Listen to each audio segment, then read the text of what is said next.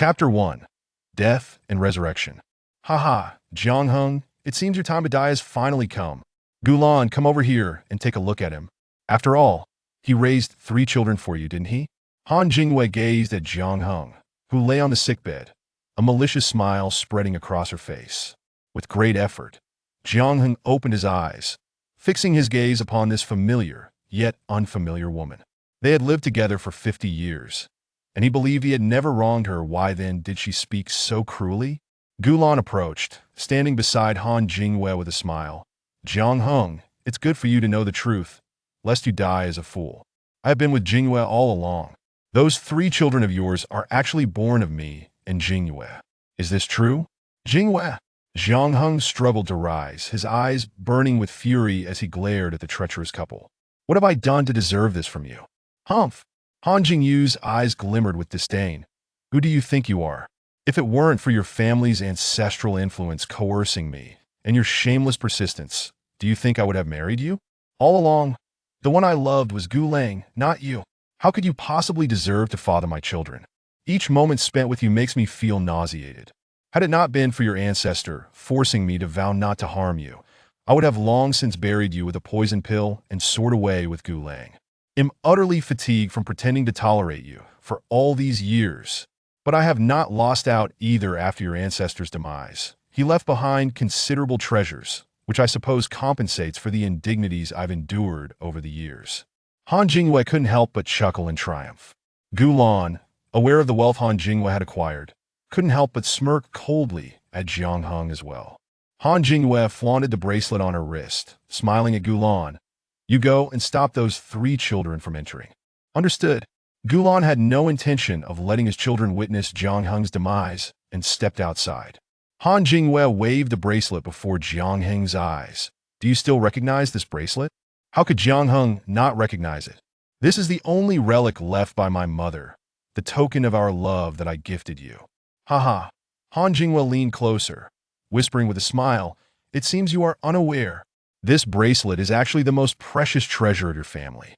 Within it lies a piece of spiritual land for cultivating various spiritual herbs. Without it, how could Gu Lang and I have achieved our current prowess? Seeing Jiang Heng's unwavering gaze on the bracelet, Han Jingwei smugly declared, this secret I haven't even shared with Gu Lang. Now it's just you and I who know it. But you won't live for long now? Ha ha ha. Jiang Heng coughed up a mouthful of blood, staining his clothes and the bedding red, before glaring at them with wide eyes, taking his last breath. Huh. Jiang Heng inhaled deeply, and suddenly the surrounding clamor became clear, enveloping him. Hadn't he already died? What was happening? Jiang Heng, don't you think the hairpin Jingwei is wearing suits her perfectly?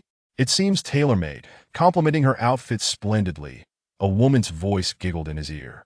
Though Jiang Heng felt a bit confused, he nodded, yes, it does indeed suit her. Then let's buy it.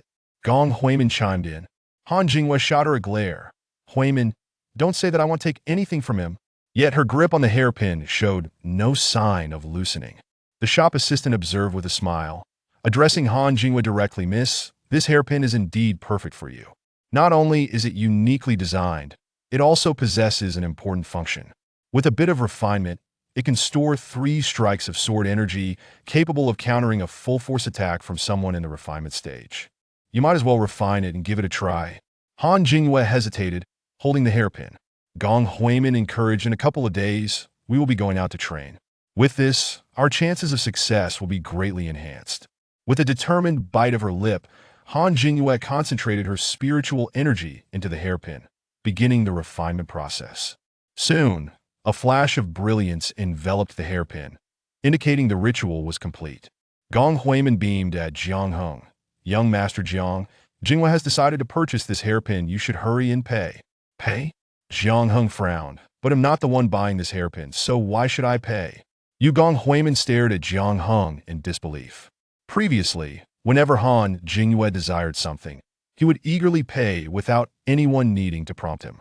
Even when Han Jingwei turned her nose up at him, his enthusiasm remained unbridled. Over the years, he had gifted her not fewer than 30 items, totaling hundreds, even thousands of spiritual stones. The assistant was equally astonished. Young Master Jiang had been a regular at the shop, And this was not his first visit with this young lady he had always been eager to pay. Could it be that he was throwing a tantrum? He cheerfully addressed Han Jingyue. Miss, the Yuehan Coal Moon hairpin is priced at 32 spiritual stones. Han Jingyue furrowed her brow, tears welling in her eyes. How could she afford that? As outer disciples, they received no monthly allowance, and all their cultivation resources had to be sourced independently. Without Jiang Heng's support, given her family background, she would never have qualified to study in the Alchemy Academy. 32 spiritual stones. She didn't even have a single one to her name. Casting a resentful glance at Jiang Heng, she noticed him distractedly admiring the shop's decor, giving her not a single glance, which made her heart race with anxiety. Could it be that her refusal had come too abruptly, angering Jiang Heng? She might not care for him, but his family background was quite impressive. His ancestor was among the Golden Core elders of the sect. Had he possessed even slightly better aptitude, she wouldn't have dared to aspire to his level. I have no spiritual stones. As soon as Han Jingyue uttered this, tears nearly spilled from her eyes. Gong Huimin was taken aback. When had Jiang Heng become like this? Jiang Heng, what do you mean by this? It's just a hairpin, why not gift it to Jingyue? You were never this stingy before. You just said it before. Jiang Heng chuckled. Times have changed today. I'm a bit short on funds and have no spiritual stones. Who do you think you're fooling? Gong Huimin retorted. Didn't you just treat everyone to a meal, spending 5 or 6 spiritual stones? How can you suddenly be broke? Seeing Jiang Heng remain unfazed, Han Jingyue's tears finally fell. She pressed the hairpin, slick with her sweat, into the assistant's hands. I can't afford it. I won't buy this hairpin for now. Humph! The assistant scoffed. You've already refined it. How can it still be sold to someone else? Hurry up and settle the payment. You are both prodigies of the sect. Don't make things difficult for us. Exactly. If you're not buying it, don't touch it. If you are, then pay up quickly. Other customers chimed in. Chapter 2. Why should I pay for your belongings? Tears streamed down Han Jingyue's face uncontrollably, the hairpin in her hand feeling as hot as a burning ember, making her wish to cast it aside immediately. She gazed at Jiang Heng with a heart full of sorrow, hoping he would cease his childish antics and promptly settle the payment, thus liberating her from this awkward predicament. Gong Huimin, too, was anxious, exclaiming, Jiang Heng, how can you act like this? If it weren't for your assertion that this hairpin suited Jingyue, she wouldn't have dared to refine it. Please, pay up quickly. Jiang Heng raised an eyebrow, looking at her as if she were a fool. Is it so absurd? Just because I said it suits her, you think she must buy it? Hey, shopkeeper, why don't you bring that 1200 spirit stone Juke sword over here?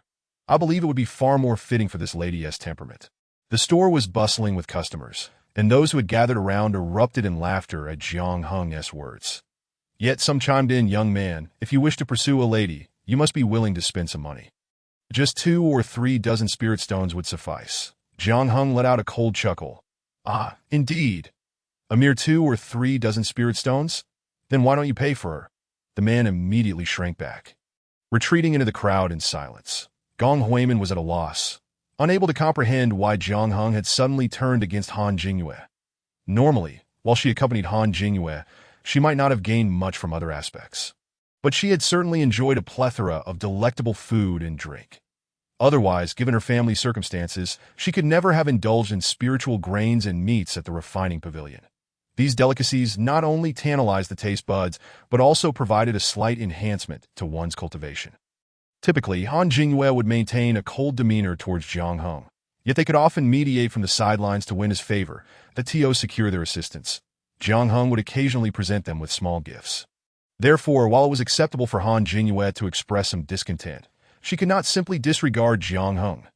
Faced with the current scene, Gong Huimin felt somewhat dazed, unsure of what to do. Seeing Han Jingyue in such distress made her heart ache as well. However, she lacked the spirit stones to assist her. Even if she wished to help, she had no means to do so. That it was evident that this matter had to rest upon Jiang Heng's shoulders. Jingyue, she whispered, why don't you lower your head a bit and smooth things over today? After all, with so many onlookers, it would tarnish your reputation. Han Jingyue bit her red lip, still defiantly declaring, no, it's not my fault. I refuse to apologize. Oh heavens, don't be so stubborn at this moment. Gong Huimin urged urgently, stepping closer to Jiang Heng and whispering, I don't know what you intend to achieve. If your aim was to provoke Jingyue, consider it accomplished. Now, please pay. Apologies, this is none of my concern. Jiang Heng shrugged, turning to leave. This is merely an embarrassment. We have all the time in the world. As he lifted his foot to depart, even Han Jingyue couldn't hold back any longer. Jiang Heng, don't go. Could you lend me some spirit stones? I promise I will repay you later. Jiang Heng chuckled, repay? How do you intend to do that? Han Jingyue gritted her teeth. I can offer you my storage bag as collateral. You remind me. That storage bag was a gift from me. Jiang Heng laughed. You intend to use something I gave you as collateral to borrow spirit stones from me. What kind of logic is that? Han Jingyue's face flushed crimson. Jiang Heng, I apologize. I have been rude in the past. Rest assured, it won't happen again. As she uttered these words, she felt utterly humiliated, akin to being publicly shamed. But what could she do? It was her own folly that led her to refine the hairpin before Jiang Heng had settled the payment. Now, gazing at the radiant hairpin, all she felt was disgust, wishing to shatter it in her frustration. No, just be yourself. There is no need to compromise for my sake, that I am but a frivolous scion, unworthy of your noble and proud beauty, Jiang Heng declared before striding out. The streets were bustling with activity and noise, that as he beheld the familiar scenery before him, Jiang Heng truly realized he had returned. Living once more was indeed a blessing. He inhaled deeply. Even though the air was tinged with dust and the peculiar sense of passing spirit beasts, it felt extraordinarily delightful. Upon seeing Jiang Heng leave, Han Jingyue and Gong Huimin instinctively tried to chase after him, only to be stopped by the shopkeeper. Want to leave? Pay up. Han Jingyue burst into tears again. I'll return the hairpin. I truly have no money. This is a magical artifact. Each refinement diminishes its efficacy. You can't simply refuse and walk away. Who are we supposed to sell it to? The shopkeeper retorted irritably. Then what do you propose we do? Gong Huimin could no longer hold her tongue and directly inquired. How about this? I want to make it difficult for you. Just sell the hairpin to our shop as a second-hand item. And I'll agree to buy it back at 70% of the price, that you'll only need to supplement me with 10 spirit stones. Just stepping outside, the hairpin had already depreciated by 10 spirit stones, causing Han Jingyue to feel a pang of heartache. That I don't have 10 spirit stones. She lowered her head in despair. Since you decided to go out shopping, you didn't bring a single spirit stone? Were you waiting for a man to foot the bill? The shopkeeper rolled his eyes, speaking rather unkindly. Seeing that the situation could not be resolved easily, Gong Huimin quickly addressed the shopkeeper. Please, don't be so rude. I'll go find some money and return shortly. With that, she dashed out of the shop, searching for her fellow disciples on the street. Earlier, their group of over a dozen had dined together, then split into smaller groups to wander about. They had tacitly left Han Jingyue and Jiang Heng together to create an opportunity for Jiang Heng. The first group Gong Huimin encountered outside was led by Gulan. Gulan, so good to see you. Do you have any spirit stones on you? Jingyue urgently needs money, she hurriedly implored. What happened? Another person asked with a grin. Isn't young Master Jiang around? How could Han Jingyue be short on spirit stones? Gong Huimin stamped her foot in frustration. Today, Jiang Heng is acting strangely, refusing to settle the bill for Jingyue. Now Jingyue is stuck in the shop and can't get out. Does anyone have spirit stones to lend me? I promise to repay you later, Gulan, not daring to delay, declared. Let us go take a look. He had only 7 spirit stones from selling low-level talismans in secret, and he needed to save some for purchasing talisman paper and spiritual liquid. But there was no time to consider that now. Rescuing Jingyue was the priority. The three hurried back to the refining pavilion, where they found Jiang Heng standing at the steps, arms crossed, smiling at them. We've found our savior. Hurry inside. Jiang Heng stepped aside to let them pass. The Gulan's expression darkened. Jiang Heng, didn't you say you liked Jingyue? Why are you putting her in such an embarrassing position? This is merely to give you an opportunity. Isn't it? Hurry inside and play the hero. Jiang Heng chuckled. Nonsense, my feelings for Jingyue are purely that of comrades. Gulan suddenly felt a twinge of guilt. Chapter 3. Secondhand goods at 70% off. Please pay an additional 10 spirit stones. All right, you're right. Jiang Heng laughed. The Gulan didn't have time to argue further and rushed inside. Jingyue, are you all right? Gulan, you came. Han Jingyue cried, nearly throwing herself into his arms. Don't worry. I'm here. Gulan reassured her, patting her shoulder and guiding her aside. What exactly happened? Gulan asked the shopkeeper. His expression stern. The shopkeeper recounted the situation, causing Gulan to frown. 10 spirit stones before even stepping outside. That's rather exorbitant. If she hadn't refined it, we wouldn't accept a single spirit pearl. The issue is, since she has refined it, it's now secondhand. Who would still want to buy it? The shopkeeper continued, clearly displeased, especially since such magical adornments were typically purchased by women. Women prefer cleanliness and would be even less inclined to buy something previously used. As for this particular item, I can't even guarantee it will sell. I might end up losing my wages. Gulan was at a loss for words. He quietly asked Gong Huimin, I don't have enough spirit stones. Do you have 3 to lend me? Gong Huimin had spirit stones, but was reluctant to lend them, knowing Han Jingyue and Gulan were in worse conditions than her, that if she lent them out, she wasn't sure when she would get them back. Nevertheless, feeling embarrassed to refuse, she pulled 3 spirit stones from her pouch. That I'm lending them to you, but I expect you to pay me back. All right. Gulan accepted the stones and handed the shopkeeper another 7 from his bag. Is this sufficient? Can we leave now? Of course. The shopkeeper promptly escorted them out, welcoming them to return again. Gong Huimin scoffed. Irritated, the 3 exited. Jiang Heng remained, smiling at the 2 before him. In my past life, you both thrived off my generosity. This time, you must not separate. I'm curious to see if you can still remain sweet and inseparable. What are you still doing here? Are you enjoying our misfortune? Gong Huimin glared at him, exasperated that I'm not doing anything. This street isn't yours. Why shouldn't I stand here? Jiang Heng replied cheerfully. Gulan felt a surge of anger rise within him as he regarded the spoiled young master. You constantly dangle after Jingyue, wanting her as your woman. Now that she is in trouble, you stand idly by, watching the spectacle. Young Master Jiang, you've gone too far. How could you abandon Jingyue there, leaving her at the mercy of others' mockery and ridicule? Have you ever considered whether she can endure such treatment? Gulan pointed an accusatory finger at Jiang Heng. That am I not providing you with an opportunity? Jiang Heng replied with a cold smile. You and Jingyue grew up together as childhood sweethearts. Do you truly harbor no feelings for her? Now that I have made way for you both, should you not be elated? What? Gong Huimin stared at Jiang Heng in astonishment. How can you say that? Everyone witnessed your pursuit of Jingyue. We all assumed you were a couple. Now you deny it. How is Jingyue supposed to cope? Observing Han Jingyue, who appeared on the verge of collapse, Gong Huimin sighed. Jiang Heng, the truth is Jingyue is just sensitive. How could she not have feelings for you? As for Gulan, they are merely childhood neighbors. Are you really that bothered by it? Jingyue, say something. Gong Huimin grasped Han Jingyue's arm, shaking her gently, thinking to herself, Dear ancestor, this is not the time for you to throw a tantrum, that if you miss your chance with Jiang Heng, such an opportunity may never present itself again. What do you want me to say? Han Jingyue retorted defiantly that I never had any feelings for him. It was he who kept pursuing me. Jiang Heng chuckled, pointing at Gong Huimin. Did you hear that? She admitted it herself. It has nothing to do with me now. Fine, we shall part ways amicably. With that, Jiang Heng turned and strode away. Moments later, a clear, ethereal crane soared into the sky, carrying Jiang Heng towards Xianling sect. Gong Huimin sighed. Jingyue, what are you truly thinking? Did you say something that upset young Master Jiang? He possesses 50 spirit stones and 5 bottles of spirit gathering pills each month. Consider how much you have benefited from him over the past 2 years.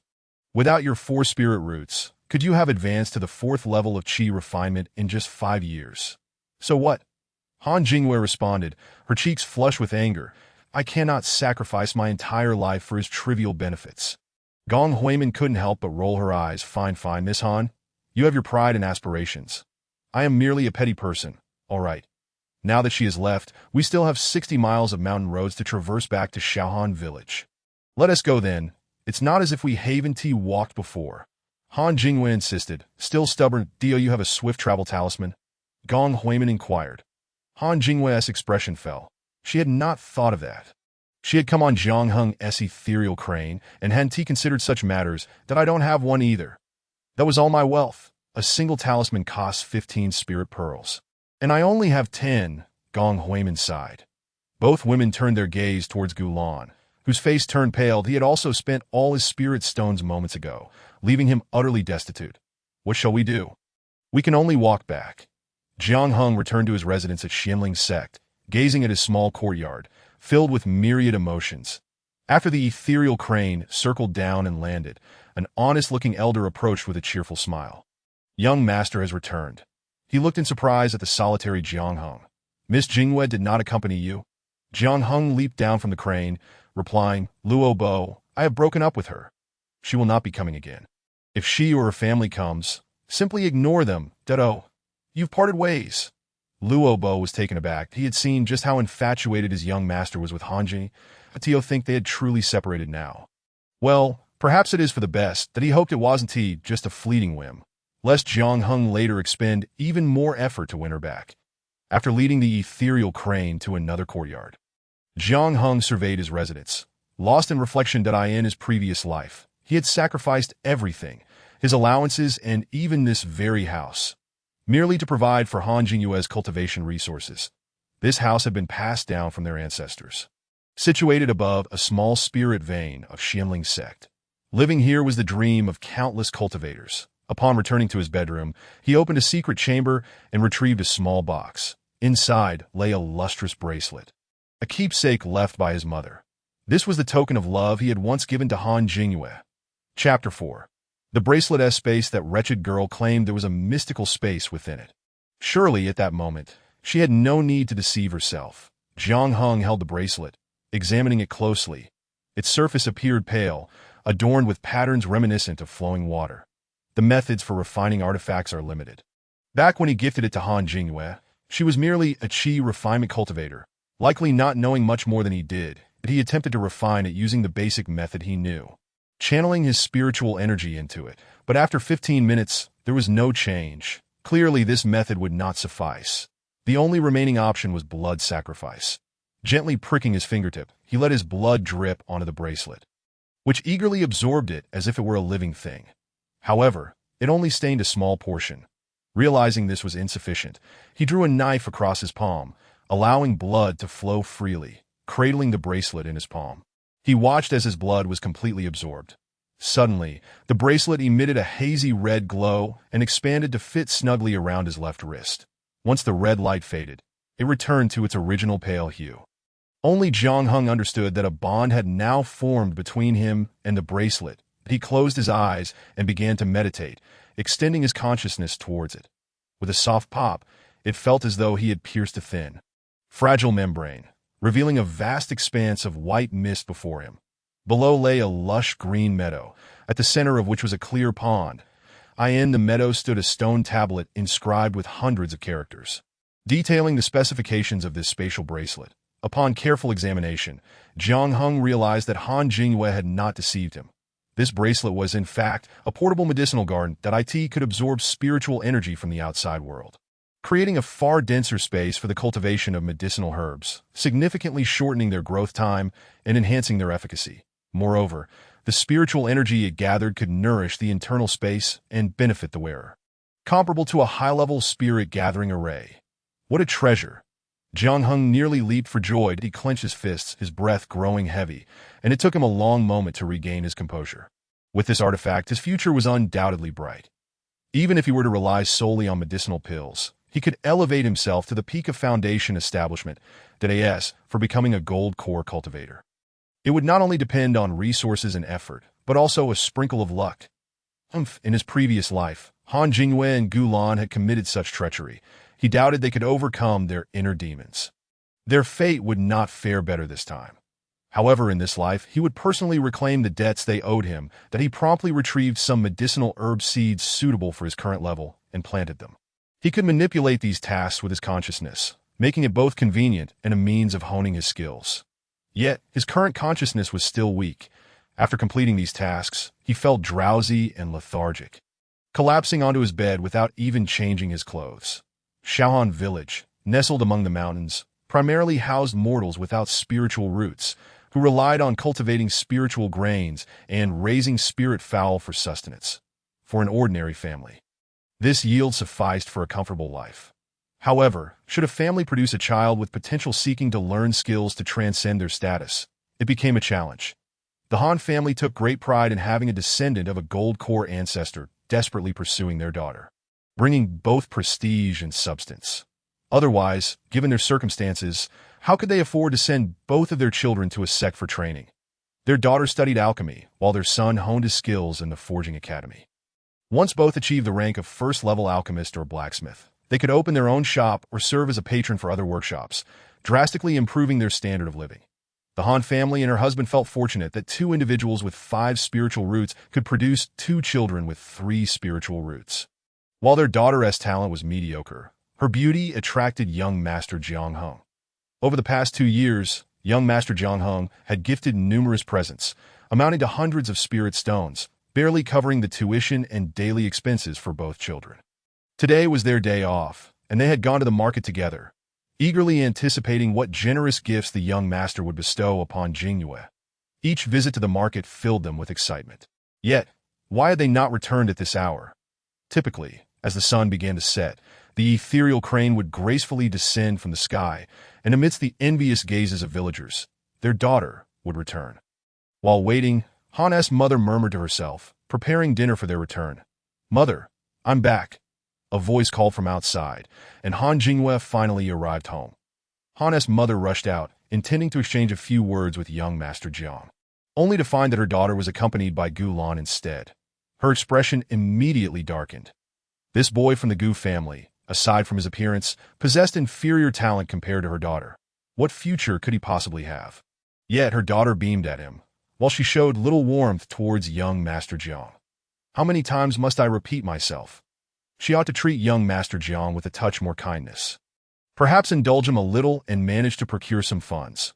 What achievements can possibly arise from associating with this insufferable brat? Han Shi glared fiercely at Gu Lan and called out to Han Jingyue, "Return home." Han Jingyue could only cast an apologetic glance at Gu El, and Ji Yulan smiled and greeted Han Shi, "Good day, aunt." "Humph." Han Shi rolled her eyes in response. Upon returning home, Han Shi sternly inquired, "What transpired? Why did young Master Jiang not escort you back?" "There is no reason. It was better not to ask." The question triggered Han Jingyue's recollection of the humiliation she had suffered at the market. With a sullen expression, she replied, "Could you spare me 10 spirit stones?" Han Shi's eyes widened in disbelief. "Good heavens, how could I possibly have so many spirit stones? Don't deceive me." Han Jingyue retorted irritably. "It's not just about the money you've earned over the years. Even the items gifted to me by Jiang Heng could surely be exchanged for a few stones, if you can afford to buy crafting tools for Jingning. Surely you can spare me 10 spirit stones? I have my uses." She was determined to repay Gu Lan and Gong Huimin. She did not wish to lose her friends. Absolutely not. Han Shi was resolute in her refusal. "If you want spirit stones, go speak to young Master Jiang that he dotes on you. 10 measly spirit stones should be nothing to him." Han Jingyue contemplated revealing that her relationship with Jiang Heng had soured. However, she feared that her mother would berate her for 30 years if she did. "Forget it. Let us not bring it up for now. Besides, with Jiang Heng's temperament, who knows what new antics he will employ to cling to me tomorrow? He is like a stubborn dog, impervious to scolding, impossible to shake off. That I should devise a way to subtly extract these spirit stones from Jiang Heng, compelling him to offer them to me, while maintaining an appearance of great reluctance." Chapter 5. Embarrassed and infuriated. "Alas, why is that girl still asleep? Hurry and get up, or you shall be late." Han Shi, noticing the brightening sky while her daughter remained in bed, began to nag once more. Han Jingyue was indeed exhausted from trekking several dozen miles through the mountains yesterday. She had stayed up late and consequently woke up late this morning. That a glance at the copper hourglass confirmed the time was not on her side. She hurriedly arose to wash up, for shortly Jiang Heng would arrive on his Qingling crane to fetch her. Han Shi was also waiting for Jiang Heng. For the past 2 years, the routine had been the same. Jiang Heng brought breakfast for the family, and then took Jingyue away.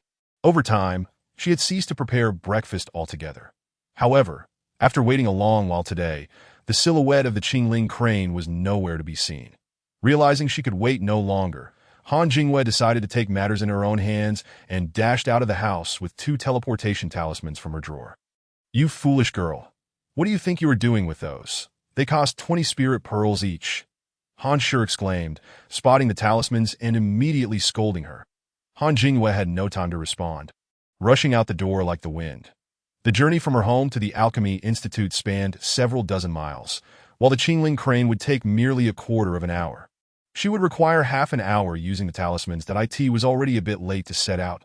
She activated the talisman, and her speed rivaled that of a galloping horse. Yet this method proved somewhat taxing on her legs, and the strong wind tousled her hair, leaving her looking disheveled. Upon reaching the entrance of the Alchemy Institute, she was already late. The senior disciple on duty shot her a glance. "Which class are you in?" "Did you eat?" He marked her down a point. Han Jingyue, unable to argue, could only swallow her indignation, report her name, and rush inside, covering her face. The class had already commenced, and although she entered quietly, most noticed her arrival. After she took her seat, Gong Huimin leaned over and whispered, "Why are you late? This is unlike you." Han Jingyue cast a resentful glance at Jiang Heng, only to find him sitting upright, not even sparing her a glance, which deepened her sense of grievance. After an arduous hour, when the visiting instructor concluded the lesson and left, the room erupted in chatter. "Jingyue, why were you tardy? Young Master Jiang, you didn't accompany Han Shimi today. Have you two truly had a falling out? Speak up, and we shall mediate." Some, eager for gossip, chimed in with laughter. Jiang Heng paid them no mind. Initially, when the ancestor had sent someone to convey that he could be accepted into the sect, he had declined due to the constraints of sect life and his reluctance to part with Han Jingyue. Now that he understood the course his life should take, he had no intention of idling away as he did in his past life. The sect only admitted disciples every 5 years, selecting those with dual spirit roots or above. While he possessed 3 spirit roots, his connection to the ancestor ensured his entry was not an issue. However, it was not the time for admissions, and the ancestor would not make an exception for him.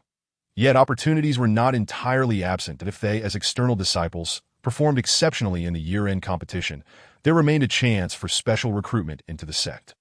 Observing Jiang Heng's silence, Gong Huimin assumed he felt guilty. "Young Master Jiang, did you forget to pick up Jingyue? You've caused her to be late." She insisted he apologize, stating that she would persuade Jingyue to forgive him based on their past friendship. How tiresome. Jiang Heng rolled his eyes and stood up, walking away. Left behind, Han Jingyue's eyes brimmed with tears as she buried her face on the table, sobbing. The crowd was taken aback. Since when had young Master Jiang, who usually hovered around Han Jingyue like a loyal dog, suddenly grown defiant? "Do you know what happened?" "No idea. Just yesterday, they were happily at the market together. And now this. Gong Huimin, weren't you there yesterday?" "Do you know what transpired?" someone inquired. Gong Huimin, equally perplexed, shook her head. After another class on spirit herbs, lunchtime arrived. The Alchemy Institute's cafeteria was spacious, offering a plethora of dishes, from free meals typical of the mundane world to various spirit meats and grains. Everything was available, though the more exquisite dishes came at a steep price. Han Jingyue was accustomed to fetching her meals from the spirit food counter. However, when she received her food, she suddenly realized something was amiss. "Ah, could you please return this?" she exclaimed in a panic. The worker frowned. "If you're not going to eat, then don't come over. It's already in your box. How can you say you don't want it?" "That's just playing tricks. No returns. It costs 18 spirit pearls. Thank you." The worker stated flatly that he held the upper hand and was not concerned about the usual external disciples causing a scene. Han Jingyue, however, had no intention of causing a fuss. She only anxiously scanned her surroundings. Where was Jiang Heng? Wasn't he usually right beside her? In the past, she merely needed the box, and he would cover the cost directly. Her eyes caught sight of Jiang Heng at the adjacent counter, where he was paying for a meal that cost 40 spirit pearls. How could he, watching the delectable spirit fowl eggs and braised spirit fowl wings peeking from his tray? Han Jingyue's mouth watered. "Jiang Heng, could you?" She began to call out and no. Without letting her finish, Jiang Heng flatly refused, then walked away with his tray. Han Jingyue felt tears welling up once more. The worker urged her. "Hurry up. Others are waiting." With no other option, Han Jingyue pulled out her remaining teleportation talisman. "Did I didn't bring money? Can I use this instead?" she pleaded. The worker, seeing her beauty and that she appeared genuinely broke, reluctantly said, "Fine, I'll take a loss for you this time," but he snatched the talisman from her hand. Next, Han Jingyue found a corner to sit down, feeling as if all eyes were upon her, mocking her poverty and helplessness. She finally began to appreciate Jiang Heng's worth that in the past, with him around, she never had to worry about such matters. That today's meal was no different from the usual. Yet it tasted like cardboard to her. Gong Huimin searched around and finally spotted her. Why are you hiding here? It took me forever to find you. Jiang Heng is acting so strangely today. He has actually managed to ignore you all day, which is not like him at all. Gong Huimin whispered, casually taking a piece of meat from her plate. Who knows what has gotten into him? Han Jingyue replied tersely. You too. You usually show him a bit of kindness. Why stoop so low now? Gong Huimin sighed. Han Jingyue murmured, you know I truly don't like him. Then why did you develop feelings for him in the first place? It is only about reaping some benefits from him, right? But even when fishing, one must bait the hook. I understand. Chapter 6. Of course, I can help her repay her debts. Han Jingyue resolved to seek an opportunity to speak with Jiang Heng. Even if they could not be lovers, surely they could remain friends. Why must their relationship be so strained? However, throughout the afternoon, Jiang Heng did not glance her way, leaving her with no chance to speak. With no alternatives, she resorted to writing a note for Gong Huimin to deliver. Gong Huimin strutted over to Jiang Heng. Here, this is for you from Jingyue. Jiang Heng rolled his eyes, uninterested, and took it. Gong Huimin, irked, retorted, young Master Jiang. Enough is enough.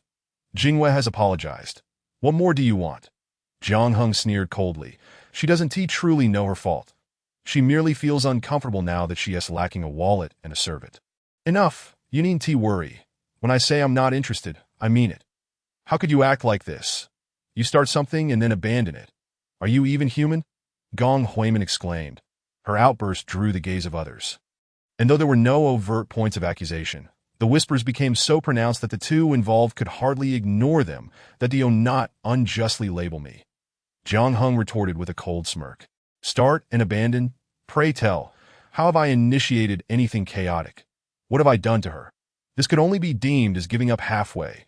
You ought to learn to use your words wisely instead of carelessly tossing them around. Jiang Heng scoffed. And since you were so eager to play the messenger, take this to Han Jingyue. He produced a sheet of paper and handed it to Gong Huimin. Gong Huimin pursed her lips in disdain, thinking to herself how arrogant he was.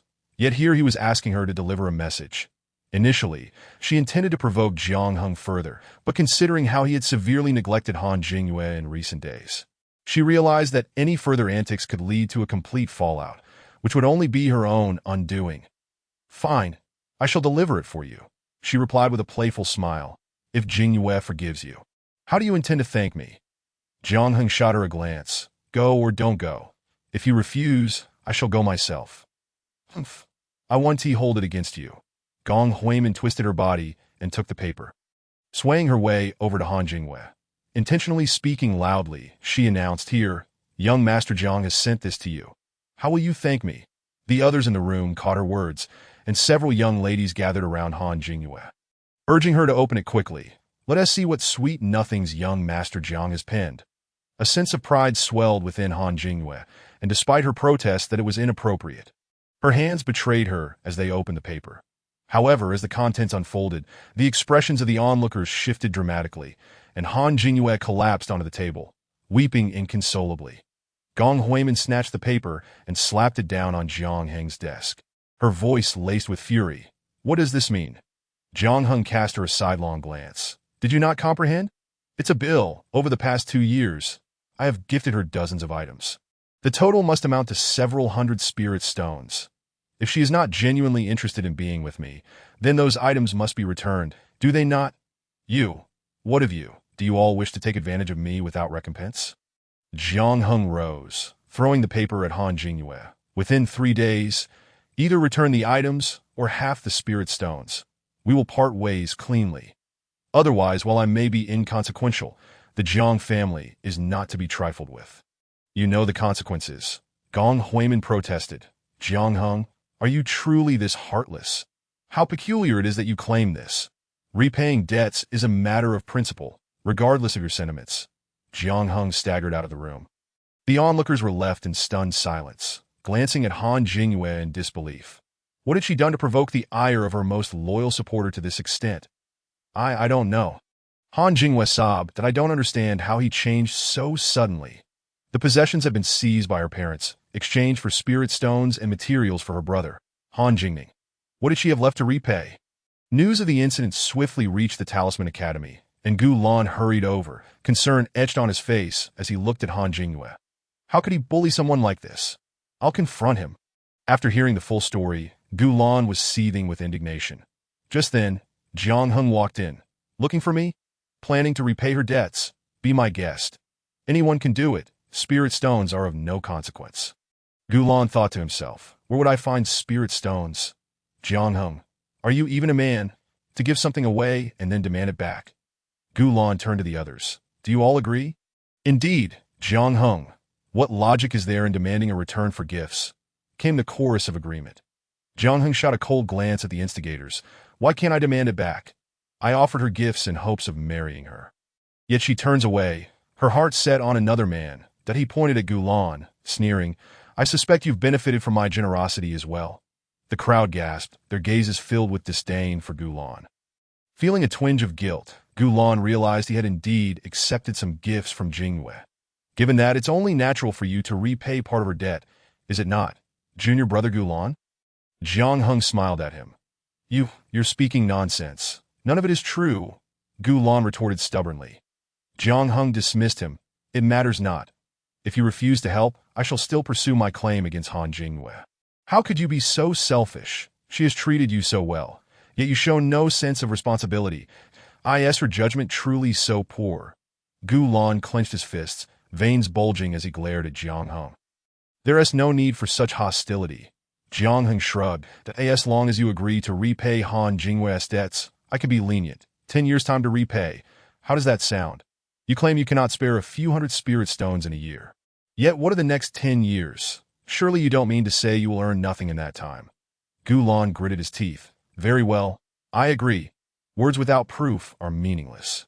Let us formalize it. Jiang Heng smiled faintly. Han Jingyue quickly interjected, Gulan, this is none of your concern. Do not involve yourself. Gulan's hand trembled slightly. Jiang Heng nodded approvingly. Indeed, taking responsibility is commendable.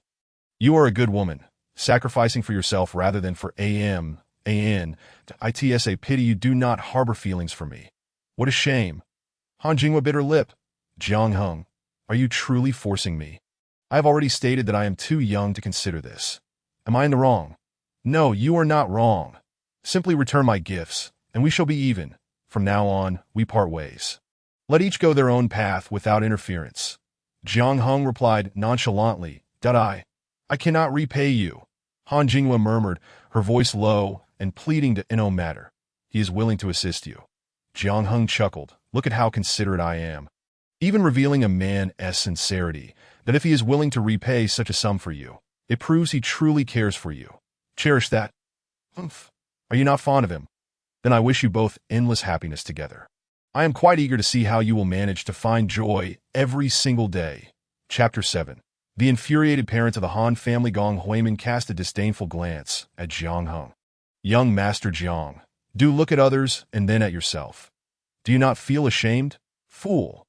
Jiang Heng's retort left Gong Huimin fuming, her eyes wide as an owl's, her chest heaving with indignation.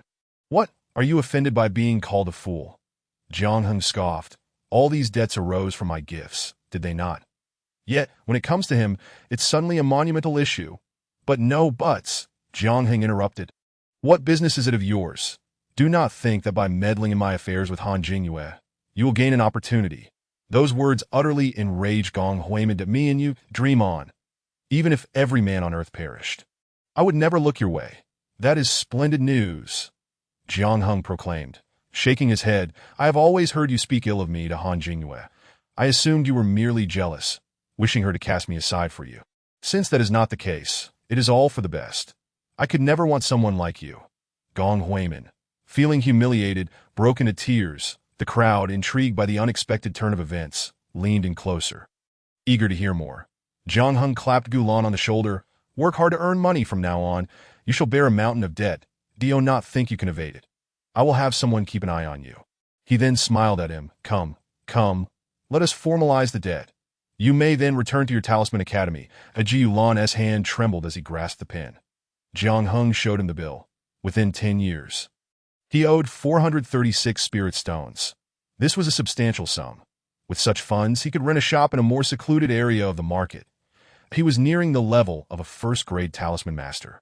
And within 2 years, he could obtain the badge for the next level, allowing him to either work or open a shop and embark on his own journey. However, with this debt looming over him, his aspirations would be delayed by at least a decade. Oh dear, hesitation. It appears your love for Han Jingyue is rather lukewarm. Jiang Heng's taunts echoed his ears. The Ji Yulan glanced at Han Jingyue, her tear-streaked face, and steeled himself, signing the debt note. Jiang Heng took the note, gently blowing on the ink to dry it, and solemnly tucked it away. This carries interest. The sooner you repay, the more advantageous it will be. Understand? I understand, Gulan replied stiffly. Very well, I shan't say more. Jiang Heng cheerfully stepped aside. You may pass, the Ji Yulan responded coldly. In that case, you must not trouble Jingyue any further. Can you manage that? Naturally, Jiang Heng nodded. From this day forth, aside from our roles as fellow disciples, we shall have no further ties. However, I advise you to prompt your family to propose soon, lest you find yourself with nothing but empty hands. That is my concern, not yours, Gulan replied, suppressing his anger. That I have spoken out of turn. I wish you both well. Jiang Heng laughed heartily as Gulan departed. The crowd around them slowly dispersed. Today was truly worthwhile, having witnessed such a grand spectacle. However, many were quite displeased with Jiang Heng's aggressive demeanor, yet he seemed indifferent to their sentiments. Han Shi, noticing her daughter returned on foot once more, could not restrain herself from confronting her. What is the matter? Where is young Master Jiang? Why did he not escort you home? Han Fu and her younger brother Han Jingning cast grave looks her way. Han Jingyue, reluctant to speak of it, found the situation far too humiliating. Please tell us what transpired. Han Fu pressed, his tone serious. He held young Master Jiang in high regard. After all, the steady income of 50 spirit stones a month far exceeded their own meager earnings. Indeed, I intended to speak with Brother Jiang to request his assistance in acquiring a set of alchemical furnaces. He specializes in forging, yet lacks his own equipment, relying on the shared apparatus at the Forging Institute, which he rarely gets to use. That if only he possessed his own set of furnaces, he could swiftly master the foundational techniques of forging. Sister, did you offend Brother Jiang? Just apologize to him. He is so compliant to your wishes. Surely he would not genuinely be angry with you. Han Jingning remarked dismissively. Yes, it must certainly be your fault, Han Fu added. You are always flirting with that lad from the Gu family. How could young Master Jiang not feel slighted? I have warned you repeatedly to refrain from mingling with that boy, yet you never listen. Han Shi was infuriated and struck her. Han Jingyue, feeling wronged, burst into tears. I did nothing. Jiang Heng suddenly ignored me. He has not spoken to me for days. It is undoubtedly your fault. Tomorrow, when you go to the Institute, you must find a way to earn his forgiveness, that we cannot afford to lose such an ally. Do you understand? I refuse. Han Jingyue was determined not to demean herself. Jiang Heng's neglect was, in fact, a relief to her. Humph. You shall regret this. Han Fu chastised. Upon returning home, Zhang Luo had prepared a meal for him. Expressing great relief at his early return and his decision to stop accompanying Han Jingyue, he had long discerned that the woman was no good, yet young Master Jiang was utterly infatuated, rendering him powerless to intervene. The clan provided Jiang Heng with 50 spirit stones monthly and a vial of gathering pills every 2 months, if he utilized these resources solely for himself. Even with 3 spirit roots, he would likely be nearing the latter stages of qi refining by now. That it was infuriating that he had given nearly everything to that woman, leaving himself at merely the 3rd layer of qi refining. At this rate, reaching the foundation establishment stage by 30 would be a mere dream. Entering the foundation establishment stage before 30 was the last opportunity for entry into the inner sanctum of the Xinyuan sect. Only by acquiring more resources could he lay a solid foundation for future cultivation. Now that young Master Jiang seemed to have regained his clarity, it appeared there was still hope, since he had resolved to take this path. Zhang Luo determined to safeguard their home. After a night of diligent practice, Jiang Heng sensed a loosening of the barriers at the 3rd layer of qi refining. The space bracelet's gathering function was remarkably potent, rivaling the effects of constantly consuming gathering pills that he cultivated until midnight. A surge of spiritual energy coursed through him, and upon unblocking another meridian, he successfully entered the 4th layer of qi refining. There was little astonishment. Under such conditions, failing to advance would indeed indicate his lack of talent, that in his previous life, he had only reached the seventh layer of qi refining by his 50s. Scorned by Han Jingyue and looked down upon by his 3 children. Yet his aptitude surpassed hers. Had he not squandered all his resources on her, how could she have achieved the pinnacle of qi refining before 30? In her relentless pursuit of foundation establishment, she had repeatedly pressured their ancestor for foundation pills, but he had outright refused due to his profound disappointment in her. Reflecting on this, he thought that if he were in the ancestor's position, he might have been tempted to end her life himself. Foolish, utterly foolish. Chapter 8 Han Family. Is there some misunderstanding? Having lived a second life, Jiang Heng finally grasped a crucial truth.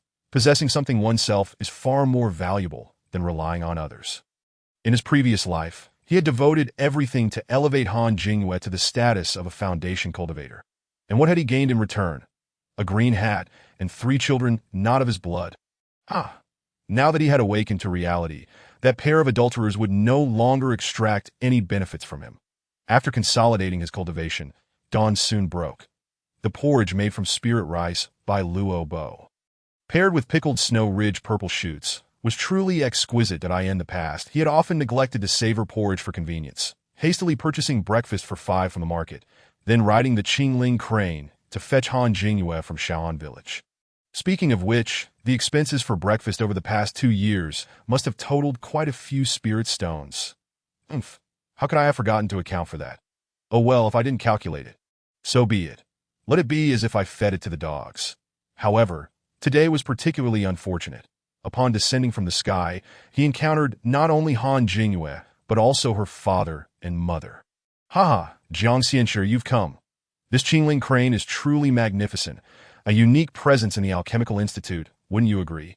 He attempted to make small talk. Han Shi interjected directly, Jiang Heng, is there some misunderstanding between you and Xiaoye? You haven't visited in days, and I even prepared Qinggang goat soup for you. Yet you did not come. Yes, she spoke. She presented a jar of soup. I brought this for you today. It has been simmering gently all night and is still warm. Please drink it while it's hot. Jiang Heng perceived their intent to reconcile him with Han Jingyue. In the past, he would have been elated by such attention. But now, it was merely goat meat. Could he not afford to eat it? Why should he consume their dubious offerings?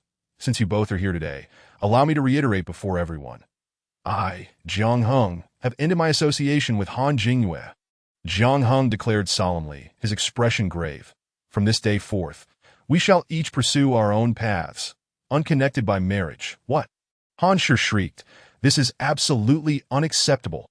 The news of your relationship has spread far and wide. If you abandon her now, who will she marry in the future? Indeed, are you planning to abandon her after leading her on? Han Fu added fiercely, abandon her. How harshly you phrase it. Jiang Heng waved his hand dismissively, indicating that Han Fu's words were utterly distasteful. I have invested 2 years and hundreds of spirit stones in your daughter, yet I have not even held her hand. Meanwhile, she has been kissing other men behind my back. What sort of woman do you think I would desire? Do you wish for me to be a living cuckold? Jiang Heng retorted with a cold smile. You speak nonsense. Han Fu trembled with rage. My Xiaoye is not that kind of person. Yes, when she decides to be loose, she is hardly human. Jiang Heng nodded in agreement that a crowd had gathered around them in the Alchemical Institute, drawn by Jiang Heng's remarks. And many could not help but burst into laughter. Some began to regard Jiang Heng with newfound respect that he had a decent appearance, a respectable family background, and reasonable aptitude. He could certainly find someone better than Han Jingyue. Yet, he had been so infatuated with her, displaying a devotion akin to that of a moth to a flame. Now that he had finally awakened, it could be said that a wayward son returning home was worth more than gold. Even Han Fu, though his fists clenched in anger, dared not act violently in such a setting. Moreover, as long as they had any leverage, they were unwilling to relinquish Jiang Heng, their golden son-in-law. Jiang Heng. Dear nephew, this must be some baseless rumor. My Xiaoye is such a refined girl. How could she engage in such behavior? Han Fu swallowed his pride that I witnessed it with my own eyes, Jiang Heng calmly replied, silencing them. Han Shi was about to speak again when Jiang Heng interjected, if you do not wish for her disgraceful conduct to be known by even more people, I suggest you cease this line of questioning. The Han family clearly did not want that, and their aggressive demeanor immediately diminished. Meanwhile, Han Jingyue had long retreated inside, Unable to face anyone, the Han couple eventually departed, leaving Jiang Heng to face a myriad of astonished, contemptuous, and disgusted gazes as he entered the Alchemical Institute. Once inside, he found his seat and began to peruse his books. Although he was already familiar with the material, he feared that the passage of time might cause him to forget some details. After all, the upcoming alchemical examination would require not only the ability to concoct pills, but also knowledge of formulas and pharmacology, which would be factored into his overall score, as an alchemist. Stability was also a key evaluative criterion. Han Jingwei was filled with resentment, but with the situation having escalated to this point, she found herself at a loss for words. During lunchtime, Jiang Heng continued to enjoy the finest dishes, while Han Jingwei could only settle for the free meals provided to the commoners. Eating was one concern, but what truly troubled Han Jingwei was how she would manage next year's tuition fees. Attending the Alchemical Institute required 30 spirit stones annually. Given her parents' current circumstances, it was impossible for them to cover these expenses. For junior cultivators studying at the Alchemical Institute, the first 3 years were free. However, after 3 years, tuition would be required until they turned 20. Once they reached 20, they would have to leave the institute and carve out their own paths. Typically, those who could remain at the institute for a decade might obtain a first-level alchemist badge, ensuring a modest living. However, Han Jingwei was acutely aware of her lack of talent in alchemy, making it unlikely for her to secure such a badge. The temporary instructor announced to the class, "The upcoming assessment will take place on the 24th of this month, lasting 3 days, and the venue will be Wansenyuan. Each individual's task is distinct, and the examination questions will be disclosed in due course. Do not entertain thoughts of deceit. Should you be discovered, there will be no mercy. Immediate expulsion is guaranteed. Do you understand?" The temporary instructor stated sternly. The group hurriedly responded, "Yes, we shall heed your teachings." The content of the annual assessments remains largely unchanged, primarily involving the gathering of spiritual herbs or the excavation of spiritual materials. However, the expanse of the Wanshan wilderness is vast, teeming with ferocious beasts and malevolent creatures, that it is perilous to undertake such a journey alone. After class, Jiang Heng made his way to the Spirit Beast Academy to retrieve his mount. Meanwhile, Han Jingwei had to wait for Gu Lan to leave together, but today, Gu Lan's expression appeared rather grim. "What troubles you?" Han Jingwei inquired softly. "Did I fail to draw talismans today and have no surplus for us to use?" Gu Lan sighed. The rule at their academy stipulates that if one utilizes resources provided by the institution, the first 5 completed talismans each day must be surrendered to the academy, with only the remainder permitted for personal use. Ji Yulan had gone to bed late the previous night, resulting in insufficient recovery of his spiritual energy. Consequently, during the talisman crafting session today, he struggled with his diminished energy, managing to produce only 4 talismans before failing to create any further.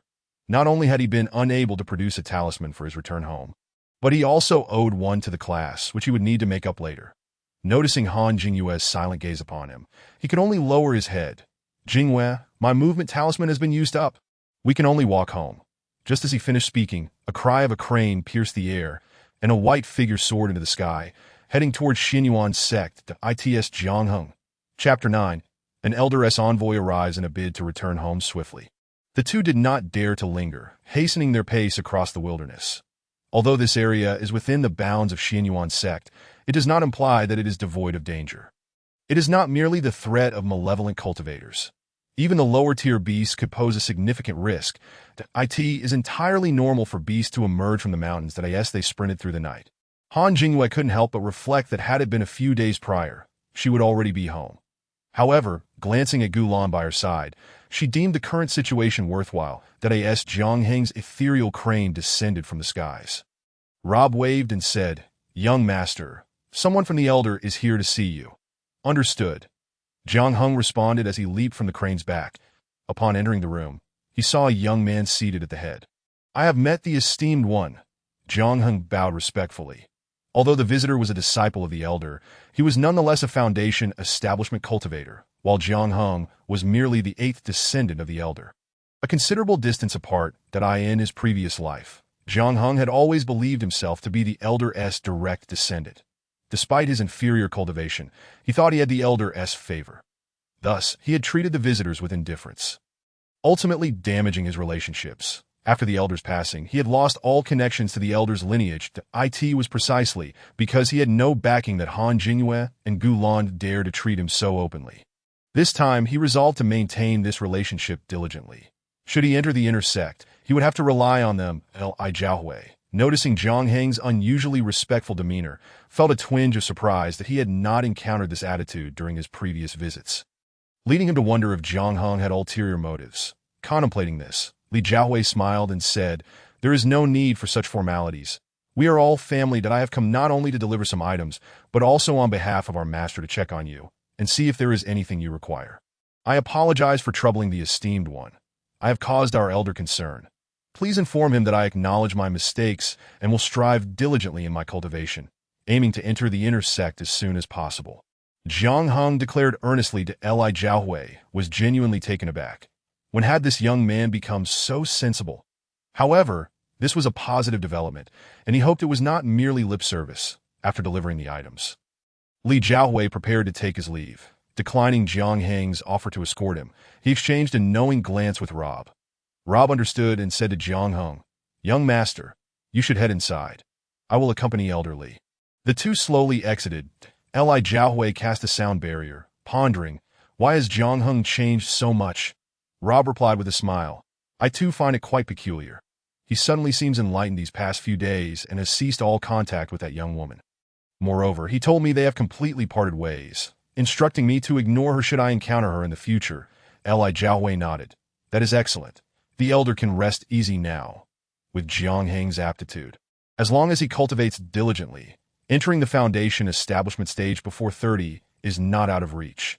The items in question were not of great significance, but if used for Jiang Heng, even 10 or 100 times more would be inconsequential. However, if they were given to someone else, that would not meet our expectations. Rob hastily bowed in gratitude. "I shall express the young master's thanks to the esteemed one, and we shall rely on him more in the future. Certainly, as long as he is willing to improve, we will assist him," Li Jiahui readily agreed. The elder has only one direct descendant, and any minor gift would suffice for him. However, Jiang Heng's past behavior had been profoundly disappointing. Although they did not lack for resources, no one wished to be taken advantage of. Now that he had rectified his ways, there was no longer an issue. After a moment's thought, he produced a high-grade protective armor artifact from his storage bag. "Give this to Jiang Heng. Let him wear it close to his body. In a few days, there will be an outdoor assessment, and it is wise to prepare adequately." Rob's face lit up with joy. "I will convey the esteemed one's kindness to the young master, that he gratefully accepted the armor, cradling it with delight. That will be all. I must take my leave," Li Jiahui remarked before summoning his spirit sword and soaring into the sky. Rob watched him depart before joyfully returning. "Young master, look. Elder Li has even gifted you this." He presented the inner armor, shaking it lightly. A high-grade artifact inner armor is not only suitable for Qi refining cultivators, but would also be valuable for those in the early stages of foundation establishment. Merely this piece of high-grade inner armor is worth several hundred spirit stones, and it was merely something Li Jiahui could easily part with. Jiang Heng sighed. "Elder Li is quite thoughtful. The defensive capability of this inner armor is more than sufficient to withstand the majority of attacks from second-tier beasts." The following days passed in a routine manner until the day of the outdoor assessment arrived. Remember, although there are no mid to high-tier beasts on Wanshan Mountain, a moment's carelessness could render ordinary beasts deadly to you. Therefore, strive to travel in groups, the lead instructor stated with an emotionless tone. "Understood." The crowd replied in unison. "Very well. Prepare thoroughly tonight. We shall gather at the academy gate tomorrow for departure. Remember, prohibited items are not to be brought." This has been the established protocol for hundreds of years, and the gathered students took it in stride. While it was true that injuries from beasts did occur annually, it had never deterred anyone from participating in the assessments. After the instructor concluded his remarks, the group began to form teams. Many had already made arrangements to travel together, but the rules stipulated that no team could exceed 5 members. Otherwise, the purpose of individual training would be lost. Han Jingyue was initially in a group with Gong Huimin. In previous years, they had always accompanied Jiang Heng. With him around, they rarely had to worry about mundane matters, focusing solely on foraging for spiritual herbs and materials. Sometimes, when they couldn't find the appropriate varieties, Jiang Heng would even supplement them with his own. This year, seeing Jiang Heng surrounded by eager companions, the two felt a pang of bitterness that if you hadn't fallen out with young Master Jiang, we could have flown to Wanshan Mountain on his ethereal crane, but now we must spend money instead. Gong Huimin lamented, reminiscing about their better days. Han Jingyue's expression darkened further. Without his presence, I would still manage to fend for myself. I am at the 4th level of Qi refinement. Surely, I can pass the assessment without him. Huimin, let us form our own team. It need not be worse than there's the DOU of confidence. Yes, Gong Huimin replied boldly, but soon hesitated. Well, perhaps. Han Jingyue was infuriated. How could this person lack any spirit? Chapter 10. Fool. How could you fall out with young Master Jiang? Just as she was seething, Gulan approached. Jingyue, do you have a team yet? If not, shall we join forces? Han Jingyue pondered for a moment and nodded. Gong Huimin sighed. Since you two are together, I might as well find someone else. Han Jingyue hurriedly interjected. Huimin, it's no trouble at all. It has no trouble for you, but I don't wish to see you two lovebirds every day.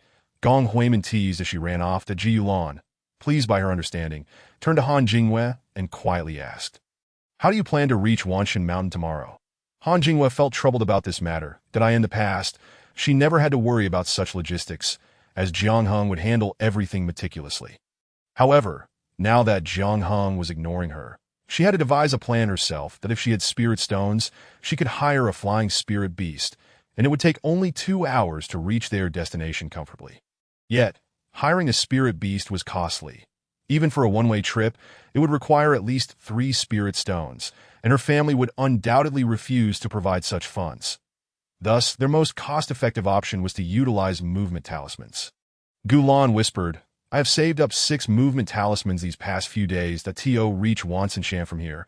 One would require at least 5 talismans. The D.O. You think you could mention this to Uncle Han? Han Jingyue nodded, acknowledging, I understand. I'll speak to my father about it when I return. After all, the visit to Wansanshan would not be in vain. Gathering more spiritual herbs to exchange for spirit stones would be worthwhile. However, Gulan was aware that the spiritual herbs of Wansanshan were not easily harvested.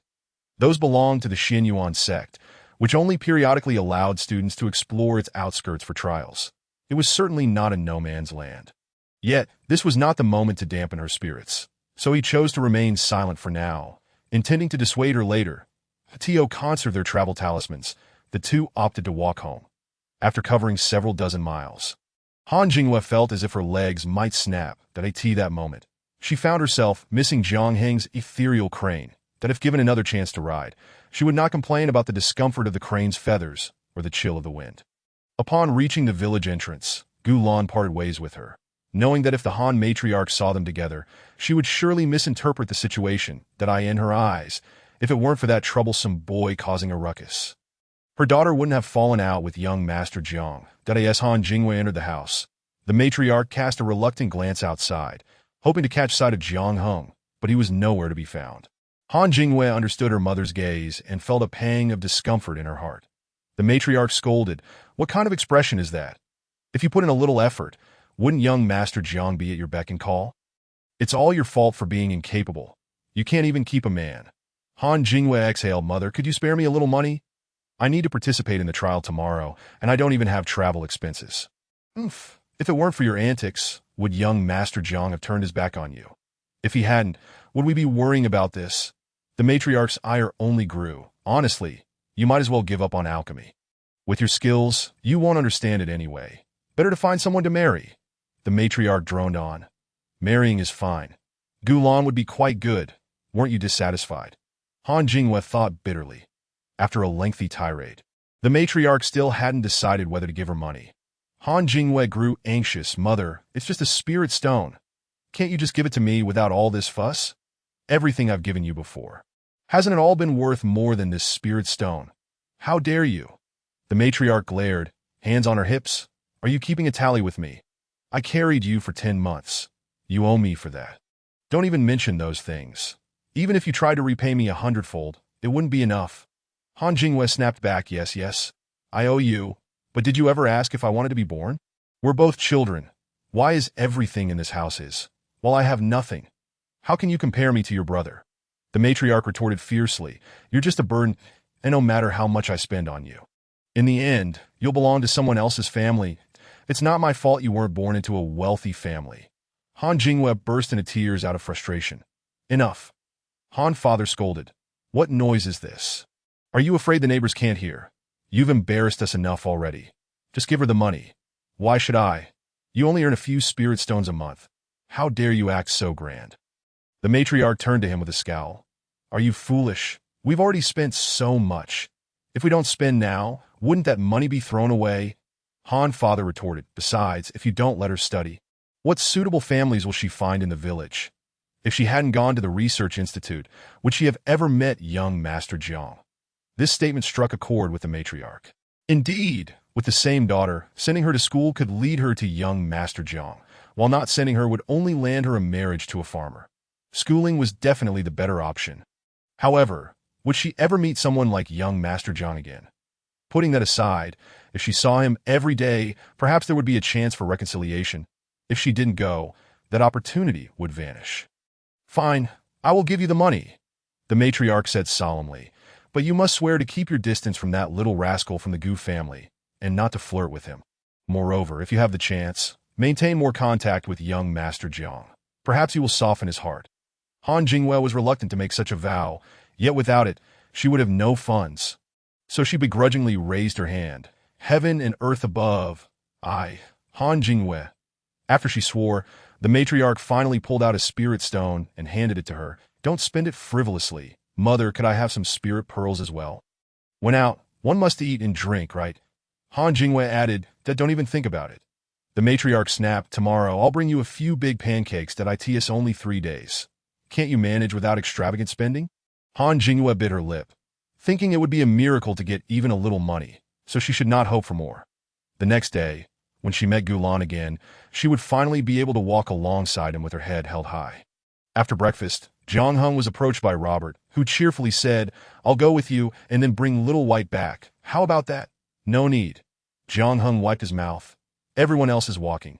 If I ride Little White, it would be too conspicuous and hinder my integration with everyone. Robert chuckled. He produced a stack of talisman paper and handed it to Jiang Heng. Well then, take these with you. Jiang Heng accepted without hesitation. Robert was indeed an expert in talisman crafting. If it weren't for his cultivation level, he could draw more than just third-grade talismans. Thank you, Robert. Chapter 11. The schemes of Han Jinghua's family that night. The couple from the Han family lay awake for a long time. That my dear, what shall we do about this? Han mother fretted, why would young Master Jiang suddenly abandon Jinghua? Why else? Han father replied angrily. Isn't it because that foolish girl couldn't decide and was trying to have her cake and eat it too? It takes skill to juggle 2 boats, and look at what happened. She capsized. What do you mean, is she not your daughter as well? Han mother retorted. All right, she's ours. Han father conceded that, so what do you propose we do? Han mother pressed, if we lose young Master Jiang's support, how can we afford Jinghua's tuition? The teacher said she has talent in weapon forging. After 2 more years of study, she could earn a medal and make money. Yes, these 2 years will be tough, Han father sighed. The tuition for 1 year was 20 spirit stones. And they would need to spend on food, clothing, and housing that, of course, the school provided free meals. But those only filled the stomach without aiding in cultivation.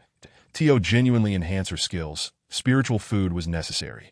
After a year of hard work, the couple managed to save only 50 or 60 spirit stones, which was already remarkable. But with the family to feed, they ended up with barely half of that, which would all be spent on various academies. Their daughter was not particularly gifted. They initially intended for her to learn a bit of magic to secure a wealthy husband. Ideally, she would find a rich man to marry and support her brothers a little. As luck would have it, the direct descendant of the Jiang family's golden core ancestor, young Master Jiang Heng, had taken an interest in their daughter. This was a stroke of luck, and everything unfolded just as they had envisioned. The only problem, however, lay with their daughter. Young Master Jiang treated her so well, yet she foolishly considered that little rascal from the Gu family to be a suitable match, constantly giving young Master Jiang the cold shoulder. Now it had come to this. Young Master Jiang was disappointed and no longer pursued her. That wretched girl! Han father exclaimed, springing out of bed. Did I say, my dear, we cannot let this slide. It would be nearly impossible for our family to find another son-in-law like young Master Jiang. We must secure this one. We absolutely cannot let him slip away. And how do you propose to do that? Han mother sighed, feeling defeated. Humph. It's not too difficult for a woman to grasp a man's heart. Remember how bold you were back then? Han father began, but was swiftly interrupted by Han mother, who pinched him in irritation. What nonsense are you spouting? Ah, how daring you were back then. You had me utterly captivated. He chuckled. Now you act as if it's impossible. If I had known you would turn out this useless, I wouldn't have put up with you. She huffed. Oh, what makes you think I'm inferior to others? He retorted. Humph. Are you even comparable to young Master Jiang? She scoffed. True, he conceded, but aren't you just circling back to the same point? Because he is good, we must find a way to secure him. Right, but what method do we use? Han mother asked, her expression darkening. Desperate times call for desperate measures. Han father whispered, this will depend on our daughter. What I mean is, if it comes to it, we might need to use a little persuasion. Once the deed is done, it will be nearly settled. Do you think that will work? Han mother hesitated. After all, he is the descendant of the Xinyuan sect's ancestor. Will we really be able to do that?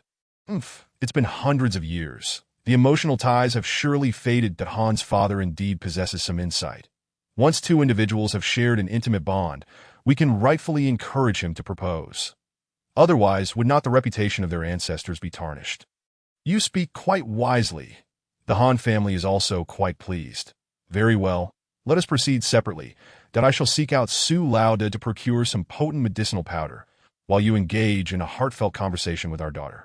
Regardless of her intentions, she must first secure young Master Jiang, correct?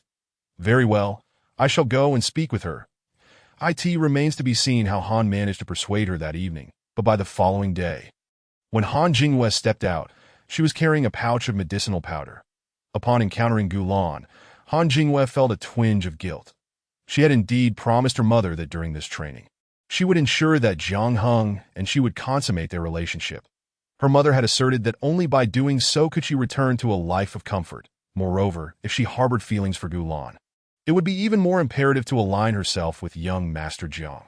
After all, where would Gulan acquire the resources for his cultivation? Surely not from selling those trivial talismans.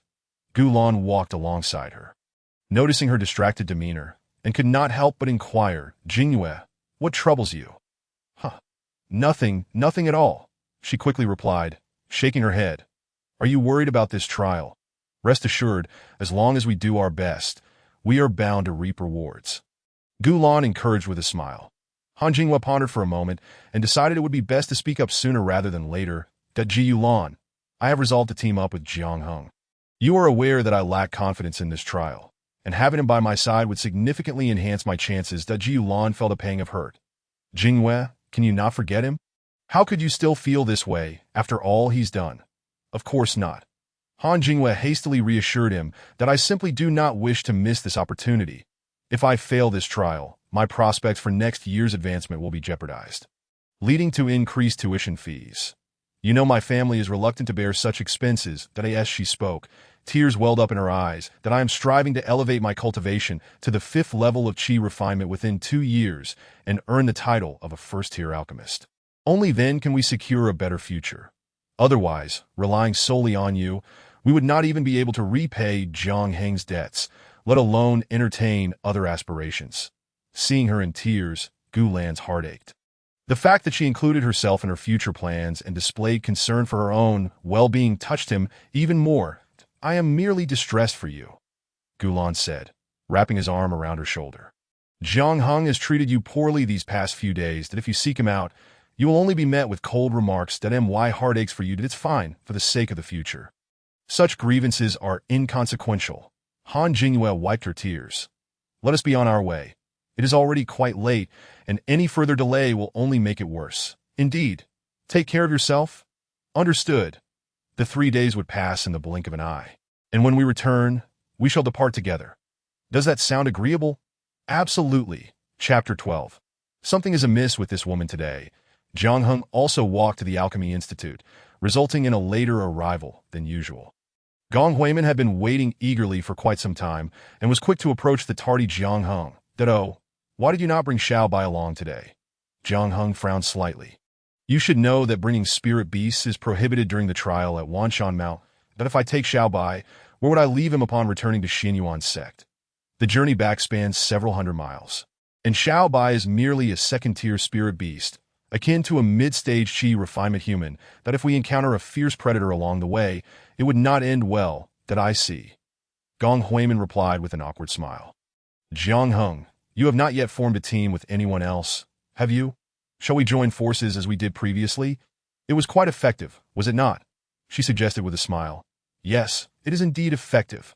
However, it benefits you while I bear the burden. Jiang Heng replied with a faint smile, ignoring her and continuing onward. Gong Huimin hurried after him. Hey, could you at least give me an answer? Not possible. I prefer working alone. Jiang Heng stated that I know you have feelings for Han Jingyue. Gong Huimin misinterpreted his words, but this time she had teamed up with Gulan. Since that is the case, wouldn't it be better for us to support each other? Gong Huimin exclaimed. So, you have been speaking ill of me behind my back, Han Jingyue. Gong Huimin was startled and turned around. Jingyue, when did you arrive? You scared me. Humph, had it not been for your words, how would I have overheard your true sentiments? Han Jingyue's gaze was cold. Do you not entertain any thoughts of teaming up? I have decided to partner with Jiang Heng. While there is still time before we set out, go find someone else to team with. You, Gong Huimin huffed, deeply dissatisfied with Han Jingyue's interference. Previously, Jiang Heng had feelings for you, and as a good friend, I naturally wish to bless and support you. However, now that he sees through your true nature and no longer desires to be with you, you wish to return to him. You truly deny your sisters any chance. She stepped back, her eyes reddening as she regarded them. Having observed Jiang Heng's resolute attitude towards Han Jingyue over the past few days, she thought perhaps this pair might indeed be at an end. Yet, it was difficult to say. If Han Jingyue shed a few tears and offered an apology, would Jiang Heng not forgive her? She quietly watched their unfolding drama, and the outcome did not disappoint her. Jiang Heng coldly remarked, Is it sufficient for you to have made your decision? Han Jingyue lowered her gaze. I am sorry. I know I was wrong. Will you not allow me to amend my ways? For the future her mother had described, she was willing to endure and sacrifice. There is no need for that. Jiang Heng shrugged, creating some distance. Why must this be so? You have no shortage of admirers. Nor do I. Can we not simply coexist peacefully? Jiang Heng, you were never one to be so calculating. Han Jingyue stamped her foot in frustration. My apologies. I regret to disappoint you, but I am now one who counts every penny. Jiang Heng replied before walking away. When the time to depart arrived, more than 10 instructors led over 400 students out. The group surged forth from the Alchemy Institute, activating their speed-enhancing talismans and heading towards Wanshan Mountain. Gong Huimin, employing her audacious and oblivious tactics, closely followed Jiang Heng, while Han Jingyue was not to be outdone. Keeping pace with them, to onlookers, it appeared that the three were once again inseparable. The students of the Alchemy Institute could not help but feel disdain. Just a few days ago, their breakup was all the rage, and now they are back together. They scoffed. One cannot change their nature. Jiang Heng cannot let go of Han Jingyue. Due to their disdain for Jiang Heng, they generally kept their distance, leaving ample space around the trio. Jiang Heng expressed his dissatisfaction with the two on several occasions, urging them to keep their distance. Yet Han Jingyue retorted, This road does not belong to you. Why should I not walk here? Her words held validity, leaving Jiang Heng with no choice but to evade them as best he could. The journey of 500 miles, even with speed-enhancing talismans, would take 5 hours. Upon reaching the base of Wanshan Mountain, the instructors instructed everyone to set up camp and rest, intending to enter the mountain at dawn. Jiang Heng erected a tent, then retrieved the food box prepared by Luo Bo, containing a hearty meal of 4 dishes and a soup, along with spirit rice. With a surge of fire elemental spiritual energy, the previously lukewarm meal became steaming and fragrant. This made it difficult for Gong Huimin, who had intended to bring out her spirit rice cakes, to do so. Han Jingyue, who only had ordinary rice cakes, found it even more torturous. Gong Huimin smirked. If this were in the past, he would have already sent us both our portions. Having arrived without a tent, Han Jingyue had no choice but to squeeze into one with Gong Huimin for the night. Hearing her comment, she could only sigh silently. Gong Huimin suddenly turned to her. If you cannot let go of him, why not speak to him again? I tell you, men are easily swayed. Han Jingyue glanced at her. Are you not interested in him? Why do you care about me? Gong Huimin chuckled. I would like to, but he pays me no mind. Originally, I thought if you did not want him, I could take my chance. But now that you have had a change of heart, naturally, I will let you go first. Han Jingwei was uncertain whether she spoke truthfully, her mind swirling with thoughts. Listen, if you wish to reconcile with him, now is your chance, Gong Huimin whispered conspiratorially. Just employ some tactics. If that fails, resort to seduction. He will surely take the bait. Han Jingwei sighed. He would not allow me in. That is simple. Gong Huimin chuckled slyly that if you have nowhere to stay, he would have to take you in for a night. Regardless of past affections as fellow disciples, he cannot ignore you, right? Han Jingwei considered this. But what must I do to make him let me in? Easy. We shall have a quarrel. I will drive you out, leaving you with nowhere to go. You will appear pitiful, and he will surely take you in. Han Jingwei, no fool, responded with a smile. Were you not planning to kick me out all along to have your own space? Humph. Gong Huimin cast a sidelong glance at her, saying, if you wish to think that way, it is up to you. Do you still intend to win back young Master Jiang? Of course I do. Han Jingwei replied softly. Then that settles it. Do you really think this quarrel is necessary? Gong Huimin inquired, hands on her hips. Absolutely. Han Jingwei smiled sweetly. Let us begin. Chapter 13. The pink evening. Thus, the two erupted into a rather intense argument, with the most affected party being Jiang Heng, who was closest to them. What are you arguing about? Jiang Heng stepped out, exasperated. Is there no sense of public decency left? Gong Huimin retorted angrily. Jiang Heng, take her away quickly. I refuse to associate with her any longer. What does that have to do with me? Jiang Heng shot a disdainful glance at the pair and turned to retreat. Jiang Heng, you've spent so much time together. Don't be so heartless. Can you really bear to leave a woman alone in the wilderness? Others chimed in to persuade him that if you have sympathy, take her away yourself. Don't just talk the talk, Jiang Heng replied irritably. I wouldn't dare. The man strategically took a few steps back. You two are just playing around with your drama. If I really took her in, I wouldn't be able to explain myself later that I can't afford to offend you, young Master Jiang, or I might end up not knowing how I met my demise. His tone was laced with sarcasm. The bystanders laughed in agreement. Indeed, he makes a valid point. Seeing the situation tilt in her favor, Gong Huimin turned and returned to her tent. Han Jingwei, under the scrutiny of so many eyes, felt a wave of embarrassment wash over her, and couldn't help but burst into tears. The temporary assistant, who had been observing from the sidelines, stepped forward to speak with Jiang Heng. Take her with you. Otherwise, this commotion will disturb everyone's rest. How can we expect to proceed with the trials tomorrow? Considering the assistant's authority, Jiang Heng coldly replied, fine, I'll give you my tent and I'll find another place later. With that, he strode into the tent to gather his belongings. Han Jingwei's wish had been partially fulfilled, yet her heart raced with anxiety. She quietly took out a paper packet containing medicinal powder and followed Jiang Heng into the tent. As Jiang Heng cleared the clutter inside, he remarked, I'm only allowing you in because of the assistant, but don't get the wrong idea. Han Jingwei gritted her teeth and hurled the packet of powder at Jiang Heng's head. At that moment, Jiang Heng also turned around, and the powder drenched him completely, splattering Han Jingwei in the process. Han Jingwei, what are you doing? Jiang Heng exclaimed in fury that a wave of heat surged from his lower abdomen to his head, and he suddenly understood that you're shameless and despicable. Jiang Heng cursed vehemently before leaping out of the tent, sprinting towards Wanshan Mountain. Why is he running away? Gong Huimin, observing from her tent, was puzzled by Jiang Heng's sudden flight and wondered what Han Jingwei was up to. She approached the tent. Xia, what is going on? Why did Jiang Heng run off? And what is this strange smell? She inhaled deeply, and an odd sensation began to grow within her heart. Upon glancing at Han Jingwei, she realized something was amiss. Being from the Dan Academy, Gong Huimin knew precisely what was happening. Yet, knowing it was one thing, having the antidote was another. What to do?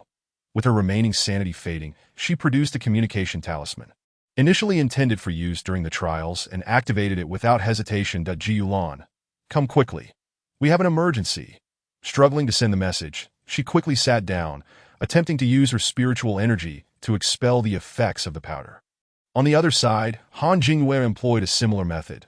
Though she had inhaled even more powder, Ji Yulan was not far from their location. The communication talisman, glowing with a hint of azure, entered his tent. Gulan, come quickly. We have an emergency. It was Gong Huimin's voice. Gulan sprang to his feet, disregarding his belongings, and rushed over. Arriving at the side of Gong Huimin's tent, he shouted, Huimin, what happened? However, he heard Gong Huiman's voice from Jiang Heng's tent. Not there. It's here. Gulan was taken aback, realizing they were in Jiang Heng's tent. Could it be that Jiang Heng was currently? He dared not think further and charged in, shouting, Jingyue, don't be afraid. I am coming to save you. His loud call startled everyone within a radius of several dozen steps. What is going on? Can't anyone get any sleep? Several irritated voices shouted. Heh, he spoke too soon. Soon he will realize whether he can still sleep tonight. Gulan, without a second thought, dashed into the tent. Humph, what is this Jiang Heng, a debauched scion, doing to make even the temporary tent smell so fragrant? He scoffed disdainfully. Then he saw Han Jingyue, her face flushed, trembling as though caught in the autumn wind, despite sitting cross-legged in meditation. Jingyue, what happened? Why is your face so red? He asked, astonished. Han Jingyue forced her eyes open, smiled alluringly, and suddenly leaped into his arms. Wrapping her arms around his neck that a sweet, cloying aroma wafted toward him, causing his heart to flutter. Jingyue, don't, he whispered softly, yet his arms instinctively embraced her. Suddenly, warmth enveloped his back as another soft body pressed against him. Boom! Pink fireworks exploded in Gulan's mind, and then he knew nothing more. Throughout the night, sounds emanating from the tent stirred both excitement and discomfort among the surrounding male students. What the hell? Gulan, it's one thing to toy with our junior sisters in the Dan Academy, but to make such a racket. Is he doing it on purpose? Grumbled a burly male student in frustration. Indeed, that guy is bold, pulling off a One Dragon Two Phoenix act, huh? Someone else exclaimed, filled with envy and making lewd comments. Humph. He is enjoying himself now, but soon he won't be so pleased, another person said bitterly. Yes, with such a ruckus, the assistant's face is dark as ink. When they finally emerged, they would have to face the consequences. Yet one must admit, youth was truly a gift. They waited for what felt like an eternity. As Jiang Heng initially discerned that Han Jingyue had thrown aphrodisiac powder, he realized her intentions and felt a surge of rage. I asked this woman truly so unscrupulous in her actions. She wasn't like this in her previous life. Jiang Heng understood he could not remain, or he would become entangled with her once more in this lifetime, that he immediately dashed out, heading straight for Wanshan Mountain. The mountain housed first and second-tier monsters, and most people dared not venture in, that he ran with all his might, and after entering the mountain several miles, feeling his heart pounding, he knew he needed to dissipate the heat before it harmed his body. Employing an earth escape technique, he burrowed about 10 feet underground. Once assured of his safety, Jiang Heng entered the space of his jade bracelet. Chapter 14. A grave mistake within the jade bracelet space. Various spiritual herbs flourished abundantly. Jiang Heng planted every seed of spiritual herb he could find, and now he had come to seek the antidote for the aphrodisiac in his previous life, although he remained stuck at the qi refining stage and could not establish a foundation. His alchemy skills had reached the pinnacle of a second-tier alchemist. Due to insufficient cultivation, he had been unable to break into the third tier, which meant he had refined nearly all basic second-tier pills and possessed a solid foundation. Now, due to time constraints, he had no opportunity to concoct pills. However, he had the antidote herbs on hand. Rushing into the spirit field, he plucked an ice ling grass, a calm heart flower, and a Buddha heart sprout, chewing them raw and swallowing them down.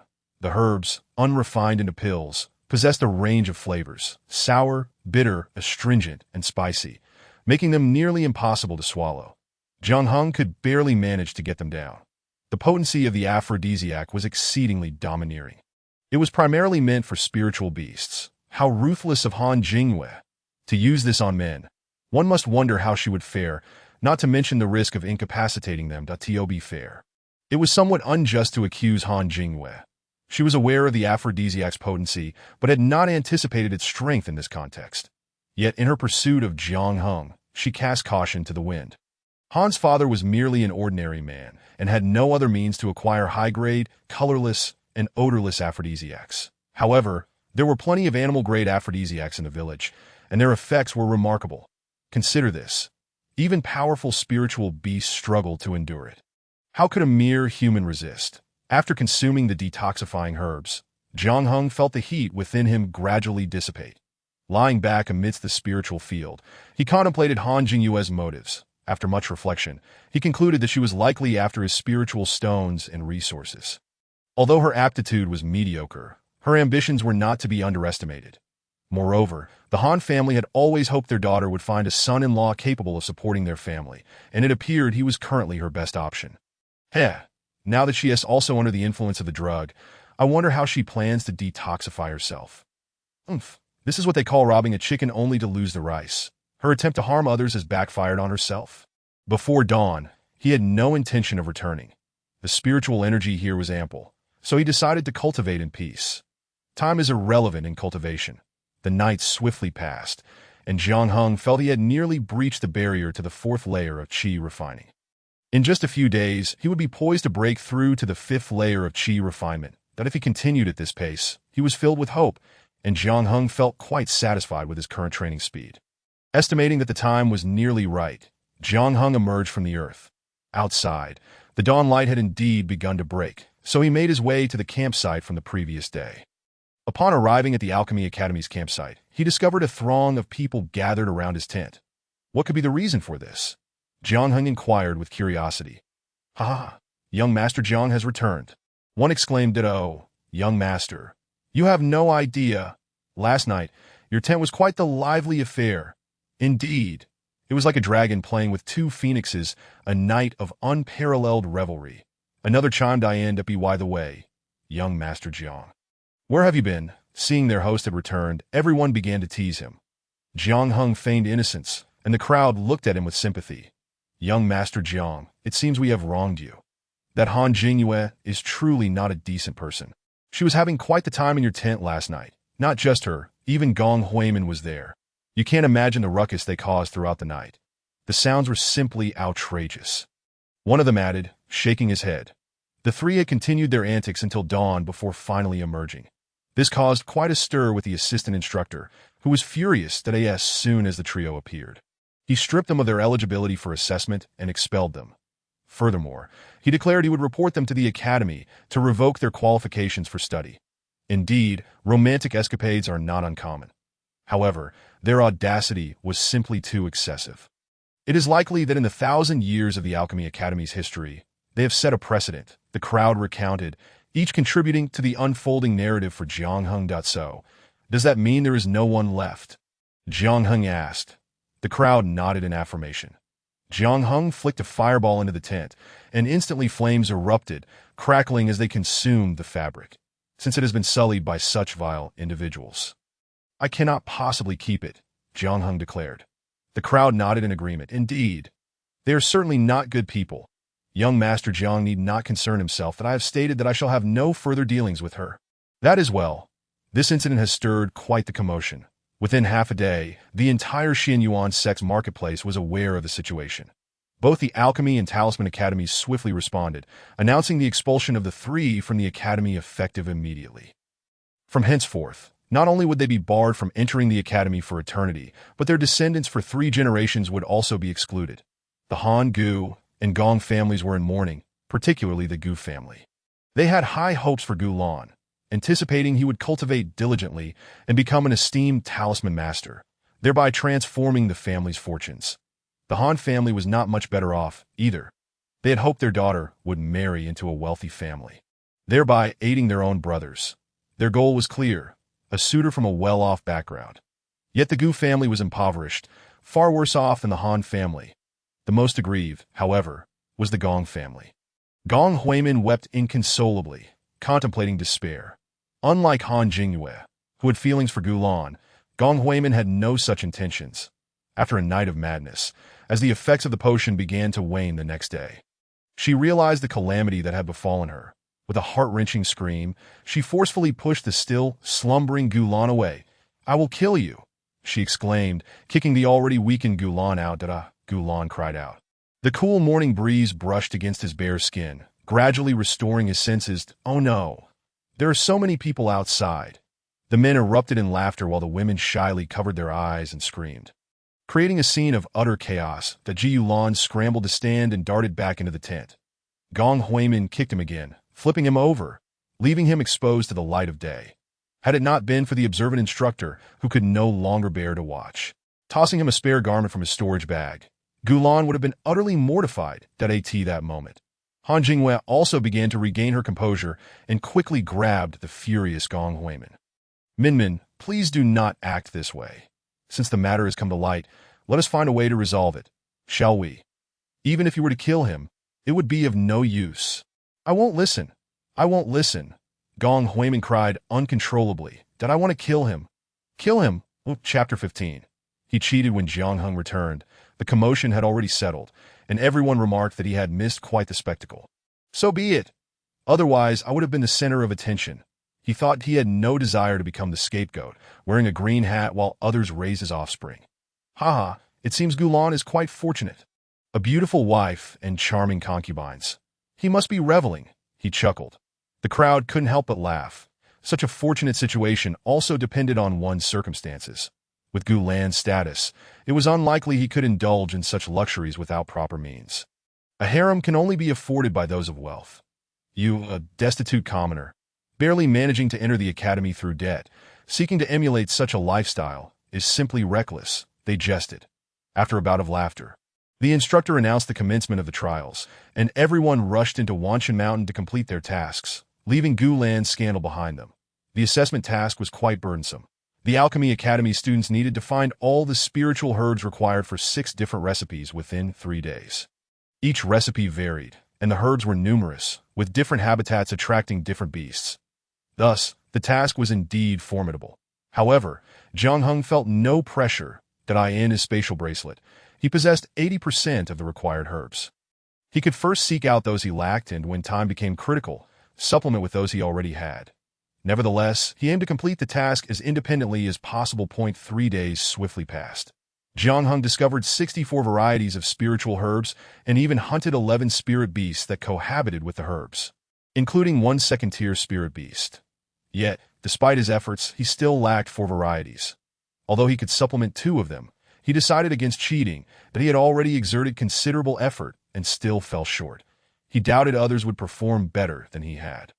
Upon reaching the rendezvous point, he found most individuals in a state of disarray, with some even nursing injuries. Whoa, I only found 20 varieties of spiritual herbs, not even half.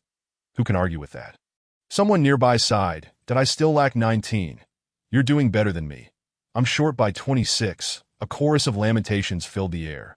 Jiang Heng, how many varieties did you find?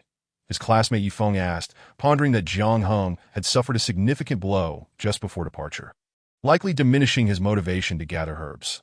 Why else would everyone be conversing while he remained silent? Jiang Heng smiled faintly. I did fairly well. Although I haven't found all of them, I'm not too far off. Really? Yifeng was skeptical. They had formed groups, yet no one had managed to collect all the herbs. You were alone. How could you possibly achieve that? Young Master Jiang, are you trying to tease us? Yifeng's tone dripped with sarcasm. This trial task is so arduous. I doubt even 1 in 100 will complete it. Why Yifeng's smirk revealed his condescension. You don't usually put in much effort. I bet you can't even recognize what the herbs and the recipes look like. The Tio claim you gathered nearly all of them is quite the joke. Haha. He could no longer contain his laughter. Indeed, it was amusing. This young Master Jiang had little to his name aside from a good family background. Even if your ancestor was a golden core cultivator, what does it matter? Cultivators are known to sever feelings and desires, often indifferent to their descendants. His father is missing, and his mother is absent. He is nothing more than a complete orphan. Now, even the woman who had persistently pursued him had fled, doing so in such a brazen manner that it publicly announced her betrayal. This fellow must be wearing a green hat so large that grass could grow from it. Yifeng chuckled triumphantly, and those around him joined in hearty laughter. Jiang Heng bore the brunt of their mockery, and they relished in his misfortune.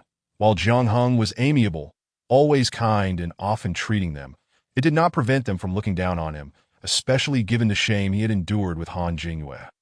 Jiang Heng remained unperturbed.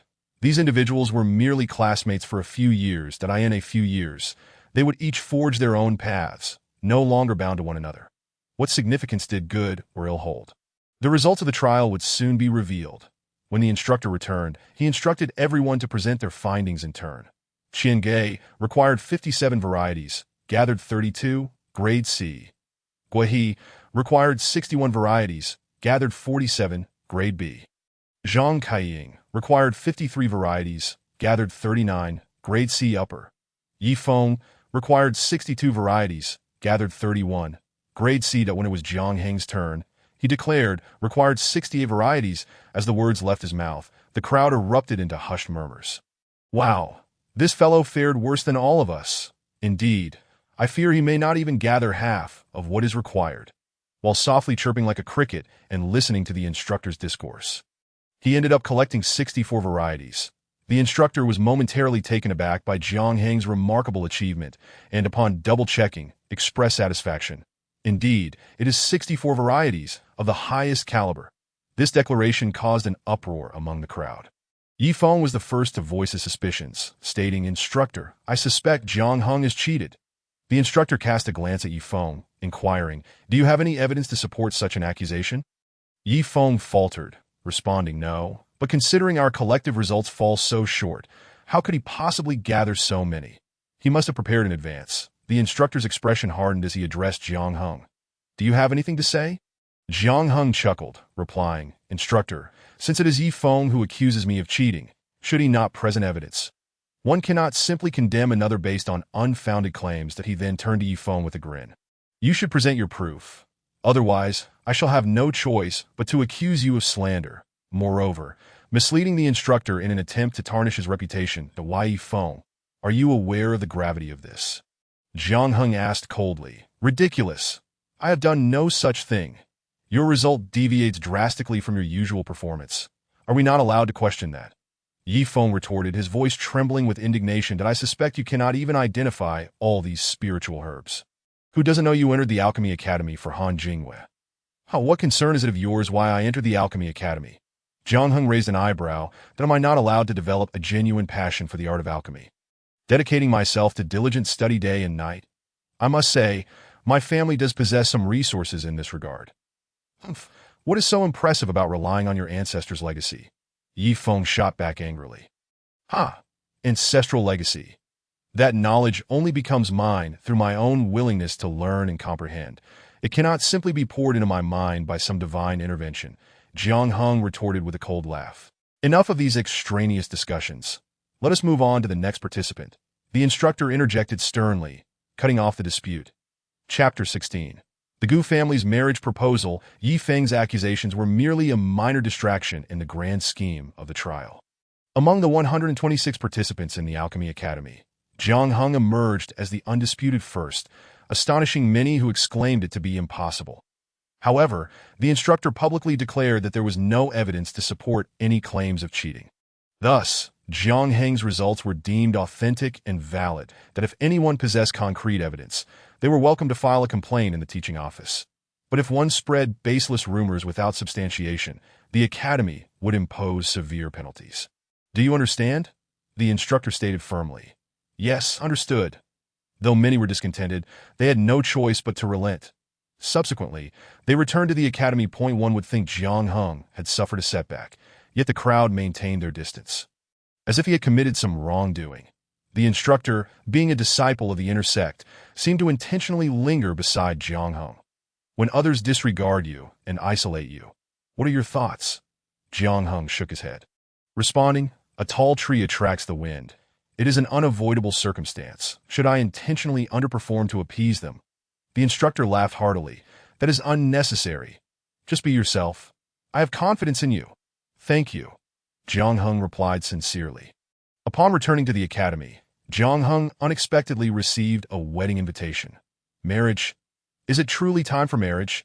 He pondered, somewhat taken aback that at 16, he was the same age as Han Jingwei and Gulan. In his previous life, he had only married after turning 18. Han Jingwei also felt it was a bit premature. However, the Han family could not afford to lose face. After returning home, they scolded Han Jingwei and then rushed to the Gu family, where they physically reprimanded Gulan as well. Yet after the beating, the matter still required resolution. The Jiyu family, how do you propose we handle this? Han's father demanded angrily. Jiyu sure, Gulan's mother, was a strong-willed woman. Had she not possessed such strength to maintain the family business after her husband's death and care for her only son, she would have long been taken advantage of. What is there to discuss?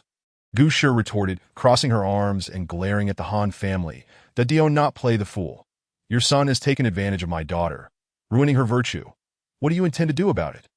Han's mother shouted in frustration. Jiyu Shi smirked, Isn't it amusing? My son has ruined your daughter's virtue.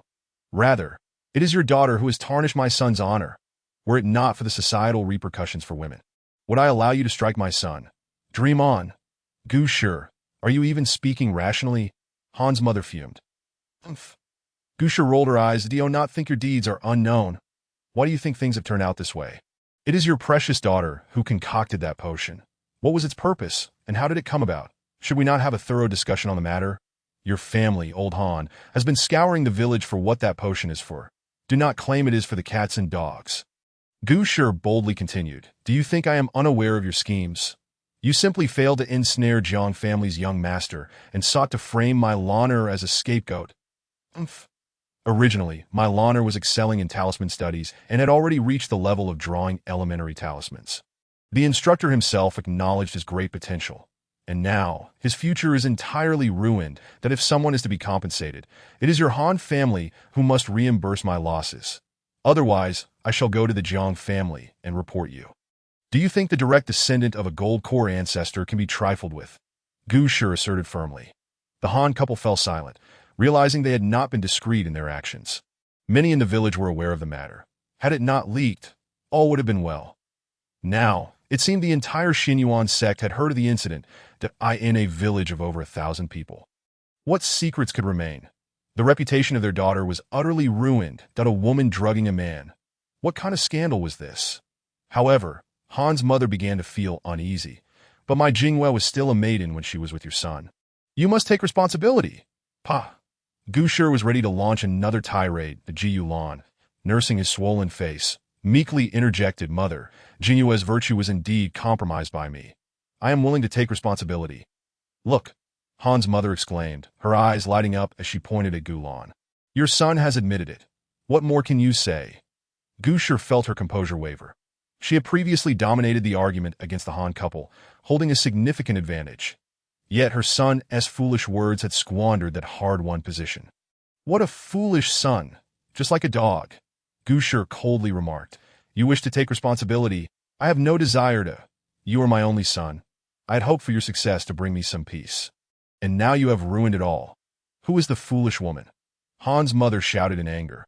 Calling her foolish is being polite. She is both foolish and wicked. Gu Shi retorted without hesitation. What were you doing when others were pursuing her? Oh, you drove her away and then concocted some silly plan to win her back. How absurd! I have lived long enough to have never heard of such a thing. Not only did Gu Shi's words strike a nerve, but they also resurfaced painful memories for the Han couple. Indeed, as much as they wanted to scold, she was still their daughter. They needed to address the immediate predicament she faced. Chapter 17. Wanting a betrothal gift? A daydream. Fine, say whatever you wish. The Han couple felt defeated, realizing they lacked the moral high ground. Now that matters had escalated, they needed to consider how to proceed. But Han's father sighed. How to proceed? I look forward to seeing how you handle this. Gu Shi remained assertive. Regardless of the situation, their son was the victim. They must maintain the upper hand and strive for more. Given the Han family's nature, they might even expect a betrothal gift. How could that be possible? Their son had fallen victim to her scheme. Paying her a betrothal gift was utterly absurd. In truth, they should be demanding compensation from her. Speaking of which, the past couple of years have been quite lucrative for their family, particularly with regard to the young master of the Jiang family. Shouldn't this wealth be shared among themselves? The Gu family began to contemplate this notion. Observing her reluctance to speak, Mr. and Mrs. Han exchanged glances and resolved to initiate the conversation themselves. The situation had reached a critical juncture that demanded resolution. If this matter were to linger, even their son's reputation would be at stake. With their daughter already in such a predicament, they must ensure their son's well-being. Mr. Han gritted his teeth and declared, since the situation has escalated, let us focus on finding a solution without further ado. We should arrange for the two children to marry as soon as possible. After all, they're already 16, an age suitable for matrimony. That Mrs. Han chimed in. My daughter Jingyue is quite lovely, and she has grown up alongside your son Lan. They are familiar with one another and have always shared a mutual affection. Speaking of this reminds me, the reason Jingyue has hesitated to pursue a relationship with young Master Jiang is that she has been preoccupied with your Gulan. Although fate has twisted their paths, perhaps it is serendipitous. Wouldn't you agree? Humph. You simply covet wealth and seek to attach yourselves to the powerful, retorted the Gu family disdainfully. Oh, if given the chance. Who wouldn't he desire a better life for their children? Sister Gu, do you not agree? Mrs. Han inquired. This statement held merit, leaving the Gu family unable to refute it. Thus, let us proceed to arrange this matter for the children. Mrs. Han forced a smile. Oh, I am curious to hear how you intend to proceed, replied the Gu family, crossing her arms and regarding them with derision. Clearly, this couple harbored no noble intentions. Sure enough, Mrs. Han smiled and said, what other plans could there be? We shall follow the customs of a typical family and perform the necessary rites. Does that mean a bride price must be given? The corner of the Gu family's mouth twisted in disdain. Mrs. Han hesitated slightly. According to tradition in our village, the bride price is 88 spirit stones. However, considering the mutual affection of the children, let us choose a more auspicious sum. 66 will suffice. How absurd! The Gu family was aware of the Han couple's audacity, but they were taken aback by their blatant shamelessness. 66 spirit stones. Such a precious daughter, we of the Gu family cannot afford her. Please kindly take your leave. Go find someone who can provide the 88 spirit stones. For I cannot afford to delay your profit. The Gu family scoffed coldly. The Han couple frowned deeply. Isn't this the standard in our village and surrounding areas? Is it truly exorbitant? It has been this way for many years. If you cannot meet this requirement, perhaps you should reflect on whether you have exerted enough effort in your work. Have you not strived harder? As a certain renowned woman once said, how much effort is truly needed to strive? Sister Gu, we are not asking for much. Mrs. Han sighed. You may inquire around. Is this not the prevailing market rate in recent years? I lack the time for such inquiries. The Gu family dismissed them. You may leave. I cannot entertain this marriage proposal. Soon, the Gong family would arrive, and my humble abode cannot accommodate you all. The Gong family. The Han couple was taken aback. Indeed, they are coming, the Gu family confirmed. And the most innocent party in this affair is that girl Huimin. She initially entered the situation out of concern for your daughter Jingyue, only to find herself ensnared. Her parents have already approached me, expressing that no one desired this outcome, suggesting that the two families join together. They do not require a bride price. Merely new clothing for the children will suffice. That a faint smile graced the Gu family's lips.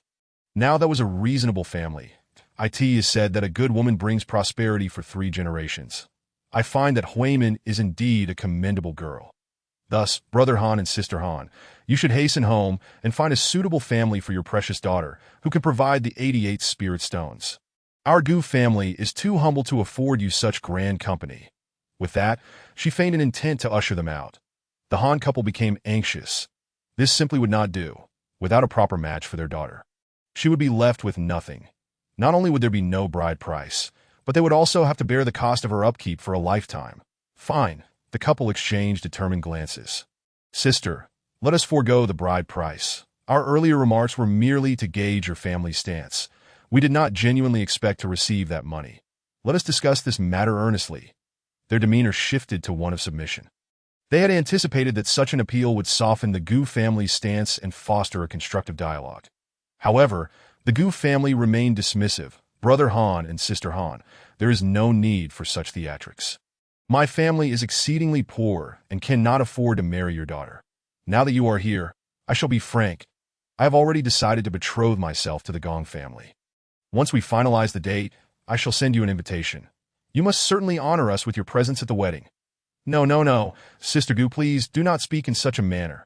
The couple grew increasingly frantic upon realizing the seriousness of the Gu family's words.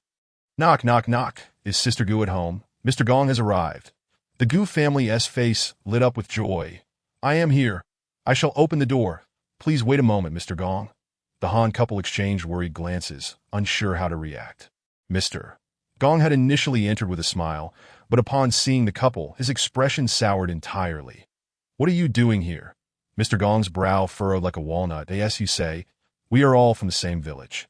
It is only natural to visit one another. Mr. Han replied awkwardly that a disdainful glance and a scoff met the couple from Mr. Gong. The Gu family urged Mr. Gong to sit. What a predicament we find ourselves in.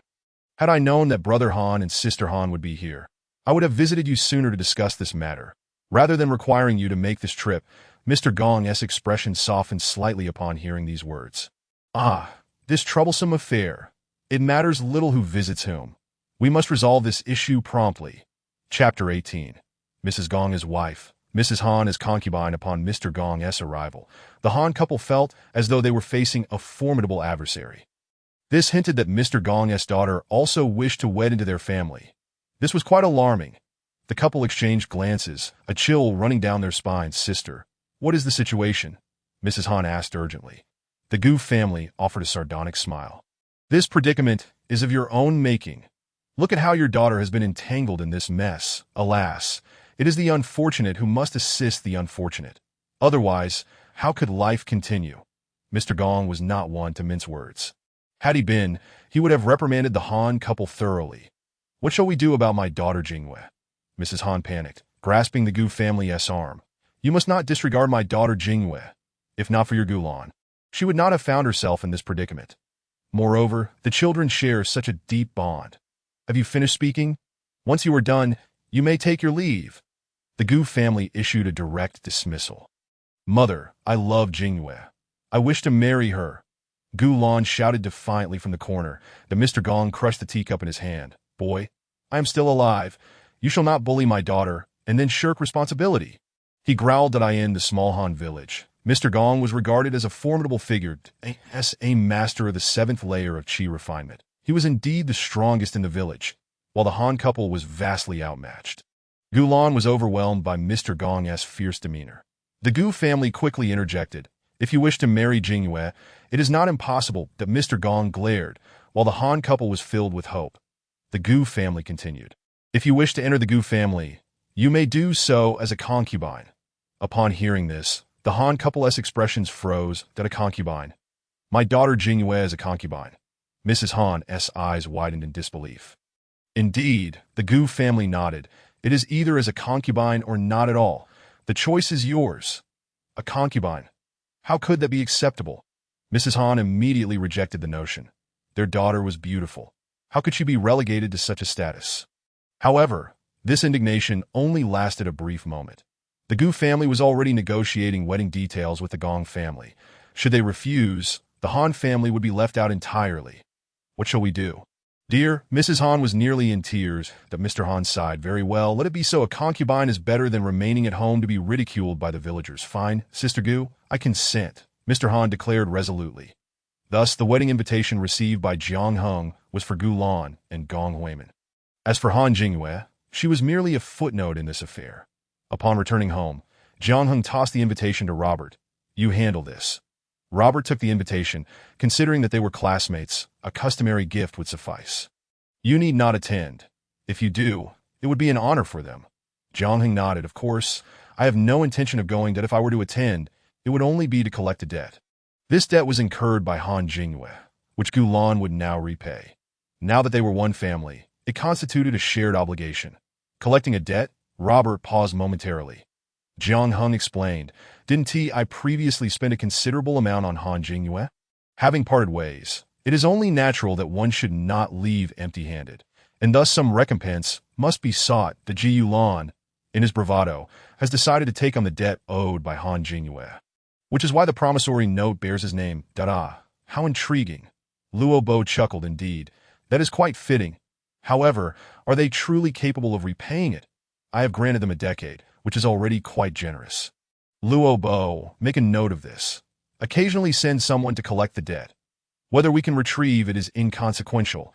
It is essential that they remember this matter. Jiang Heng instructed. The wrinkles on Luo Bo's face unfolded in a smile. Yes, I understand what to do. Such trivial matters are easily managed. The young master has finally matured. He understands the significance of distinguishing between gratitude and enmity. The date for the Gu family's wedding banquet is fast approaching. Due to the disgraceful events that transpired, the Gu, Han, and Gong families have all faced penalties from the academy, resulting in this wedding being a subdued affair. Aside from close relatives and friends, only a few classmates from the academy would attend. On the day of the wedding, Gong Huimin donned a vibrant red bridal gown. Yet her face bore no trace of joy. She had never wished to marry Gulan, especially with Han Jingyue being taken as a concubine.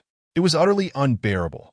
On the other hand, Han Jingyue was carried into the Gu household in a small sedan chair, her pink attire and the identity of a concubine diminishing her happiness at marrying Gulan. Few came to offer their congratulations. Aside from immediate family, those with more casual connections did not appear. Notably, none of the academy classmates attended, much to the disappointment of the Gu family. She had hoped to receive some wedding gifts from them to mitigate the financial shortfall. Now, not only did the guests fail to show, but the gifts were also absent. Moreover, she had prepared an ample supply of banquet provisions, resulting in a genuine loss.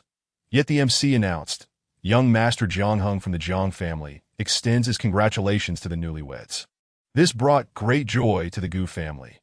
Even Gulan's spirits were lifted, marveling at Jiang Heng's thoughtfulness. However, the visitor only presented a complete set of wedding bedding for the couple, lacking any valuable gifts such as spirit stones or cash. Luo Bo, with a cheerful demeanor, said to Gulan, our young master is unable to attend due to his commitments at the Alchemy Academy, so I come on his behalf to convey his best wishes. After delivering the customary greetings, he turned to leave. Given the strained relationship between the young master and the guests, he certainly would not linger for the feast. That Ji Yulan and Han Jingyue were truly overwhelmed with mixed emotions. Once the guests were finally seen off, they proceeded to the bridal chamber. However, that night, Gulan did not experience the joys of newlywed bliss. He was horrified to discover a significant issue.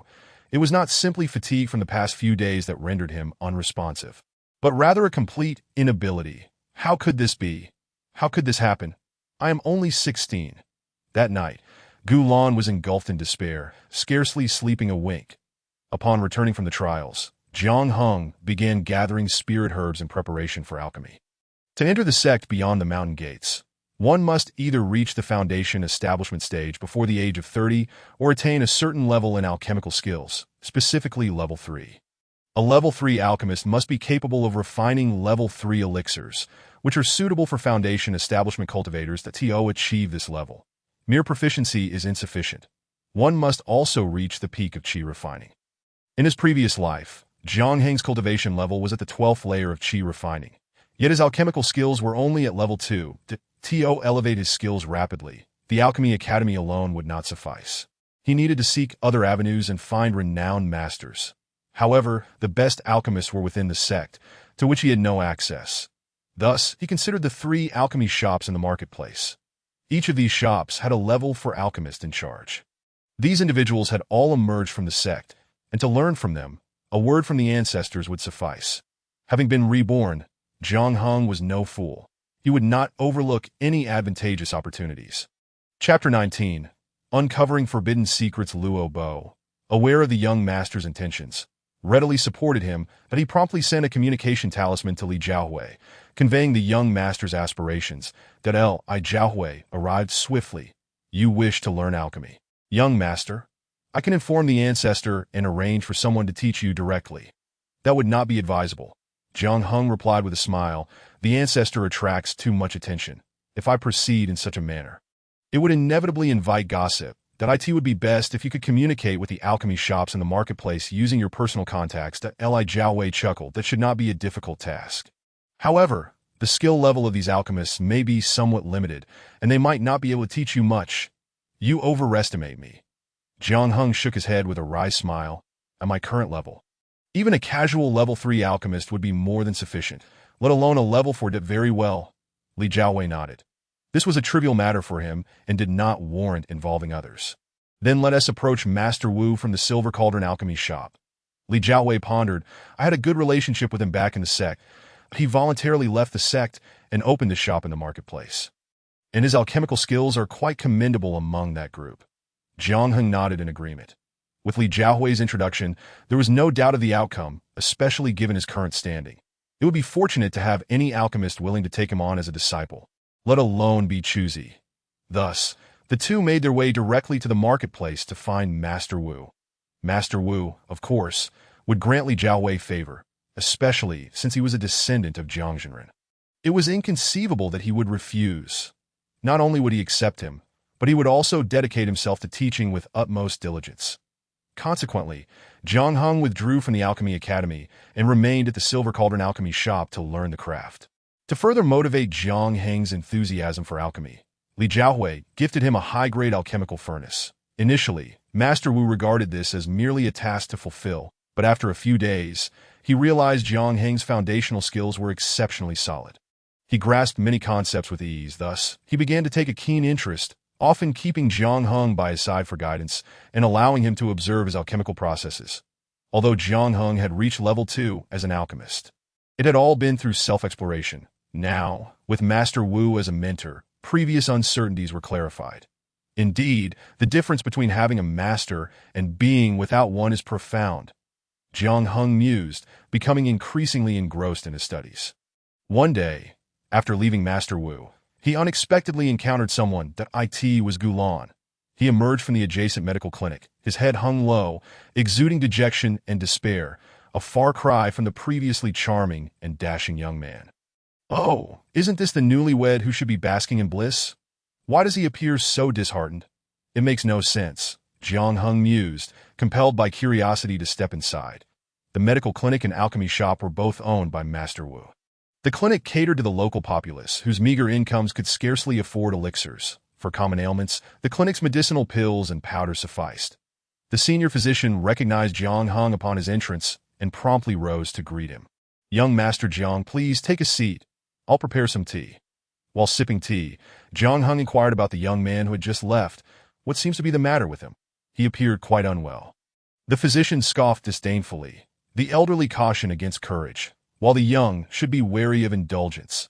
That lad, at such a tender age, has no regard for his body, losing his purity too soon, perhaps in pursuit of thrill, and has likely resorted to potent aphrodisiacs. Now, his essence has withered, and his vitality is depleted.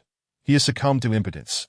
Jiang Heng was taken aback by the shocking revelation, utterly astonished. Ah, how delightful! He could not help but chuckle. The physician quickly regretted his words, realizing he should not have spoken so freely in front of young Master Jiang. After finishing his tea, Jiang Heng stepped outside, unable to suppress his glee as he burst into laughter. "Ha!" Passers-by glanced at him in astonishment, wondering if the young man had lost his mind. Ji Yulan, dejected, returned home, where Han Jinghua pulled him aside, whispering, "What did the doctor say? Can it be treated?" Gulan, looking utterly defeated, shook his head, then nodded. Han Jinghua, perplexed, pressed for clarity. If it could be treated, it could be treated, and if not, it could not. Why the contradictory gestures? After much coaxing, Gulan finally murmured, "My condition can indeed be treated.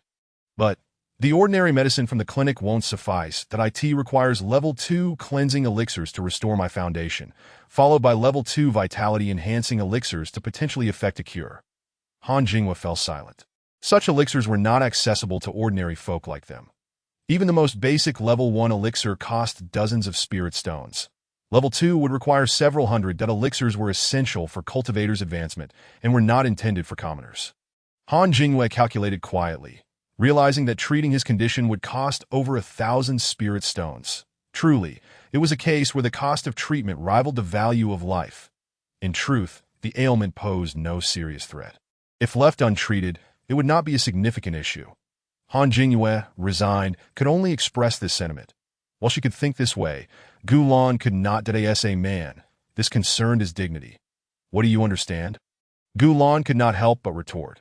Realizing he had spoken harshly to Han Jinghua, he quickly regretted it, having never before said anything so hurtful to her, fearing she might be unable to bear it. Indeed, tears welled in Han Jinghua's eyes instantaneously. Ji Yulan hastily said, "Jinghua, I did not mean it. Please forgive me.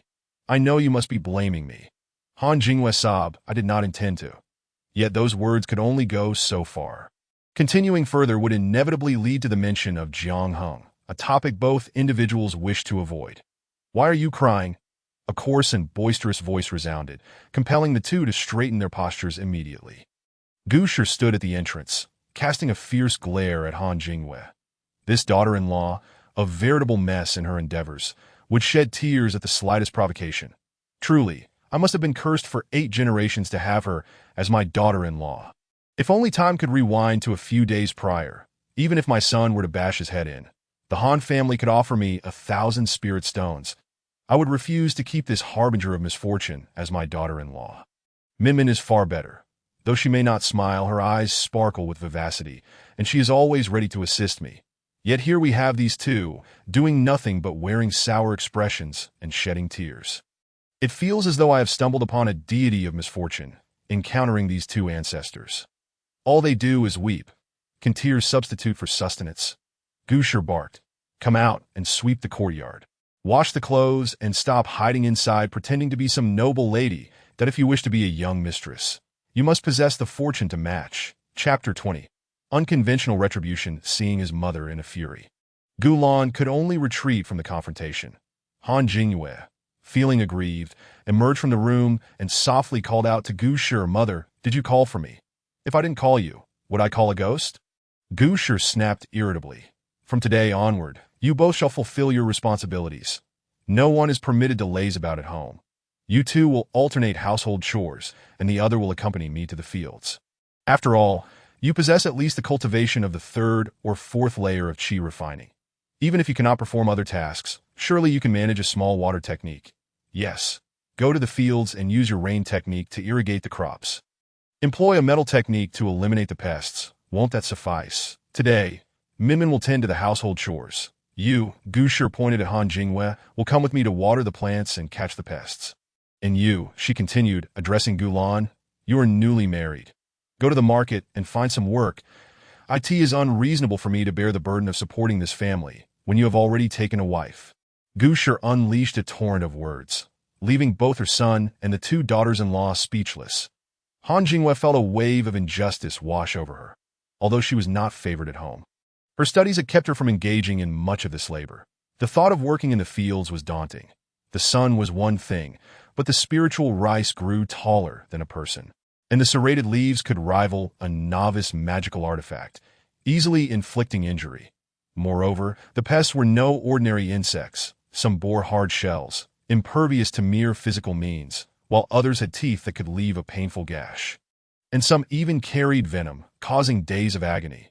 She had witnessed her parents toil in the fields, often suffering from rashes that disrupted their sleep. Sometimes they emerged with bloody scratches, merely treated with common herbs, unable to afford proper ointments. Now, without contributing at home, marriage would only subject her to more labor. Had she known, she might have preferred remaining at home. What was the point of marriage? This marked the first time Han Jingyue questioned the very significance of a woman's marriage. After lunch, Gusher insisted that the two of them head to the fields. The Jiyulan thought it wise to engage in some work in the fields for the time being, knowing he would not find immediate employment. He was concerned for Jingyue on her first day in the fields with their mother, wishing to mediate any difficulties she might encounter. His intentions were kind, yet Gusher, observing her pampered son, trailing after Han Jingyue like a protective hen, felt a surge of indignation. I endured 10 months of pregnancy to bring you into this world, raising you through hardship for over a decade. I do not expect a grand return, yet you have your heart set on another woman. The more she thought about it, the angrier she became, unable to resist shooting Han Jingyue another fierce glare. That on this sweltering day, Han Jingyue suddenly felt a chill run down her spine, causing her to shiver involuntarily. Jingyue, what's wrong? Gulan inquired anxiously. It's nothing. Han Jingyue replied, merely feeling an inexplicable flutter of anxiety, nothing of great import. Upon reaching the fields outside the village, she beheld the towering spiritual rice, now beginning to blossom. Let us start here, Gusher commanded, standing at the field's edge. Each person will take 2 rows and begin by clearing the pests. The spiritual rice was particularly prone to infestation, with the most common being the large, fleshy pests that would gnaw at the essence of the rice, that if they bored through the plant, it would result in total loss. Be careful. There may also be black phosphorus snakes lurking in the fields. Being bitten could have severe consequences. That Gusher offered this warning out of concern for her son.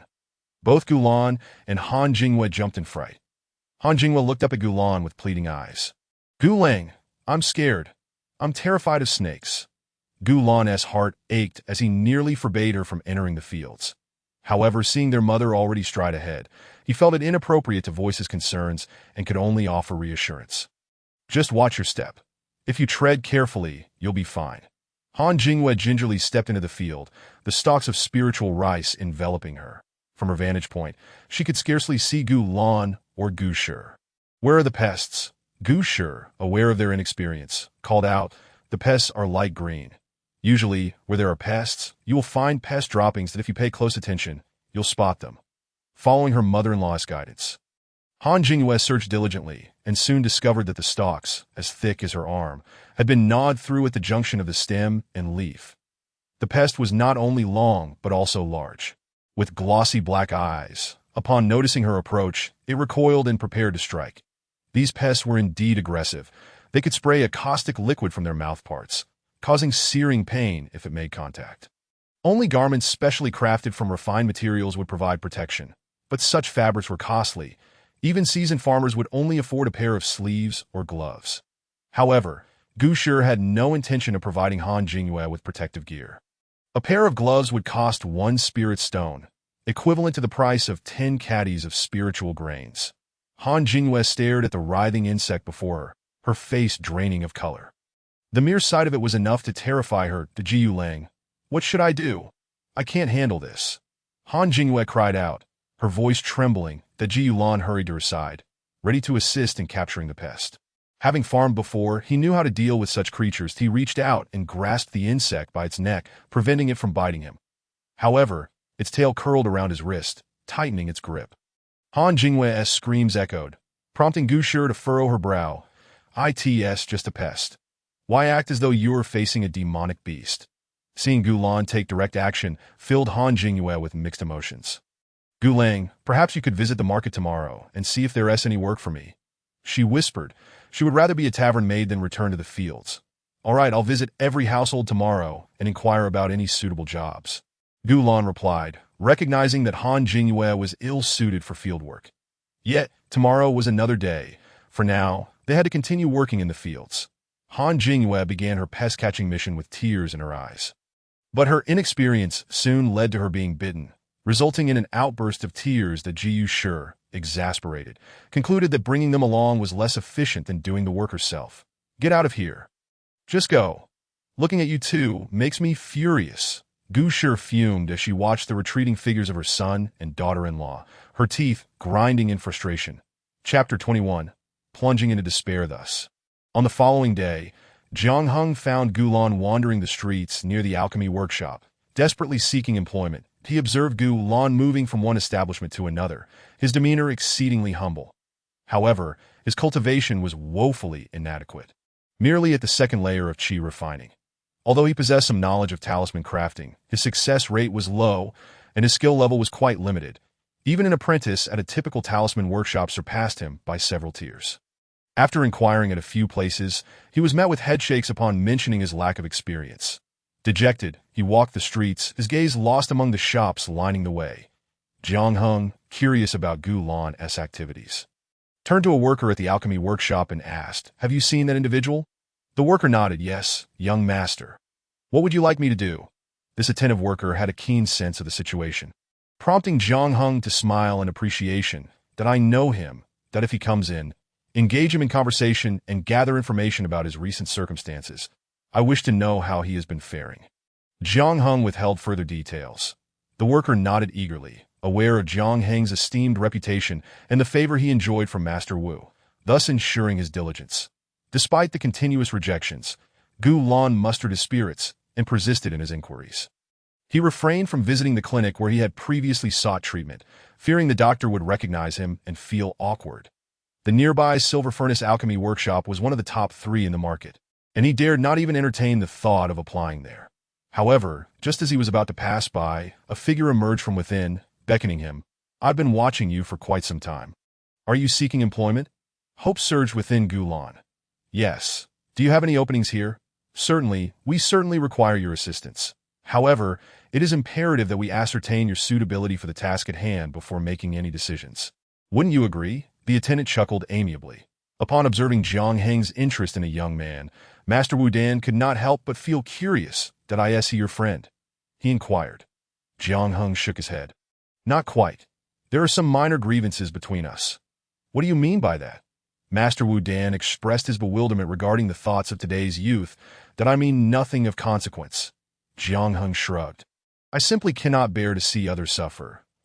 If it is within my capabilities, I wouldn't mind lending a hand." "Why not? Teacher, offer him a job. Something laborious, yet not particularly lucrative, that of course." I will cover his wages. Jiang Hung insisted that Master Wu Dan should not bear this expense, as it was a personal matter. Master Wu Dan appeared somewhat perplexed, pondering this peculiar maneuver. How could one harbor animosity, yet still extend a helping hand? Noticing Master Wu Dan's puzzled gaze, Jiang Hung smiled and remarked, "Do you think it would be better for me to ignore him and avoid unnecessary troubles?" Master Wu Dan nodded in agreement. Jiang Hung continued, "Precisely because I have a discord with him. If I find him a job and he refuses, he will struggle to find other opportunities that if he accepts, he will have to endure the sight of me daily, which surely cannot sit well with him." Master Wu Dan burst into laughter. "Indeed, that makes perfect sense. Very well. Once their discussion is concluded, I shall offer him a position." Meanwhile, Gu Lan stood awkwardly before the attendant. Watching him with great caution, the attendant, smiling, asked, "Pray tell, what are your special skills? If you seek employment, one must know what you excel at, yes." Having faced numerous setbacks, Gu Lan felt hesitant to elaborate that I can endure hardship. "I am capable of doing anything," he replied ambiguously to so. "You possess no particular skills?" The attendant sighed. "If all you can offer is hard work, then anyone from the village could claim the same. Just look at your hands and feet. They do not appear to belong to someone accustomed to labor." To Ji Yulan, already aware of his bleak prospects, sighed and said, "My apologies for the disturbance." Just as he was about to leave, the sound of a bell rang from within the room.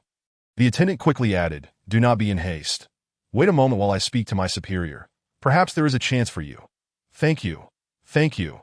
Gu Lan nodded eagerly, bowing in gratitude. The attendant approached the adjacent room, where he spoke with Wu Dan and Jiang Hung. Master Wu Dan said solemnly, "I recall that the pharmacy needs additional hands. Inquire if he would be willing to take on that task. It requires no special skills, and after some time, there is little advancement. Merely straightforward and easy to grasp that if he is willing, he will need to sign a long-term contract, binding him for at least a few years without the option to leave at will. If he can manage, he may stay. If not, we shall part ways." The attendant bowed, understood. He then returned to Gu Lan, who awaited him with a mixture of apprehension and hope. The attendant smiled at him. "I have spoken with the overseer. He mentioned that your desire to join us is not out of the question." Hearing this, Gu Lan's heart soared from the depths of despair, his face alight with joy. Yet, as the attendant's tone shifted, a knot tightened in Gu Lan's chest. There was always in such matters. "You are aware of your situation," the attendant observed as Gu Lan's expression fluctuated, struggling to suppress laughter. "You lack any skills, and there are many tasks you cannot perform, that I understand." Gu Lan's spirits dipped. Thus, the overseer mentioned that if you truly require work, we need a fire watcher in our workshop. That Ji Yulan eagerly nodded. "I am willing. I am willing." The attendant regarded him with a knowing smile. "Hold on. I have yet to explain the specifics. While the role of fire watcher may sound simple, it demands great patience during the preparation of medicinal concoctions. There are times when the fire cannot be extinguished for several hours, and one must ensure that the heat remains consistent. This requires the fire watcher to possess both patience and a sense of responsibility. Furthermore, there are occasions when night watch is necessary, and during busy periods, one may find themselves unable to leave for days on end. It is indeed a laborious task. That I can do it," Gu Lan replied eagerly. Now that he was a family man, he understood the significance of spiritual stones more than ever.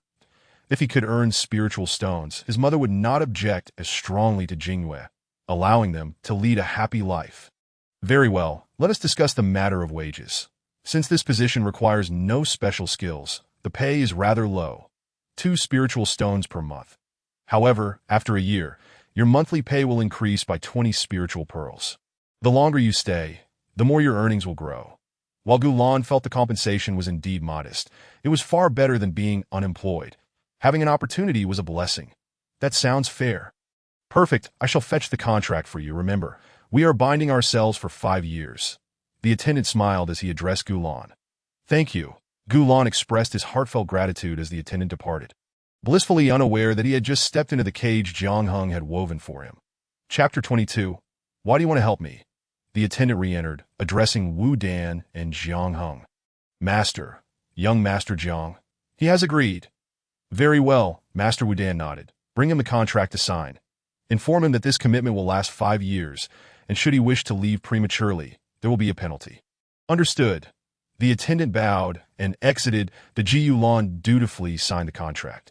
This document had been inscribed with talismans. Once signed, it would impose restrictions, making escape impossible within the confines of the Xinyuan sect, unless a high-ranking cultivator intervened on his behalf.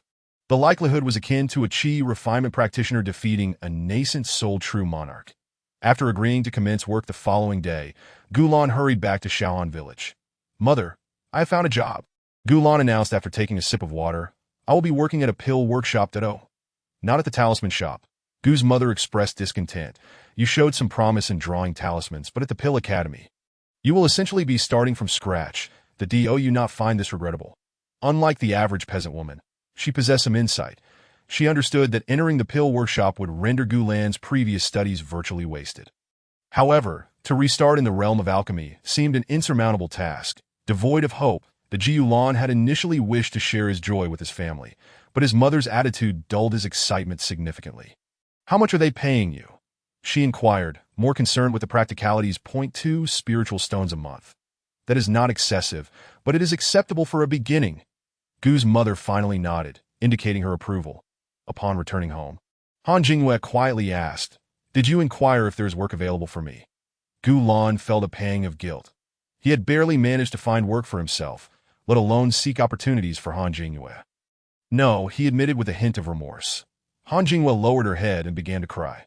Having spent the day doing household chores, she had faced her mother-in-law's incessant criticism, whether it was using too much firewood while cooking, resulting in overly thick rice, or being too harsh while preparing vegetables. Nothing she did seemed right. Even when washing clothes, her mood would be scrutinized. Heavens! Am I to wear a cheerful countenance after being scolded? Now, she truly comprehended why her mother had once deemed Jiang Heng a suitable marriage prospect, that in his household, devoid of elders, life would be free from such scrutiny. Her mother's words suddenly resonated with truth, prompting Han Jingyue to silently lament. "Jingyue, do not fret. I will continue to inquire at the market and will find you suitable work. Moreover, since I am at the pill workshop, there may be opportunities here. I shall keep an eye out for you."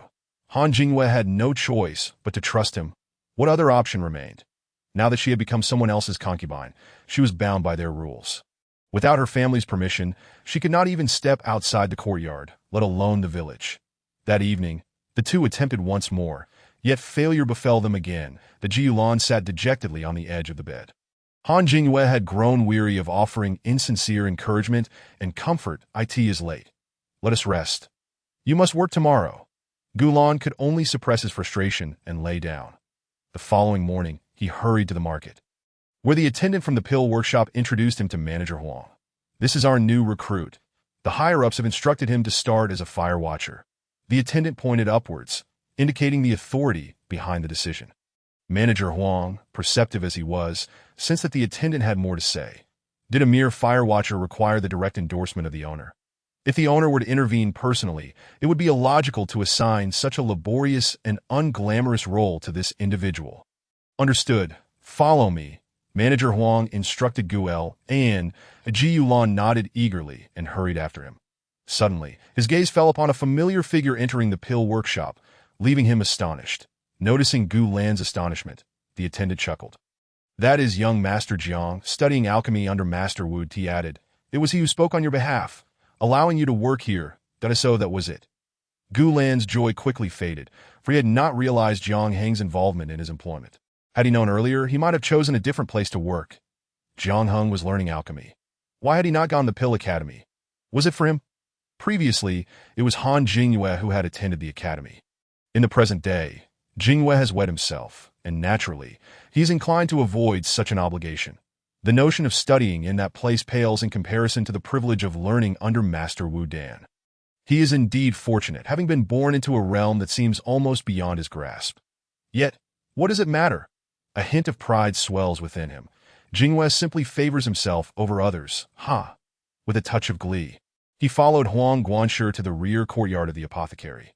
Here, several large earthen stoves stood, and the great cauldrons above bubbled with steam, while the flames below blazed fiercely, generating a heat that was palpable even from several paces away. Each stove was engaged in either steaming or boiling various medicinal pastes, with the particulars and precautions inscribed on nearby signs. You can read, right? Huang Guanshi inquired, glancing back. Yes, Gulan nodded affirmatively. Excellent for the next few days. You shall assist Xiao Tang, and once you become acquainted with the tasks, you will be expected to manage independently. Remember, you must adhere strictly to the protocols. If you ruin this batch of medicine due to improper timing, you will owe for 5 years of labor, Huang Guanshi admonished sternly. Yes, I shall be cautious, Gulan replied earnestly. Xiao Tang, appearing to be 2 or 3 years Gulan senior, was clad in a pair of shorts and bore a sun-kissed bronze complexion. He scrutinized Gulan from head to toe and scoffed. What possessed you to take on this role as a firekeeper? Truly, it seems you must have nowhere else to turn to. Ji Yulan quickly clasped his hands in greeting. I have the honor of meeting you, Xiao Tang.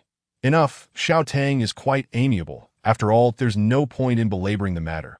After a few days, you will understand, he replied, laying out the necessary precautions before assigning Gulan to monitor a stove that was simmering the rouge paste. This paste, intended for women's beauty, was applied to the face to guard against the ravages of wind and sun. Naturally, accomplished female cultivators would have no need for such concoctions, yet the world is still populated largely by ordinary women. Gulan was aware that even his mother had a box of this rouge paste.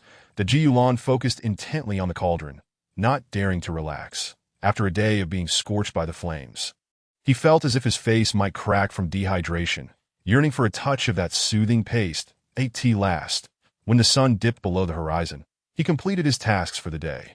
Exiting the apothecary, he fortuitously encountered Jiang Heng, who emerged from the opposite direction. The Ji Yulan hesitated briefly before calling out to Jiang Heng. Jiang Heng, why do you assist me? Jiang Heng halted, a faint smile gracing his lips. There is no particular reason. Do you not require such a position? However, Gulan felt this situation was somewhat implausible. But enough with the buts. Just do your job well and avoid giving others reason to speak ill of me. Jiang Heng interjected, striding away, leaving Gulan engulfed in uncertainty. His suspicion was not unwarranted. Jiang Heng's actions were decidedly uncharacteristic, compelling him to be wary. Even Robert failed to comprehend his master's motivations. Master, are you truly unperturbed? Robert asked cautiously, gauging Jiang Heng's demeanor. What is there to be agitated about? Jiang Heng replied nonchalantly. Tending the flames hardly qualifies as a noble profession. One cannot afford a moment's distraction, should something be ruined. The cost of compensation is no small matter, and the wages are meager. Suddenly, a mischievous grin spread across Jiang Heng's face. If I have no task to occupy my time, how would I recoup my debts? If he remains perpetually broke, I shall never see my payment. But now that he has work and a salary, I assent at time he repaid me. Jiang Heng regarded Robert with a smile. What could be more disheartening than seeing money, yet being unable to claim it?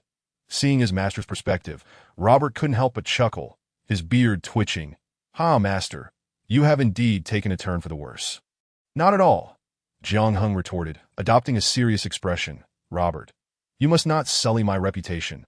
I am, after all, a good person, that I was merely concerned for a former classmate who was struggling to find work. Such camaraderie among classmates is indeed heartwarming, especially given that he feels somewhat indebted to me. Jiang Heng prompted. Robert laughed heartily. Indeed, master, your generosity is commendable.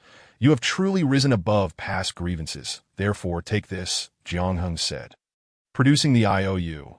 When the apothecary distributes wages, I'll assist in reclaiming a portion. That IT needn't be much, merely 1 spirit stone a month. We must leave some living expenses for others. Jiang Heng chuckled. Robert carefully tucked the note away. Rest assured, master. I know how to proceed, he nodded, acknowledging his master's foresight. With this IOU in hand, Gulan could not possibly default on his debt. 400 spirit stones, if you repay at a rate of 12 stones a year. It will take you a lifetime. Jiang Heng mused to himself, considering the convenience of this arrangement. Today, he had more pressing matters to attend to.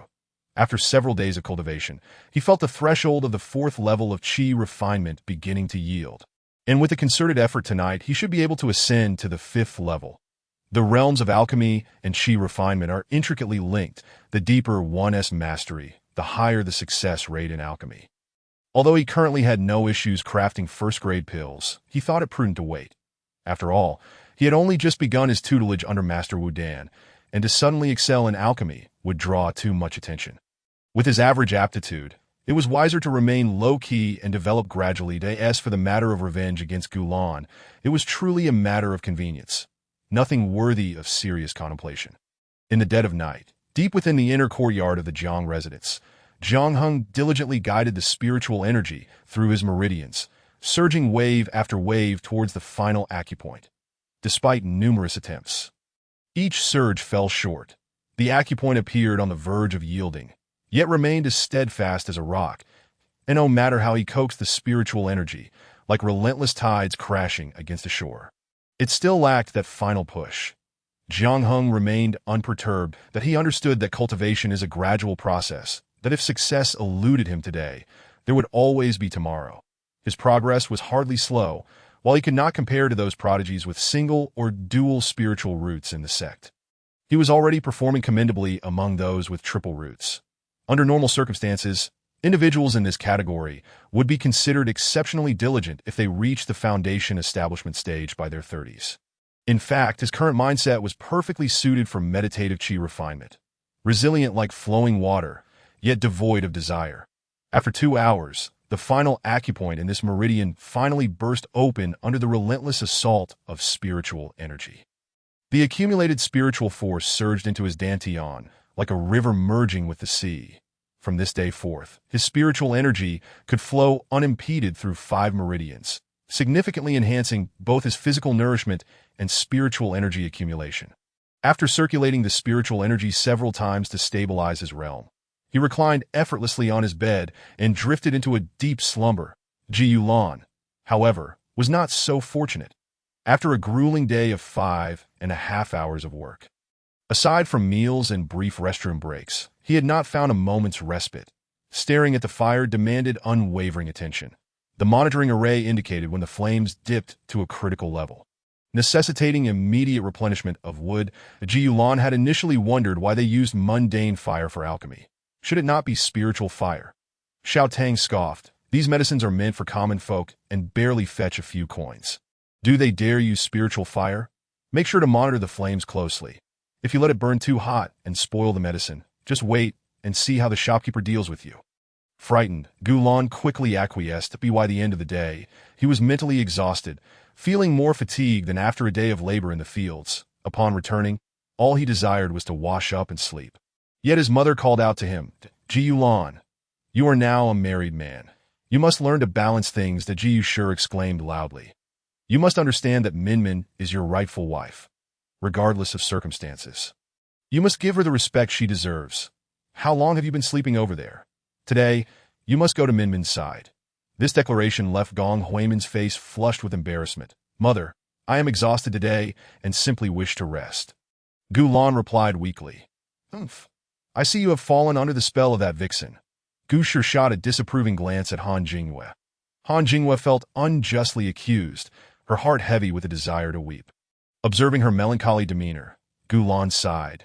Very well, mother. I shall heed your wishes. Ji Yushur's irritation evaporated, replaced by a smile. Now that's more like it. My son, enjoy your meal. She promptly served him a generous portion of meat. Thank you, mother. Though he spent that night in Gong Huimin's quarters, given his current state, he could achieve nothing more than a peaceful slumber. Gong Huimin had initially contemplated how to evade the situation. But Gulan entered the room and immediately lay down, motionless. Relieved yet secretly disappointed, she thought to herself, no matter the circumstances, I am now married to him. Despite my reluctance, the die is cast, and I must follow him. Though her heart struggled to reconcile, she wondered, do you truly despise me so? As these thoughts swirled in her mind, Gong Huimin felt an overwhelming sense of injustice. She hardly slept a wink that night. And upon awakening in the morning, her eyes were swollen and puffy, resembling 2 peaches. Upon seeing her appearance, Gu Shi immediately sensed something was amiss. When Gulan intended to impart some earnest counsel to his son, he hastily shoved a few mouthfuls of food into his mouth before making a swift exit. That I've had my fill. You all carry on. Chapter 24. It is just and reasonable to repay debts. You little rascal, Gu Shi muttered under her breath. Once Han Jinghua had cleared the table and departed, Gu Shi inquired of Gong Huimin, Minmin, is he treating you well? What could Gong Huimin say? She could only respond. He is fine. Gu Shi accepted this without suspicion and put the matter aside. However, in the days that followed, she remained attentive to ensuring her son divided his affections equally, not becoming overly attached to Han Jingyue, and allocating some time to Gong Huimin as well. Yet, as a month passed, there was still no sign of change from either daughter-in-law. After a month and a half, it was finally Gu Lan's payday. He awaited the moment with great anticipation in the accounts office, queuing behind his colleagues. During this time, his once fair complexion had darkened to a bronze hue, and he appeared a tad more mature. Guda Zhuang for spirits, sign here. Su Cheng for spirits, sign here. Tang Gu, 2 spirits and 60 spirit pearls. Manager Huang called for Xiao Tang, who stood before Gulan. Next came Gulan himself, wiping the sweat from his palms. He smiled at Manager Huang. However, Manager Huang furrowed his brow slightly and said, "Robert, would you step out for a moment? Is this the person?" Robert had deliberately waited for this moment. The A.S. Gulan noticed an elderly man with graying hair approaching. His heart sank that he recognized him as Jiang Heng's old steward. What business did he have here? Robert, observing Gulan's startled demeanor, smiled as he produced a piece of paper from his sleeve and placed it before Manager Huang, indicating that this young man owed their young master money, that I heard he was working here, so I thought it prudent to address this debt. Over 400 spirit stones? Manager Huang was taken aback. Looking at Gulan, "You certainly have a knack for accumulating such debts." He gestured for Gulan to approach. "Come, take a look. Is this your handwriting?" A mere glance was enough for Gulan to recognize it as the note he had written to Jiang Heng. "Yes, it is my writing. Since it is genuine, I have nothing further to say. You all can discuss how to resolve this matter amongst yourselves," Manager Huang said, leaning back with crossed arms, his demeanor cold and stern. Gulan stammered to Robert, "Rest assured, once I have the funds, I will certainly repay you. You see, it states here 10 years to settle the debt, and that time has not yet come." Robert scoffed. "Indeed, it says 10 years to repay. However, it does not state that you cannot repay early. Moreover, what makes you think that in 10 years you will have the means?" He continued, "I've calculated it. You earn 2 spirit stones a month, totaling only 24 a year. Even if you subsist on nothing for a decade, you will accumulate merely 240 spirit stones, barely enough to cover half of the debt, that if you fail to repay within 10 years, interest will accrue.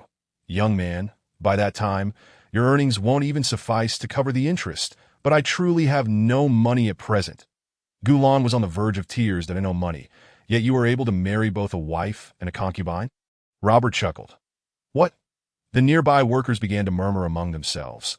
They were astonished to learn that this young man, who earned the lowest wages at the pharmacy, was living a life of abundance, while they, the older ones, remained single and struggling. Truly, how different their fates were. The gazes of those around Gulan shifted, filled with disdain, mockery, and a hint of jealousy. Initially, they had thought this young lad could endure hardship, and had even considered looking out for him. But now, it appeared that they were the ones who had been foolish. Yet, they wondered how he had come to owe such a substantial amount. Gulan was momentarily stunned by the sudden turn of events, unsure of how to respond. Robert addressed the crowd with a smile. "I am not entirely devoid of compassion. How about this? You earn 2 spirit stones a month. So I will only take 1, leaving you with the other for your sustenance. You can repay half each month. Would that be agreeable?" Manager Huang grinned. "Robert's proposal is indeed quite generous. I believe it is acceptable. What do you all think?" Manager Huang speaks truthfully.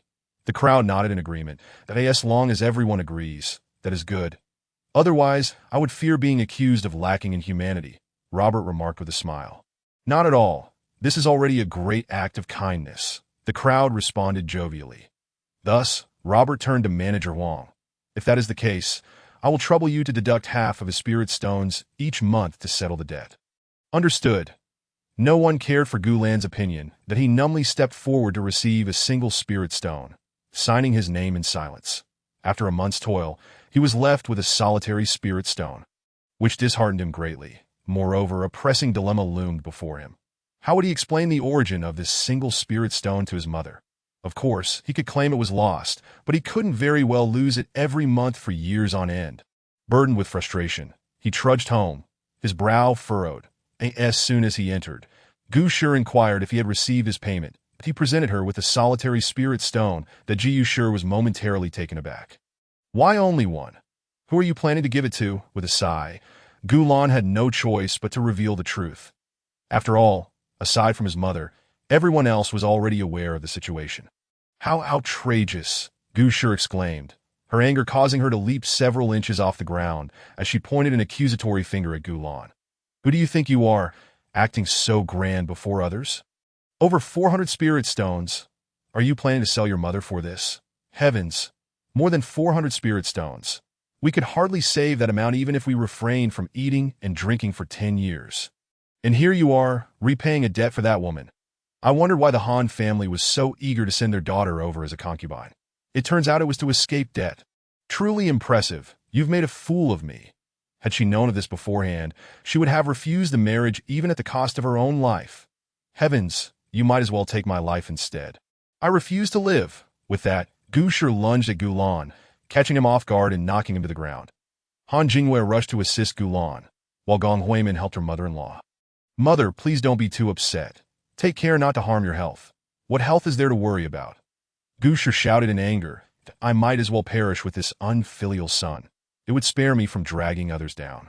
She had initially considered urging her son to divorce that ill-fated woman. However, upon reflection, even if he divorced her, the debt was still in his name, and there was no way to recover the money. If she divorced her now, it would merely set her free. Starting tomorrow, you will work in the fields. Until you earn enough spirit stones to repay this debt, you can forget about having a good life. Gu Shi then unleashed another tirade against Han Jingwei, commanding, from tomorrow on, you will work in the fields with me. I see now that as long as you are involved, there is no good fortune to be had. You are a harbinger of misfortune. Chapter 25. The Aspirations of Master Wu Dan Mother. I understand my mistakes. From now on, I will work diligently to earn money and strive to repay the debt as soon as possible. Gulan pleaded tearfully, kneeling on the ground. And with what will you repay? Gu Shi wiped her tears in frustration. You have signed a 5-year contract with the pharmacy, and at most, you will earn 3 spirit stones a month. In total, you want to even earn 150 spirit stones, which is merely half of the debt. Do you truly believe that in the remaining 5 years, you can repay 300 spirit stones? Furthermore, during these 5 years, you will have no opportunity to learn any other useful skills. When the time comes for you to leave, what kind of work will you find? Previously, Gu Shi had believed her son would be fortunate to find any work, considering his young age and lack of expertise. However, it now seemed like a trap. After a lengthy dispute, they finally went without dinner. Han Jingwei wept silently. It is all my fault. I have brought you trouble. It is nothing. This is all my own doing, Gulan said with a smile, wiping away her tears. The following day, he set off for the pharmacy on an empty stomach. Upon entering, he was handed a broom and instructed to clean the entrance. This task had not been his responsibility before. Gulan made no objections, simply accepting it and beginning to sweep. Suddenly, someone passed by, and he looked up to see it was Jiang Heng. You may go ahead. Gulan gestured for him to pass. Thank you, Jiang Heng nodded and walked past him. Such encounters have become commonplace for Gulan over the past month. Observing the well-dressed Jiang Heng, he couldn't help but reflect on his own worn clothing. The days they spent together in school, feeling like a distant dream, as Jiang Heng walked, he contemplated the matter of alchemy for the day.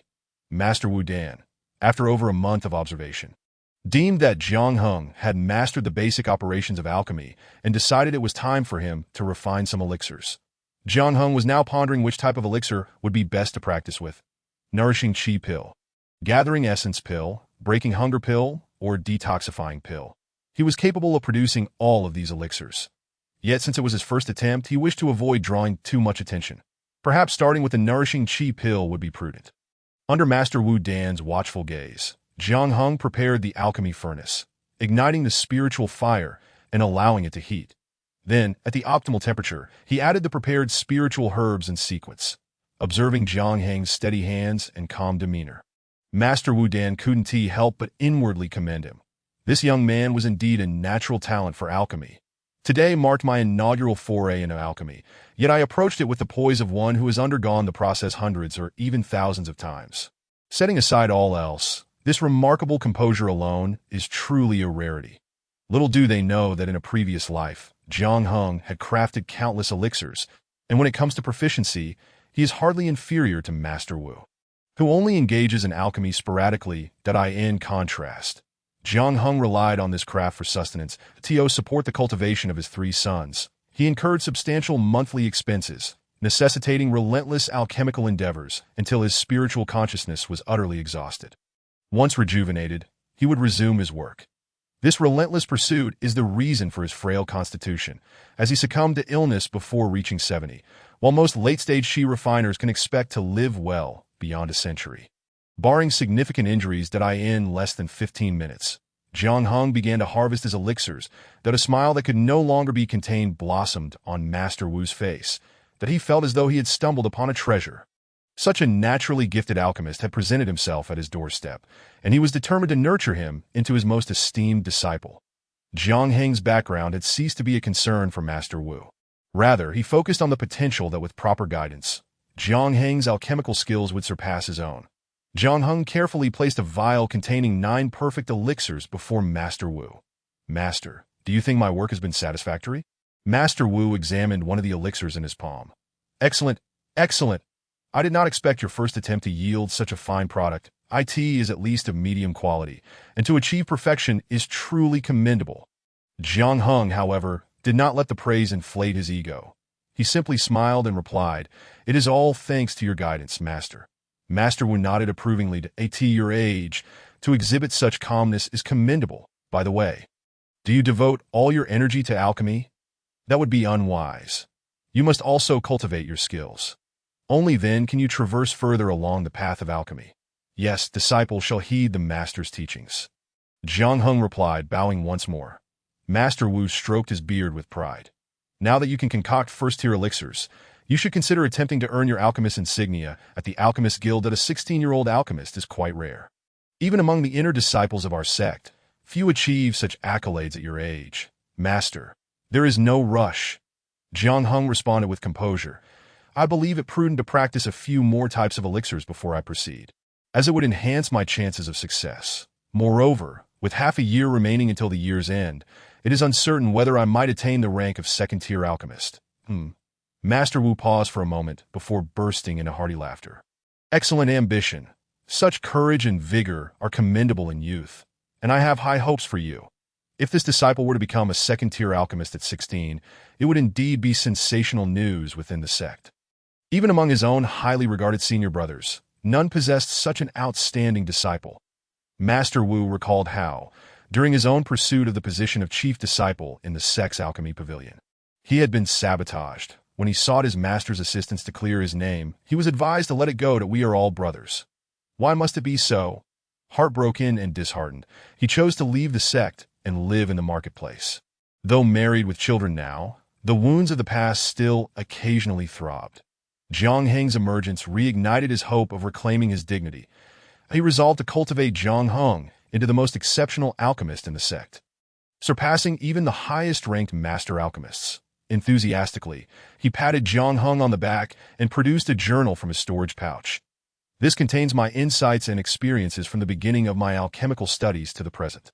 You may find it enlightening when you have the time to peruse it." Jiang Hung recognized that for Master Wu, this book represented a lifetime of effort. The willingness to bestow it upon him signified a heartfelt acceptance of him as a disciple. Jiang Hung solemnly accepted the book and, with deep reverence, bowed before Master Wu. Disciple pays respects to Master. "Ah, splendid." Master Wu wiped a tear from the corner of his eye, nodding repeatedly. Chapter 26. The Greeting Gift. With this, their relationship as master and disciple was officially established. In the great hierarchy of heaven and earth, the bond between teacher and student would render Master Wu the most trusted and cherished figure in Jiang Heng's life. "Master, I shall devote myself to diligent study and not disappoint your expectations," Jiang Hung pledged earnestly. Master Wu chuckled. "Excellent. Knowing you will strive diligently reassures me. By the way, what level of Qi refinement have you reached?" As foundational practitioners, they could generally ascertain the approximate levels of those one tier below them, such as early, mid, or late stages. Jiang Hung smiled. "I am currently at the 6th level of Qi refinement." Following his breakthrough to the 5th level, he had taken 20 days to ascend to the 6th level. Now he was merely 2 acupoints away from the 7th level. However, this transition from mid to late-stage Qi refinement was a critical juncture. far more challenging than merely overcoming minor bottlenecks that he estimated that he would require approximately another month to break through.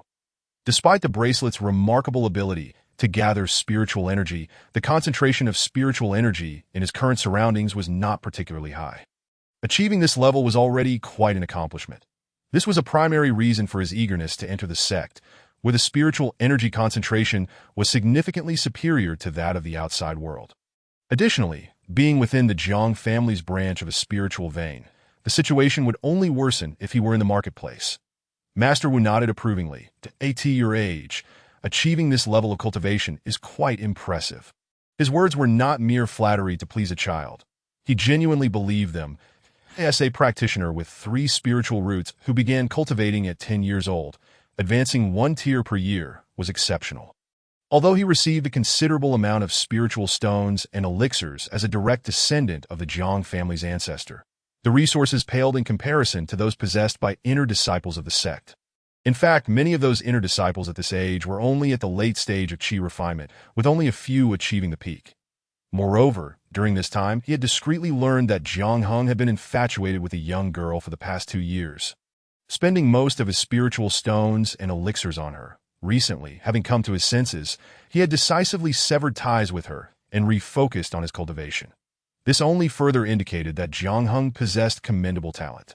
With appropriate guidance, he would undoubtedly rival the inner disciples. Indeed, a wayward son returning is worth more than gold. It seems he has learned from his past mistakes and will likely avoid many detours in the future. Master Wu mused before beginning today's lesson, introducing Jiang Heng to the method of crafting the spring moistening elixir. After covering all the key points, he proceeded to demonstrate the process for Jiang Heng. While at it, he handed over the elixirs he had crafted to Jiang Heng. Jiang Heng was momentarily taken aback. "Master, I cannot accept this. You should keep it for sale in the alchemy shop." To exchange a first-tier elixir for money would tarnish my reputation," Master Wu retorted, his beard shaking in exasperation. He was one of the only 3 fourth-tier alchemists in the marketplace that if he were to make an offering, it should be a challenging elixir. Otherwise, it would merely lower his standing. Selling such a first-tier elixir would yield little profit and invite ridicule from peers, who would mock him for being so desperate for money as to leave others without a chance. Hence, it was better to gift it to his young disciple. The first-tier elixirs he crafted were naturally of high quality, with excellent efficacy and minimal side effects, something others could only dream of obtaining. This spring moistening elixir is quite effective for nurturing the meridians and dantian. I suggest you try it. Take one every half-month, and when you finish, I will concoct more for you." He smiled as he pressed the vial into Jiang Heng's hands. Jiang Heng felt deeply moved. "Thank you, Master. What is there to thank me for? It is hardly worth a few spiritual stones." Master Wu replied nonchalantly that a vial containing 9 spring moistening elixirs typically retail for about 120 spiritual stones, equating to around 10 spiritual stones per elixir. Master Wu genuinely found it beneath his notice. Given that his disciple could already concoct elixirs, it was time for Master Wu to select a suitable alchemical furnace as a gift. In light of this, Jiang Heng smiled and retrieved the advanced alchemical furnace bestowed upon him by Li Zhaohui. This was a gift from Li Shangren. "What do you think, Master?" Jiang Heng inquired cheerfully. Master Wu examined it and disdainfully remarked, "What do those practitioners of spellcraft know about alchemical furnaces? This one may appear decent and is suitable for third-tier alchemists, but it is merely a ploy to deceive the uninitiated. The embellishments serve no functional purpose, and in fact, they diminish the furnace's ability to concentrate fire. In short, it is nothing more than an aesthetically pleasing vase." Jiang Heng couldn't help but laugh. Master Wu's discerning eye was evident. Yet to Jiang Heng, this furnace already seemed of high quality, at the very least.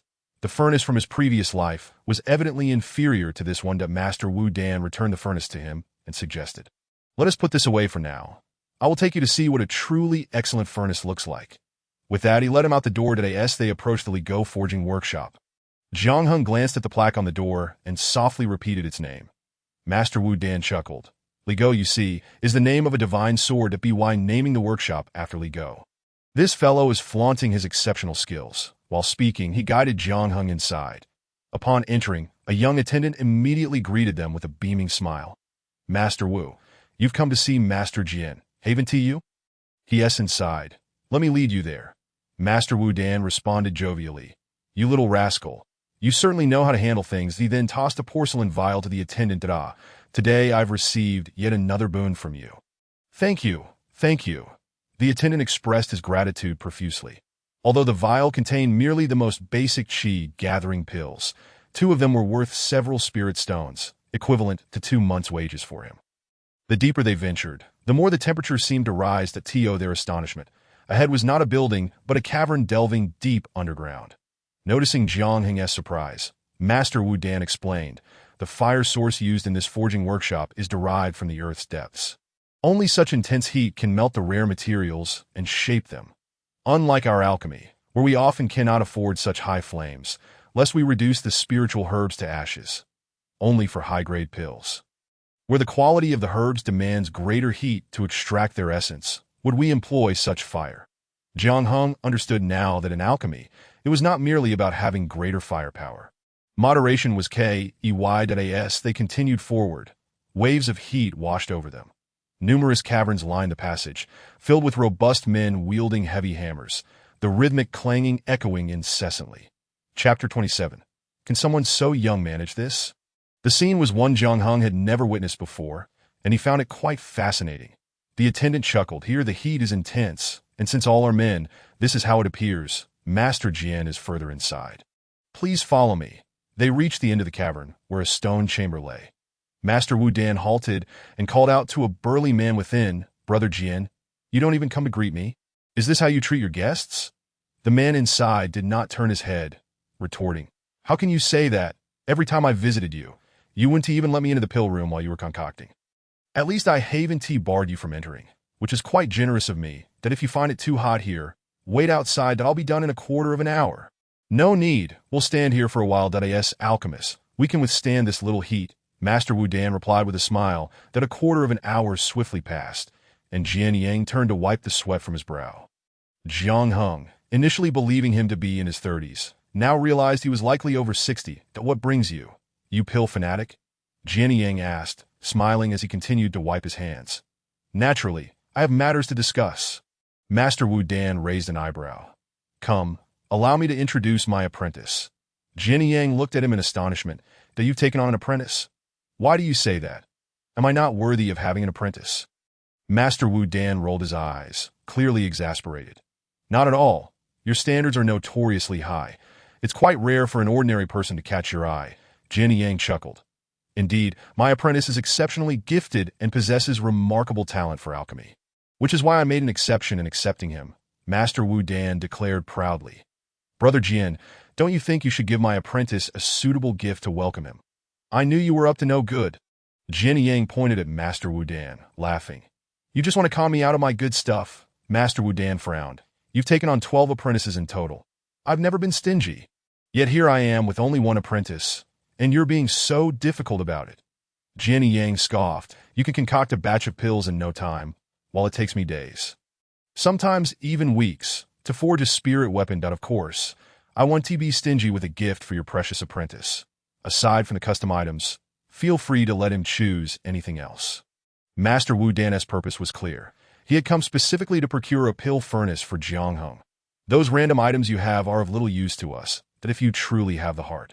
Craft a furnace tailored for my apprentice. Jian Yang regarded Jiang Heng thoughtfully. Very well. Do you have any special requirements? Naturally. That is for the master to decide. I know little of forging, Jiang Heng replied with a smile. Very well. Jian Yang nodded. What are your spiritual roots? Water, fire, and earth. Jiang Heng stated, that I see. Jian Yang noted this mentally. Excellent, Master Wu Dan, seeing him agree, felt satisfied. All right, we shall return in a few days to collect the furnace. Jian Yang pondered for a moment. I'll need time to devise the design and source quality materials. Let us say half a month. Master Wu Dan tossed him a storage bag. Here, make sure to find the best materials for my apprentice. Dante cut corners. Oh dear, you're trying to drive me mad. Jian Yang exclaimed, almost tossing the storage bag back at Master Wu Dan. However, upon inspection, he was pleasantly surprised to find several spiritual materials suitable for his needs. Fine, since it's for your apprentice. It's only fair that you contribute some materials. He tucked it into his belt. Come, I'll see you out. Since you're here, you must have a cup of tea. Keep your rough tea for yourself. Master Wu Dan chuckled in high spirits. Having given away my fair share of gifts in the past, it's nice to finally receive something in return on the way back. Master Wu Dan explained to Jiang Heng. This is my dear friend, Master Yi, a master forger capable of crafting fourth-tier spirit weapons, that he is considered a skilled artisan in this workshop. The furnaces he creates are far superior to those mass-produced outside. Anything recommended by my master must be of high quality. Jiang Heng, having once been a merchant in his past life, knew well how to speak eloquently to please his master.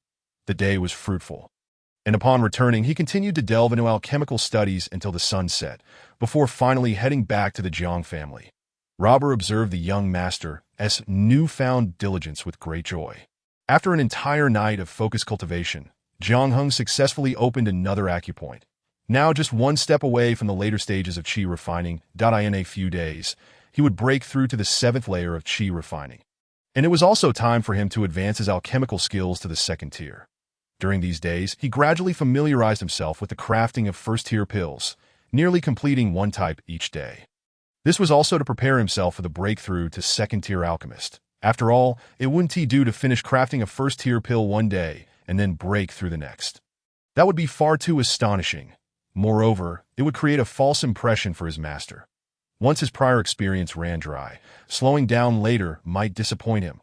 Thus, even after breaking through to the 7th layer of qi refining, Jiang Heng did not immediately attempt to create 2nd-tier pills, but rather waited a full 2 months before successfully crafting one, thus becoming a 2nd-tier alchemist. Master Wu Dan was overjoyed and immediately took Jiang Heng to the Alchemist Association to apply for his badge.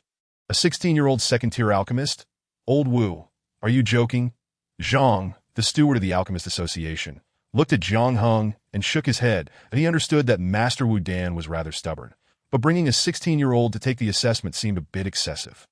To be recognized as a 2nd-tier alchemist, it's not enough to merely concoct a batch of 2nd-tier pills. One must demonstrate stability and be capable of crafting 5 types of 2nd-tier pills, with a success rate of no less than 80% and a quality of at least medium grade.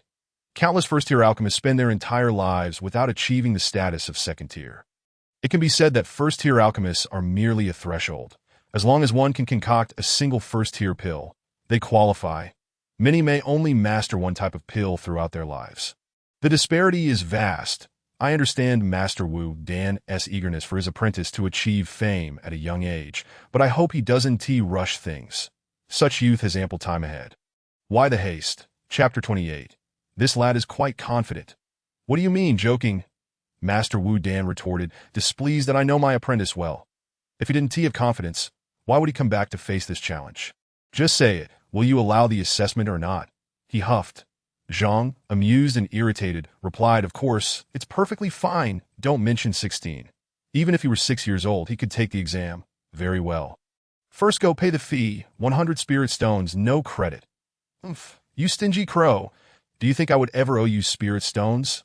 Master Wu Dan shot him a glare as he began retrieving spirit stones from his storage bag. Jiang Heng quickly interjected, Master, I can cover this fee. I have spirit stones of my own. Master Wu Dan glared at him. How many spirit stones do you have? Save them for your own spending money. Master Qian has set this challenge for you. Today, you shall open his eyes that do not merely peek through the cracks of the door, lest you diminish the worth of others. Ultimately, you cannot surpass him. And in the end, it was Master Wu who provided the snacks. The young lady in charge of registration at the association gazed at Jiang Heng in astonishment and requested, please fill out this form. All alchemists must be registered with the Alchemist Association before they can obtain their medallions, thereby gaining a plethora of subsequent advantages. Upon seeing Jiang Heng had written that he was 16, the girl was even more surprised. For someone of that age to qualify for a first-level alchemist medallion is already a significant achievement.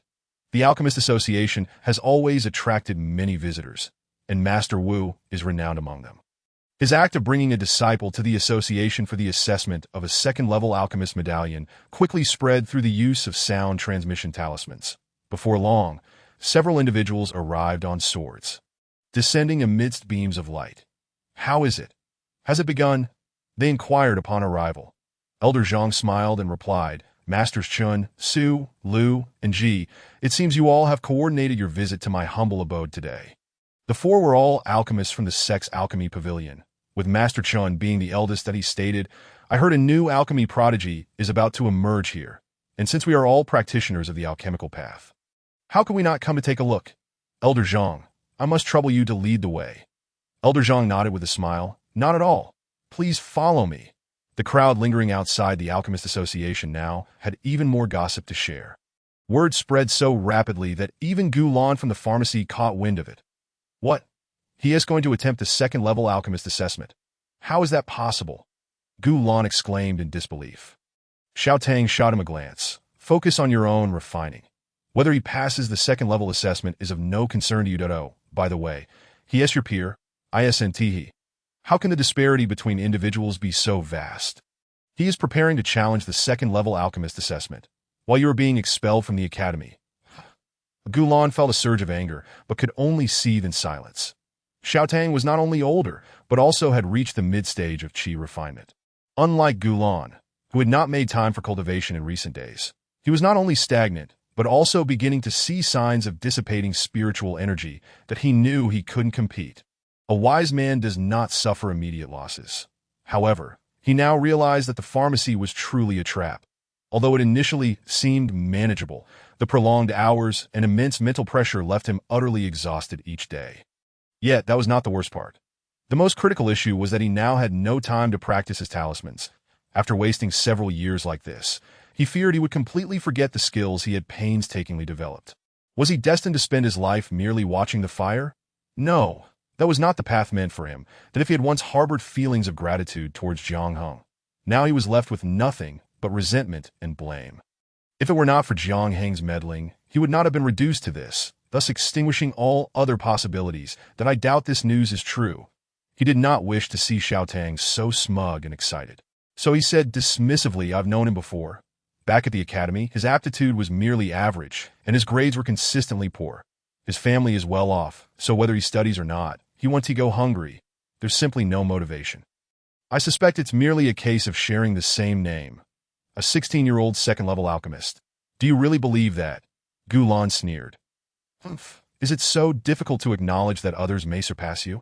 Xiao Tang retorted with a cold laugh. "Just because we are not geniuses does not mean others cannot be. Merit counts only after passing the assessment." Gulan replied gloomily. "Well then, let us wait and see." Jiang Heng followed the steward of the Alchemist Association inside. The entire Alchemist Association occupied a vast area, with storefronts belonging to the association lining the exterior, selling the finest wares in the entire market. To lease a shop here, one must not only possess exceptional skills, but also wield some influence. Even Master Wu, despite his impressive alchemical skills, had chosen to open his shop on another street to avoid the association's reach. Upon entering the assessment venue, Steward Zhang addressed Master Wu. "Shall we begin? From the moment the alchemical process commences, a recording stone will capture the entire procedure. Thus, all must rely solely on their own abilities. No one is permitted to approach the assessors, though we are all aware of this rule. There is no need for emphasis." Master Wu replied, "I am speaking for your disciple to hear. You old man always interject." Steward Zhang said with exasperation. Jiang Heng nodded. "I understand. State the 5 second-level elixirs you excel at, and you must complete the refinement of all within 6 days. Failure to do so will result in a failed assessment, requiring you to return next year." "Understood." Jiang Heng steadied himself, naming the 5 elixirs. Yellow Dragon Elixir, Blood Gout Rejuvenation Elixir, Everlasting Moro Elixir, Orange Spirit Transformation Elixir, and Purple Spirit Elixir. Steward Zhang couldn't help but frown. These elixirs were among the superior second-level ones, that if Jiang Heng could refine them, it indicated that his alchemical skills were nearing the 3rd level, in his view, this seemed rather ostentatious, that if one wishes to become a second-level alchemist securely, would it not be wiser to choose slightly simpler elixirs to ensure a higher success rate? However, he was somewhat averse to Master Wu's flamboyant nature. Besides, as an experienced alchemist, he certainly understood this principle. "But since you are here for the assessment, you must know the rules. The spiritual herbs for these elixirs must be prepared by yourself, and we will also conduct further inspections. Do you understand?" Steward Zhang explained. Jiang Heng nodded and then handed over a storage pouch. This had been unsealed in advance, allowing anyone to inspect its contents to T.O.'s steward Zhang's surprise. He found that Jiang Heng had only prepared 2 sets of every herb. This indicated that he believed his success rate to be at least 2 to 1. To refine 2 batches and succeed in 1. Your confidence is indeed remarkable. Chapter 29. Talent so exceptional it moves the alchemy pavilion. All right. You may begin. Steward Zhang returned the storage pouch to him and stepped back from the refining area to rejoin Master Wu and the others. While they could see Jiang Heng refining elixirs, they stood several yards away, and speaking quietly would not disturb the process. Moreover, a soundproofing formation was in place to eliminate external distractions. The group of alchemists watched as Jiang Heng ignited the fire and began his work. Old Wu, I must say, your disciple's techniques are quite proficient, Steward Zhang remarked, nodding in approval as he observed Jiang Heng's movements. Master Wu could not tolerate praise for his disciple. Upon hearing this, his eyes crinkled in delight. However, Chun Su Liu and Ji were not as optimistic as Master Wu. The posture looks good, but it doesn't quite resemble your technique, Master Wu, Master Su said with a grin. Master Wu shot him a glare. You re an experienced master yourself. Have you not heard the saying, those who learn from me live, while those who imitate me perish, as long as his alchemical principles are similar to mine? Does the exact posture really matter? Just because you stand while urinating, do your female disciples also stand while doing so? Master Wu launched a scathing attack. Master Su's face flushed with embarrassment, and he coldly huffed. You've made a name for yourself, yet speak so rudely. Where is your decorum? It's utterly disgraceful. Seeing him retreat, Master Wu felt a surge of joy and chuckled. I am a cultivator and an alchemist, not some scholar from the mundane world. What need have I for decorum? Will reciting poetry cause my opponent to perish? What a futile endeavor. Master Su unilaterally severed the conversation and moved a bit further away. Enough, quiet down and watch him refine the elixirs properly, Master Lu admonished, clearly displeased with their noise, that in truth, the 5 of them had once been disciples of the sect's alchemy pavilion, and after a century, they were the last remaining. Others had either shifted their focus to pursuing the supreme path or sought ways to attain higher realms. Some had already left the sect to seek opportunities in the outside world. The world is vast. Although the Xin Yuan sect covers an area of thousands of miles, it is but a fraction of this world. Jiang Heng had become adept at refining these elixirs. Within 15 minutes, the Yellow Dragon elixir, requiring 4 main herbs and 11 supplementary herbs, was completed. He did not need to step out. Simply placing the elixir vial on the small teleportation array beside him would suffice for it to be transmitted. Steward Zhang received the vial and examined the elixir carefully before passing it to the other 6 assessors of the Alchemist Association. Excellent. The Yellow Dragon elixir, refined with 9 successes of superior quality. Approved. All 7 simultaneously gave their approval. Master Wu nodded in satisfaction. The 4 alchemists, Chun Su Liu and Ji, could not help but nod in agreement that a 16-year-old capable of refining second-level elixirs is indeed extraordinary, and with such quality. It is no wonder Master Wu's pride swells to the heavens. Although they did not see eye to eye with Master Wu, their impression of Jiang Heng improved significantly. Such a promising talent seems a waste under the stubborn old man. If only he could be specially recruited into the alchemy pavilion, his future would be bright. As for his low cultivation, is that truly a problem? With the formidable strength of Dan Ge, even by merely accumulating medicinal pills, one could easily cultivate an alchemist of the golden core stage. As long as an individual is deemed worthy of cultivation, nothing is beyond the realm of possibility. The 4 exchanged subtle glances. Their unspoken thoughts laid bare. Should Jiang Heng succeed in advancing to a second-tier alchemist this time, they might have to resort to certain means to bring him into their sect. The onlookers outside merely chatted amongst themselves. Observing Jiang Heng's performance through the protective array, they witnessed him meticulously cleaning the alchemical furnace before embarking on the creation of a second type of pill. Did he not require a moment to meditate and recover? Master Lu remarked casually. In fact, a brief respite would be beneficial. His admiration for talent led him to hope Jiang Heng would not falter due to carelessness. Sometimes, a single failure could significantly impact one's morale, potentially leading to the emergence of inner demons that hinder progress for an extended period. Master Wu recognized the well-meaning advice, but was fully aware of Jiang Heng's capabilities. He chuckled. He can handle 2 consecutive batches without issue. The others, seeing his confidence, fell silent, their gazes fixed on Jiang Heng's every move. They had already discerned that Jiang Heng's alchemical process was remarkably steady, unlike other youths who might be tempted to flaunt advanced techniques for the sake of admiration. His methods appeared somewhat clumsy, yet were undoubtedly the most efficient and labor-saving. The second batch of pills was successfully produced. After verification by Steward Zhang and the others, it received a top-tier rating. A collective sigh of relief escaped the crowd. Master Su nodded at Master Wu. Indeed, your disciple is quite impressive. Of course. Master Wu's brow arched, his eyes nearly rolling to the heavens.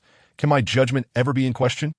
The crowd fell silent, for the truth was, Master Wu's previous feelings of exclusion within the sect stemmed not from any other reason, but from his blunt manner of speech and lack of emotional intelligence.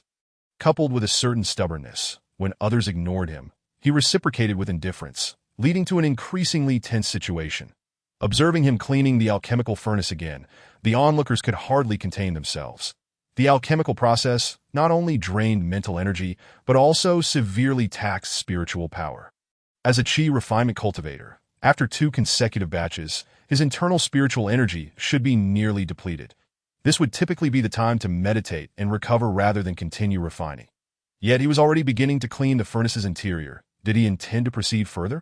Master Ji could no longer restrain himself and suggested to Steward Zhang, "Perhaps we should remind that young man he can take a break to adjust." Steward Zhang shook his head. Communication is prohibited during the verification period. It would violate the rules. Master Ji then turned to Master Wu.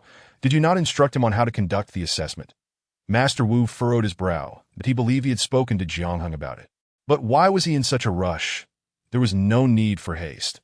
He could refine for several days. Ultimately, the crowd's anxiety was for naught. After cleaning the furnace, Jiang Heng sat down on the ground with a spirit stone to meditate and replenish his energy. Only then did the crowd breathe a sigh of relief, beginning to sip tea and nibble on snacks. "That I told you so," Master Wu exclaimed gleefully. "My disciple is wise beyond his years. He wouldn't undertake anything without confidence." "Ha ha, perhaps not." Master Chen scoffed. "Your disciple is not without flaws. His earlier actions hardly reflect such maturity." Master Wu's face flushed with anger. "What do you mean by that?" "Nothing at all," Master Chen replied nonchalantly, fanning himself with ease. Chapter 30. A rare encounter in a century. The matter of Master Wu taking on a disciple was something they could easily inquire about. The fact that Jiang Heng was a direct descendant of the Jiang family's ancestor was hardly a secret. Known to many, his rejection of entry into the inner sect due to a woman had also become one of the sect's latest jokes, serving as a cautionary tale for many families educating their children. As for the esteemed ancestor Jiang, while he commanded respect, he was not feared to a great extent. After all, although Ancestor Jiang was relatively young among Golden Core cultivators, he had suffered a severe injury in recent years, with even the sect's nascent Soul True monarchs declaring his condition beyond recovery. His vitality had been waning over the years, and it was evident he would not last much longer. Therefore, Jiang Heng's actions drew even more disdain. As a direct descendant of the Jiang family, his lack of ambition and indulgence in romantic pursuits was already enough to earn the scorn of others. The result was that the woman in question harbored no feelings for him, treating him with disdain and only ever taking without a trace of reciprocity. Were their own descendants to behave in such a manner, they would likely have swiftly dealt with them to spare themselves the embarrassment. Now, with news of a prodigal son returning to reform and seeking to learn alchemy under Master Wu, it remained uncertain whether this was merely a fleeting whim or if he would revert to his old ways within a few days. They were eager to witness the spectacle, to see how long he could maintain this newfound resolve. Yet, news soon spread that he was to be assessed as a second-tier alchemist. This is truly amusing. Could it be that the prodigal son's return has such great power? How fascinating. Consequently, several busy individuals cast aside their tasks and collectively rushed to the Alchemist Association to witness his examination. It appeared that the young man truly was repentant and had turned over a new leaf. Jiang Heng meditated for half an hour, feeling his spiritual energy restored, and resumed his alchemical work. This time, he succeeded in a single attempt once more, producing a top-tier pill. The alchemists present, all of whom were at least third or fourth tier, regarded Jiang Heng as if he were a treasure. In their own youth, they had been cherished by their respective masters, yet none had achieved such prowess at such a young age. To become a second-tier alchemist at the tender age of 20 was already a source of immense pride for any master. Witnessing their astonishment, Master Wu could hardly contain his delight. Jealous? Are we? Envious, perhaps? This is my precious disciple, so relish your envy. The original time allotted for the assessment was 6 days, but given the current circumstances, it seemed he could complete it in just 3 hours. Jiang Heng felt no particular sense of uniqueness. After all, he had refined these pills countless times before, and the efficacy of his spatial ring in gathering spiritual energy allowed him to recover remarkably quickly. Thus, passing the assessment was a natural outcome, hardly warranting astonishment. After completing the 5th batch of pills, he cleaned the furnace and greeted the outside. Steward Zhang, beaming with a smile, dismantled the protective array. Congratulations! You are the fastest to pass the verification as a second-tier alchemist that I've ever witnessed. And the youngest as well. Thank you, steward. Jiang Heng quickly bowed in gratitude to go on now. Your master has been waiting for quite some time. Upon exiting, Jiang Heng deeply bowed to Master Wu. Disciple has not shamed your name. I have passed the alchemist verification. Splendid, splendid. Master Wu was so elated he hardly knew what to say, merely patting Jiang Heng's shoulder in approval. Jiang Heng's success in passing the second-tier alchemist verification brought him more joy than his own breakthroughs. Master Chun, Lu, and the others, while maintaining their dignified demeanor, couldn't help but offer words of praise. Old Wu, your disciple's performance is indeed commendable, Master Lu mused, retrieving a high-grade magical artifact from his storage bag. It was a robe, not particularly valuable, but of the latest design that the youngsters would surely appreciate. Master Ji chuckled in surprise. When did you prepare this gift, you sly one? Why not consult us? Master Lu grinned. You all are quite wealthy. Just a casual gesture from you would surpass the average person's generosity that I guess they're in need for my reminder. This robe was originally intended for my nephew. But seeing your similar builds, it should fit well enough that as he spoke, he handed it over. Jiang Heng glanced at Master Wu, who nodded in approval. One must graciously accept the gifts of elders. Take it. With his master's consent, Jiang Heng accepted the robe from Master Lu, expressing his gratitude for the generous gift. The other 3, unwilling to be outdone, also presented their own gifts. Master Wu smiled. Today is your special day. Come, let's celebrate with a meal. While they were still inside, news had already reached those outside. Jiang Heng had passed the second-tier alchemist verification, becoming the youngest second-tier alchemist in a millennium. This news spread rapidly, soon reaching the entire marketplace. The apothecary, Xiaotang, looking at the stunned Gulan, sneered. What do you think? He succeeded. How is that possible? Gulan's mind was filled with disbelief. It was inconceivable that in just a few months. Xiaotang scoffed and walked past him, ignoring further conversation. The entire afternoon, Gulan felt disoriented, nearly burning the herbs on several occasions, much to Xiaotang's ire. Finally, when work concluded, Gulan bolted from the apothecary in haste. Upon exiting, he spotted Jiang Heng walking alongside Master Wu toward the Zhixian Tavern in the street. He stood there, lost in thought, watching as Jiang Heng, clad in a well-tailored, stylish robe, conversed animatedly with Master Wu, exuding an air of vigor and confidence. Jiang Heng sensed the gaze upon him and turned to look, but found nothing amiss. After Jiang Heng departed, Gulan stepped out from the shadows, not wishing to be seen by Jiang Heng. In the present day, I find myself akin to a rat scurrying in the sewers, standing before Jiang Heng, a stark contrast to his stature. Dejected, I made my way home, only to overhear my mother scolding Han Jingwei even before I crossed the threshold. I truly wished to avoid entering. Yet where else could I possibly go? After a moment's hesitation, I stepped inside. Upon seeing my glum expression, Gu Shi's mood soured even further. Who has borrowed money from you this time? Why the long face? You look just like that sharp-tongued darling of yours. Ji Yuan sighed. Mother, please do not speak ill of Jingwei. She is quite capable now. Capable, you say? How many tasks must one accomplish to earn over 400 spirit stones? If you had no intentions back then, you should not have taken from others. Now look where you are. You'll be paying off this debt for 40 years. Have you considered how many 40-year spans you have in your lifetime? All squandered on that woman. Well, such is our misfortune. But after being married for several months, you still sleep in her chamber every night, yet her belly shows no sign of life. Could it be she is barren? Heaven forbid. To marry a spendthrift is one thing, but to end up with a hen that cannot lay eggs? I might as well perish. Chapter 31. The frustration of Gulan Gu Shi unleashed a torrent of curses. Her words sharp as arrows, striking both Gu Lan and Han Jingyue, leaving them utterly defeated. Han Jingyue, now no longer the timid girl she once was, had gained both courage and eloquence, with tears streaming down her face. She protested, whether or not I bear children is not solely my decision. She dragged Gong Huimin into the fray. If I am unable to conceive, then what of Minmin? Oh, so you've grown wings and dare to argue with me. Gu Shi thundered. Enough of this bickering. Gu Lan was on the brink of collapse. The news of Jiang Heng becoming a second-tier alchemist had already cast a shadow over his spirits, and returning home only greeted him with chaos. He felt as if he could just as well embrace death. You rascal. Gu Shi seized his ear. I provide for your every need, and yet I must also arrange for your marriage. And here you are, daring to shout at your own mother? If you can't stand it, take them and leave this house. Out of sight, out of mind. I shall not bother you again. Gu Lan felt utterly deflated. What ability did he possess at this moment? With only one spirit stone a month, 3 people could barely afford a meal, let alone lodging. That it was not that his mother could not live without him. Rather, he could not live without her. Yes, it is all my fault. Gu Lan lamented, tearing at his hair and sinking to the ground in tears. Jiang Heng's accomplishments had once represented the path of his own dreams. Although he claimed to have poor spiritual roots, he nonetheless possessed some, enough to gather spiritual energy and draw talismans, that he believed that with his talent, he could become a second-tier talisman master before reaching 30.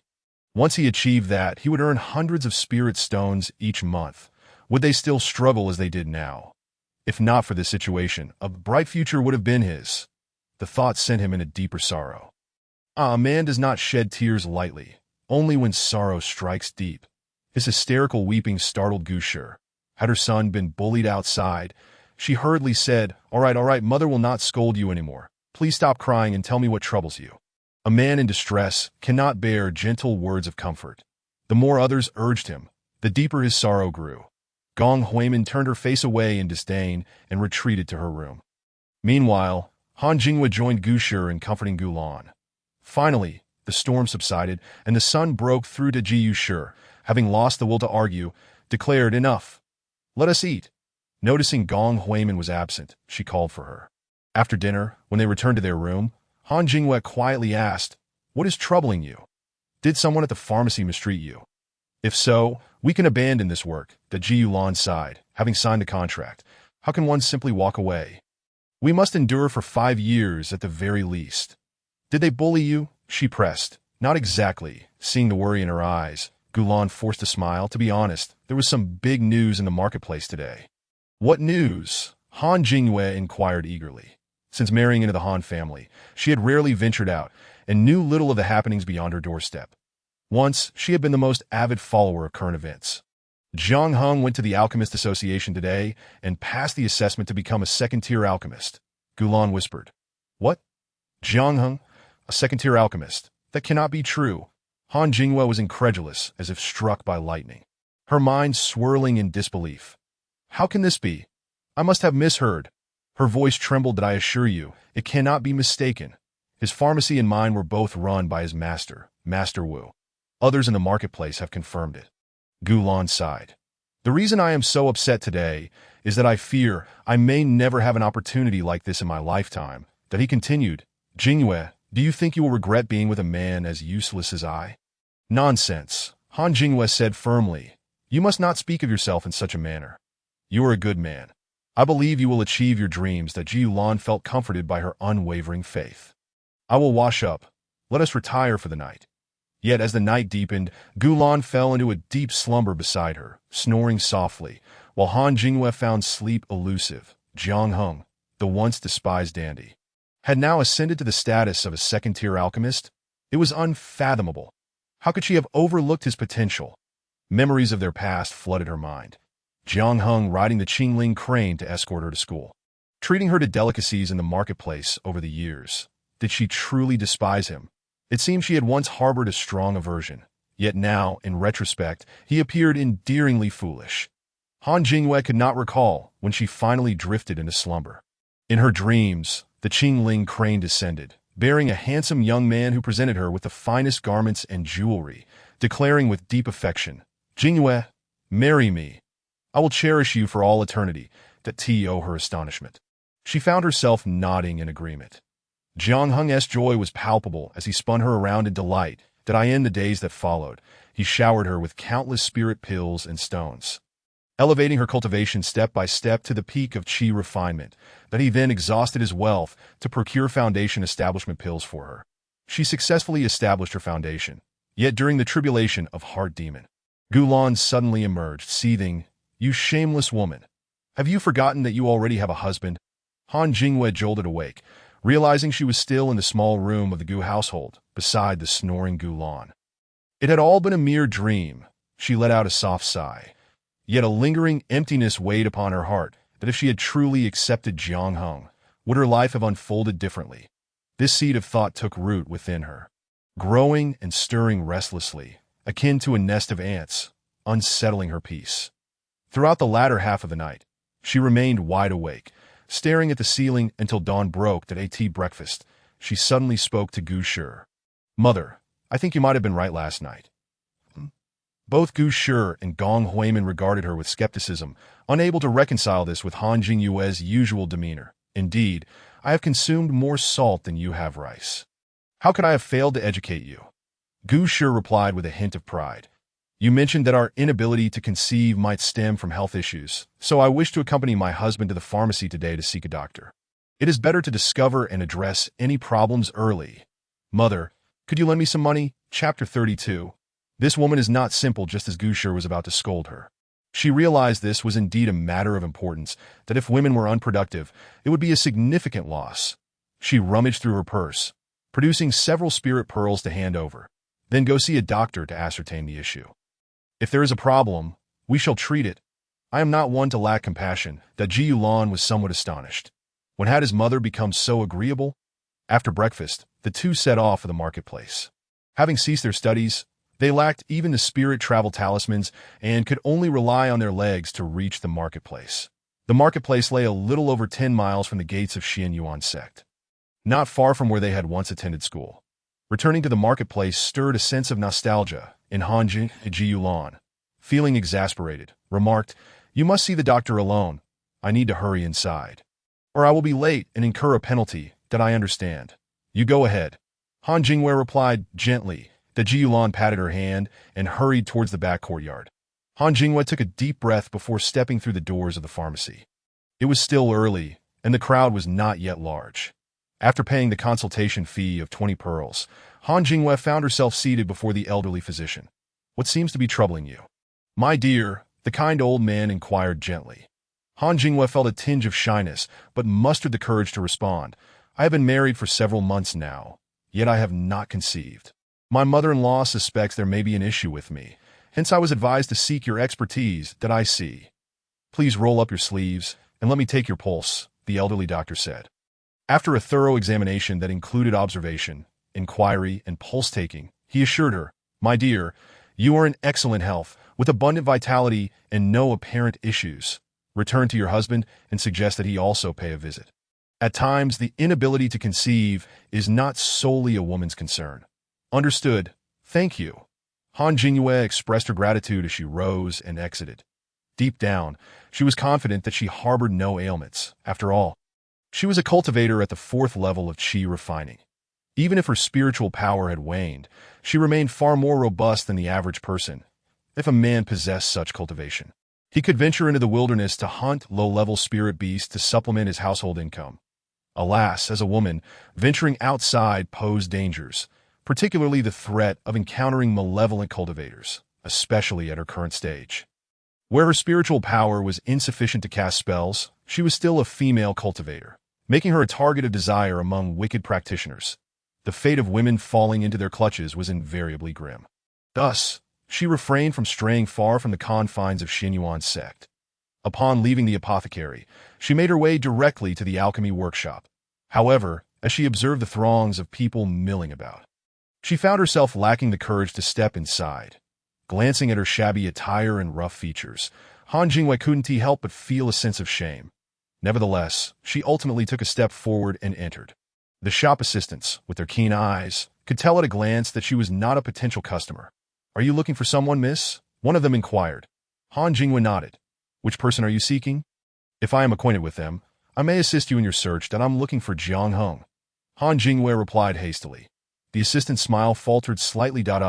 You're searching for young Master Jiang. Just yesterday, he successfully passed the second-level alchemist examination, causing quite a stir throughout the marketplace. Consequently, today, many are seeking him.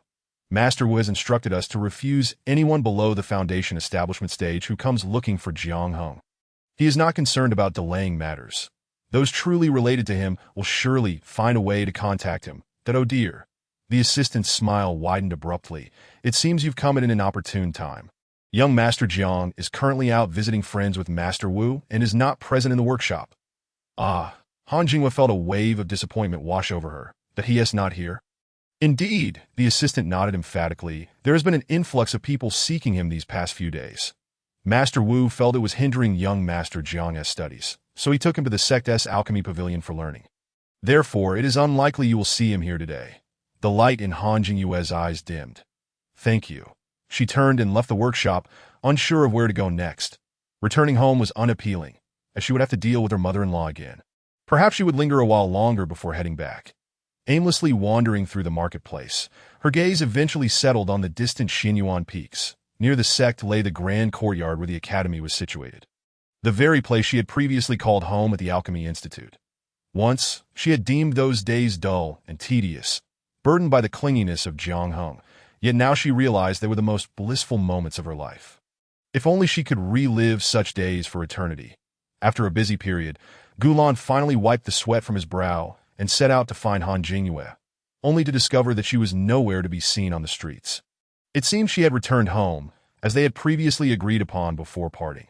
From dawn until dusk, Han Jingwei had meandered through the streets, uncertain of her purpose or intentions, simply reluctant to return so soon.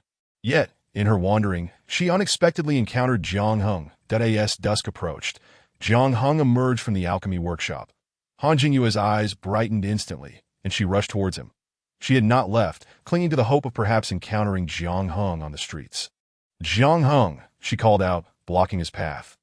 Jiang Heng furrowed his brow, wondering why she had come. He turned his body to take another route. "Jiang Heng, don't you have anything to say to me?" "Han Jingwei, what do you think?" Jiang Heng replied coldly. "What is there to discuss?" "Jiang Heng, I know I was too willful and naive in the past, that I now realize how kind you have been to me. What's the point of bringing this up now? The past is the past," Jiang Heng retorted with a dismissive glance. "Yes, it was my failure to cherish what we had. It's my own fault." Han Jingwei sighed deeply. "Unless you have something important to say, I'll be on my way," Jiang Heng stated, stepping around her. "Wait, don't go," Han Jingwei hurriedly exclaimed. "Jiang Heng, I don't ask for much else. But could you do me one more favor, please? I promise I won't bother you again." "You think I'm afraid of you?" Jiang Heng scoffed at. "Of course not. You will soon be a prominent alchemist. And we will merely be lowly ants in comparison. That I only hope, considering our past acquaintance, that you could assist me. Help Gulan. Jiulan." Jiang Heng laughed. "Why should I help him? Helping him means helping me." Han Jingwei insisted urgently that he is currently injured and unable to fend for himself, that he requires a second-level cleansing pill and a strengthening pill to recover. "You are now a second-level alchemist. This should be a trivial task for you. Please help us." Revealing such a secret to another was not something she would do lightly. She only resorted to it out of desperation. "Then why should I help you?" Jiang Heng crossed his arms. Looking down at her with disdain, Han Jingwei found herself at a loss for words. Indeed, why would he feel compelled to assist her? She possessed nothing now, having already married, and was devoid of any appealing qualities. Biting her lip, she quickly contemplated how she might persuade him. Suddenly, a passerby greeted Jiang Heng with a nod. "Greetings, Master Jiang." An idea sparked in Han Jingwei's mind. "Jiang Heng," before she could finish. Jiang Heng interjected, "Fine, I'll help you." Han Jingwei was taken aback. She hadn't even finished her request, and yet he had agreed. The unexpected victory left her momentarily stunned, causing her to forget what she had intended to say. "Double I?" she asked, gazing at him in bewilderment. Jiang Hung smiled faintly. Regardless, we were once classmates. That I'll assist you once more. That I will provide Gulan with one of each of the cleansing and strengthening pills. Such common injuries should heal with these. However, from this point forward, there will be no further connections between us. Our bond as classmates is hereby severed, he declared coldly. Han Jinghua felt a pang of bitterness in her heart. All right, I understand. Tell Gulan to come to the entrance of the alchemy workshop tomorrow around this time to collect the medicine. Very well, Han Jinghua replied eagerly. Then, with a flash, Jiang Hung gracefully departed. Fantastic! Gulan has hope now. Our lives are saved, she exclaimed as she hurried towards the apothecary to share the good news. However, upon turning around, she spotted Gulan glaring at her with a dark expression. Gulan! Han Jinghua joyfully rushed towards him, but before she could utter another word, she was met with a resounding slap across her face. The sharp sound echoed, leaving Han Jinghua momentarily stunned at Ji Yulan. You hit me, she exclaimed, her eyes wide with disbelief. That I did indeed. What of it? Gulan snapped fiercely. That I assumed you had returned home after disappearing for an entire day. Yet here you are, waiting for him. Aren't you? How fortunate you are to have finally encountered him. What did he say to you? He demanded, his tone dripping with scorn. Has he been pining for you, wishing to have you back as his wife? Don't forget your status. You are still a member of the Gu family, my wife. With that, he struck her again. Under normal circumstances, Han Jinghua's cultivation level surpassed his by 2 tiers, and Gulan would not have been able to harm her. Yet, in her current state of distress and shock, she forgot to evade his blows. The force of his slap knocked her to the ground, leaving her dazed. That Ji Yulan, still unsatisfied, lunged at her, striking her face repeatedly. At this time, the marketplace was bustling with shop assistants finishing their shifts, resulting in a considerable crowd gathering. As Gulan acted, many onlookers were drawn to the scene. However, upon realizing that a man was physically assaulting a woman, those who initially considered intervening quickly distanced themselves, intrigued by the spectacle. What is that woman trying to entice? Someone remarked. Hey, I actually saw something. A portly fellow chimed in. I just witnessed that man speaking to her. He seemed to be the new second-level alchemist from the Silver Furnace Alchemy Workshop, young Master Jiang. The crowd collectively rolled their eyes. Young Master Jiang is a second-level master, just 16 years old, with a bright future ahead. Why would he be interested in Essenf? I merely stated that I had seen her conversing with young Master Jiang. I never claimed that young Master Jiang had taken a fancy to her. It is entirely possible that her affections are unreciprocated. Indeed, even if young Master Jiang were blind, he would not cast his gaze upon such a woman. That I surmised that the suitors vying for young Master Jiang's attention these days could form a line reaching the Qi Mountain sect. As the crowd engaged in this gossip, Han Jinghua's desolate heart began to thaw slowly. You speak nonsense. There is no such thing. Gulan attempted to drag her up to strike her, but she deftly shook him off and delivered a fierce kick. Given that Gulan's cultivation was already inferior to hers, Han Jinghua's kick was so forceful that it sent him sprawling. You dare hit me? Han Jinghua was furious. What do you think I waited all day on the street for? Was it not to wait for Jiang Hung to emerge and plead for his mercy, to concoct 2 pills to cure your ailment? Yet you still lay a hand on me.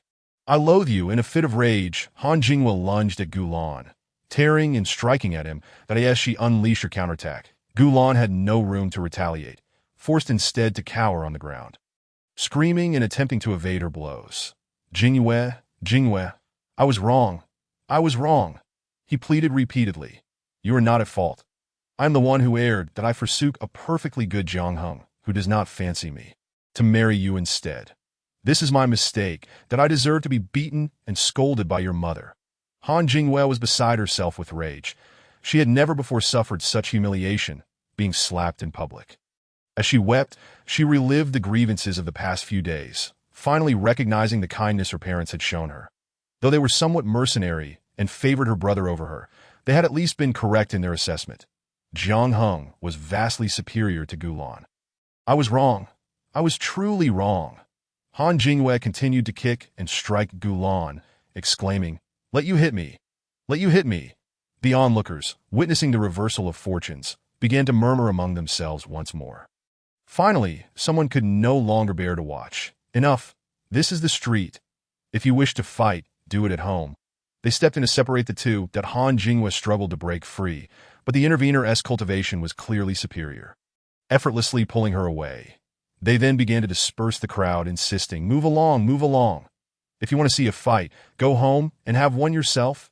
The spectators quickly scattered to Ji Yulan, and Han Jinghua sat by the roadside, both lost in thought. That as dusk fell, Gulan sighed, "Jinghua, let us return home." Han Jinghua, still covering her face and weeping, paid him no heed. "Did Jiang Hung promise you the pills?" A flicker of hope stirred within Gulan. If he were to ask Jiang Hung himself, it would be futile. However, perhaps Jinghua could have a chance. Han Jinghua, filled with loathing towards him, had initially no desire to converse. Yet upon reflection, she realized that if she did not return home, she would have nowhere to go. One must always return home. She sighed. Jiang Hung said to go to the pill shop at this time tomorrow to Ji Yulan. Hearing this, understood it as an affirmation from Jiang Hung.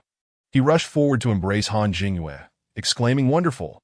You truly are my virtuous wife." How annoying. Chapter 34. A gift or a scheme. One cannot help but marvel at how easily a love-struck girl can be appeased. Just moments ago, they were on the verge of a physical altercation. Yet with a few kind words, they were back to sweet nothings. Han Jinghua still had a handful of spirit pearls left from her medical expenses, and the two purchased 4 large meat buns from a nearby stall, each savoring too comfortably to at that moment. No one dared to mention bringing anything back for their families. To do so would be a rather disheartening distraction. On their way home, Gulan inquired how Han Jinghua had achieved this. She too was puzzled. Without saying a word, Jiang Hung had readily agreed. The entire affair felt surreal, almost too good to be true. Could it be that he harbored feelings for her? Han Jinghua quickly shook her head, banishing the thought. Such musings would be disloyal to Gulan, that he mentioned that this would be the last time he assists us. After this, our camaraderie will be completely severed. She relayed Jiang Heng's exact words. That Ji Yulan mused that Jiang Hung must still harbor some feelings for his wife. Nevertheless, the fact that he would provide him with pills was already a considerable boon. Otherwise, how many years would it take for him to afford 2 second-tier pills? Though he felt a twinge of discomfort, necessity outweighed all else. That in summary, this matter had ultimately benefited him, so he resolved not to dwell on it. Upon returning home, they were once again met with scolding from the Gu family. "You were out all day. Did I give you permission to roam aimlessly?" Upon noticing their bruised and battered appearances, the elder demanded, "How did you come to be in such a state?" Within the protective boundaries of the Xianyuan sect, they were generally safe. Periodically, disciples from the sect would exterminate any beast that dared encroach upon their territory, thereby preventing threats to the inhabitants.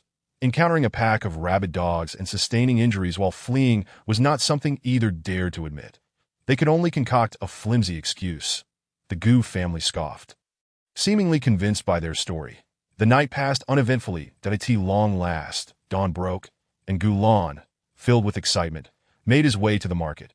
Anticipation made the hours drag on interminably, almost as if time itself had slowed to a crawl. When the end of his shift finally arrived, he dashed to the pill shop, relieved to find Jiang Hung appearing shortly thereafter. "That you've arrived. Come with me." Jiang Hung nodded. Once in the courtyard, Jiang Hung produced 2 small pill bottles, each labeled. The yellow pills were Peiyuan pills, while the white ones were Shisui pills. For you, the potency of these pills may be somewhat overwhelming. You might experience some discomfort upon consumption. This is normal, so do not fret. Take the Shisui pill first, followed by the Peiyuan pill, with a minimum interval of 3 days between each. You may manage this as you see. Ji Yulan trembled with excitement. So this was what second-tier pills looked like. So these pills were crafted for him. A deep voice interjected, and Gulan turned to see a white-haired elder approaching them. "Master," Jiang Hung greeted with a smile. "This is an old classmate from the Pill Academy. Rest assured, I am only exploiting my position this once. It shall not happen again." "Humph. A grain of kindness begets a grain of resentment. You should weigh your actions carefully." The elder replied coldly before striding into the house. "Yes, master, I understand." Jiang Hung nodded vigorously. Ji Yulan felt a wave of anxiety wash over him. "Jiang Hung, I have caused you trouble. Enough of that. No more words on the matter." "I cannot do this again," Jiang Hung replied, producing another vial of pills. "Han Jinghua mentioned that your mother is dissatisfied with her for not bearing children. This is a duobao pill, which aids in conception." Please give it to her. She also asked that I convey her request to not visit again. Understood. Gulan was uncertain of his feelings. Was it relief or regret, clutching the pills Jiang Heng had given him? He hurried home, that he finally grasped why Jiang Heng had insisted on entering the pill shop to receive the pills. Had he been given them outside, he might have been pursued and attacked by ill-intentioned individuals. After all, second-tier pills could fetch hundreds or even thousands of spirit stones, making them valuable enough to incite murder for their acquisition. Upon arriving home, he discovered that his clothes were completely soaked with sweat from anxiety. Han Jingyue, already impatient with anticipation, rushed to ask, "Did you manage to get them?" Gulan nodded, "I got them." Wonderful. Tears of joy streamed down Han Jingyue's face. After Gulan's departure, Master Wu emerged, his expression grave. "Is this the one who stole your beloved? Why then would you still craft pills for him?" "For revenge." Jiang Heng replied with a smile. This statement left the experienced Master Wu utterly astonished. To seek revenge on someone by gifting them pills worth over 1,000 spirit stones, and that person being a mere second-tier cultivator. How come I never encountered such delightful forms of retribution in my youth? Master Wu remarked with a chuckle. He was afflicted by an aphrodisiac, and his health has suffered.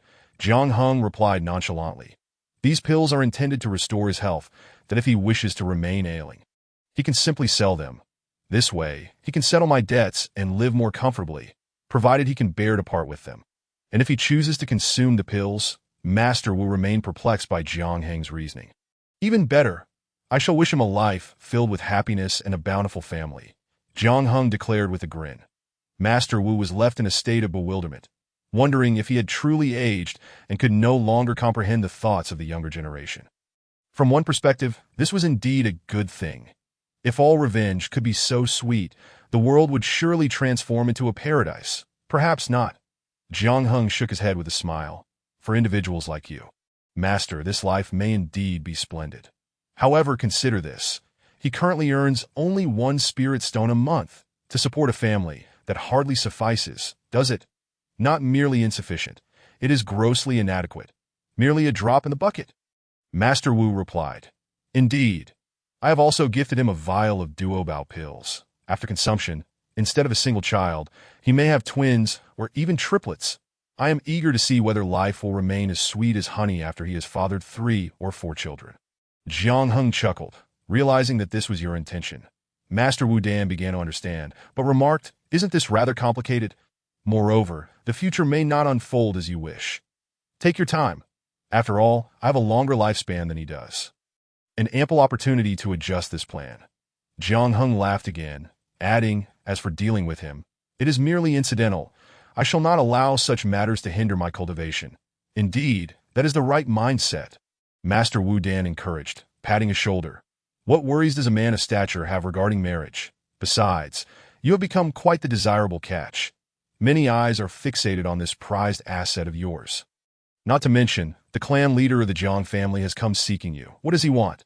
Jiang Heng inquired, furrowing his brow. Chapter 35. The clan leader of the Jiang family, What could he possibly want? Master Wu Dan replied, having witnessed similar occurrences countless times, that it is merely the case that when a clan member achieves success, others wish to befriend and curry favor. The Jiang family is considered one of the prominent families within the Xin Yuan sect. After all, there are only 11 Golden Core ancestors in total, and the Jiang family's ancestor hails from the Lianchuan Jiang clan. However, it is worth noting that Ancestor Jiang actually came from a collateral branch of the family. Yet, he displayed remarkable talent in cultivation from a young age, not only being accepted as an inner disciple by the sect, but also elevating his parents and relatives to the main lineage of the Jiang family. Centuries have passed, and the original main branch has long since dwindled, with its descendants fading into obscurity. In contrast, the siblings of Ancestor Jiang have thrived, and their lineage has now grown to encompass tens of thousands, coalescing into a new Jiang family in Lianchuan. Jiang Heng, being a descendant of the Jiang family's ancestor and the progeny of Ancestor Jiang's later years of foundation establishment, holds a much higher status than most members of the Jiang family. Furthermore, this branch possesses decent qualifications, and under the brilliant light of their ancestor, they all harbor ambitions for success. Generally, it is uncommon for individuals to marry and have children until they are of age and have nearly exhausted their potential. Thus, Jiang Heng's status surpasses that of the majority of the Jiang family members. This situation is quite awkward. Both sides find themselves in an uncomfortable position, leading to infrequent interactions, particularly as Jiang Heng seldom thinks of them. Of course, had it not been for Jiang Heng's rising fame, they would not have recalled him either. After all, his previous reputation was far from favorable, lacking ambition, infatuated with a woman of mediocre talent, and displaying all manner of disgrace. He had nearly tarnished the Jiang family's dignity. However, the current circumstances are markedly different.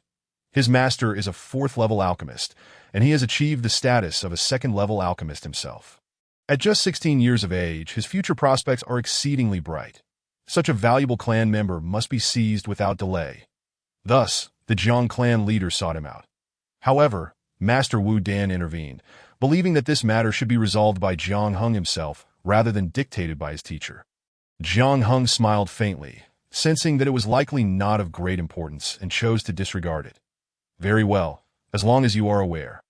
Ultimately, nothing holds greater significance than your cultivation and alchemical skills. Master Wu Dan reiterated earnestly. Yes, Master, I understand. Upon returning from the market, Jiang Heng entered to find Robert seated with an elderly man. Young Master, you have returned. Robert greeted. The clan leader has been here for a while. Jiang Heng nodded toward the Jiang clan leader, apologizing. I apologize for keeping you waiting.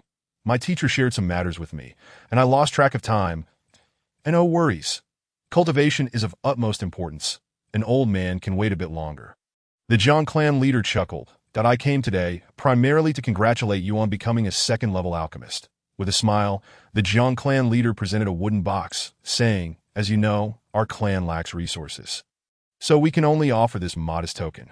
Please do not take offense. Jiang Heng was uncertain of the clan leader's true intentions. He primarily dedicated his evenings to cultivation and wished to avoid wasting time on trivial matters. If you have something to discuss, please be direct. It is getting late, and Lianchuan is a fair distance away. Do take care on your journey. Robert felt a bit awkward after hearing this. Young Master. Such remarks may easily offend.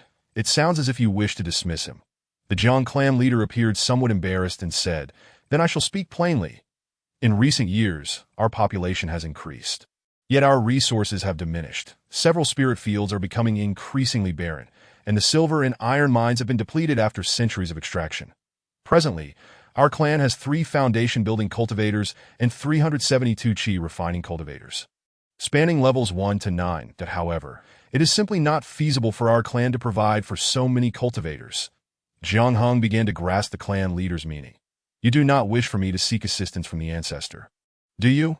No, no, no. The Jiang clan leader quickly waved his hands.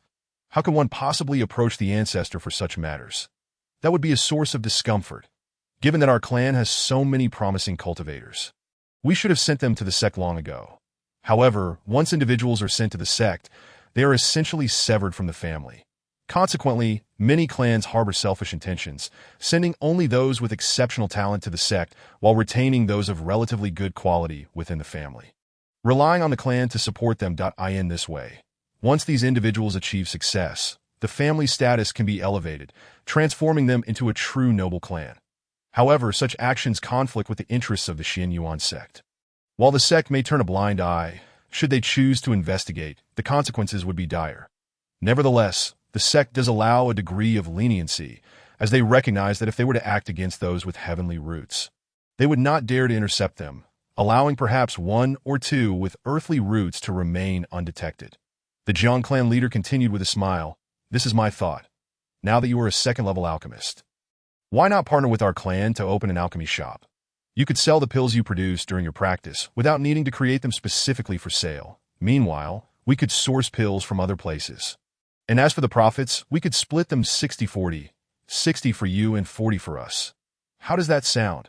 He raised 3 fingers, grinning at Jiang Heng, confident that he would not refuse. After all, he often has surplus pills, and their willingness to handle the sales would save him considerable time. 60% would yield 2,000 spirit stones a month, an impressive profit indeed. The clan leader looked at Jiang Heng with unwavering confidence, ready to present a contract for his signature as soon as he agreed. However, the outcome was disappointing. Jiang Heng shook his head almost immediately, rejecting the proposal outright. This arrangement will not work. Why? The Jiang clan leader grew anxious. You will need a vast quantity of spirit herbs for alchemy. Should we not be able to assist you in solving this issue? How could that involve outsiders? Jiang Heng chuckled. The pills I concoct will naturally be sold at my master's alchemy shop. He has stated that he will only take the cost, and nothing else will be claimed. My master treats me with such kindness. How could I refuse his generosity? Jiang Heng shook his head at him. The Jiang clan leader sighed. Yes, placing them in the alchemy shop is indeed correct, but you must also consider the future. The shop is not solely your master's. It belongs to others in the Wu family as well. Can you truly expect to sell your pills there for the entirety of your life? We must establish our own enterprise. If my alchemical skills progress beyond the second level, to the third, fourth, or even fifth, Jiang Heng chuckled, I believe the Wu family would not abandon me. Their golden goose. Chapter 36. Qi refining level 7. Thus, this matter was naturally and unequivocally dismissed. Jiang Heng's direct refusal of the Jiang clan leader stemmed from his lack of trust in their character. In his previous life, when Ancestor Jiang was alive, they treated him with indifference. Each followed their own path, with no regard for the other. However, after the ancestor's passing, their true colors were revealed as they conspired to claim the inheritance left to him. At that time, he was merely a mediocre Qi refining cultivator at level 6, and thus no match for the entire Jiang family. Fortunately, several disciples of the ancestor stood by his side, and while they looked down upon him, they still intervened to warn the Jiang family, safeguarding his inheritance. The treasures left to him by the Golden Core ancestor were intended for Qi refining cultivators, but even foundation-building cultivators would not disdain them. After all, even the smallest morsel is still sustenance. However, the actions of the Jiang family left Jiang Heng with a deep-seated resentment that he could understand such behavior from outsiders, but to witness it from his own kin was profoundly hurtful.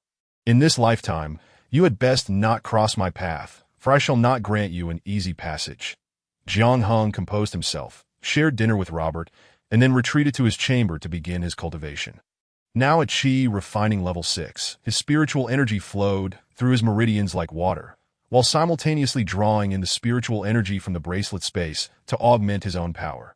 However, the growth of the spiritual herbs within the space was slower than anticipated due to his continuous absorption of spiritual energy. Nevertheless, he had still managed to harvest a batch for storage. Upon entering the alchemy shop, he had collected numerous superior spiritual herb seeds, particularly the rare varieties that he sought out Master Wu Dan for a complete set of seeds for foundation-building alchemy.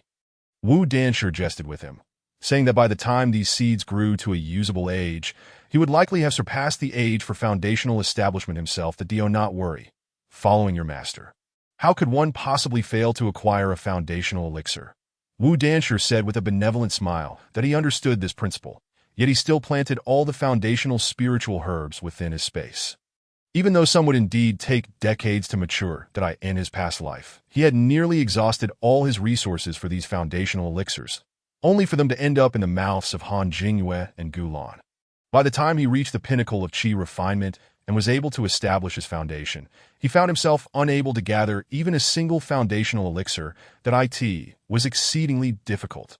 At that time, he had given all his money to Han Jingyue, leaving nothing for himself. When he sought a foundational elixir, she had coldly refused, dismissing his age as irrelevant and questioning the purpose of wasting such elixirs. Ultimately, he missed the optimal opportunity for foundational establishment. Now, having prepared all the spiritual herbs, he would no longer have to relive the humiliation of his past. This was the most profound impression left from his previous life, second only to the moment when Han Jingyue confessed to him before his illness. After gathering his thoughts, Jiang Heng devoted himself to channeling his spiritual energy, continuing to solidify his foundation. At this moment, within the Gu family, Gulan and Han Jingyue were hidden away in the bedroom, watching as Gulan carefully extracted an elixir bottle from his robe. A second-tier elixir. Han Jingyue's hands trembled. Could he truly bear to give this to us? When she had implored Jiang Heng, she had harbored great hopes, but now, holding it in her hands, it felt almost surreal. This was a second-tier elixir, worth several hundred spirit stones, and both the cleansing marrow pill and the nourishing essence pill were exquisite among second-tier elixirs. That he wouldn't be deceiving us, would he? Han Jingyue suddenly felt a twinge of disbelief. No, Gulan shook his head. Master Wu was present at that time, and he did not approve of Jiang Heng giving us this elixir. That should mean it's legitimate. Han Jinghua nodded, quickly handing the elixir to Gu Lan. You should take it now. Gu Lan swallowed it in one gulp and awaited the effects to take hold. In this moment, they had no thoughts of conserving the elixir to sell for household expenses. Jiang Heng had likely been away from his youth for too long, almost forgetting how men cannot face the embarrassment of their failures. Countless individuals would go to any lengths to regain their former glory. Indeed, Jiang Heng's warning was not unfounded. Once the elixir took effect, Gu Lan felt as if countless ants were gnawing at his muscles and bones. This was the elixir strengthening his muscles, bones, and meridians. The previous night's frenzy had left him severely depleted, damaging his bone marrow, which resulted in his impotence.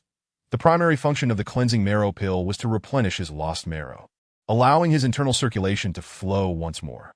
Only by restoring this could the subsequent nourishing essence pill be effective. Otherwise, it would be like building a skyscraper on sand. Futile. Having studied at the Alchemy Institute for 2 years, Han Jinghua possessed some rudimentary knowledge. Although Gu Lan was in agony, she comforted him, urging him to endure, as this was a normal response. After about a quarter of an hour, he finally regained his composure. Drenched in sweat, "It's over," Han Jinghua exclaimed, also perspiring heavily as she looked at Gu Lan.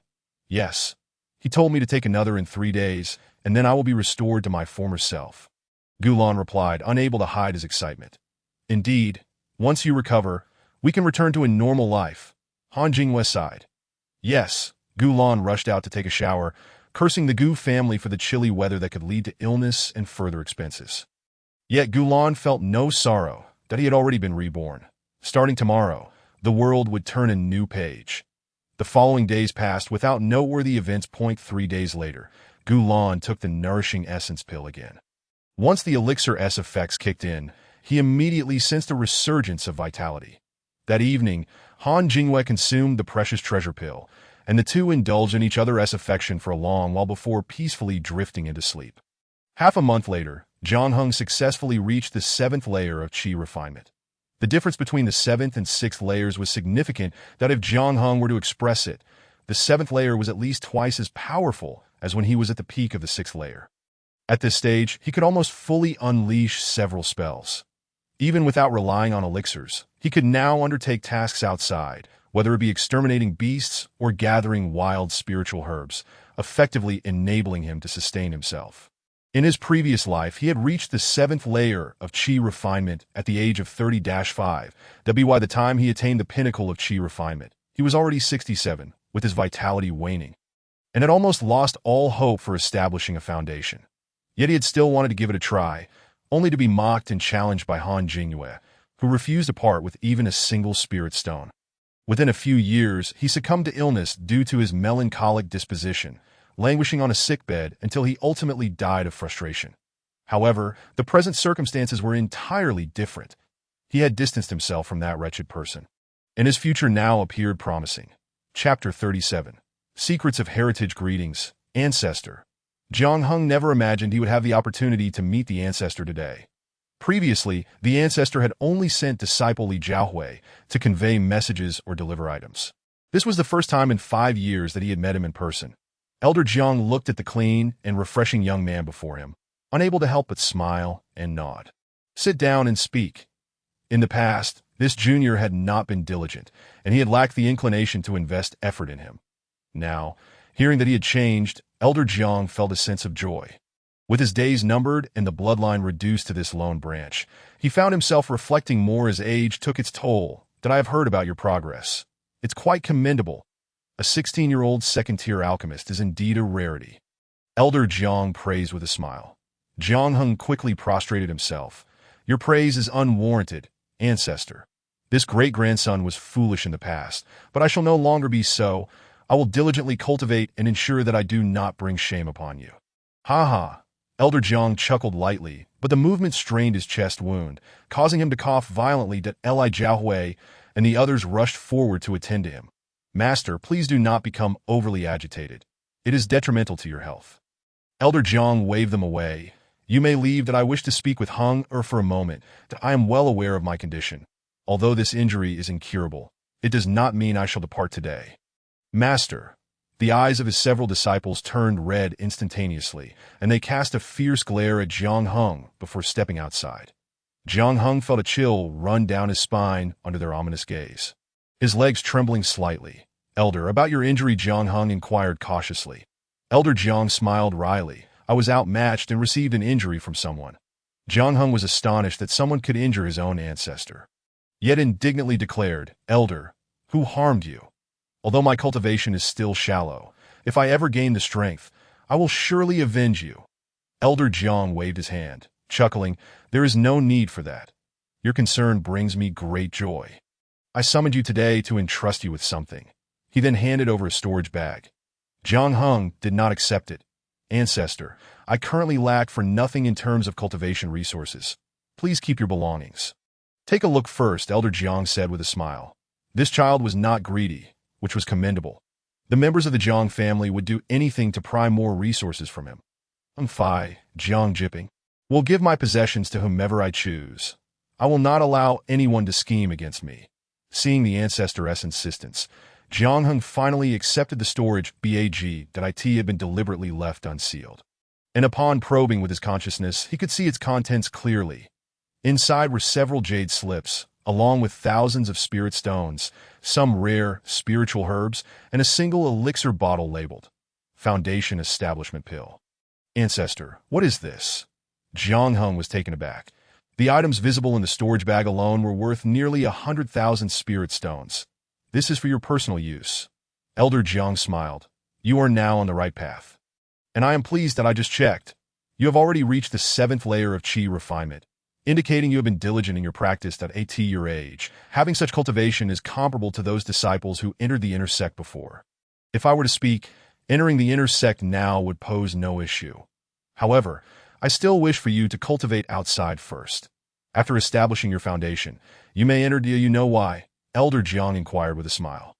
Jiang Hung certainly understood the reason that in his previous life. He was well aware that the inner sect of the Xinyuan sect was rife with factions, and the relationships among individuals were far from harmonious. There had even been several major conflicts that led to numerous casualties.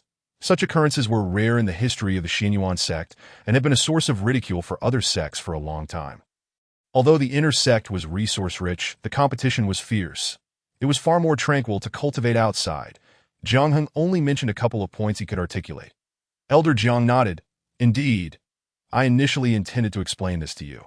But you have discerned it yourself, thus saving me the trouble. These jade slips contain 2 copies of alchemical techniques that I copied from the library. They are the alchemical texts left by 2 fifth-tier alchemists. You may study them slowly once your realm improves. The other slips include the secret technique of the Xinyuan sect, the Qishao Benhua, which is the advanced version of the foundational technique you're currently cultivating. And it can be practiced all the way to the Golden Core stage. As for the subsequent cultivation, it is only after you enter the Golden Core stage that the sect leader may bestow it upon you. Another technique is designed to conceal one's cultivation level. Once mastered, it allows you to obscure the fluctuations of your power, rendering it nearly impossible for practitioners who do not exceed you by 2 major realms to see through your disguise without diligent investigation.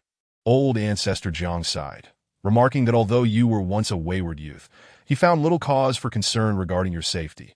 However, with your rising fame, it has become, in truth, quite the opposite. Do you comprehend this? Jiang Hung was momentarily stunned by the old ancestor's words. Why was it that his past frivolity evoked less concern than his current potential? It seemed illogical. Does he believe I have become muddled in my old age? Spouting nonsense, observing Jiang Heng's bewilderment, old Ancestor Jiang chuckled. "I beseech you to enlighten me." "Ancestor." Jiang Hung bowed deeply.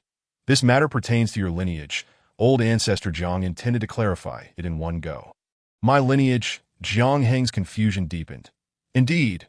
Old Ancestor Jiang sighed. "Do you hold any memories of your father and mother?" Jiang Hung touched the jade bracelet on his wrist and gently shook his head. Old Ancestor Jiang regarded him with compassion. "Naturally, you would not remember, for they departed when you were merely 3 years old." Jiang Heng's heart sank, and he could not help but redden his eyes. "In truth, your father possessed remarkable talent in his youth. Among the Jiang family for several generations, aside from myself, your father had the greatest aptitude. Old Ancestor Jiang gazed into the distance, as if envisioning that exceptionally gifted youth. He entered the inner sect at the age of 10, successfully established his foundation by 19, and by the age of 43, he had reached the 9th layer of foundation building, just a step away from forming his golden core. At this stage, cultivators must venture out into the world to temper their will, in hopes of better enduring the tribulations ahead. After bidding me farewell, your father decided to journey to the Sea of Stars. He was gone for 4 years, and when he returned, we were all astounded. His cultivation had regressed, descending to the mid-stage of foundation building. Accompanying him was your mother, who was already with child. Namely, you did a few months later. You were born. Your father must have fallen victim to a peculiar poison. This poison posed no threat to the body, but incessantly eroded his spiritual energy, ultimately rendering him powerless. Old Ancestor Jiang sighed heavily. I summoned Master Xianling to examine him, but even Master Xianling could not identify the poison nor halt its progression. We could only watch as it consumed him gradually. Initially, I thought that without cultivation, he might find peace. If he could accept such a life, then a mundane existence would suffice. However, I did not anticipate that even such a life would be a luxury for the both of them. Chapter 38. The mysterious powerhouse Jiang Heng was hearing about his parents' past for the first time. Previously, he had inquired with Luo Bo, but Luo Bo claimed ignorance, stating he only arrived later to care for him. As for others, they were even more reticent, refusing to share, simply saying they were all gone. Are they truly dead? Jiang Heng could not help but ask. Old Ancestor Jiang shook his head. No, they are not dead. They merely left, just days after your 3rd birthday. A mysterious individual infiltrated Xianyuan's sect. This person did not bother to conceal their presence, their consciousness sweeping over the entire sect. Such a disturbance alarmed nearly everyone. Ultimately, we discovered that the figure had landed at the Jiang family, that we rushed there immediately, not just I, but also Master Xianling. Old Ancestor Jiang recalled that day with lingering apprehension. Only one person had come. Yet they disregarded the encirclement of a true master and over 10 golden core cultivators. They indeed possessed the capability to do so, effortlessly abducting the granddaughter-in-law of the Jiang family. Old Ancestor Jiang shouted for them to release her and charged forward on his sword. However, the adversary merely waved a hand, summoning a colossal palm that shattered Old Ancestor Jiang's treasured artifact, extinguishing the consciousness within and severely wounding him in an instant. The force of that palm did not wane, engulfing Old Ancestor Jiang entirely. Master Xianling, witnessing this, shouted for mercy. He unleashed a treasure to strike the giant palm. Upon collision, the two forces annihilated each other, yet the dispersing waves still enveloped Old Ancestor Jiang. He expended all his spiritual power to maintain a protective barrier, but under the overwhelming force far surpassing his realm, it quickly shattered, transforming into countless silver rays that invaded his body, racing toward the golden core within his dantian. Master Xianling immediately teleported to his side, placing a hand upon him, channeling powerful spiritual energy into him to safeguard his golden core. Yet, even with his strength, that silver light stubbornly penetrated, piercing into Old Ancestor Jiang's golden core. The originally resplendent golden core suddenly became veiled in silver, as if it had faded in color, and countless tiny cracks appeared on its surface. Master Xianling, alarmed, hurriedly circulated his spiritual energy to protect the golden core while striving to dissipate the foreign silver energy. It took the better part of half an hour to finally purge the silver rays. However, the damage inflicted by that foreign energy upon Old Ancestor Jiang's golden core was irreversible. Should the golden core shatter, his lifespan would come to an end. The mysterious individual took Jiang Heng's mother and, with a casual strike, nearly killed Old Ancestor Jiang, with Master Xianling being no match for them. Master Xianling lamented. This person's cultivation is likely at the late stage of nascent soul. That strike against you was merely incidental. Had he chosen to follow up, even I might not have been able to withstand it. Old Ancestor Jiang sighed, such is my fate. The news of this battle was confined to a very small circle. Otherwise, if it were to spread, it would surely incite panic within Xianyuan's sect. Jiang Heng and his father were brought back to the sect for inquiries regarding the events. Yet, Jiang Heng's father knew little. Once he calmed down, he told Master Xianling, I journeyed to the Pearl Sea, where I encountered her, that I know not her origins, nor would she disclose them. Jiang Heng's father sighed. I did not press for more details. We then spent a period of blissful life together. After she gave birth to him, I took them back to the Liangyan continent and returned to Xinyuan sect. Such information is of little use. Master Xianling shook his head at the others. This matter can only remain unresolved. Faced with such a mysterious and formidable individual, Xinyuan sect could only bide its time. Jiang Heng's father, unable to conceal his longing, pursued Jiang Heng 3 days later, and thereafter he vanished without a trace. After hearing this hidden truth, Jiang Heng fell into silence. Had he truly been 16 years old, he would have been overwhelmed with emotion, unable to accept it. Yet deep down, he was already an old soul. Though stirred, he recognized that impulsiveness was futile, so his parents were still alive. Would he have the opportunity to meet them in the future? Jiang Heng took a deep breath and bowed to old ancestor Jiang, acknowledging his descendants' unfilial behavior, lamenting that not only had they failed to bring glory to their ancestors, but they had also embroiled him in such circumstances. A sin deserving of countless deaths. His voice cracked with emotion. Old ancestor Jiang chuckled. Such is fate, beyond one's control, that I originally contemplated whether to share this matter with you. He mused. Sometimes, living a life of blissful ignorance can be quite pleasant. The earlier Jiang Heng, though a wayward youth, was ensnared by the charms of a shallow woman. However, if it brought him joy, then what harm was there in that? If one's life is destined to end, living joyfully is indeed a beautiful thing. Thus, he refrained from intervening, merely observing. Yet now, Jiang Heng is transformed. He possesses ambition and has been diligently cultivating. During this time, it appears he has completely severed ties with that woman. Therefore, he resolved to share these matters with him. After all, as a son, he has the right to know as for the choices Jiang Heng makes. After learning this, his old ancestor would not interfere. Jiang Heng remained silent for a long while, the magnitude of the revelation weighing heavily on him. Thank you, ancestor, for sharing this with me. Though I am powerless to act now, I understand what I must do in the future. Old ancestor Jiang smiled. It seems you are far more mature than I anticipated. Very well, I shall rest easy. Thus, you may accept these resources without concern, at least until you enter the foundation building stage and the mid-foundation stage. You need not worry about resources. Thank you, ancestor. I shall gratefully accept. Jiang Heng hesitated no longer and stowed away the storage bag. Very well. All that needed to be said has been conveyed. You should return now. Old ancestor Jiang began to usher him out. Jiang Heng expressed his gratitude once more before stepping outside. Throughout his return home, he remained in a daze. Suddenly, a new dilemma confronted him. His parents were alive, and if possible, he wished to find them. However, as a mere Qi refinement 7th layer cultivator, he was powerless to do anything. Not to mention, merely leaving the confines of Xinyuan sect posed the risk of encountering danger. To venture far, he must first establish his foundation. Establishing his foundation, Jiang Heng took a deep breath.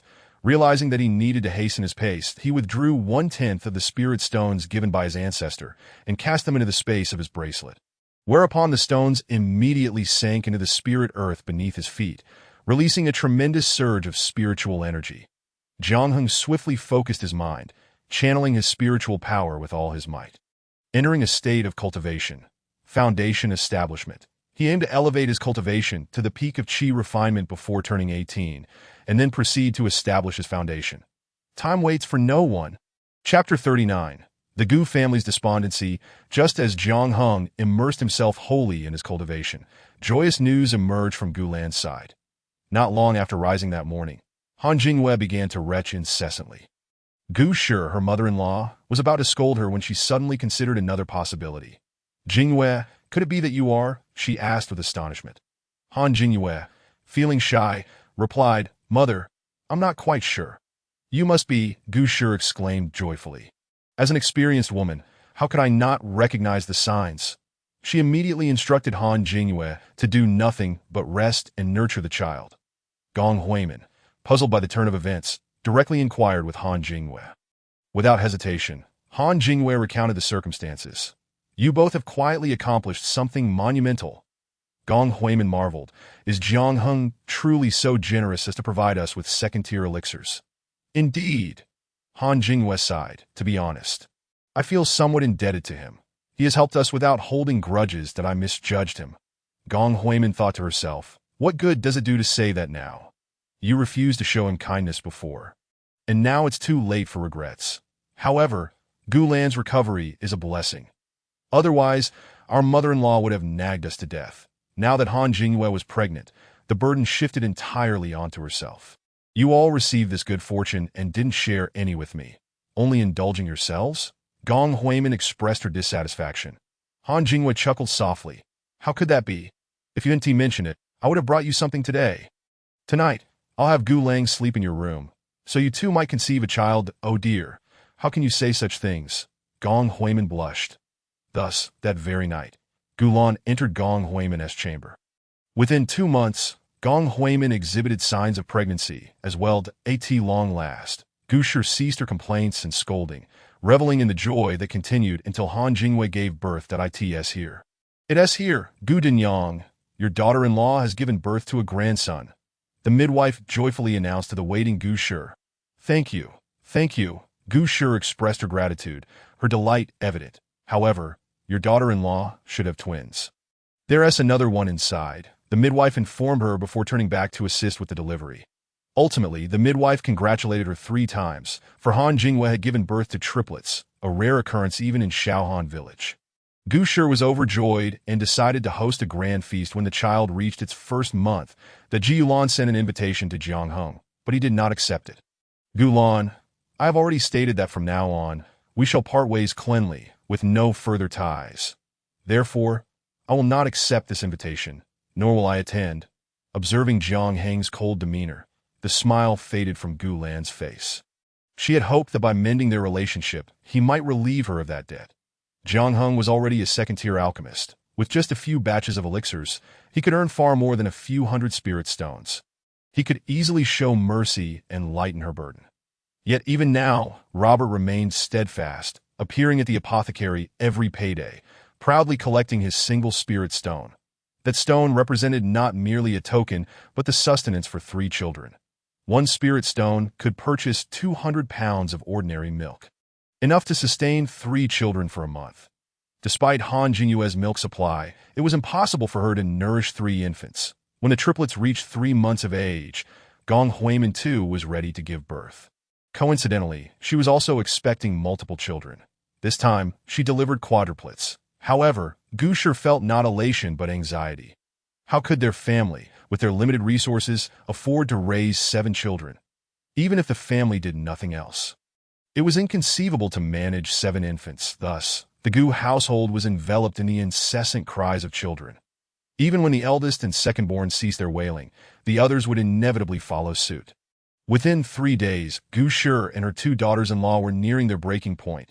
The Ji Yushi managed to hold on, having been through it before, but Han Jingyue and Gong Huimin were on the verge of collapse. With the first 3 children, they had barely managed. But now the situation had escalated to a near unbearable level. The Ji Yushi had initially hoped for her son to return and assist with the farming to alleviate her burden. However, the apothecary presented a contract stipulating a 5-year commitment, with no early termination allowed, or a compensation of 200 spirit stones would be required. The Ji Yulan finally understood that this contract was a shackle. After a month of caring for the children, Gong Huimin was the first to break down. All you do is cry. Why don't you just perish, she sobbed, reaching for one of the children in desperation. Gu Shi, noticing her distress, quickly restrained her. What are you doing? This is your child. Child. Gong Huimin wailed. This ain't a child. It's a demon. I want to strangle them. Gu Shi, feeling helpless, called upon Gong's family to discuss a solution. What can we do?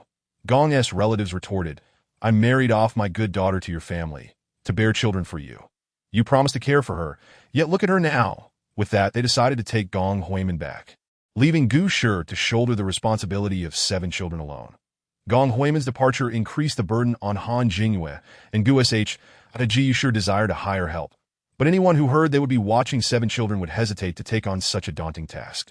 Even if one were to enlist 5 or 6 people, it was uncertain whether the Han family could accommodate or afford it. The Ji Yushi felt utterly powerless. Thus, the 2 women bore the weight together. Within days, Han Jingwei fell ill from the relentless fatigue of caring for the children that a physician diagnosed her condition as a result of overexertion and lack of rest, advising her to recuperate. Now, Gu Shi was left to care for 7 children alone, utterly exhausted. Regret filled her heart for having arranged 2 marriages for her son. Had she known this day would come, she would have never pushed for more grandchildren. How exhausting! Oh heavens, who will come to my aid? Gu Shi lamented, scarcely having the time to look skyward in despair. The simple tasks of feeding infants and changing diapers were enough to overwhelm this once resilient woman. Yet the question remained, when would this arduous chapter end? Chapter 40. Your misery brings me joy. Gu Lan's predicament became a source of amusement for many.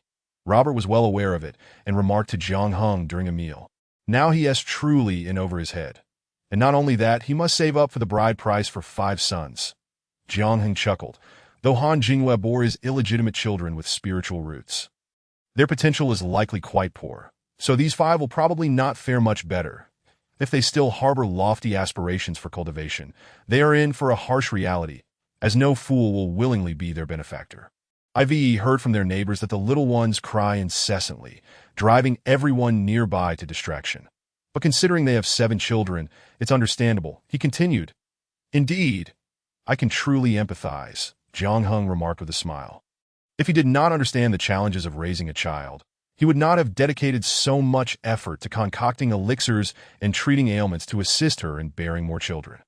The mockery of Gu Lan ceased during meal times, for the remainder of his days were consumed with study, acquiring new knowledge in alchemy while also advancing his own cultivation. Having depleted his reserve of second-tier alchemical knowledge, he found himself on equal footing with others in the pursuit of third-tier alchemy. The next few months would not see a promotion easily. However, within 2 months, his cultivation did advance to the 8th layer of qi refinement. He began to refine elixirs for sale, earning spirit stones for himself. Although the spirit stones provided by his ancestor were plentiful, he could not simply consume them without restraint. The more elixirs he produced, the more proficient he became in the art of alchemy. 2 years later, upon reaching the 10th layer of qi refinement, he finally achieved the ability to concoct third-tier elixirs that a further 6 months passed. And he reached the pinnacle of the 10th layer, ready to consider foundation establishment. Establishing a foundation required a location abundant in spiritual energy, so Jiang Heng sought assistance from his ancestor at the sect. Although the elder was astonished by his progress, he did not express undue surprise. It seems you have not been idle these past 2 years.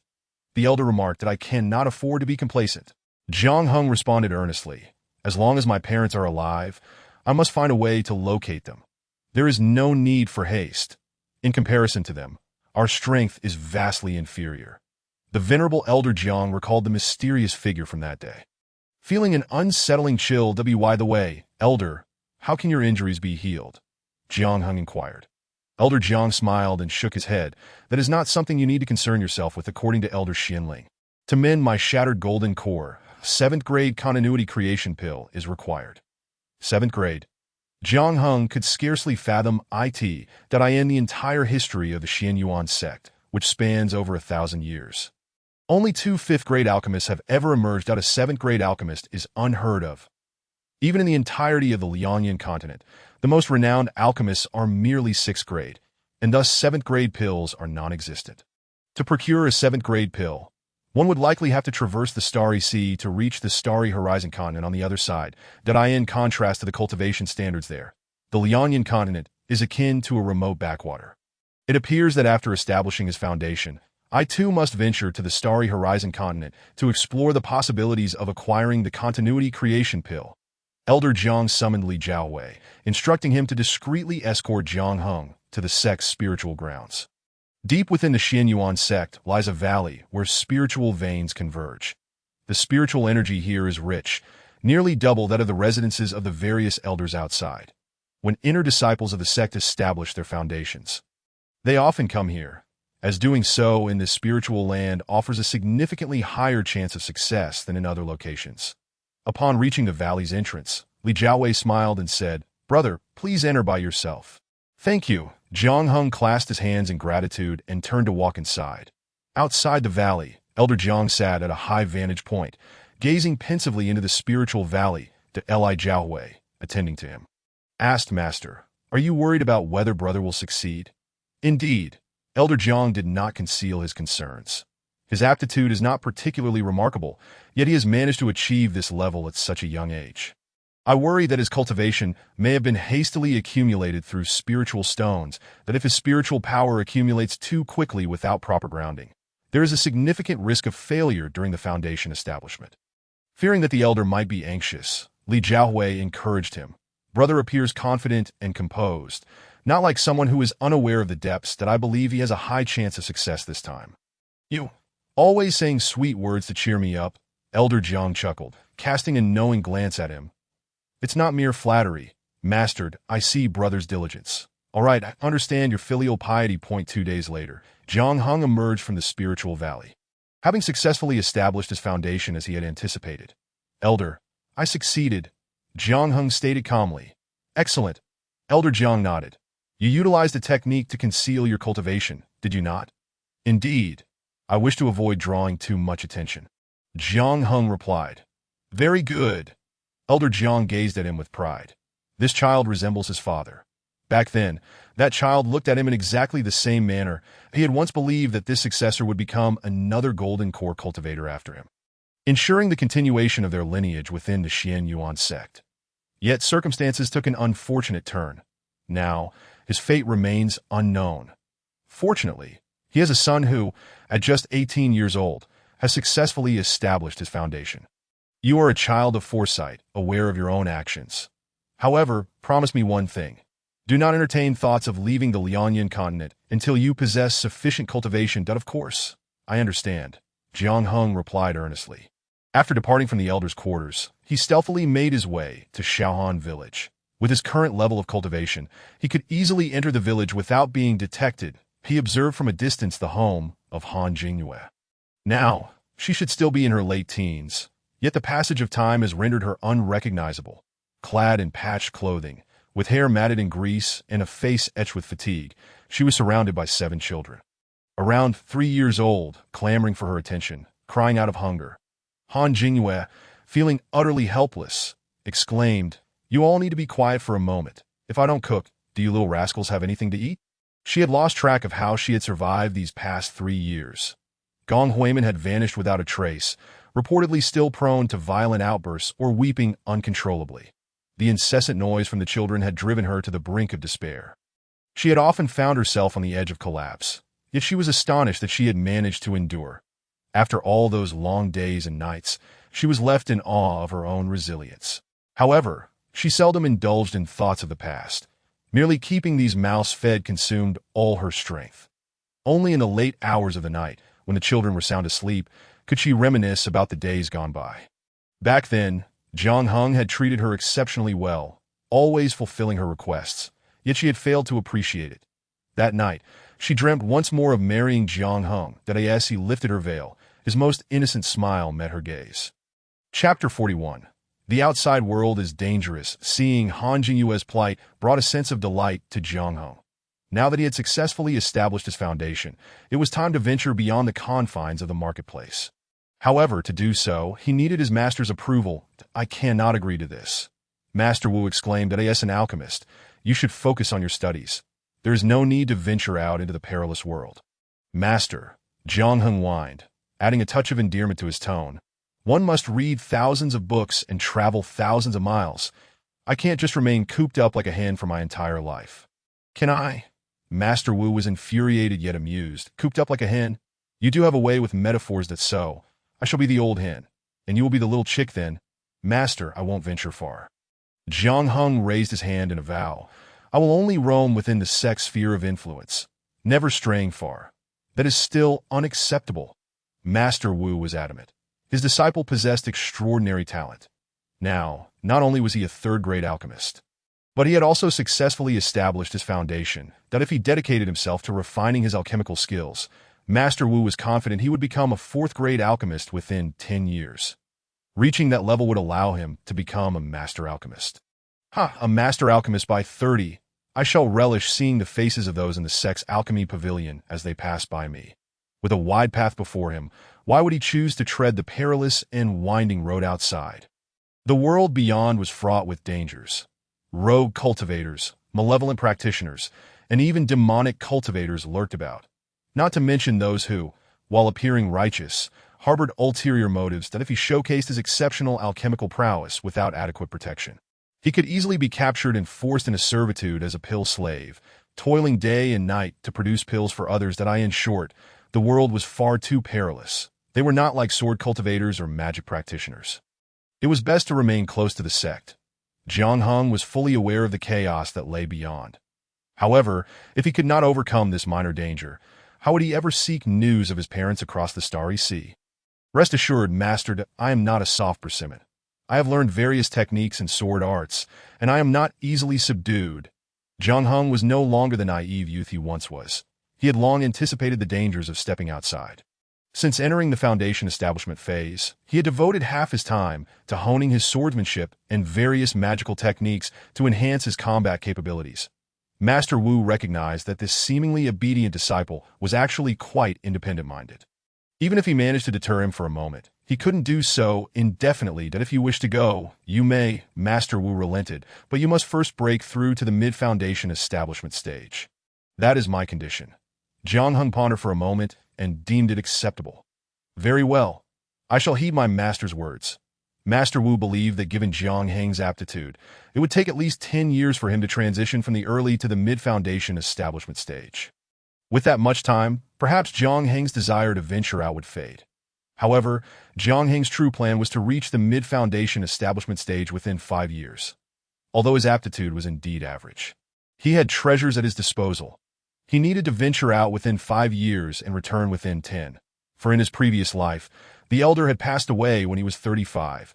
Observing Jiang Heng abandon his thoughts of venturing out, Master Wu felt a wave of relief. His disciple was now a third-grade alchemist, and reaching 4th grade would not be an easy feat. They had each experienced their own breakthroughs, each spurred by unique opportunities. However, Jiang Heng's current task remained to solidify his foundation. With the notes from 2 5th-grade masters in his possession, he gradually began to refine 3rd-grade pills, drawing upon their wisdom. The more pills he refined, the deeper his insights grew, leading him to feel that perhaps he could attempt to concoct 4th-grade pills.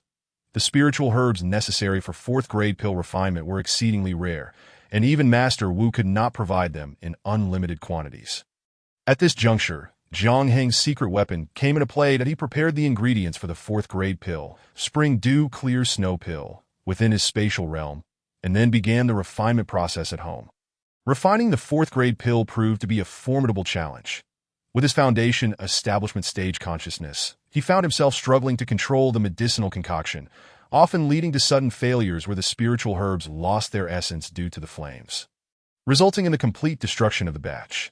Although Jiang Heng lamented the losses, he remained undeterred. His decades of experience in alchemy had cultivated an immense patience within him.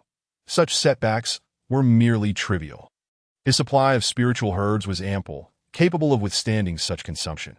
After failing to establish contact 16 times, he felt he had mastered the art of concocting Chunlin Qingshuadan. This particular alchemical endeavor consumed a full 2 months of his time. At this juncture, the decennial Qingyun tournament of the 5 sects commenced out on the vast expanse of Liangyun continent.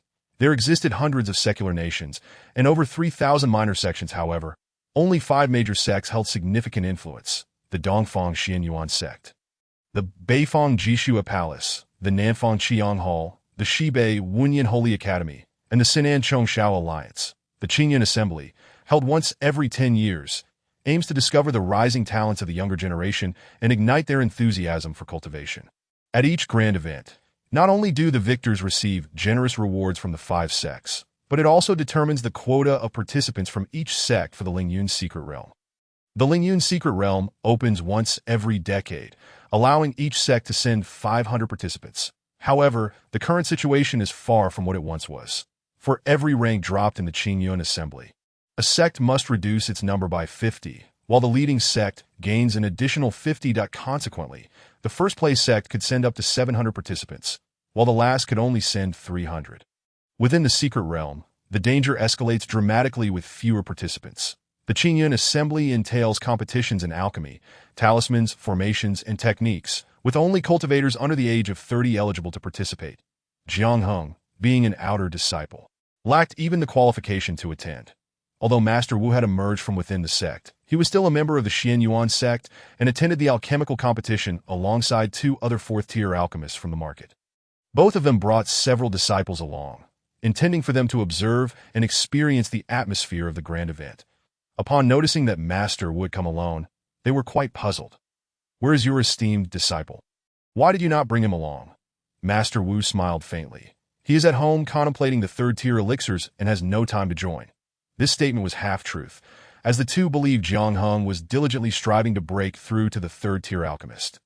While in reality, Jiang Heng had chosen not to draw attention and had not taken the exam for the alchemist badge at the Alchemist Association. The elixirs he concocted were all sold under Master Wu's name. The Alchemist Association has explicit regulations against alchemists without the requisite badge from crafting elixirs of that tier, an understanding widely accepted by the populace. After all, with the certification from the Alchemist Association, buyers feel assured, do they not? Chapter 42. A once-in-a-century occasion. Old Wu. Your disciple was once a rare genius alchemist within our Xian Yuan sect, becoming a second-tier alchemist at the tender age of 16. Why is it that after all these years, he has not made further progress? Master Zhu inquired, seemingly casually, that as they all operated businesses in the market, they were both rivals and friends.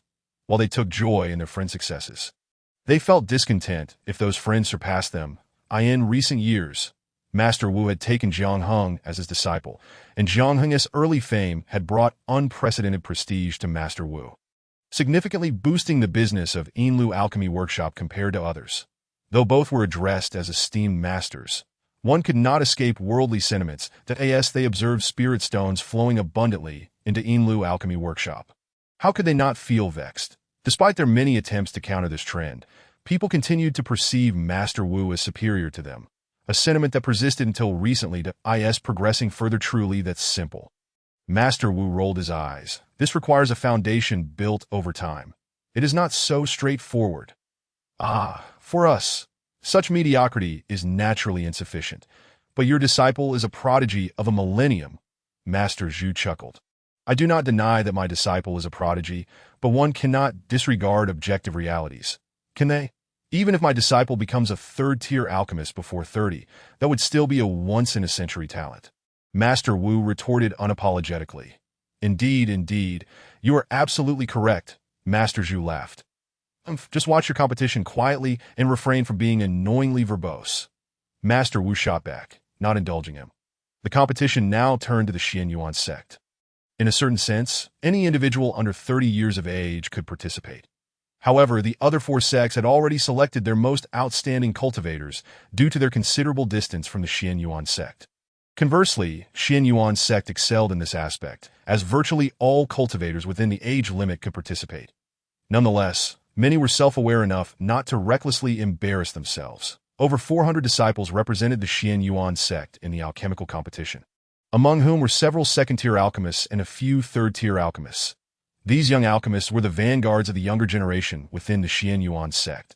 They strode proudly onto the stage of the alchemical trials, eliciting waves of cheers from the surrounding young cultivators. The Su-Yi, strive for first place. Brother Lu Yuan, you are the strongest. Each esteemed participant had their supporters, and the fervent shouts echoed around the competition grounds. However, despite the commotion outside, it did not affect the atmosphere inside. Each competition stage, apart from those for sword and spell cultivators, was surrounded by soundproof arrays. Even those not present could observe the unfolding events through sound stones placed throughout the venue. The crafting of these sound stones was not particularly complex. They were merely third-tier spiritual artifacts, with one prominently displayed in the central square of the market. Surrounding this stone were thousands eager to witness the spectacle. The sound stone had 4 sides, capable of broadcasting 4 different scenes simultaneously. The content shown depended on the recordings made by designated personnel on site, with external spectators having the right to suggest what to display. However, often, their voices did not reach the ears of those inside.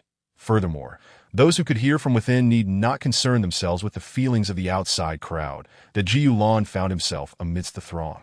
Observing the various images displayed on the sound stone, originally, he had no time to attend, as the influx of people had made business and the market flourish over the past few days, significantly increasing sales for alchemy and medicine workshops. However, Gulan was not required to work overtime for this reason.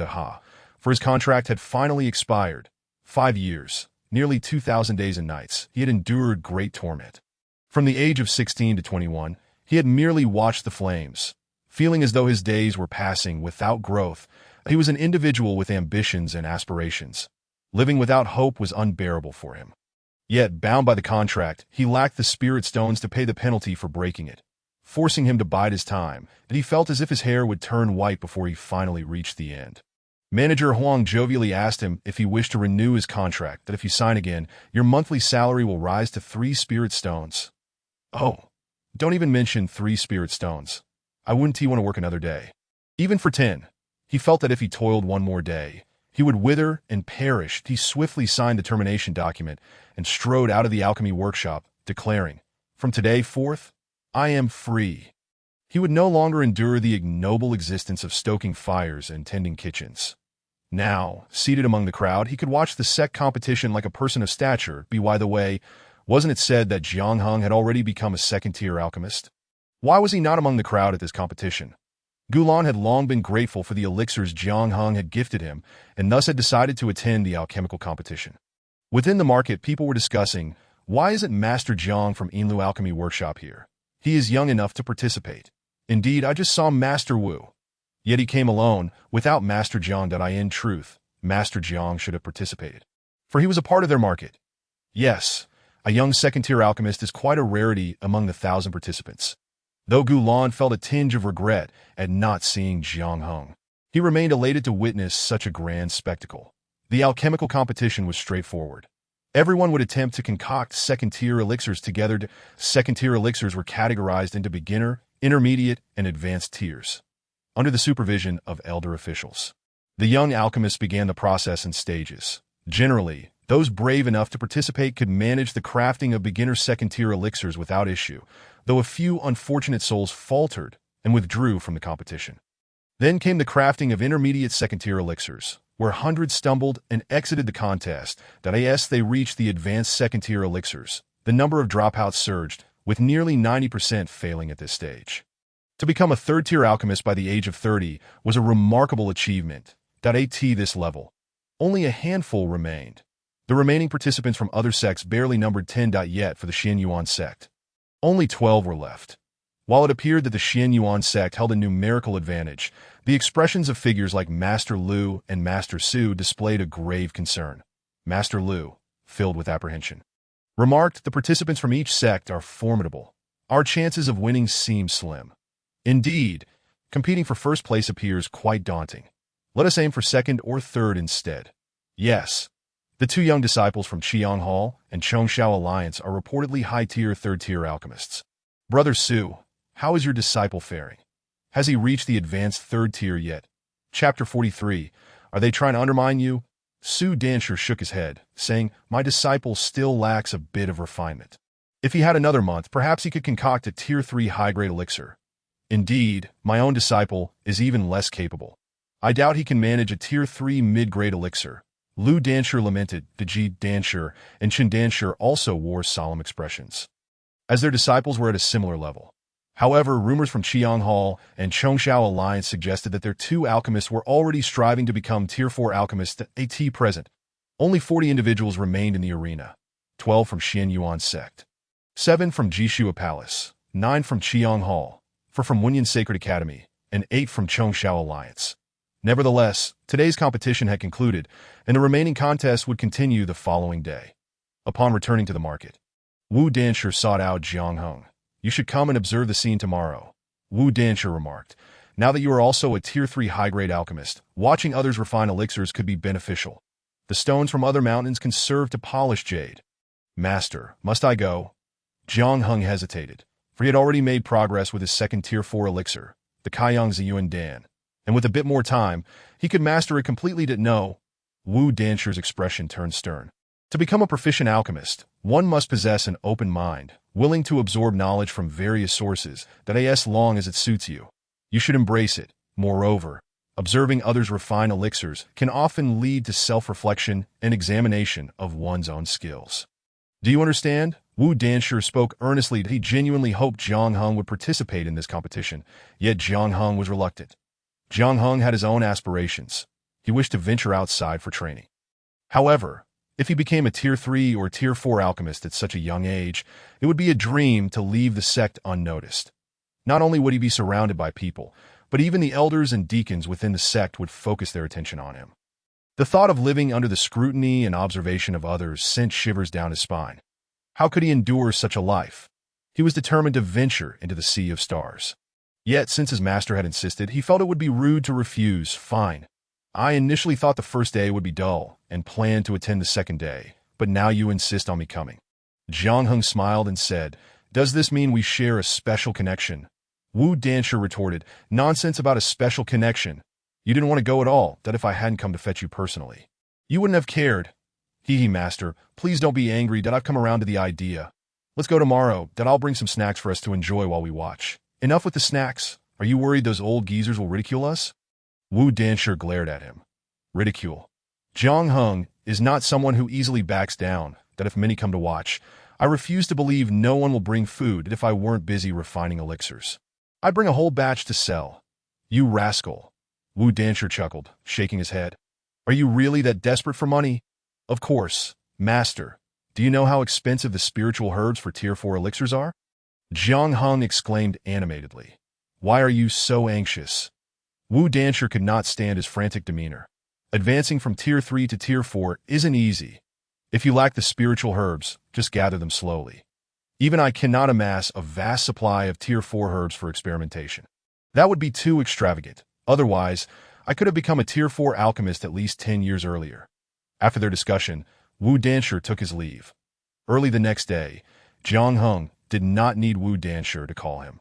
He took the Qingling crane directly to the competition venue. Seeing him arrive, Wu Danshu smiled and said, "Excellent, you didn't abandon me. Our words must hold weight." Jiang Heng grinned. "If I hadn't come, would Chun and Lu Shirshu have given you a hard time? Tell me, how did you retaliate?" "Oh dear, how did I retaliate?" Wu Danshu rolled his eyes in exasperation. "Their disciples are all competing, and mine didn't even show up. Could they not mock me?" "Ah, then that is my fault. I owe you an apology, master." Jiang Heng quickly clasped his hands in contrition. "Enough with the theatrics. Hurry inside." Wu Danshu chuckled, playfully slapping his shoulder. Chen Danshu and the others, witnessing the pair, laughed and said, "Old Wu, have you finally decided to bring your precious disciple out?" "Jiangshi's nephew, your master says you haven't yet reached Tier 3. Are you deceiving us?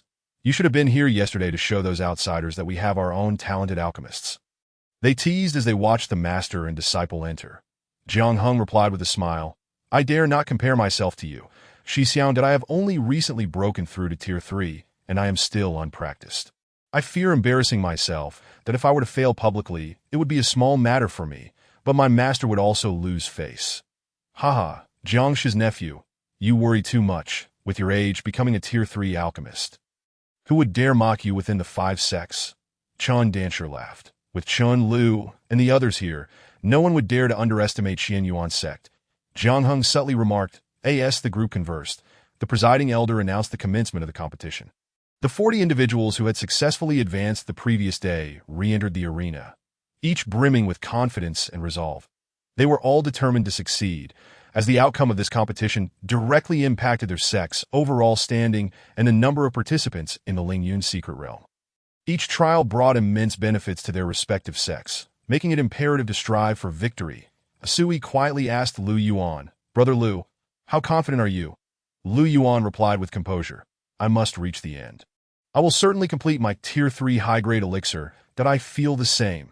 They were among the most skilled alchemists of the younger generation in Xian Yuan sect, surpassing Chen Bingyue and Ji Chonglin. If they could not secure victory, it would pose a significant problem. The competitors from Qiang Hall and Chongshao Alliance were formidable adversaries, but they were confident in their ability to thwart them and secure a win for Xian Yuan sect. The two clasped hands, entering the arena with unwavering confidence. Approaching them were Zhu Yupeng from Qiang Hall and Li Xiangqin from Chongshao Alliance. They exchanged no words, merely casting challenging glances at one another. After a day of competition, they had mentally cataloged these formidable opponents. What meaning is there in vying against the mediocre? The real challenge lies in overcoming the experts. Chapter 44. Only one hope remains. The day's alchemical competition commenced with the Tier 3 beginner elixirs.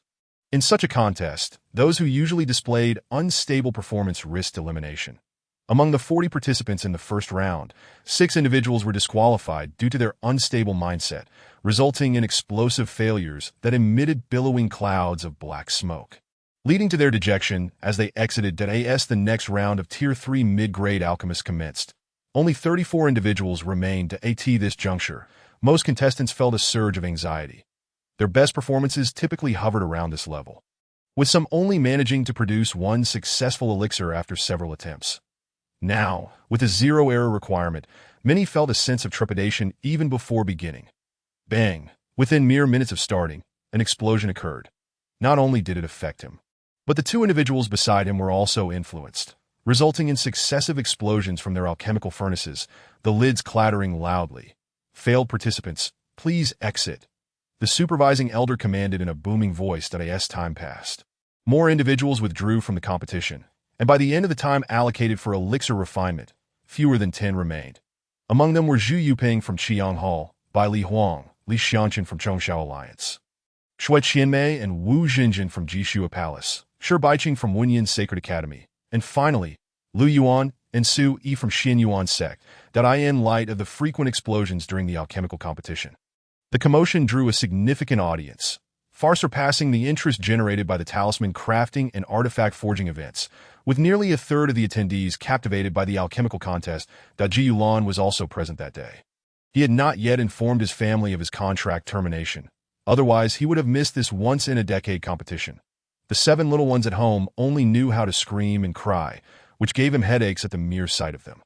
His mother was now worn thin, lamenting his decision to have so many debt collectors. Hey, before I had children, I wished for many offspring. Now that I have so many, you call them debt collectors. Why is it so hard to please you? After 5 years of hard labor, he finally sought a few days of respite. Otherwise, he too would have been driven to the brink. Today, he spotted Jiang Heng's figure among the crowd. This former classmate appeared vibrant and lively, engaging in cheerful conversation with other renowned alchemists. Comparing himself to Jiang Heng, Gulan couldn't help but feel a pang of inferiority. Fear not, I am still young. I have opportunities ahead, he silently encouraged himself. In truth, the past 5 years had been arduous for him, working in the pharmacy during the day and returning home at night to care for the 7 little ones that he now harbored deep regrets. Had he known that he would one day face the daunting task of feeding 7 hungry mouths, he would never have consumed those 2 medicinal pills that cured him. Otherwise, he would have been burdened by only one concern, the fact that he could not touch his 2 wives. Now, however, fearing the possibility of more children, he finds himself paralyzed, neither daring to touch nor engage. Furthermore, with Han Jingwei occupied daily with the children, there is simply no time or mood for intimacy. Life has become rather mundane. Having a wife feels almost indistinguishable from not having one. It is often said that a person's suffering is akin to that of a beast of burden. Yet one might argue that even beasts of burden do not have to manage 7 children at once. Nevertheless, despite his grievances, he resolved to find work after watching the competition. After all, he had mouths to feed at home. The mere thought of money led him to ponder what might have transpired had he chosen to sell those 2 second-tier pills instead of consuming them. Alas, regret is the rarest remedy, and even a 9th-tier alchemist would struggle to concoct such a miraculous elixir. Perhaps he was overthinking. Best to focus on the competition. If only he could possess a family background like that, or be mentored by such a master. Would he not be seated in the stands, witnessing the contest up close? Gulan realized he was becoming increasingly restless and distracted, which was detrimental, whether in cultivation or talisman crafting. One requires a mind that can attain tranquility. Taking a few deep breaths, he redirected his focus to the resonant stone, intent on observing the most critical match of the alchemical finals. Though they lacked expertise in alchemy, they understood that this match would determine the victor. The task at hand was to concoct a 3rd-tier high-grade pill, and the 8 participants on stage, regardless of their composure, had finally adopted a serious demeanor, ready for the challenge ahead. The outcome hinged on this trembling moment. Begin. With the elder's command, the participants sprang into action, igniting the furnace and preparing it for use. The remaining individuals were all masters, each adopting a unique stance, hinting at the infinite intricacies involved. Su Yi and Lu Yuan wore solemn expressions, promptly introducing the spiritual herbs into the heated furnace. They were quite familiar with the third-tier spirit pill, and merely observing the type of herb the opponent used would reveal the identity of the pill being crafted. Upon noticing that Li Xianchen had produced the Bai Ling Ji, Sui concluded that he was likely crafting the Bai Ling Di Xiandan, a third-tier high-grade spirit pill useful for foundation-building practitioners to cleanse their inner fire and prevent the risk of demonic deviation. In that sense, his own Wang Qinxian Longdan was indeed on par with it. However, compared to the fluidity of Li Xianchen's alchemical techniques, Su Yi's handling of the Wang Qinxian Longdan appeared rather awkward. After all, he had little experience in crafting third-tier high-grade pills, and his success with this particular batch had been largely due to luck. His original confidence had yet to fully resurface, and with a hint of distraction, he found himself stumbling at the outset of this endeavor. Once all the spiritual herbs were added to the cauldron and their essences began to meld, unexpected complications arose that a droplet of spiritual liquid spun out from the mixture, splattering against the scorching furnace wall and instantly transforming into a plume of azure smoke. Sui felt a jolt of alarm and immediately intensified his spiritual awareness to guide the dozens of liquid globules. Yet at that moment, every action seemed to trigger a chain reaction, causing the other globules to tremble, gradually slipping out of control. That Suyi's heart sank, realizing the gravity of the situation, and his mind grew increasingly chaotic. Consequently, the liquids spiraled into chaos, colliding with one another or cascading from the cauldron. And in the ultra-high temperature of the furnace, they rapidly transformed into billowing azure smoke. Sui recognized his failure and resigned himself to the inevitable. Withdrawing his spiritual awareness, all the liquid globules plummeted. Under the terrifying heat within the cauldron, they erupted without so much as a hiss, dispersing in a thick black smoke. The accumulated spiritual energy exploded violently, akin to a bomb detonating. The furnace lid shot skyward, shaking the nearby Qiyang Hall, and then the cauldron itself detonated. Sui smirked. This last explosion had been intentional. Although the effect was not immediately apparent, it had incapacitated one of the Qiyang Hall members, which he deemed a small victory. My apologies, I concede. He rose to bow to those around him, then collected his cauldron and exited the stage. Now, only Lu Yuan remained as the last hope. The hearts of the Xianyuan sect members hung in their throats as they anxiously observed him. Chapter 45. I have become the lifeline. Suyi's actions infuriated the members of Qiyang Hall. All present were perceptive. The intent behind his maneuvers was far too transparent to deceive these seasoned individuals. Su Daoyu, your actions lack the integrity we expect, the head of the Qiyang Hall's Pill Pavilion remarked coldly. It is understandable for a young man to falter under pressure. The explosion of the cauldron is to be expected. Su Danshu naturally defended his kin. His words seemed to critique Sui, yet upon closer inspection, they could also be interpreted as a jab at Bai Li Huang. The pavilion master Zhu let out a disdainful snort and ceased speaking. The Xianyuan sect members, lacking any sense of shame, found it pointless to engage in an argument with them. What significance does such trickery hold? Once Zhu Yuping emerges victorious, he shall deliver a resounding blow to the Xianyuan sect's reputation. Su Yi's disqualification had a considerable impact on Lu Yuan. Everyone had observed a slight fluctuation in his aura, but fortunately, he managed to suppress it in time. Zhu, the pavilion master, felt a sense of satisfaction. If nothing else, in terms of mental resilience, Zhu Yuping surpassed Lu Yuan. The outcome of this competition would ultimately favor them. Zhu, the pavilion master of Qiyang Hall, was keenly aware of the situation. And naturally, the members of the Xianyuan sect were equally astute that a heavy silence fell among them. However, Wu Danshu, known for his bluntness, immediately interjected, "Is it not a bit concerning that a person with 20 years of alchemical training is so easily shaken by such unexpected events? Even my disciple, who has only trained for 3 to 5 years, would not falter so easily." That Su Danshu retorted with irritation. "If your disciple is so remarkable, why not allow him to compete?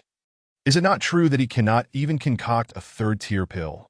Wu Danshu shot him a glare. "Who says my disciple cannot produce a third-tier pill? If not for the difficulty in sourcing materials. He could even manage a fourth-tier pill." That he immediately countered. As the saying goes, the speaker is oblivious, yet the listener is attentive. The head of the Xianyuan sect's Pill Pavilion, Qian, sat upright, nervously inquiring, "Is this statement true?" Wu Danshu immediately regretted his words and felt a wave of remorse as Qian pressed him further. Yet, as Qian was his elder, he could not refuse to answer and respectfully replied. In response to my esteemed uncle, Jiang Heng can indeed craft third-tier high-grade pills, and he is also attempting to produce fourth-tier pills. Excellent, Qian exclaimed, his long beard fluttering with excitement. After this match concludes, let him join the next round. Wu Danshi cautiously glanced at Jiang Heng. What do you think? Qian's gaze suddenly sharpened like an eagle's. Jiang Shizi, should you participate, I shall personally provide you with 50 plants of fourth-tier spiritual herbs and 10,000 spirit stones. How does that sound? Since ancient times, wealth has swayed hearts, and Jiang Heng was no exception. Having already revealed himself, he thought it reasonable to earn a little extra pocket money as well. You are too kind. Pavilion Master, contributing to the sect and bringing glory to Xianyuan is the duty of us cultivators. Rest assured, I shall give it my all. Jiang Heng stood respectfully, and Qian was pleased. Good lad. He turned to Wu Danshi, visibly displeased. Why did you not bring such a fine student to see me sooner? What are you hiding? Are you afraid I would snatch him away? Wu Danshi thought to himself. You know well enough. A good disciple is meant to be kept hidden. Otherwise, do you think no one would covet him? Meanwhile, as they conversed, the results of the competition had already been announced. The participants in this match were the elite from various sections. Ultimately, aside from Su Yi and Bai Li Huang, the remaining 6 successfully advanced to the next phase. Thereafter, Pavilion Master Qian approached, requesting to add one more contestant to the competition. This was within the rules. However, to ensure fairness, Jiang Heng would need to personally create a pill to demonstrate his proficiency. Jiang Heng, undeterred, proceeded to concoct a pill on the spot. The 6 victors, however, frowned at the emergence of this last-minute alchemist. Who is this person? We've never heard of him before. Jiang Heng steadily crafted a batch of third-tier high-grade pills. The supervising elders verified his work, declaring Jiang Heng's pills acceptable and permitting him to join the final round of the competition. An hour later, the 7 participants were set to engage in the ultimate showdown. Excluding Jiang Heng, the remaining 6 harbored no absolute confidence in their ability to successfully concoct fourth-tier pills that in the square of the marketplace. Gulan was astonished to see Jiang Heng also enter the competition. As he was about to speak, others around him noticed as well. Look, Master Jiang has entered the alchemical contest. Isn't he a second-tier alchemist? Now he's crafting third-tier pills. Someone remarked incredulously that he's been a second-tier alchemist for several years now. It's perfectly normal for him to be able to concoct third-tier pills. Exactly. Master Jiang is one of us in the marketplace. I support him for the championship. So do I. If Master Jiang wins, it brings prestige to our marketplace, right? Indeed. Master Jiang for the win. Master Jiang for the win. The crowd erupted in cheers before the resonant stone. Gu Lan joined in, feeling a sense of pride. Unbeknownst to Jiang Heng, the people in the marketplace were rallying behind him, that he remained focused, meticulously examining the spiritual herbs provided for his alchemical endeavor. As those that could achieve the 4th tier were already considered rare treasures, that he must conduct a meticulous examination. Even the slightest oversight could lead to the complete failure of this batch. Beside him stands Lu Yuan, who harbors a palpable disdain for the unexpectedly emerging Jiang Heng. Can you concoct a 4th tier elixir? Go ahead, give it a try. There's nothing wrong with that, Jiang Heng remarked calmly. Lu Yuan, feeling somewhat irked, reflected on the 3rd tier advanced elixir he had just produced, which he believed ranked among the top 3, that in his view, Master Qian's initiative was unnecessary. This alchemist, who was at least 7 or 8 years his junior, might be talented, but the years he lacked could hardly be compensated for by mere talent. The path of alchemy is one that requires steady and grounded effort, not something that can be achieved overnight through so-called innate abilities. I must successfully refine a 4th tier elixir and claim the first prize in this competition, bringing glory to our sect. That I must also show Master Qian that I am undoubtedly the foremost among this younger generation. After the ceremonial bell rang thrice, the supervising elder intoned solemnly, "Commence." He was naturally refining the spring rain and snow-clearing elixir, his most practiced concoction. The process of creating a 4th tier elixir evidently surpassed the capabilities of several young alchemists. Initially, the steps proceeded smoothly, but as they reached the stage of refining the medicinal liquid and merging the components, problems began to arise in succession. Shui Qianmei and Wu Xinjin from the extreme snow palace experienced difficulties and withdrew in disappointment. Subsequently, Li Xiangqin and Lu Yuan also suffered explosions in their furnaces and had to exit the competition. In the end, only Zhu Yuping, Shi Baiqing, and Jiang Heng remained. All three had successfully navigated the most perilous steps of fusion and solidification. The next step was to finalize the elixirs. Now, thousands of eyes in the audience were fixed upon the three alchemical furnaces, eagerly awaiting to see who would seize the first place in this competition. Chapter 46. The fourth-tier elixir. The fact that all three could successfully refine a third-tier advanced elixir even surprised the supervising elders. It seemed that this generation of disciples was somewhat superior to those of previous years. Indeed, look at these third-tier advanced elixirs. Their levels are quite comparable. It appears we will need another round of competition, an elder inquired solemnly. Could it be that you think they could successfully refine a fourth-tier elixir? It's hard to say. Not only were the several supervising elders engaged in heated discussion, but the alchemists outside also began to murmur among themselves. Alchemist Chen sighed to Alchemist Wu. Old Wu, you have hidden this too well. Such a talented disciple, and you haven't reported him to the sect. Are you planning to keep him for yourself? Master Qian, equally disapproving, turned to Alchemist Wu and asked, Wu Ben, how old is this child? Is he even 20? Wu Alchemist, unable to conceal the truth, replied, he is 21 this year. Look at that, a 21-year-old third-tier advanced alchemist is indeed among the best we've seen in our sect over the years. Master Qian exclaimed in admiration. If it were an ordinary disciple, it would be one thing, but to hide such a talent is truly excessive. Shaking his head, Master Qian lamented, had I known he possessed such potential. We should have acted sooner. Perhaps he would already be at the foundational stage. Who knows, he might even be capable of refining fourth-tier elixirs. He sighed with a hint of regret. The other alchemists present were all at the foundational stage. The distinction between the foundational stage and the qi refining stage is considerable. One pertains to spiritual power, while the other relates to spiritual awareness, both differing qualitatively. Given Jiang Heng's displayed talent in alchemy, had he reached the foundational stage, the outcome of this competition would indeed be unpredictable. Master Qian was also quite frustrated. Wu Ben exhibited a severe lack of foresight. Had he reported earlier, I would have devoted all resources to nurturing him, and he would surely have emerged as a formidable contender in this competition, gaining immense prestige that Wu Alchemist dared not argue. After all, he was speaking to an elder, yet he silently scoffed that if I were to report him to you, would you truly reap the benefits you claim? Moreover, that method of hastily advancing one's cultivation is hardly advisable, that if the foundation is not solidified, what use is a superficial foundational stage? It would inevitably sow the seeds of future complications in achieving the golden core stage. Of course, 99.9% of individuals in this sect will never reach the golden core stage. However, that does not mean we should extinguish hope merely because it is slim. What you can accomplish. I, Wu Ben, cannot that I would rather Jiang Heng progress slowly, yet establish a solid foundation, enabling him to advance further in the future. There is no need to rush the foundational stage, as long as one establishes it before the age of 30. There remains hope for achieving the golden core stage. Why forcefully extract someone's potential for the sake of this competition? However, they seem oblivious to the fact that Jiang Heng has already established his foundation.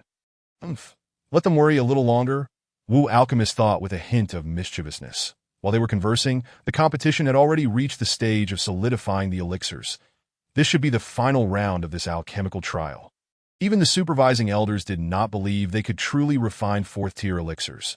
They had previously agreed that if none of the four could produce a fourth-tier elixir, they would evaluate based on the steps they took and the quality of their third-tier elixirs. With a sudden puff of white smoke, Shi Baiqing's furnace erupted first. Apologies, I have failed. He rose and bowed to the crowd before exiting the competition stage. Elder Jinkong from the Wunyan Holy Institute smiled and said, Baiqing, do not take it to heart. Simply do your best. Thank you, Master Uncle, for your concern. Shi Baiqing replied respectfully, bowing to Elder Jinkong. Please take a seat, Elder Jinkong said softly. Yes. Although Shi Baiqing sat down, his gaze remained fixed on the competition floor. Or rather, on Jiang Heng. This suddenly emerging genius alchemist piqued his curiosity.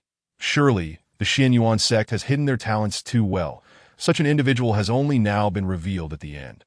Just as he was pondering, he suddenly saw a massive cloud of black smoke rising from the arena. That was Zhu Yuping, who ultimately failed to refine a fourth-tier elixir. the moment of merging dozens of spiritual liquids. A tremendous explosion occurred. This explosion was even more powerful than the previous one caused by Su Yi, as the spiritual energy contained within a fourth-tier elixir far surpasses that of a third-tier elixir. Not only did the explosion engulf Zhu Yuping, but the rolling black smoke also enveloped Jiang Heng. Oh no! Wu Alchemist immediately stood up, anxiously watching the competition area.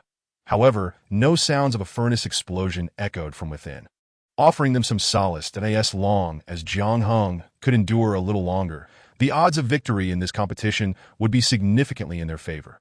The supervising elder promptly activated the formation to disperse the smoke, and Jiang Heng's figure soon became visible to the audience. His hair and attire were slightly disheveled, yet his hand gestures remained steady, his gaze resolutely fixed on the alchemical furnace. Good! Master Qian could not help but rise.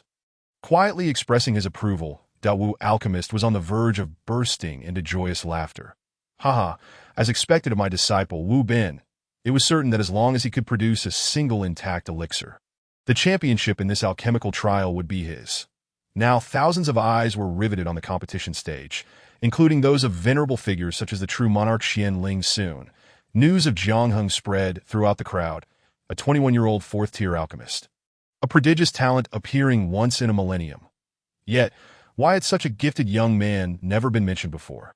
True monarch Xian Ling could not help but furrow his brow, fully immersed in his alchemical endeavor. Jiang Heng found the fourth-tier elixir quite challenging. The earlier explosion from Zhu Yuping had indeed affected him, but he persevered. The spiritual liquid in the furnace finally completed its fusion, forming 9 glimmering spheres of spiritual medicine, which gradually took shape under the influence of temperature and hand seals. Half an hour later, 9 elixirs radiating a lustrous sheen leaped out from the opening of the furnace.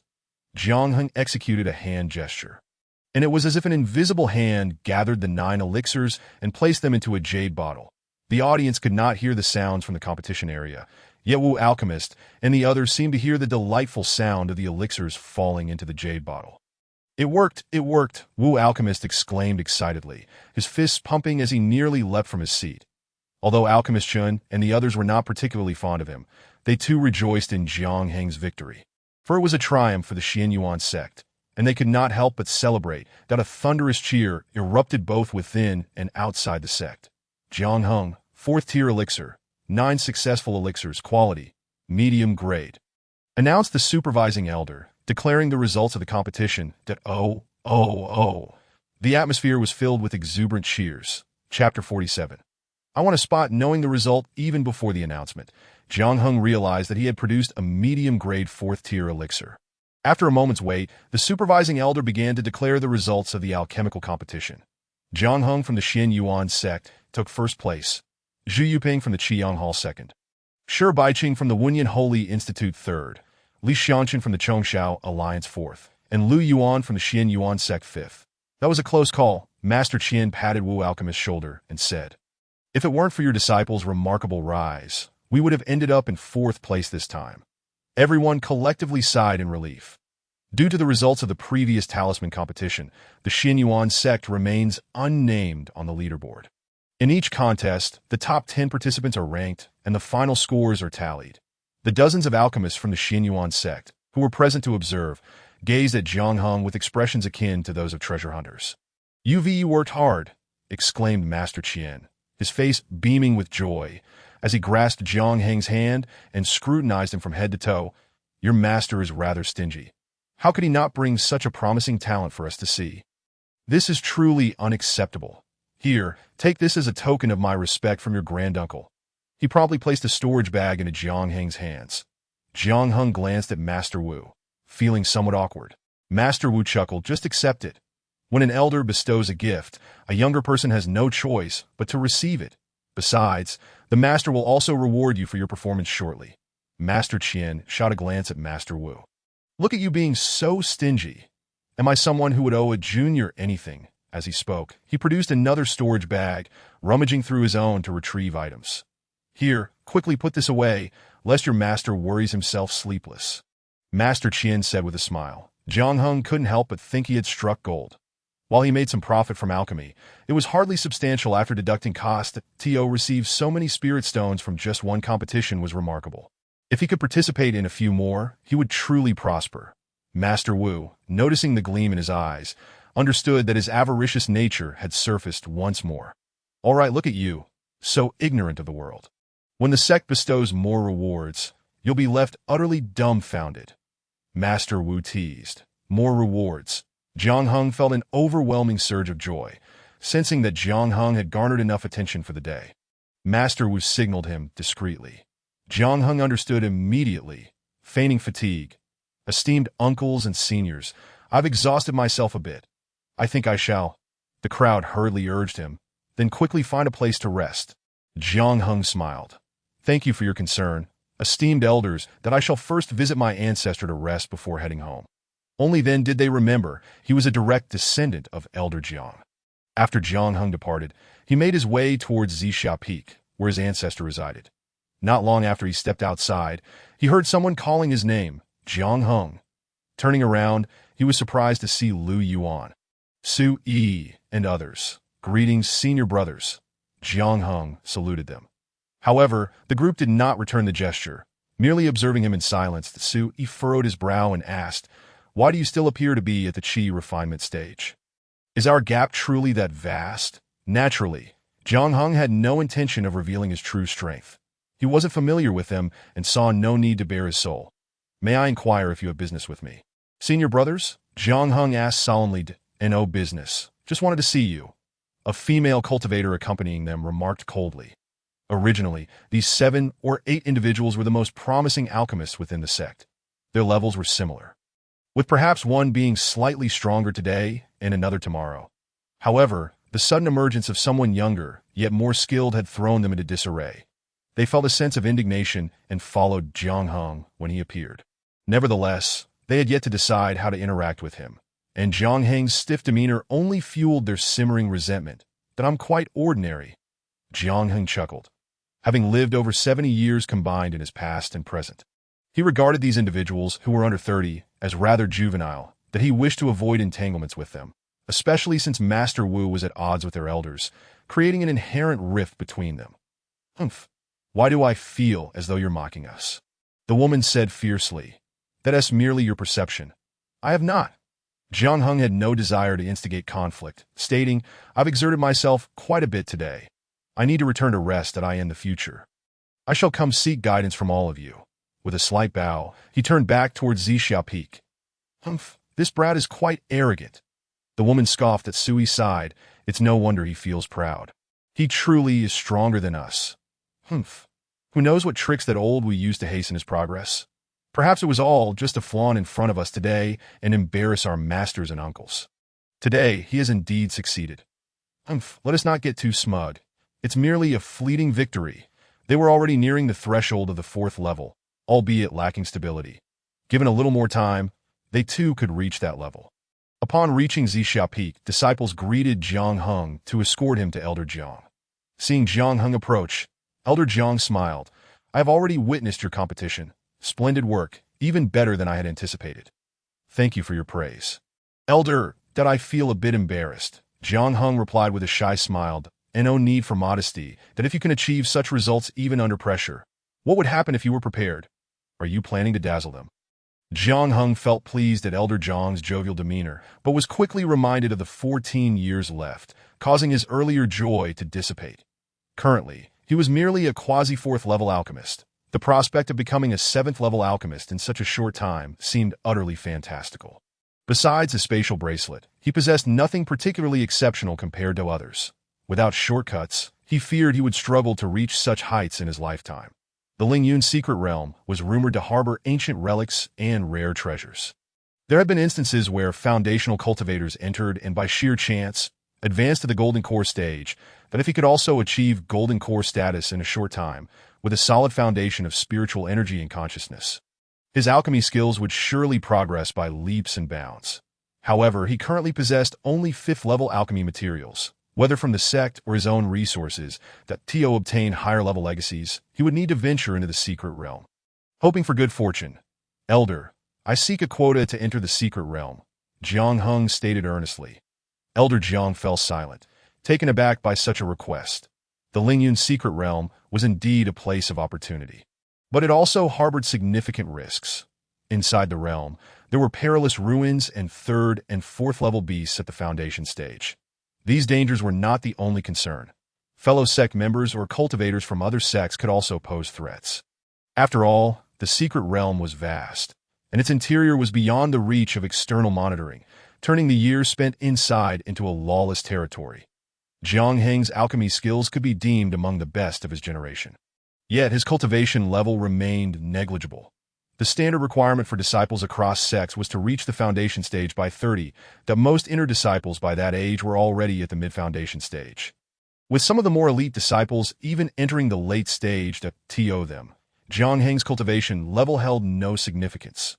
Furthermore, the secret realm imposed restrictions that would nullify any power exceeding the foundation stage. While he could provide him with some fourth-level talismans and formations, their effectiveness would still correlate with his inherent strength. Moreover, who among those entering the secret realm lacks such items? If you wish to heed my counsel, I would advise against going, Elder Jiang sighed. Though the opportunities are plentiful, the dangers are even greater. But if I do not go this time, there may not be another chance, Jiang Heng countered with an almost irrefutable rationale. Indeed, his age placed him in a precarious position. Being a few years older would allow him to enhance his cultivation and increase his chances.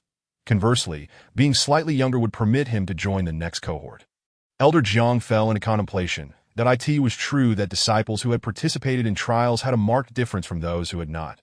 Not to mention, those currently bearing responsibilities within the sect were all disciples who had emerged from the secret realm. As cultivators, possessing a heart for advancement was essential. Yet, as his kin, Elder Jiang was more concerned for his safety. Can you not go? Elder Jiang sighed. Elder, you must have also ventured into a secret realm in your youth. Did your family not advise against you? Jiang Heng retorted. Elder Jiang smiled faintly and shook his head. You child, what would that have to do with me? Very well. Since you are so resolute, I shall not hinder you. However, you must prepare yourself mentally for the worst-case scenarios within, that I will prepare some things for you later. Thank you, Elder, for your understanding. Jiang Heng expressed his heartfelt gratitude. Elder Jiang genuinely cared for him. As long as Elder Jiang consented, Master Wu would not object. The Xinyuan sect likely had a few thousand foundation stage cultivators, but very few under 30 in previous years. The number of young foundation stage cultivators from Xinyuan had often fallen short of the quota, allowing some slots to be allocated to the offspring of subordinate families. Thus, as long as Jiang Heng was willing to register, he would almost certainly secure a spot. The only prerequisite was to persuade Elder Jiang. Otherwise, if he intervened to rescind it, there would be nothing Jiang Heng could do. This matter was practically settled. Jiang Heng felt a surge of excitement within him as he briskly made his way outside the sect. The competition here is yet to conclude. Won't you linger a while longer? Suddenly, someone spoke to him. Turning his head, Jiang Heng saw a young cultivator in his 20s, clad in a black and white Taoist robe.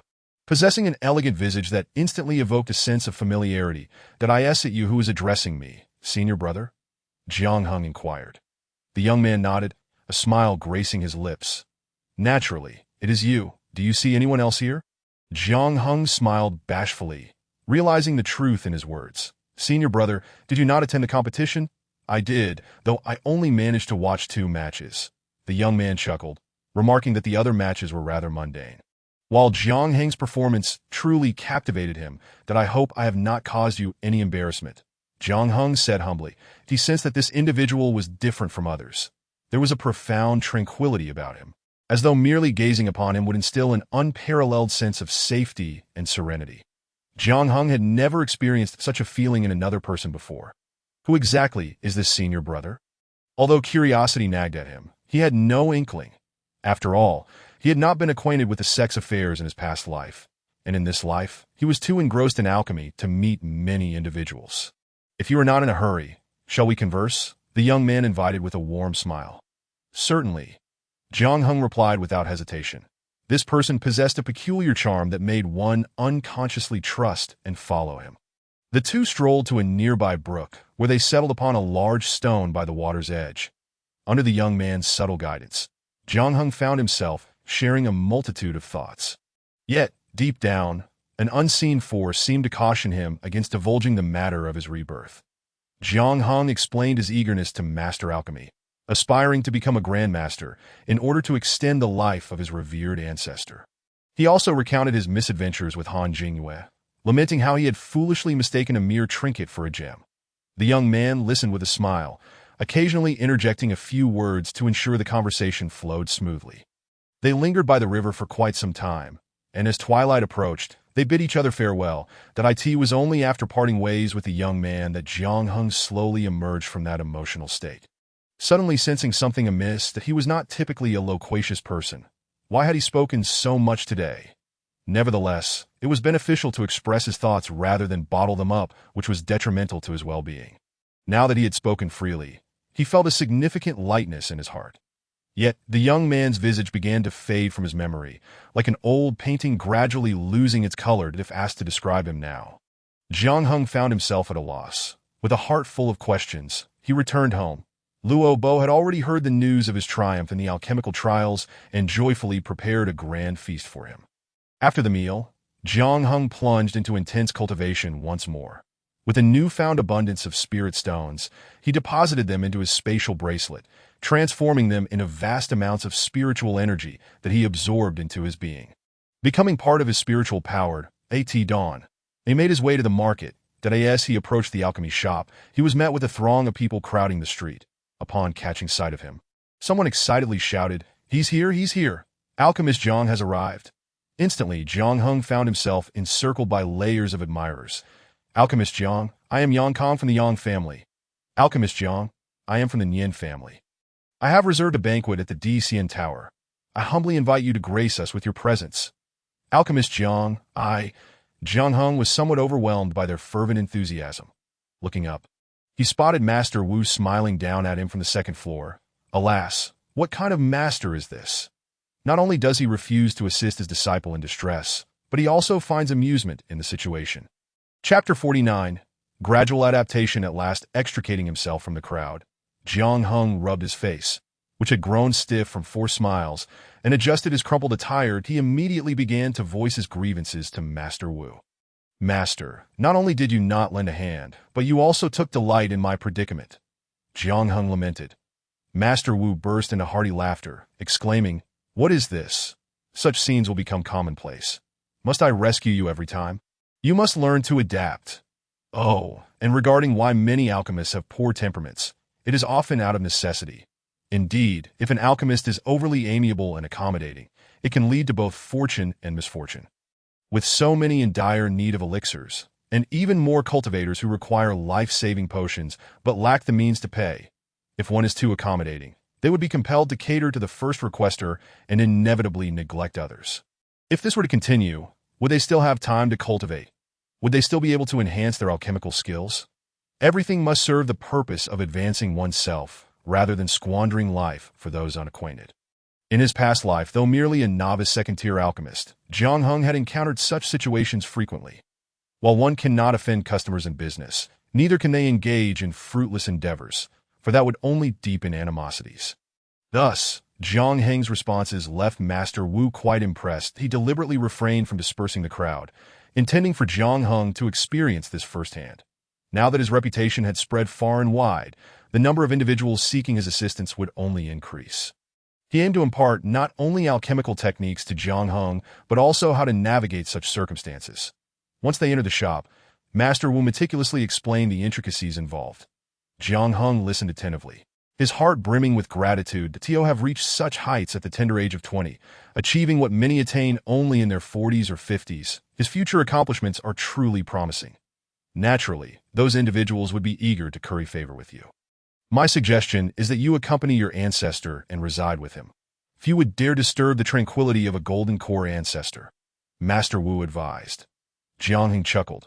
I spoke with my ancestor yesterday, and he has granted me permission to enter the Lingyun's secret realm. What? Master Wu was taken aback, exclaiming, No, I cannot agree to this. That as an alchemist, you wish to venture into the secret realm with those sword cultivators and spellcasters? Have you lost your senses, Master? Jiang Heng shook his arm, pleading, Master, this is likely my only opportunity to enter the secret realm in this lifetime. I truly do not wish to forfeit it. You know well that the secret realm harbors numerous fortunes. Perhaps I may even discover a higher-level alchemical legacy. You are aware that my ancestor is gravely injured and requires 7th tier or higher elixirs to survive, that I is his direct descendant if I do not exert myself. Who will? Amassing such reasoning, Jiang Heng left Master Wu with no further arguments to present, resulting in a long sigh of resignation. Very well. Since you have made your decision, I shall not obstruct you. However, have you considered how you will survive among those sword cultivators and spellcasters who specialize in offensive capabilities? Master, I am an alchemist. Naturally, I will rely on elixirs to fend off my foes. Jiang Heng replied with a smile. You mean to say? Master Wu began to grasp his intentions. Yes, to utilize elixirs as a means of defense. Master, elixirs can save lives, and they can also be lethal. Jiang Heng asserted confidently. I have recently been researching the formulation of several poison elixirs that as long as no one seeks trouble with me, I will be fine. But anyone who dares to provoke me will soon learn the might of an alchemist. Jiang Heng declared with fierce determination. Master Wu fell silent. Although concocting poison elixirs did not align with his principles, when faced with his disciple's life-and-death dilemma, he naturally found himself compromising. All right, you shall determine your own course. If you require any specific spiritual herbs, let me know, and I will do my utmost to procure them for you, Master Wu stated solemnly. Thank you, Master. You are truly wonderful, Jiang Heng exclaimed, embracing him affectionately. All right. Master Wu waved his hand in exasperation. As long as you get your way, I'm a good master. And no matter what Master says, it is all for my benefit. Then am I not someone who is oblivious to kindness? Jiang Heng sweetly replied. Throughout the day, the master and disciple delved into discussions on which poison elixirs would yield the most effective results. Those that acted swiftly, those that were colorless and odorless, causing unseen poisoning, as well as those that were non-lethal versus those that were exceedingly toxic. That in this process, the 2 manuscripts gifted by Elder Jiang proved to be invaluable. Yet, what Jiang Heng did not anticipate was that Master Wu also possessed a wealth of records on poison elixirs. Master, how do you have such materials? Jiang Heng asked in astonishment. This contradicts your principles. Master Wu rolled his eyes. These are merely records of failed concoctions. Since they were ruined, I must understand why they failed. What properties did the failed elixirs possess, and what issues arose? Jiang Heng then grasped that Master Wu's records were derived from this very logic, that it seemed that the manuscripts he held also followed a similar pattern. However, Jiang Heng was not satisfied with mere records, that he intended to utilize his understanding of spiritual herbs to concoct poison elixirs himself. While the master and disciple were engrossed in developing poison elixirs, the competition among the 5 sects was drawing to a close. Jiang Heng's triumph in alchemy secured the 3rd overall ranking for the Xianyuan sect, thus allowing 500 cultivators from the sect to enter the secret realm. It was estimated that the Xianyuan sect could contribute around 360 individuals. The remaining 140 individuals are to be allocated to the numerous families under his command. Jiang Heng took the time to register himself at the Sect Service Institute. Jiang Heng, a Dan Master. The information regarding Jiang Heng left the attendants at the Service Institute in disbelief, wondering if they had misread the details. A Dan Master, of all people, wishes to partake in the secret realm trials. This was unprecedented. Even the attendant responsible for registrations was momentarily stunned. Such a thing had never occurred before. Was it permissible? Moreover, he was Jiang Heng, a 4th-level Dan Master. The attendant suspected that Jiang Heng might be unaware of the dangers inherent in the secret realm, mistakenly believing it to be merely a place of amusement. Thus, he gently advised esteemed junior brother, the perils within the secret realm are exceedingly grave and as a Dan Master. It would be prudent to refrain from such risks. Thank you, senior brother, but I am well aware of the risks involved here. I have considered this matter thoroughly before deciding to register. It is not a spur-of-the-moment decision. Jiang Heng sensed the attendant's goodwill and smiled in gratitude. Nevertheless, the attendant remained unconvinced. Please wait a moment. I shall seek permission. After consulting through a communication stone, he reluctantly registered Jiang Heng's name, that he then handed Jiang Heng a jade token, instructing, please keep this safe. Specific details will be displayed on the token when the time comes. Thank you. Jiang Heng replied with a smile, carefully storing the jade token in his bracelet space before making his way out of the sect. But on his journey, he encountered the same senior brother he had met previously. Have you received the jade token? The senior brother inquired with a cheerful expression. Jiang Heng nodded, yet this time he approached with a measure of caution that he still retained a faint memory of their last encounter. And the man's peculiar demeanor unsettled him. Although he too was a Foundation establishment cultivator, his abilities and spiritual perception had advanced beyond the initial stages. Yet in the presence of this individual, he felt utterly defenseless. It was terrifying. Thus, upon seeing him today, Jiang Heng's instinctive wariness flared up. The Xianling true monarch observed Jiang Heng's somewhat unnatural expression and discerned his thoughts that if you have any doubts, feel free to voice them. I shall answer candidly. Jiang Heng stood to the side, remaining reticent. You are quite strange, he remarked warily. You are certainly not an ordinary senior brother, a typical Foundation establishment cultivator. Even one who has practiced charm techniques could not exhibit such traces. Indeed, Xianling true monarch nodded with a smile. I did not expect you to be so vigilant. Who exactly are you? Jiang Heng had already grasped a poison pill in his hand. Do not be alarmed. I mean you no harm. Besides, that second-level poison pill in your hand poses no threat to me. Xianling true monarch chuckled. Jiang Heng had never felt such panic since his rebirth. I am Xianling, the true monarch declared directly. Xianling? Jiang Heng pondered, the name resonating with familiarity, yet he could not immediately recall where he had heard it. Not surprising. I rarely venture out, Xianling true monarch remarked. Suddenly, a realization struck Jiang Heng. Xianling, the founder of Xin Yuan sect, is none other than Xianling true monarch. He exclaimed in astonishment. Xianling true monarch nodded in acknowledgement. Jiang Heng quickly retracted the poison pill, saying, It is an honor to meet you, true monarch. Please forgive your disciple for any disrespect. You are quite cautious, Xianling true monarch observed with a smile. That is commendable. As for any perceived disrespect, you are unaware of my identity. Ignorance is no offense. Jiang Heng performed a bow once more. Please, there is no need for such formalities. Let us converse as ordinary friends, Xianling true monarch suggested.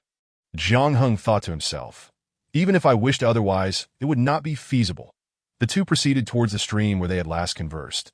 Your poison pill, is it a means of defense prepared for the secret realm? Xianling true monarch inquired with a smile. Jiang Heng nodded. As I have only recently entered the Foundation establishment stage, my swordplay and techniques cannot possibly compare with those of mid to late-stage cultivators. Therefore, if I wish to ensure my safety, I can only rely on my greatest strengths.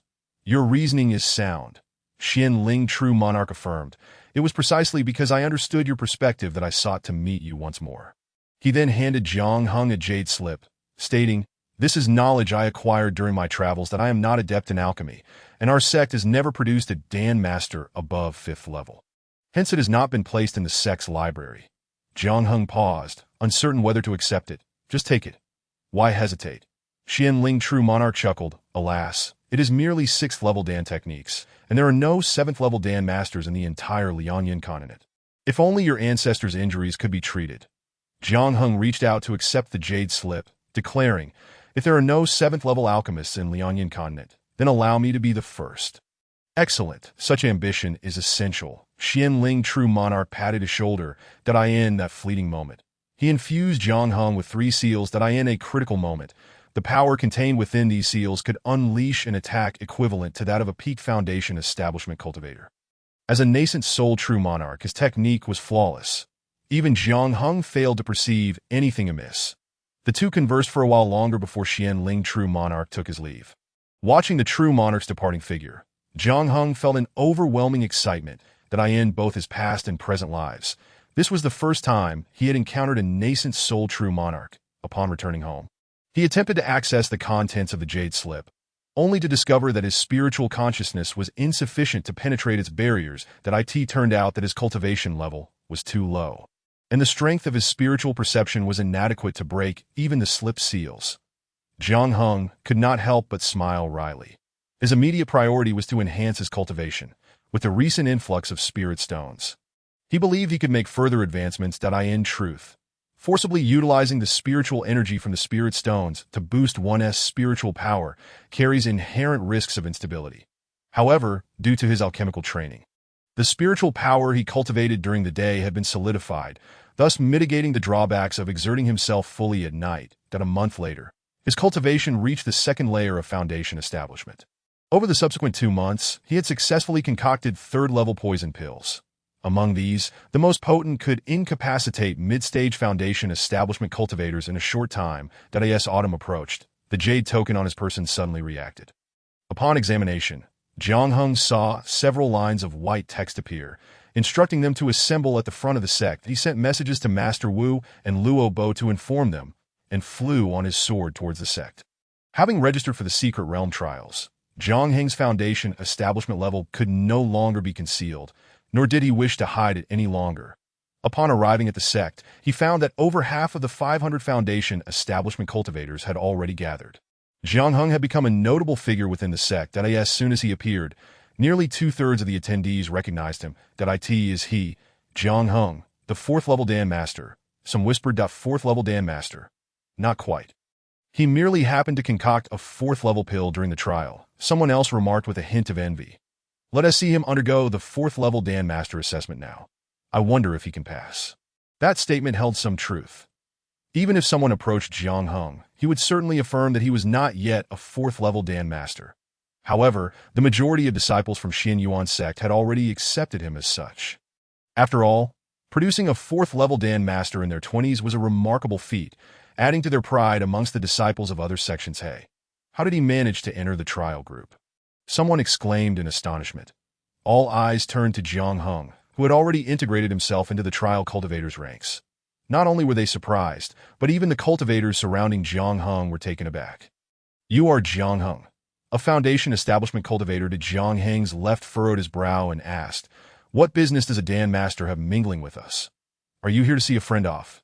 Jiang Heng waved the jade token at him, stating, "No, I am here to participate in the trials." At this revelation, several nearby cultivators could not help but glance over at a Dan Master. Do not jest. The Secret Realm is no place for frivolity. Indeed, stay within the sect. If we obtain rare spirit herbs, we can come to you for pill concoction. As they spoke, none wished to miss the opportunity to befriend Jiang Heng, and they eagerly exchanged names. However, upon learning of Jiang Heng's intent to enter the Secret Realm, astonishment turned to urgency as they attempted to dissuade him. This is no laughing matter. Those entering the Secret Realm are disciples from 5 sections.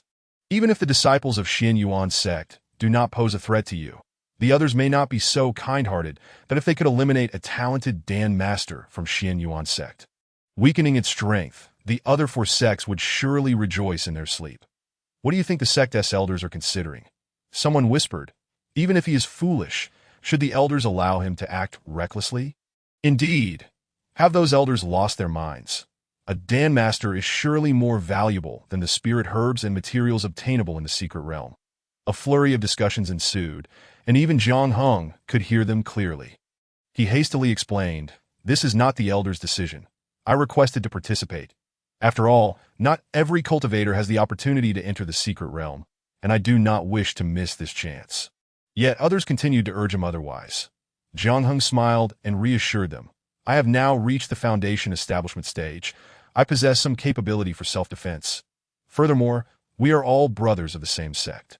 How could I possibly face adversity while you merely stand by and watch?" "Of course, that is out of the question," the crowd responded emphatically, each one thumping their chests in assurance. "Rest assured, Master Jiang Dan. Should we encounter any trouble, we will certainly ensure your safety," they declared. Although Jiang Heng was hesitant to fully trust their words, he felt a deep gratitude for the goodwill they displayed at that moment. Once all 500 participants had gathered, the current sect master of Xian Yuan sect, Master Jing Hai, appeared in the plaza, surrounded by disciples and elder stewards. Instantly, the crowd fell silent. Master Jing Hai summoned a spirit vessel, and upon the infusion of spiritual light, the vessel transformed into a grand flying ship, measuring over 30 zhang in length. This was the Sex by Xian flying vessel, reputed to be a level 5 spiritual artifact. Capable of accommodating over 1,000 passengers, that a nearby cultivator whispered to Jiang Heng, who was also marveling at the sight of such a high-grade vessel for the first time. "Boarding for the trial participants has commenced," bellowed an elder steward. Following this, the line of foundation-building cultivators began to enter the vessel in groups of 10. The Jiang Heng found himself in the 8th ROWAS. He stepped inside, He was pleasantly surprised to discover that the interior of the ship was even more spacious than he had anticipated. The cabin was devoid of any additional facilities, with all cultivators seated upon mats on the ground, that he took his place according to his assigned number, surrounded by those he had encountered while queuing. Under the watchful eye of the elder steward, no one dared to glance around, much less engage in hushed conversations. Accompanying them on this journey were 3 golden core masters of the sect, along with 2 ancestral figures from affiliated families. This group of 500 comprised a significant portion of the elite youth of Xianyuan sect. Should any fall in battle, it would result in a substantial fracture in the sect's lineage. The flying vessel was piloted by a golden core elder, and after a series of subtle tremors, it began to ascend gradually into the sky, heading westward. The Lingyun secret realm is situated in a basin at the heart of the Liangyun continent, over 10,000 li from Xianyuan sect. Even with the vessel flying uninterrupted, the journey would take approximately 20 hours. Jiang Heng sat beside a window, allowing him to gaze upon the world beyond.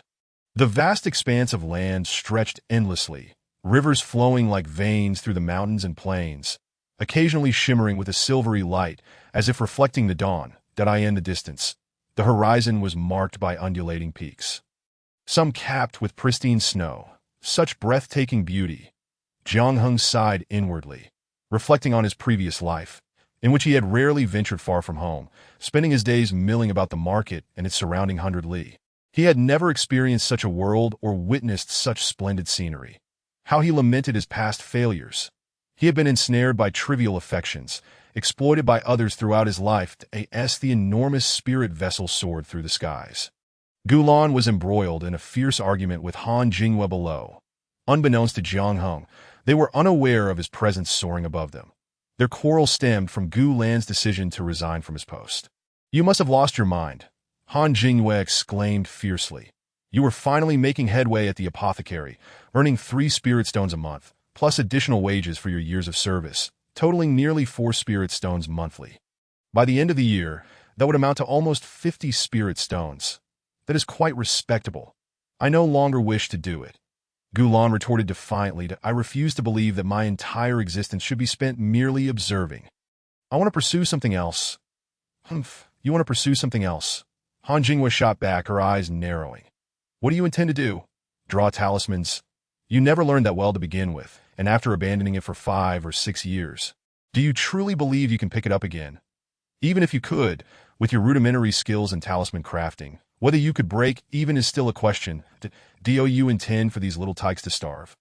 Han Jingwei's harsh words struck deep, leaving Gu Lan wounded. He recognized that the years of hardship had transformed her into someone unrecognizable. Yet, he had hoped she would support his dreams, only to be met with disappointment. "Han Jingwei, do you look down upon me?" Gu Lan asked, hurt to ha. "I wish I could see you in a better light." Han Jingwei replied frostily, "But just take a look at yourself. What merit do you possess that warrants my respect?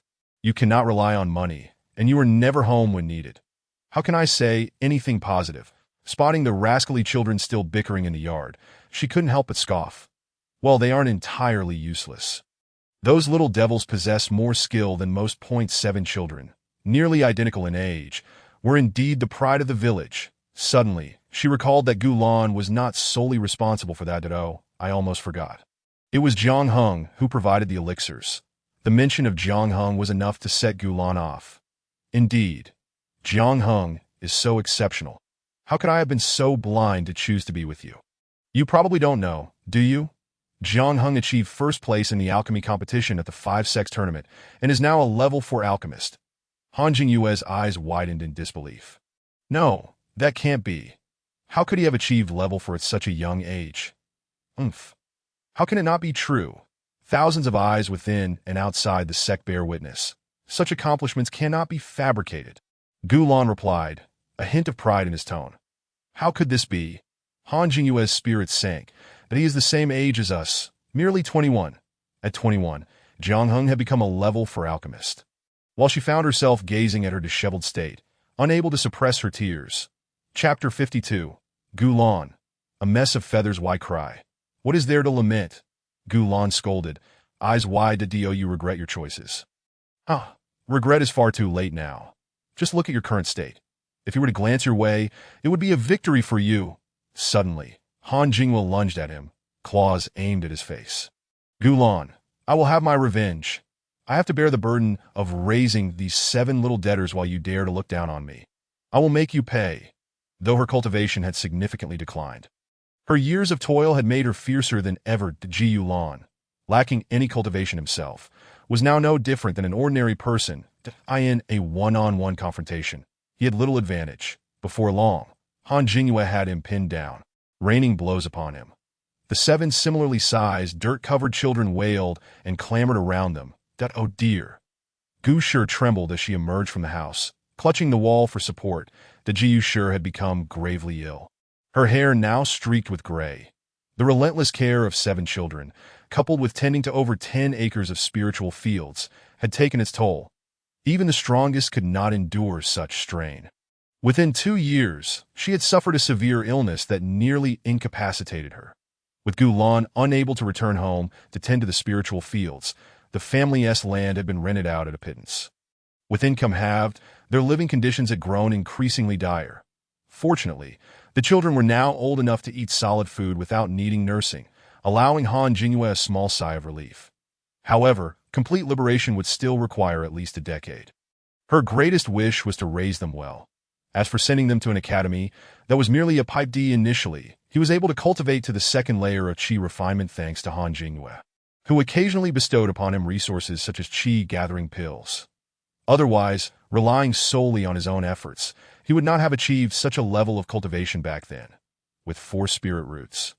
Most people would deem it unnecessary to cultivate, considering it a sheer waste of time and resources that in the past, Han Jinghua supported him wholeheartedly, even taking concrete actions to demonstrate her backing.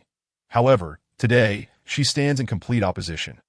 Gu Lan's pursuit of his own aspirations is not inherently wrong, but he must also consider whether his circumstances permit such endeavors. With a family of 10 to feed, who can afford to wait for him to cultivate spiritual energy, and then, who knows how long it would take for him to draw talismans. During this time, should the family simply starve in silence? This time, Han Jinghua and the Gu family are united in their stance. Gu Lan's requests were met with refusal, leaving him both saddened and enraged.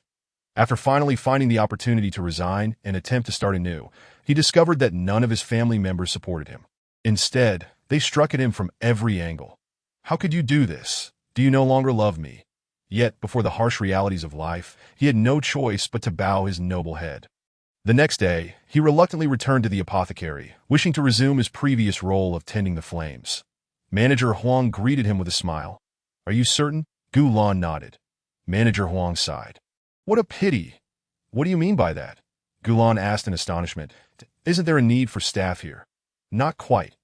Manager Huang replied with a chuckle. As you know, the longer you work here, the higher your salary becomes. However, by resigning previously, you essentially reset your tenure, that if you wish to rejoin now, you'll have to start from scratch. But I only left a few days ago. Surely that is too harsh. Gu Lan exclaimed in disbelief. That is the rule. Manager Huang shook his head. Is there truly no room for leniency? Gu Lan implored. I'm afraid not. Manager Huang replied, unable to assist. After much contemplation, Gu Lan chose to withdraw. He did not wish to begin anew with merely 2 spirit stones at this point. He was already a sufficiently experienced fire attendant at the apothecary and could easily fill Little Tang's position. Wandering aimlessly onto the streets, he was at a loss as to where to go. Home. He could already envision that scenario where he would undoubtedly be subjected to a tirade from 2 women. He then ventured into the crafting district, seeking work at various workshops, but none met his expectations, leaving him disheartened as he made his way back. After 6 hours of flight, the Foundation establishment practitioners of Xian Yuan sect finally arrived at their destination. The Lingyun secret realm is nestled within a small basin spanning 100 miles, encircled by towering peaks. Within it lies a small city known as Lingyun City. This city was established due to the existence of the secret realm and has a history of over 1,000 years. The assembly of individuals is currently taking place in Lingyun City. The opening of the secret realm is imminent in the coming days. The timing of this opening is not fixed. It only occurs when the fluctuations of the realm's restrictions are at their peak. At that time, several Golden Core practitioners must work together to stabilize the entrance using array symbols. Jiang Heng, along with others, settled into the Xian Yuan sect's base here, while members from the other 4 sects gradually arrived. Although Jiang Heng did not specifically listen in, he overheard some rumors about these individuals. "The people from the Qiang Alliance have arrived," exclaimed the disciples as they glimpsed the enormous vermilion bird flying vessel in the sky. Among the Qiang Alliance, several practitioners have commendable skills such as Gong Maoxuan, Kong Amlin, and Guan Su, all of whom have attained the later stages of foundation establishment and have garnered impressive rankings in the upcoming competition. Chapter 53. The alternative use of the jade bracelet. Jiang Heng did not attend the other events of the competition, thus he was not very familiar with these individuals. Nevertheless, he listened intently to their hushed conversations, eager to understand their situations in advance. After all, among the thousands of practitioners entering the secret realm, he might have the lowest cultivation level. These individuals are all elite disciples from their respective sections. As Jiang Heng was listening, a few people approached him gracefully, calling out, "Junior brother Jiang." Recognizing their attire, he knew they were disciples from various peaks of Xian Yuan's sect. "That I have met all of you." Senior brothers, though he lowered his head, he could still feel their scrutinizing gazes. "There is no need for such formalities, junior brother," said Bian Hong Wang, the chief disciple of Choyang Peak, with a smile that he was well acquainted with several elite disciples within the sect, such as Liao Yuanzhou from Yushuan Peak, Lin Qingji from Zixia Peak, Du Galang from Hanyan Peak, and Deng Youjiao from Jingxiu Peak, among others. Yet Jiang Heng emerged as a dazzling presence, outshining them all that he is a direct descendant of old ancestor Jiang, whose modest aptitude had prevented him from entering the inner sect.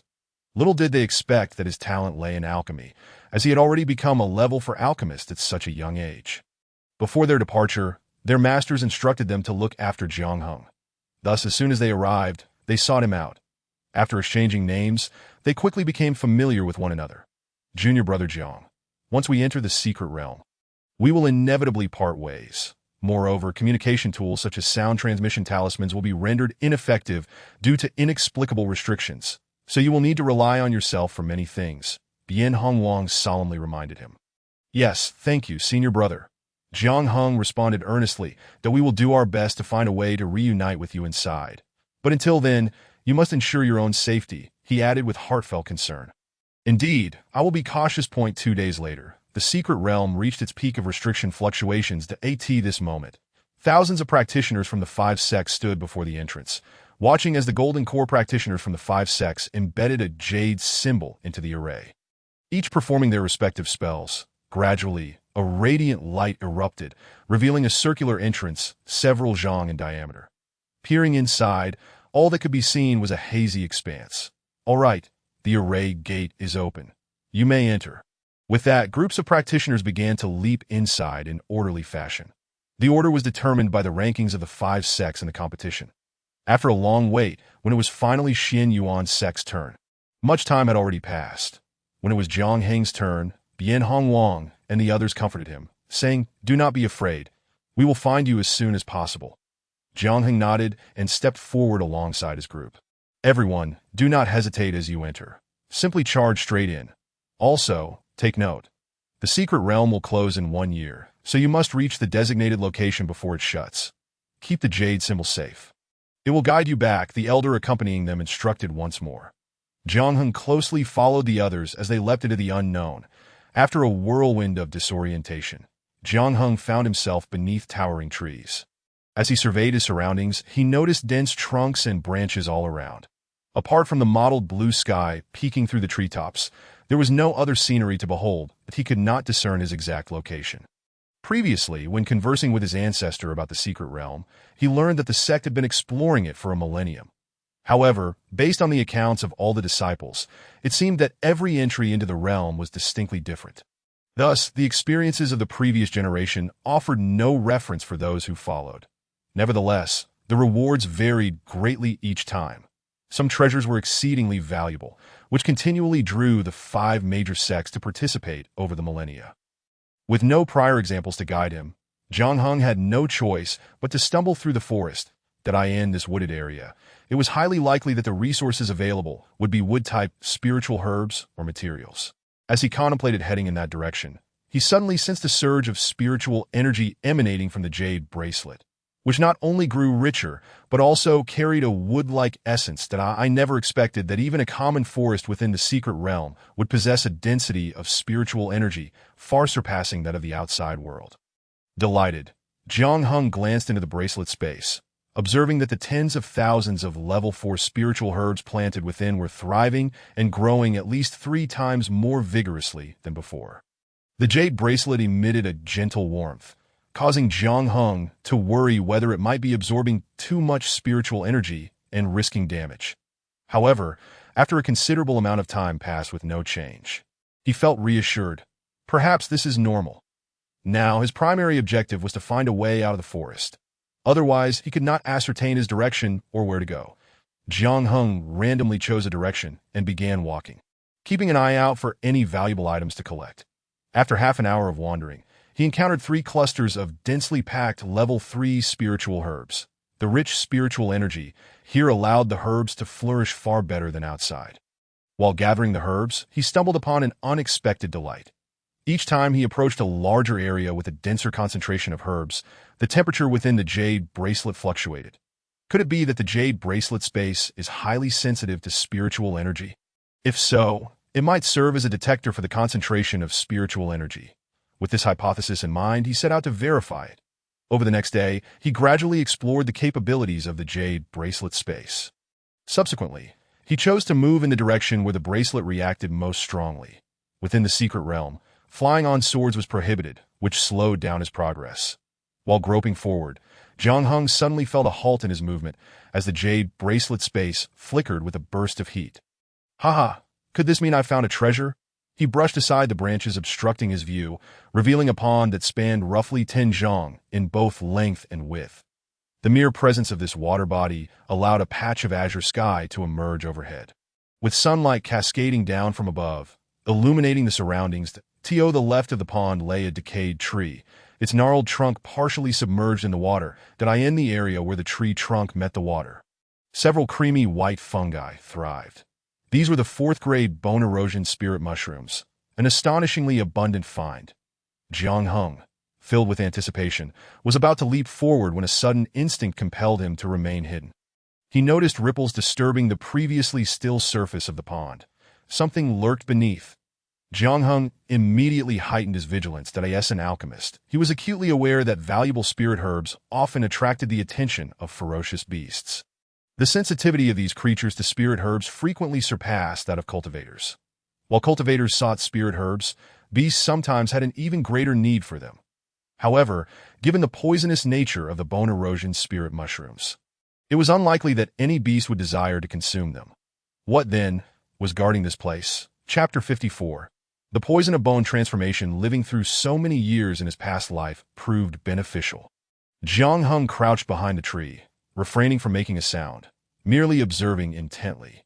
Moments later, he heard a faint rustle in the treetops, and a figure clad in reddish-yellow descended gracefully from the foliage. Casting a disdainful glance in Jiang Heng's direction. Why cower so? What business do you have in the secret realm if you're so timid? Are all members of the Xinyuan sect such cowards? Jiang Heng thought to himself how perilously close he had come. Had he acted first, he might have fallen prey to a hidden ambush. He chose to ignore the taunt, remaining still behind the thicket. Seeing Jiang Heng's continued inaction, the figure sneered, "Are you still hiding? Should I drag you out myself?" Jiang Hung felt exasperated. If the individual wished to take the mushrooms, so be it. He had no intention of contesting. The real competition lay elsewhere, and that was for the other to handle. The figure caught sight of Jiang Hung emerging from the thicket and chuckled mockingly. "Ah, finally decided to show yourself," Jiang Hung sighed. It was merely 4th-grade spirit herbs that if the person desired them, they could take as many as they wished. This area was vast, after all. "Your presence here unsettles me." The figure glared. "You've been here for a day. Haven Tu, show me what you've gathered." Jiang Hung couldn't help but roll his eyes. Truly, those who appeared so imposing outside revealed their true nature once inside. That he casually tossed a storage bag towards the figure, containing nothing of significance, just a few 2nd and 3rd-grade spirit herbs. The individual, surprised by Jiang Heng's compliance, inspected the storage bag. "The restrictions were merely at the foundational level. I say, you'd be better off hiding in a hole for a year. With your foundational level, You'd be wiped out in seconds if you ventured out, but I'm being kind and not holding it against you. Otherwise, achoo. He sneezed violently upon breaking the restrictions of the storage bag. A cloud of powder suddenly enveloped him that he hastily discarded the storage bag and retreated in panic. Regrettably, these wild boars possess limited realms of understanding and lack wisdom, entirely devoid of such concepts. This can be comprehended. However, some individuals, despite being human, evidently possess intellect that pales in comparison to that of the wild boars. Jiang Heng has encountered this twice now. This time is no different, as he is in the midst of disposing of the wild boar carcasses. Two cultivators suddenly appear before him. Judging by their attire, it is apparent that they belong to the Chongshao Alliance. Haha, what a surprise to see you. The two exchange knowing smiles, revealing themselves to be talented alchemists from the Xian Yuan sect. Haha, it seems our brother is quite fortunate. The two blocked Jiang Heng's path, one in front and the other behind. Now, tell us, how many spirit stones and elixirs are you prepared to offer in exchange for your life? The man at the forefront cheerfully inquires. And do not attempt to struggle. We are well aware that you are merely at the first layer of Foundation establishment. Even if you were to self-destruct, you would hardly pose a threat to the two of us. The man casually shrugs his shoulders, speaking with an air of indifference. Therefore, please cooperate with us. We wish to avoid making this situation unpleasant. Surely, you do not desire to meet your end in a disgraceful manner, do you? Jiang Heng subtly gestures with his restrained hand. Is this what you seek? He frees one hand to retrieve his storage bag. Yes, toss it here, the taller of the two exclaims with a grin at "Oh, and don't forget your spirit sword," he adds helpfully. Without hesitation, Jiang Heng throws the storage bag to them and subsequently tosses the spirit sword as well. Now, may I leave? He inquires hesitantly. Why the rush? Just a moment. Let us see what other treasures you possess, the tall cultivator replies, beginning to empty the contents of the storage bag one by one. In light of your reputation, the items in your storage bag do not seem to befit you. The man's gaze sharpens as he scrutinizes Jiang Heng. Jiang Heng waves his hand dismissively. It's merely a single storage bag. You should understand that being an alchemist does not necessarily equate to wealth. It certainly entails considerable expenditure. Otherwise, how do you think one becomes an alchemist? There is no other path but to accumulate vast quantities of spiritual herbs. Why do I enter the secret realm? It is to find sufficient spiritual herbs and to perhaps stumble upon advanced alchemical techniques in the ruins. You are rather reckless, the man arrogantly retorts. These items could have easily been obtained within your sect. There was no need to venture into the secret realm. Most of what you acquire here can still flow back to the sect for redistribution. Perhaps you are correct, but your luck is lacking. The man rummages through Jiang Heng's storage bag, failing to uncover anything of greater value. It seems it is time to part ways, he declares, drawing the spirit sword and pointing it at Jiang Heng. Jiang Heng gazes at him with a smile. Indeed, you are not mistaken. Farewell. As the man channels his spiritual energy to control the spirit sword, he suddenly realizes with terror that his spiritual power seems to have stagnated. What is happening? He cannot help but scream that it is evident. You have been poisoned. Jiang Heng, with a flick of his consciousness, retrieves the spirit sword and swiftly slashes the throat of the man behind him. Oh! The man clutches his throat, gasping desperately for air. However, it is futile. Nothing can save him now. Jiang Heng, not one for idle chatter, directly uses the spirit sword to slit the throat of the man before him as well. Do not assume that just because I am an alchemist, I will refrain from killing. Jiang Heng mutters as he thoroughly searches their bodies, diligently scavenging for valuable items. Finally, he employs a trapping technique to create a large pit, facilitating the disposal of their corpses. After collecting the wild boar carcasses, Jiang Heng continues his journey through the underbrush, persevering through thorns and brambles. Fortunately, his spirit sword is sufficiently sharp, allowing him to maintain a swift pace against the wild grasses comparable to second-tier spiritual plants. However, he occasionally encounters insect-like demon beasts amidst the vegetation. Though they pose no real threat, they continuously impede his progress, prompting Jiang Heng to grumble. This is far too slow, observing the shadows flitting across the sky. He cannot help but yearn for his Qing Ling crane. Alright, I could capture a spiritual bird to serve as my mount. Resolute, Jiang Heng is not one to linger. He had previously noticed these demon birds descending to the grasslands to hunt insect beasts. Thus, he resolves to lure one down for capture. Jiang Hung begins actively catching those large insects. Not only does he catch them, but he also gathers many pliable branches to insert them, causing them to sway in the wind. The sight of so many insects appearing in the grass indeed attracts the attention of the flying birds above that a Xianbei Jinshi eagle circles in the air a few times before descending slowly. Once it confirms there is no danger, it swoops down toward the swarm of insects. Suddenly, a sword light cleaves through the air beside it. The Xianbei Jinshi eagle lets out a startled cry, flapping its wings to dart aside, glaring at Jiang Hung with its orange eyes. Shoo shoo. Jiang Hung dismissively waves it away. This eagle species is a fierce predator, notoriously temperamental and dim-witted, making it exceedingly difficult to tame. Jiang Hung desires a more docile bird go on leave. He urges, wielding the spirit sword, that I do not want you. Be gone. Yet, the Jinshi eagle is captivated by the insects, unwilling to depart even in the face of the spirit sword, spreading its wings and glaring defiantly at Jiang Hung. You foolish creature. Jiang Hung scolds in exasperation. Chapter 56.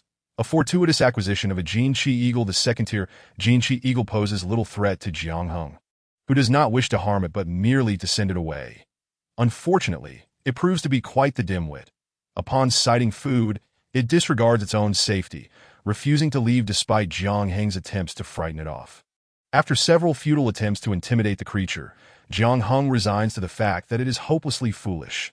Fine. Why not compromise, he thinks. Here, have an elixir. Jiang Hung tosses it a spirit pill meant for spiritual beasts.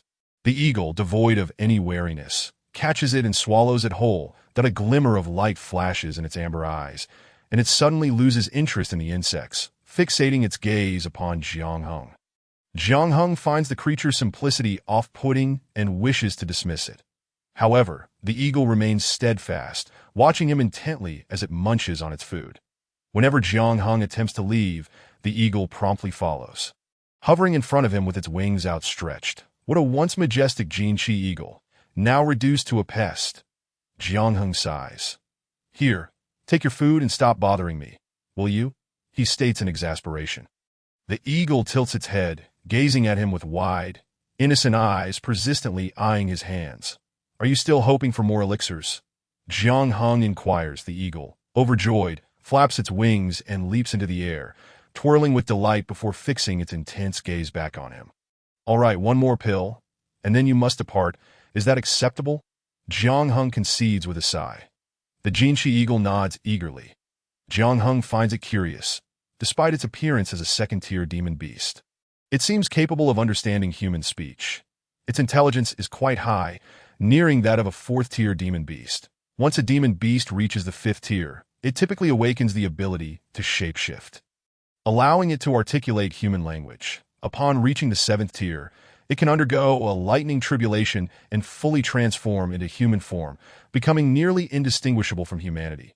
Prior to this, if a demon beast were to mate with a human, it would either be unable to conceive due to reproductive isolation or produce offspring with significant abnormalities.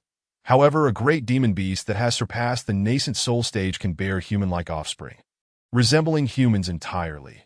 Unless one encounters ancient mythical beasts, this pattern generally holds true. This Jinshi eagle, while seemingly foolish, possesses the ability to comprehend human words. Yet it is also a glutton, utterly oblivious to danger when food is involved. Jiang Hung ponders. How about you serve as my mount within this secret realm? I shall provide you with sustenance and elixirs. 1 elixir every 3 days sounds reasonable. He dares not propose one per day, fearing it would lead to significant losses. The Jinshi eagle tilts its head, seemingly contemplating the offer. After a considerable pause, it nods, then turns to gobble down the remaining insects with great enthusiasm, before squatting before Jiang Hung with its legs bent. Jiang Hung is filled with a mixture of joy and surprise. So you've agreed. He promptly retrieves an elixir, exclaiming, here, a prepayment for your services. Let us ensure we uphold our agreement. You must not soar into the sky and drop me, all right? It is likely that this area is protected by a spatial restriction array, rendering flying swords and boats unusable. However, creatures capable of flight are exempt from these limitations. Jiang Hung leaps onto its back. The Jinshi eagle stands over 10 feet tall, its wings spanning more than 50 feet. The feathers on its back are large and sturdy, making for a somewhat uncomfortable and slippery seat. Nevertheless, at this moment, finding a mount willing to carry him is a remarkable stroke of fortune. Who would dare to be choosy? Let us soar. Jiang Heng exclaims joyfully, and the Jinshi eagle lets out a call before swiftly taking off. Its wings unfurling as it ascends into the sky. From above, the landscape unfolds beneath them, a vast expanse of forest, with endless grasslands stretching below to eye in the distance. The shadows of mountains loom. Perhaps that is where he is destined to go.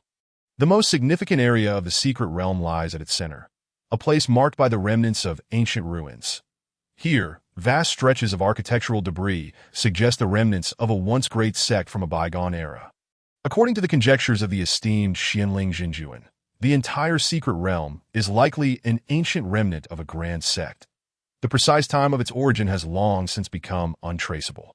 The overall condition suggests that it predates the Great Annihilation.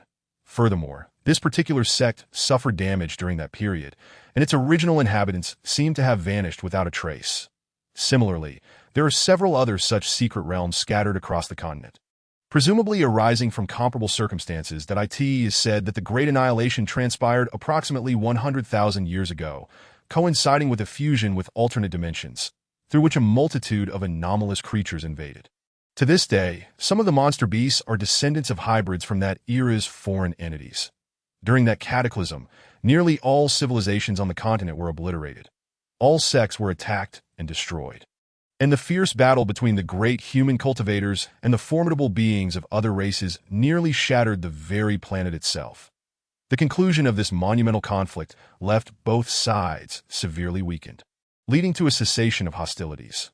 However, by then, the original continent had already fractured and reformed, taking on a completely altered visage.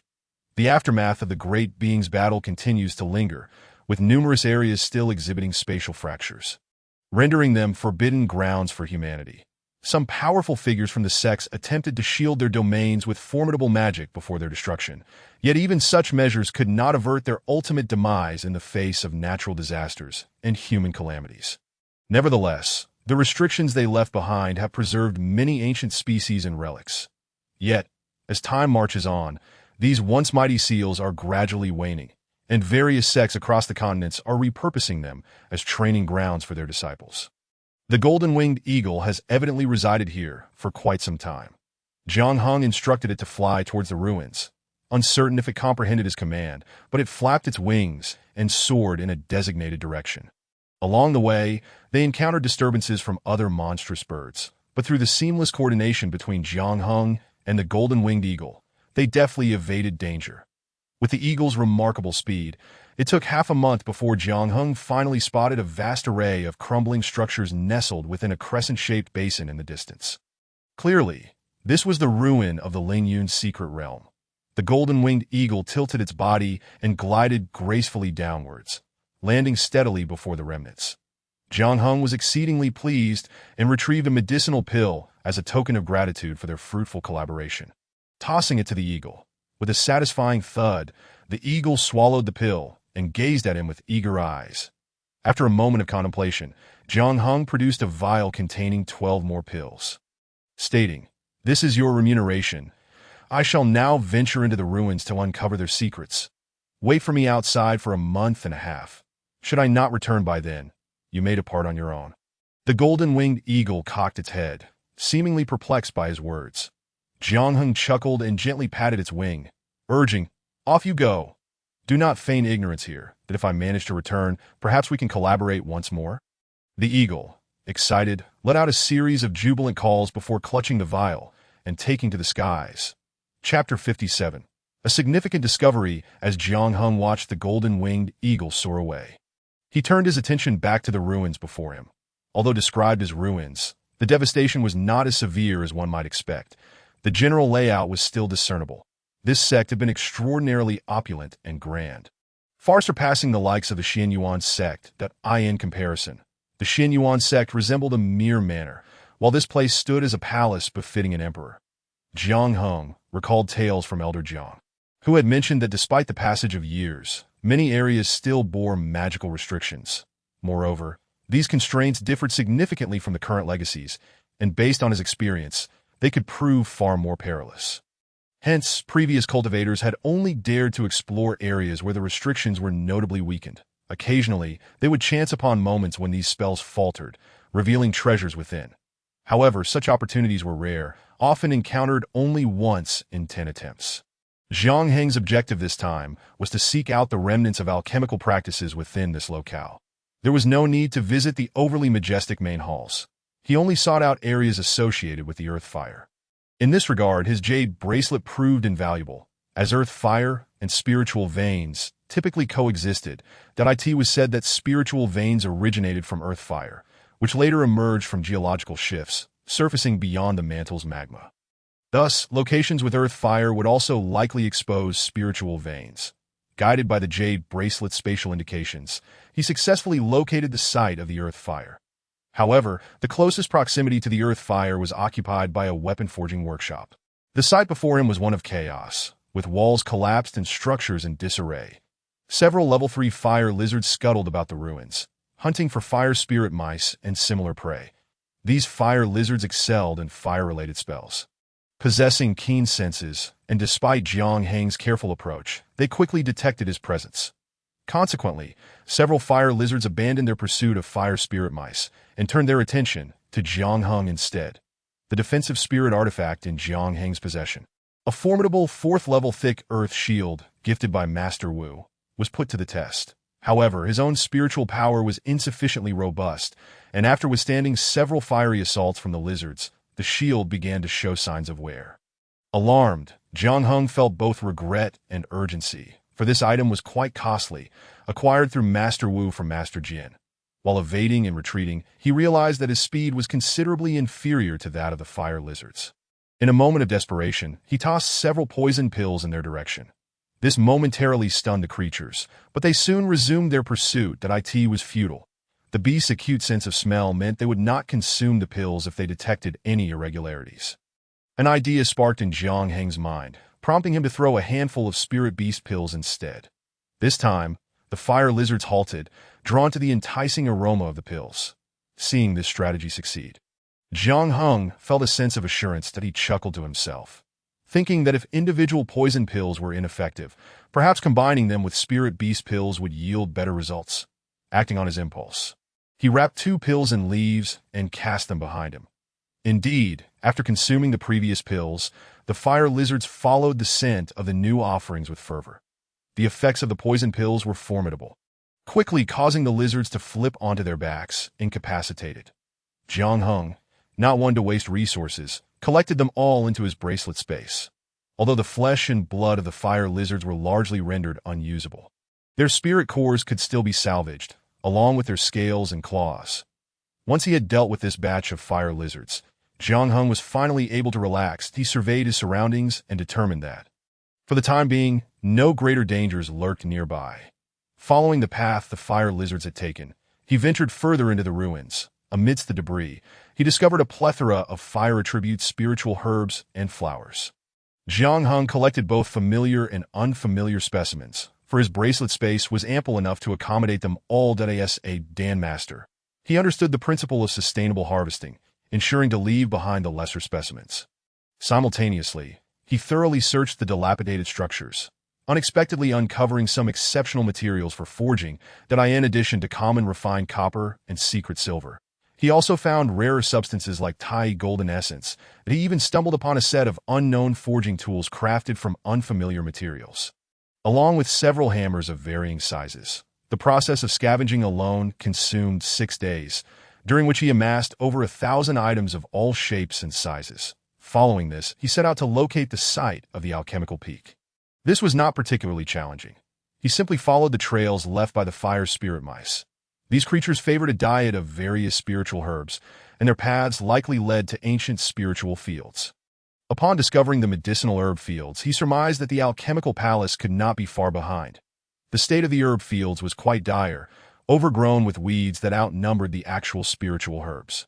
Nevertheless, Zhang Heng was astonished, for this place boasted an impressive array of spiritual herbs ranging from level 1 to level 4, that he felt as though he had stumbled into a treasure trove.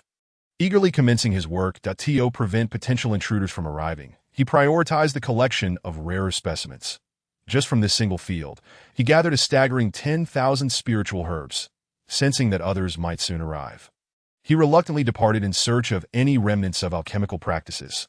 Ascending the mountainside, he discovered what appeared to be the former abode of an alchemist. Unfortunately, many of these cave dwellings were protected by magical restrictions, and without the appropriate incantations, entry was impossible. Unwilling to leave empty-handed, he attempted to breach each one in succession. When his own spells for dispelling the restrictions proved ineffective, he resorted to slashing with his spiritual sword. However, the glimmering blade struck the already dimmed restrictions without inflicting any damage. Jiang Heng did not linger, opting to leave after 3 unsuccessful attempts. Upon reaching the Grand Hall, at a higher elevation, he noticed a distinct difference from the other locations that in front of one of the halls. A stone figure stood, its head tilted back and a cheerful expression on its face, seemingly awaiting offerings. Jiang Heng, retaining a childlike curiosity, promptly placed a second-level medicinal pill into its mouth. The stone figure shimmered briefly, its mouth closing as if chewing, and then a radiant glow emanated from its chest, revealing a series of written characters. Jiang Heng focused intently. Although he could not recognize all the characters, a few seemed identifiable, likely names of spiritual herbs, followed by a number, 2, which he could understand. That a realization struck him. This must be a testing stone for medicinal pills. Displaying the formulas and grades of the pills, he then took out a 3rd-level medicinal pill and placed it within .as before.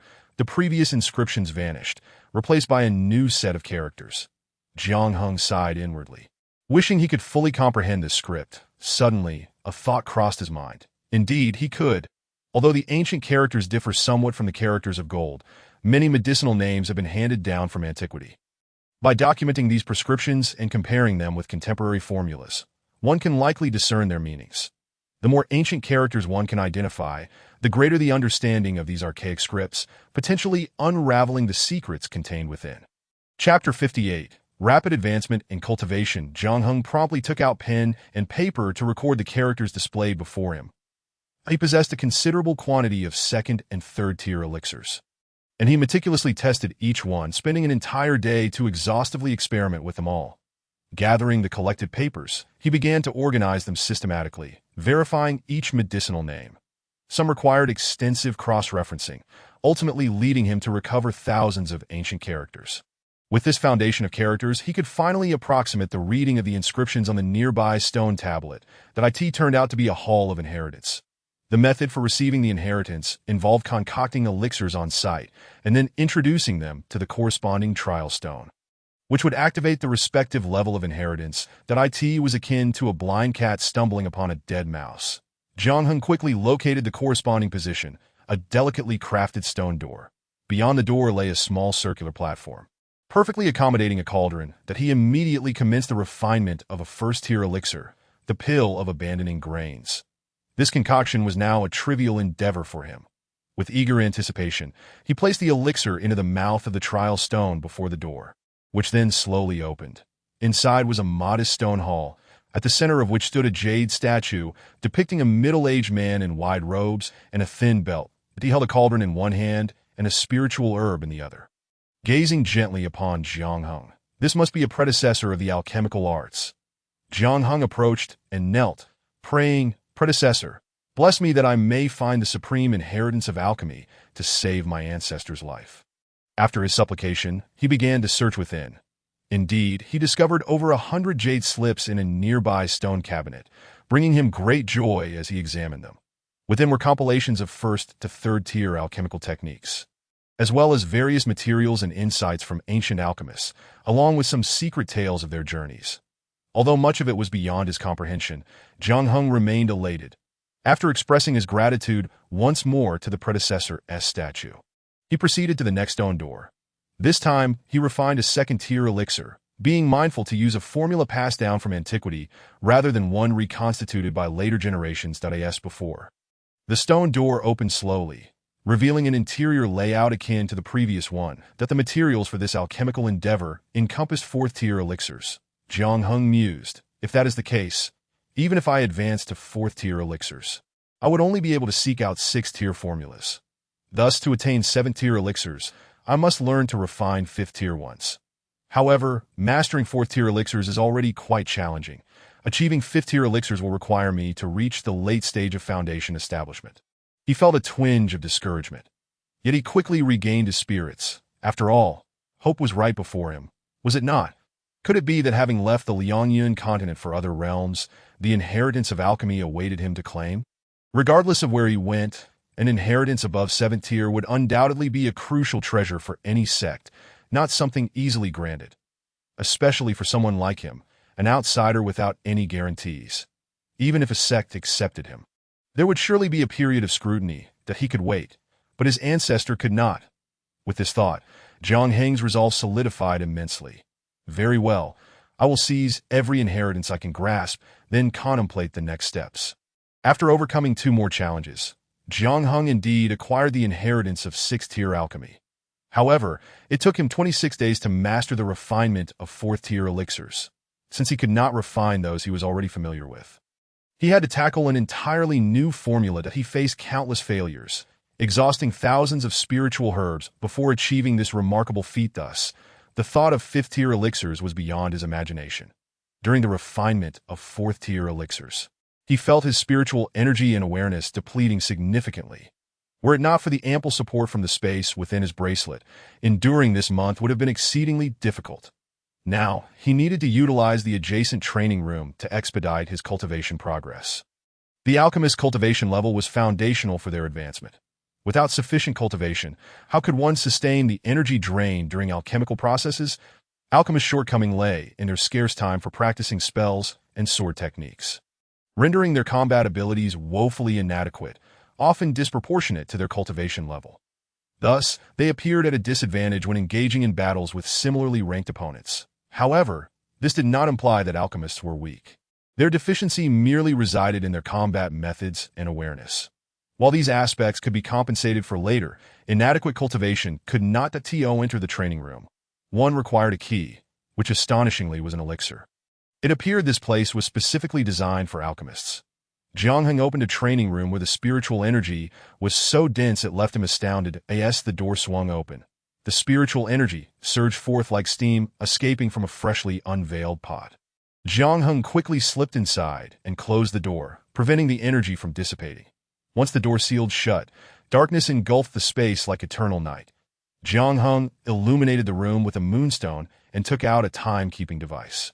He needed to manage his time meticulously. Otherwise, missing the designated hour could lead to dire consequences. Who knew what might transpire once the secret realm closed?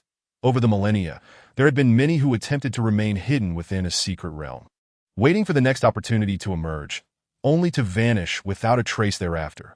With such cautionary tales, few would dare to repeat such folly. After settling in, Zhang Heng immediately entered a state of cultivation. The density of the spiritual energy was astonishing. The bracelet space required no conversion, as it effortlessly flowed into his body. The quantity was immense and the quality pure.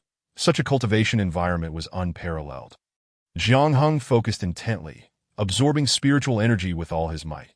Concurrently, the spiritual herbs in the space thrived under the rich spiritual aura. In just 9 days, he broke through from the 2nd layer to the 3rd layer of foundation establishment. 14 days later, he reached the 4th layer, and after 23 days, the 5th layer. That took him 37 days to progress to the 6th layer.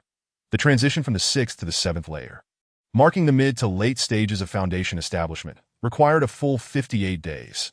Had he not devoted himself so tirelessly to alchemy in previous years, enduring such a monotonous existence would have been exceedingly difficult. However, by this point, he sensed the decline in spiritual energy within the room. He was now relying on the bracelet space to maintain his cultivation needs. Nearly 5 months had elapsed, and considering the time spent outside, nearly half a year had passed. Zhang Heng resolved to fully dedicate himself to advancing his skills as a 4th-tier alchemist.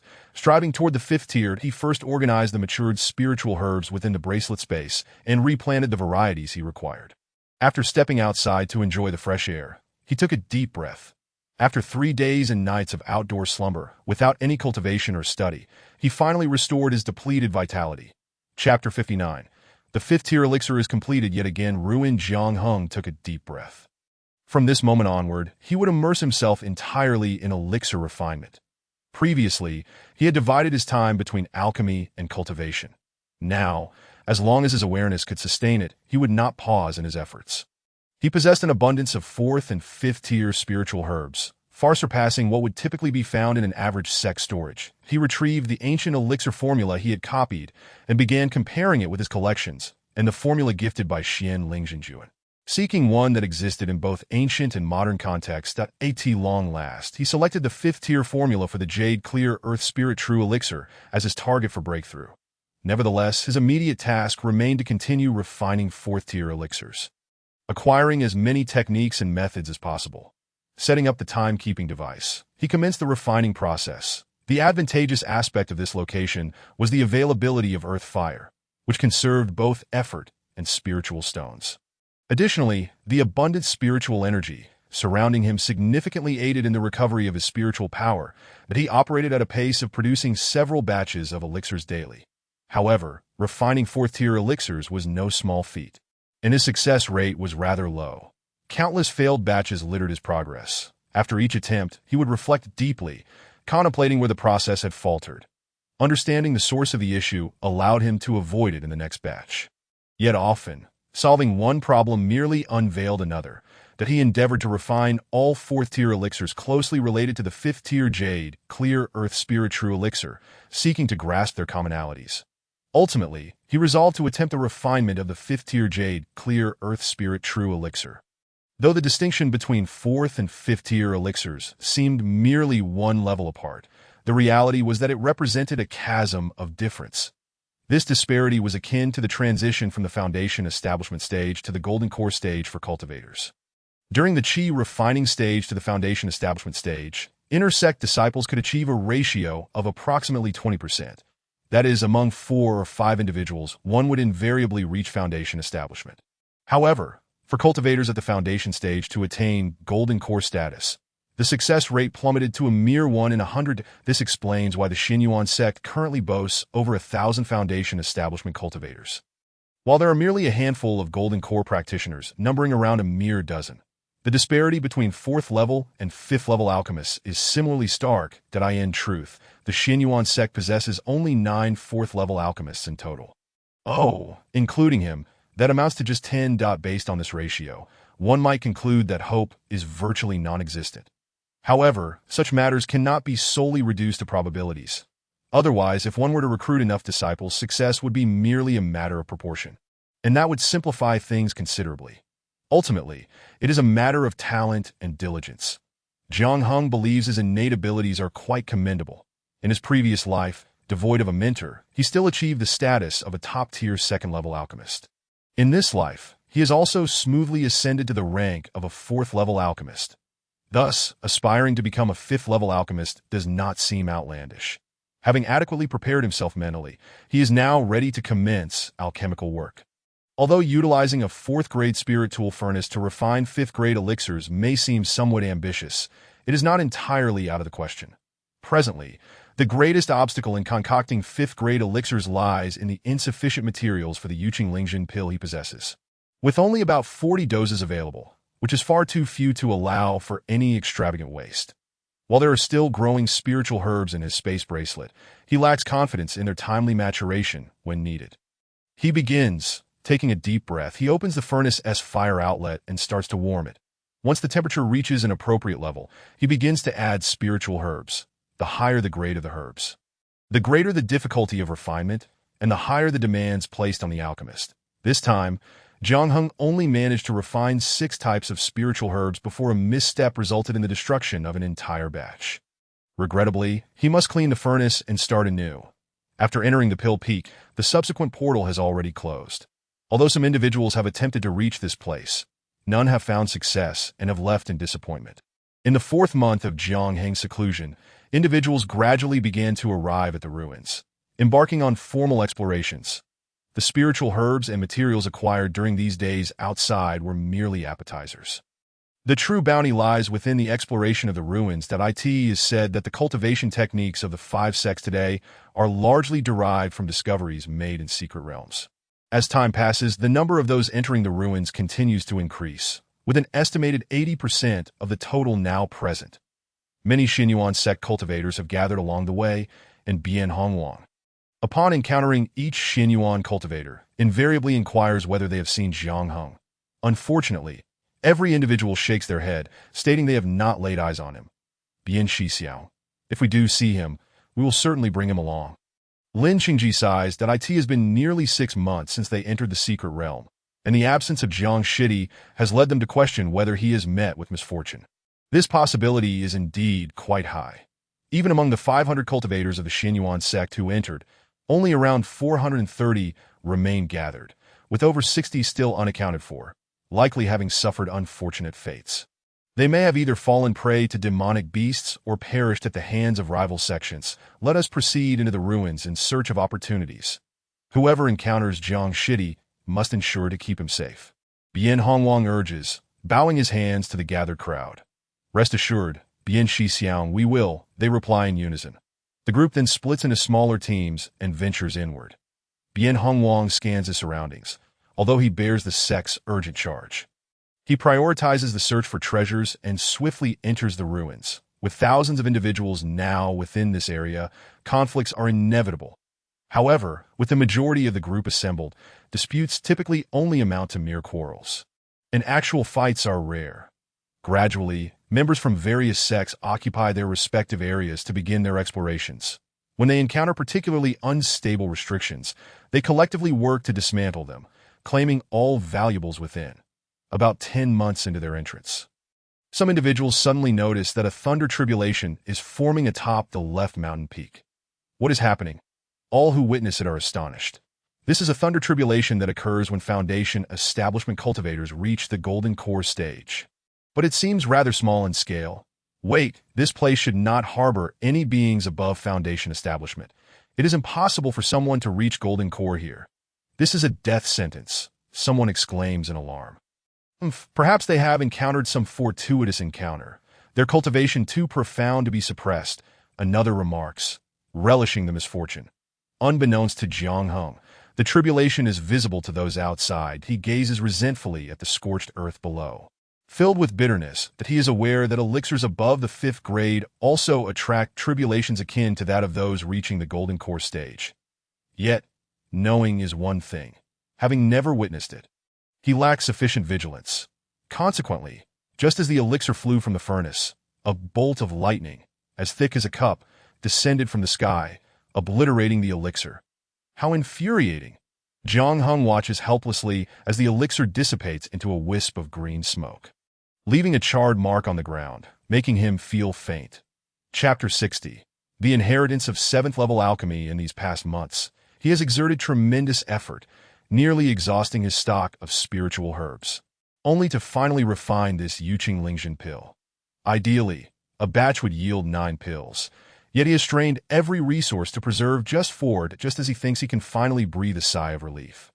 A bolt of azure lightning strikes, rendering his efforts null, inciting his fury. Nevertheless, anger aside, he must refine the elixir once more. Tidying the furnace and his emotions, he inspects his remaining spiritual herbs and manages to gather 3 more sets. Very well. This time, I shall truly go all in.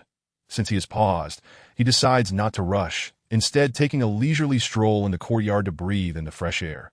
Once his feelings have completely settled, he returns to the alchemical chamber to begin refining again. This time, he successfully avoids the issues that previously plagued him, and once again, 9 pills are produced. Just as the elixirs are ready, he swiftly casts his defensive spirit tools. And not just one from encounters along the way, he has acquired 2 more defensive spirit tools of earth and ice attributes. Indeed, the moment the elixirs are produced, a bolt of azure lightning appears directly above, accurately shattering 3 of his defensive spirit tools. However, thanks to this brief reprieve, Jiang Heng deftly secures the elixirs into a pill bottle. With the lightning tribulation thwarted, it dissipates immediately. Jiang Heng gazes at the fragments of his defensive spirit tools on the ground, silently lamenting. Upon returning, he must consult his master on how to deal with such tribulations. Otherwise, if he continues to break several defensive tools each time, the cost of his alchemical endeavors will become exorbitantly high, rendering the process quite impractical.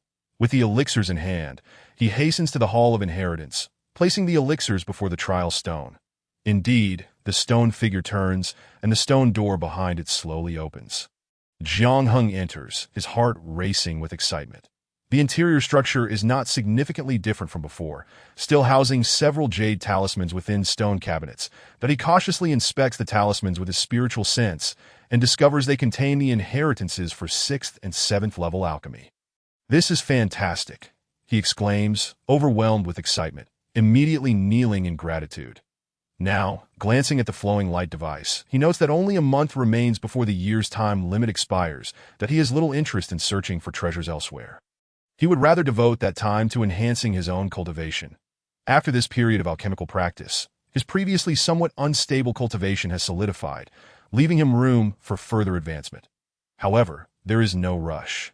He should first gather more spiritual herbs and seeds, as that remains of utmost importance. After all, without spiritual herbs, having a legacy means nothing if he cannot produce elixirs.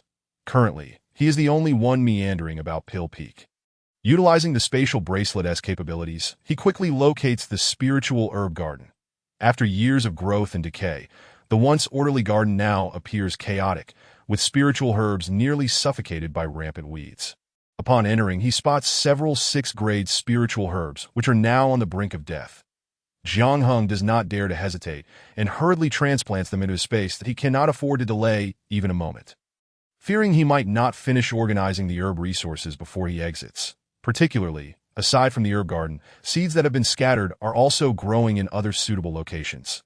Thus, he finds himself busy not only in the herb garden but also on the surrounding slopes. At this moment, he wishes he had 100 hands to assist him. With only 5 days remaining until the secret realm closes, an arrow appears on each person's jade talisman, indicating a specific direction.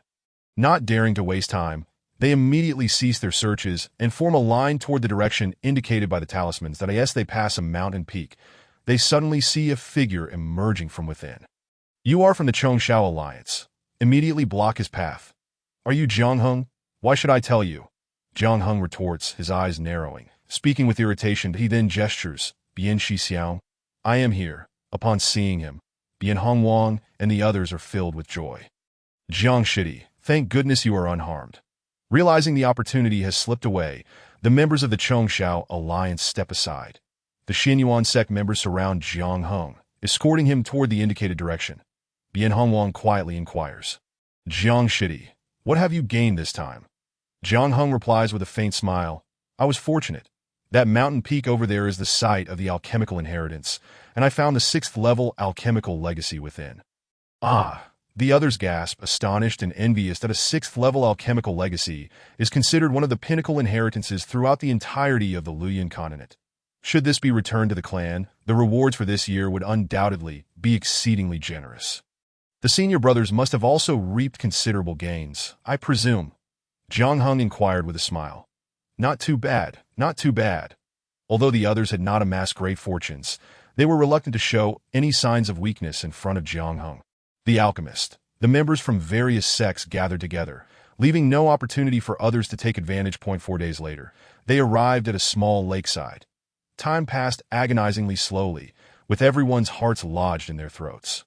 It was their first venture into the secret realm, and any mishap upon exiting could lead to significant losses. That as noon approached, a sudden ripple disturbed the previously tranquil surface of the lake, which soon transformed into a swirling vortex. The water began to churn more violently, and the void at its center expanded ominously.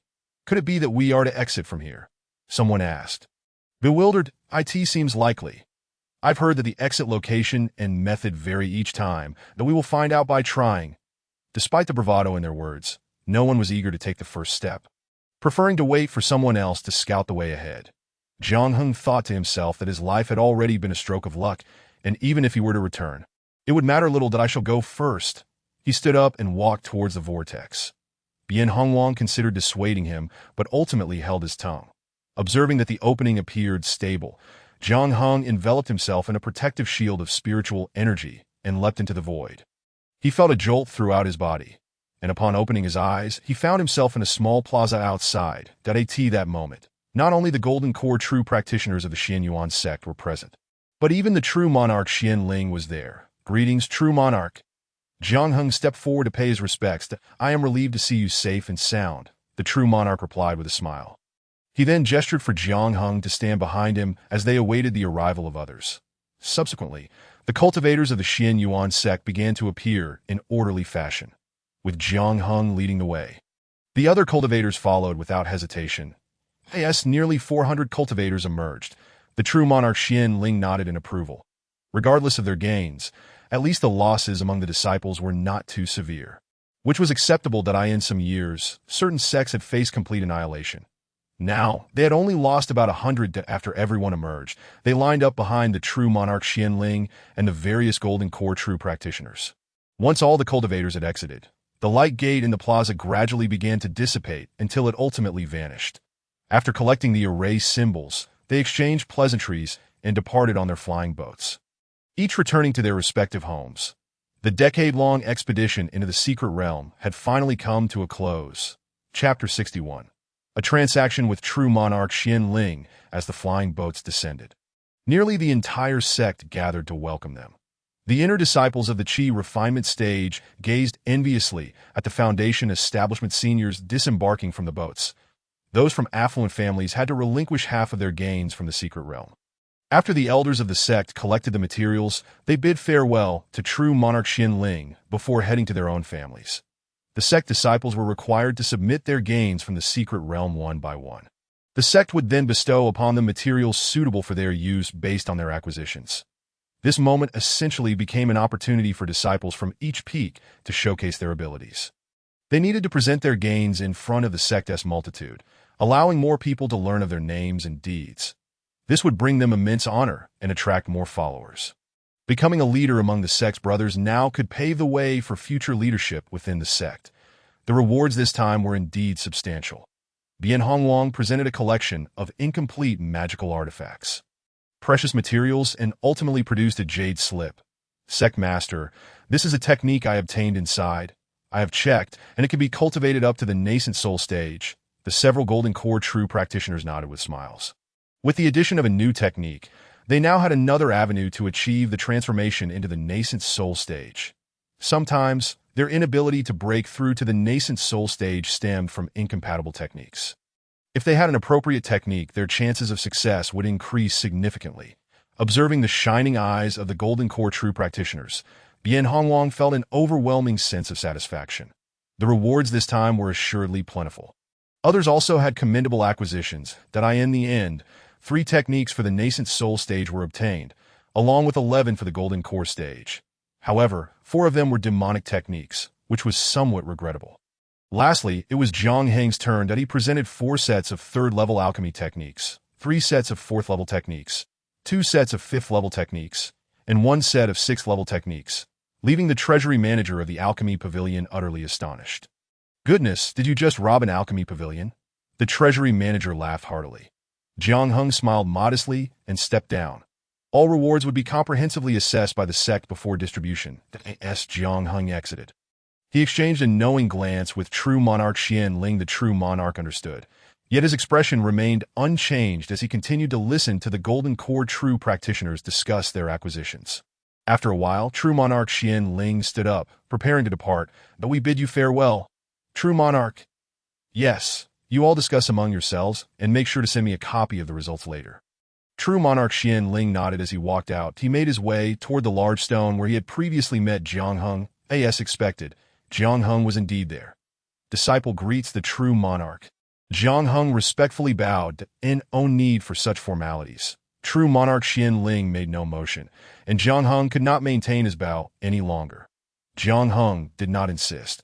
Rising smoothly, that he handed the 7th-level alchemy inheritance to true monarch Xian Ling. This should be the highest-level alchemy inheritance currently available in the Lianyan continent, Jiang Hung said softly. There are too many people at the venue. Inevitably, some may spread rumors which could lead to unnecessary troubles. Thus, I thought it best to deliver this to you privately. True monarch Xian Ling nodded with a smile. You are quite thoughtful. This is indeed a better approach. He received the jade slip and, upon probing it with his spiritual sense, discovered that he could not comprehend more than half of the characters within. What a pity. True monarch Xian Ling sighed. The inheritance was excellent, But unfortunately, there were few capable of deciphering ancient texts. Can T the true monarch decipher them? Jiang Heng inquired. True monarch Xian Ling lamented. These characters date back 100,000 years. Many have been passed down, yet few can read them, while other techniques can be partially restored through their operation.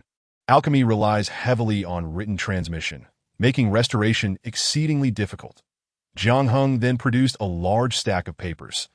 These are copies of ancient alchemical formulas and their modern counterparts that I transcribed from within. I believe, with this as a foundation, you should be able to translate many of these ancient texts, as Jiang Heng had anticipated.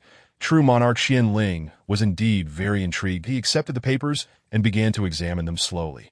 His joy and excitement difficult to contain. After so many years, as a cultivator who had surpassed a millennium, there were few things that could still excite him. However, if he could glimpse the lost ancient civilization from this, it would be an unprecedented event. They had already collected numerous relics of ancient civilizations, but due to the severance of their lineage, those who could comprehend them were few and far between. If he could understand ancient characters, it would provide a glimpse into the ancient techniques that had been passed down. Perhaps he could even have hope for further advancement, although nascent soul cultivators could live for up to 2,000 years. True monarch Xian Ling understood that his time was exceedingly limited, that he was already over 1,200 years old, yet his cultivation remained at the mid-nascent soul stage. The worst part was that he lacked further techniques. Even the techniques for the nascent soul stage were not comprehensive enough to allow him to cultivate to the late stage.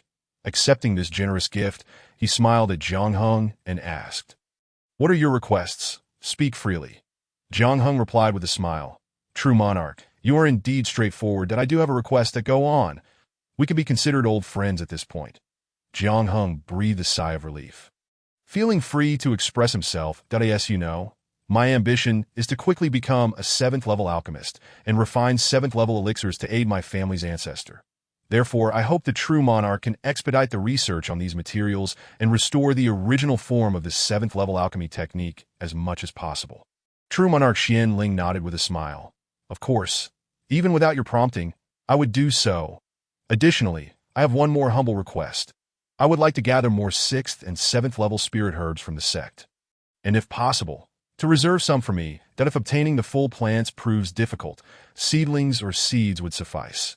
True monarch Xian Ling continued to nod. These conditions were not excessive. After all, the sect lacked 6th-level alchemists.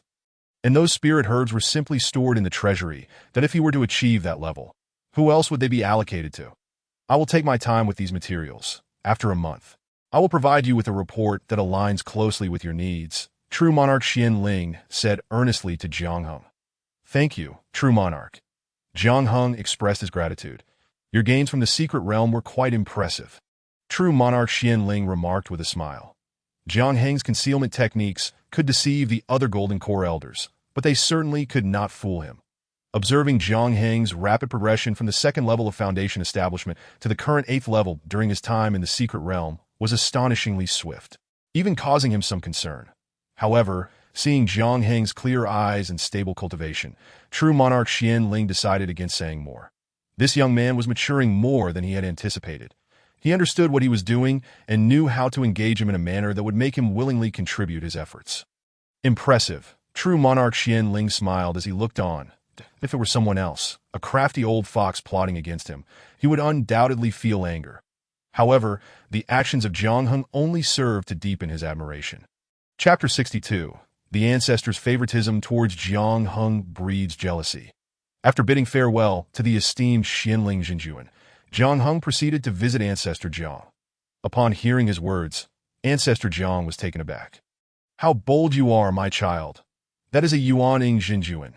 Not only do you fail to show the utmost respect, but you also dare to command him." Jiang Heng chuckled. "Ancestor, it's nothing to worry about. Xianling Jinjuan is a very amiable person. Moreover, who better than him to assist in organizing the 7th-tier alchemy in the entire Xinyuan sect, or even the whole of Liangyan continent, who possesses more knowledge than the venerable Jinjuan himself. Therefore, entrusting it to him is indeed the most efficient and effective approach." "You rascal," Ancestor Jiang sighed with a smile. After a considerable pause, he inquired, "You ventured into the secret realm solely to seek this 7th-tier alchemy?" Jiang Heng replied with a grin, "Ancestor, We mustn't be too greedy, must we? Acquiring this 7th-tier alchemy is already a worthwhile endeavor. You sought this 7th-tier alchemy for my sake, didn't you? Ancestor Jiang lamented, why bother? I am but a dying man.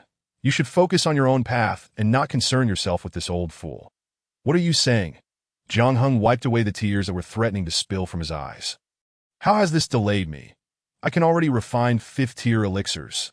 He immediately demonstrated his cultivation achievements to Ancestor Jiang. You see, I actually refined it a while ago in the secret realm, but unexpectedly, a heavenly tribulation struck and reduced it to ashes. Fortunately, I still had a few spiritual herbs left. Otherwise, I would have truly been finished, and I haven't neglected my cultivation. Look, I am already at the 8th layer of foundation establishment. Even among the elite disciples of the sect, I doubt anyone has progressed as swiftly as I have. I've decided to set aside alchemy for the next few years to focus on improving my cultivation. If all goes well, I aim to form my dam before I turn 30-5 WY. Then, I believe Xianling Zhenjuan will have nearly restored the alchemy, allowing me to refine the 7th-tier elixir, and your condition will no longer be a concern. Only in front of the ancestor could Jiang Heng freely express his aspirations. Had Ancestor Jiang not taken the lead back in the day, he would still be the spirited Golden Dan ancestor today. Yet he had intervened for himself and his father. Thus, healing the ancestor was a duty Jiang Heng felt compelled to fulfill, that as long as he could achieve this goal, he was willing to pay any price. Although Jiang Heng had never experienced forming a Dan, he brimmed with confidence. His cultivation method was connected to that of Xianling Zhenjuan, indicating it would not falter even at the Yuaning stage, thereby eliminating concerns about the inadequacy of the technique. Foundation establishment practitioners needed to refine their hearts amidst the mundane world to enhance their chances of forming a Dan in his previous life. Jiang Heng had navigated the complexities of the mortal realm for decades, encountering all manner of situations and individuals. Thus, this aspect could likely be bypassed. Once he reached the requisite realm, he could prepare for Dan formation. He still needed to break through 2 minor realms to reach the pinnacle of foundation establishment, but he believed a decade would suffice. Although Ancestor Jiang wished for his descendant to endure less hardship, he had no choice but to wholeheartedly support his goal and motivation. With a smile, he produced a jade talisman, saying, "This is the access token to my cultivation chamber on Zixia Peak. Take it." Isn't this inappropriate? Jiang Heng hesitated, but he had indeed approached the ancestor with such intentions. But merely cultivating on the peak was already quite sufficient. How could he dare to aspire to utilize the ancestor's resources? Ancestor, there's no need for this. I can ask a few senior brothers to help me find a suitable chamber. Jiang Heng declined. With the assistance of his jade bracelet space, even the least favorable cultivation chamber would still possess a rich concentration of spiritual energy, far surpassing that of others. The ancestor's cultivation chamber, on the other hand, was the finest on Zixia Peak. Should he use it, the density of spiritual energy would be even more exceptional. Ancestor Jiang sighed. Since my injury, this cultivation chamber has remained closed for a long time. If I were to recklessly absorb spiritual energy in my current state, it would only accelerate the deterioration of my Golden Dan. Since I have nothing but time on my hands, you may as well make use of it. In that case, I shall not be courteous. Jiang Heng cheerfully accepted the jade talisman, that he immediately sent a transmission talisman to Robert and Master Wu, informing them that he would be cultivating in the ancestor's Zixia Peak and would not be returning for the time being. Robert felt a twinge of regret. It had been over a year since he had last seen his young master, and he missed him quite a bit. Master Wu, of course, was already aware of Jiang Heng's exploits, having been elated to learn that he had acquired the legacy of a 6th-tier alchemist in the secret realm, a fact that left him grinning from ear to ear. Now, hearing that Jiang Heng intended to cultivate within the sect, he not only did not oppose it, but promptly sent over 30,000 spiritual stones. Jiang Heng did not accept the spiritual stones without reason. He directly gifted Master Wu the remaining 5th-tier elixir. The Yuqing Lingzhen Dan. Master Wu's heart sank as he realized he had underestimated the value of his gift.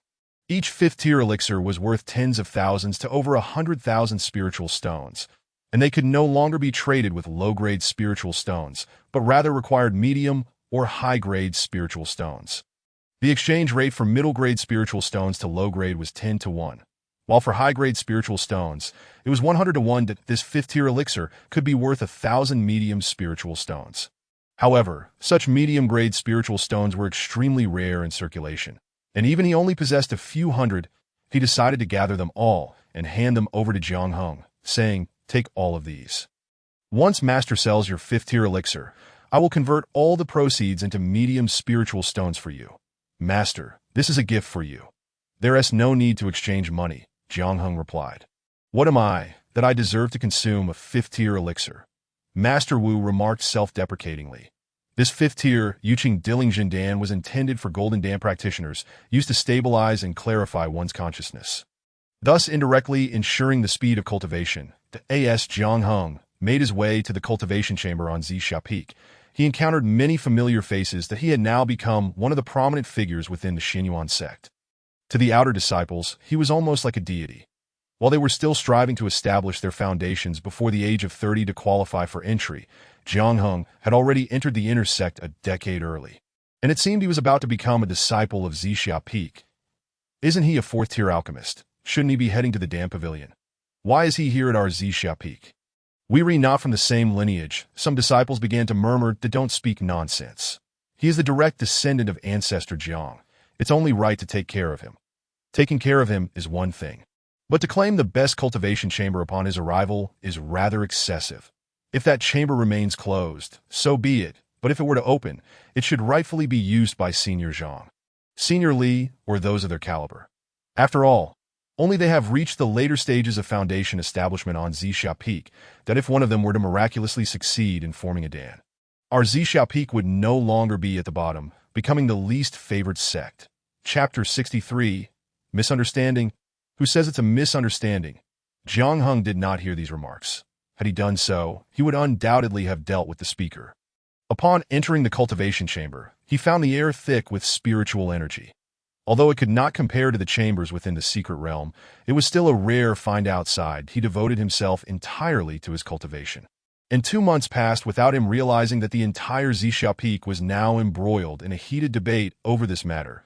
Li Jiaohui and several senior brothers were extremely indignant. Regardless of the circumstances, their master was a Golden Dan practitioner and the peak master of Zixia Peak. Yet, these individuals had begun to brazenly attack him. They are taking advantage of our master's inability to intervene. Li Jiaohui exclaimed angrily.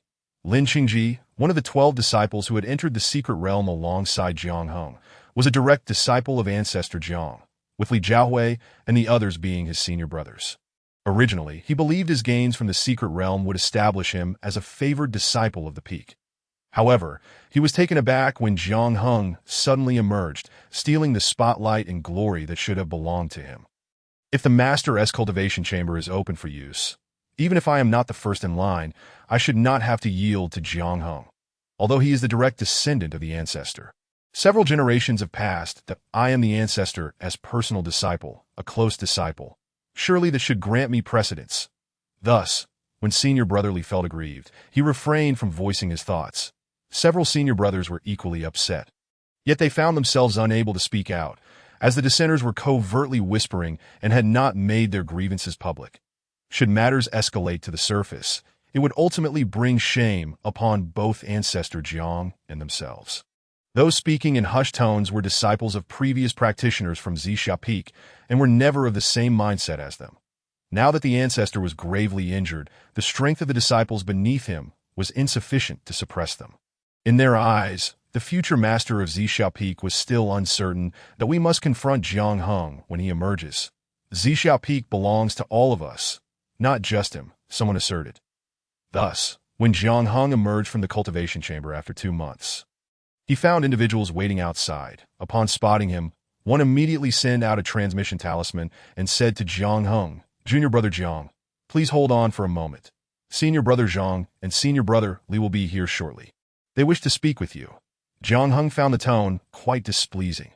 Who are Senior Brother Jiang and Senior Brother Li? I do not know them and have no interest in making their acquaintance. Kindly step aside. Good dogs do not obstruct the path. For those who exhibit rudeness, Jiang Heng shall not extend any courtesy that I in the past, when my own cultivation was insufficient, it was indeed wise to conceal my brilliance.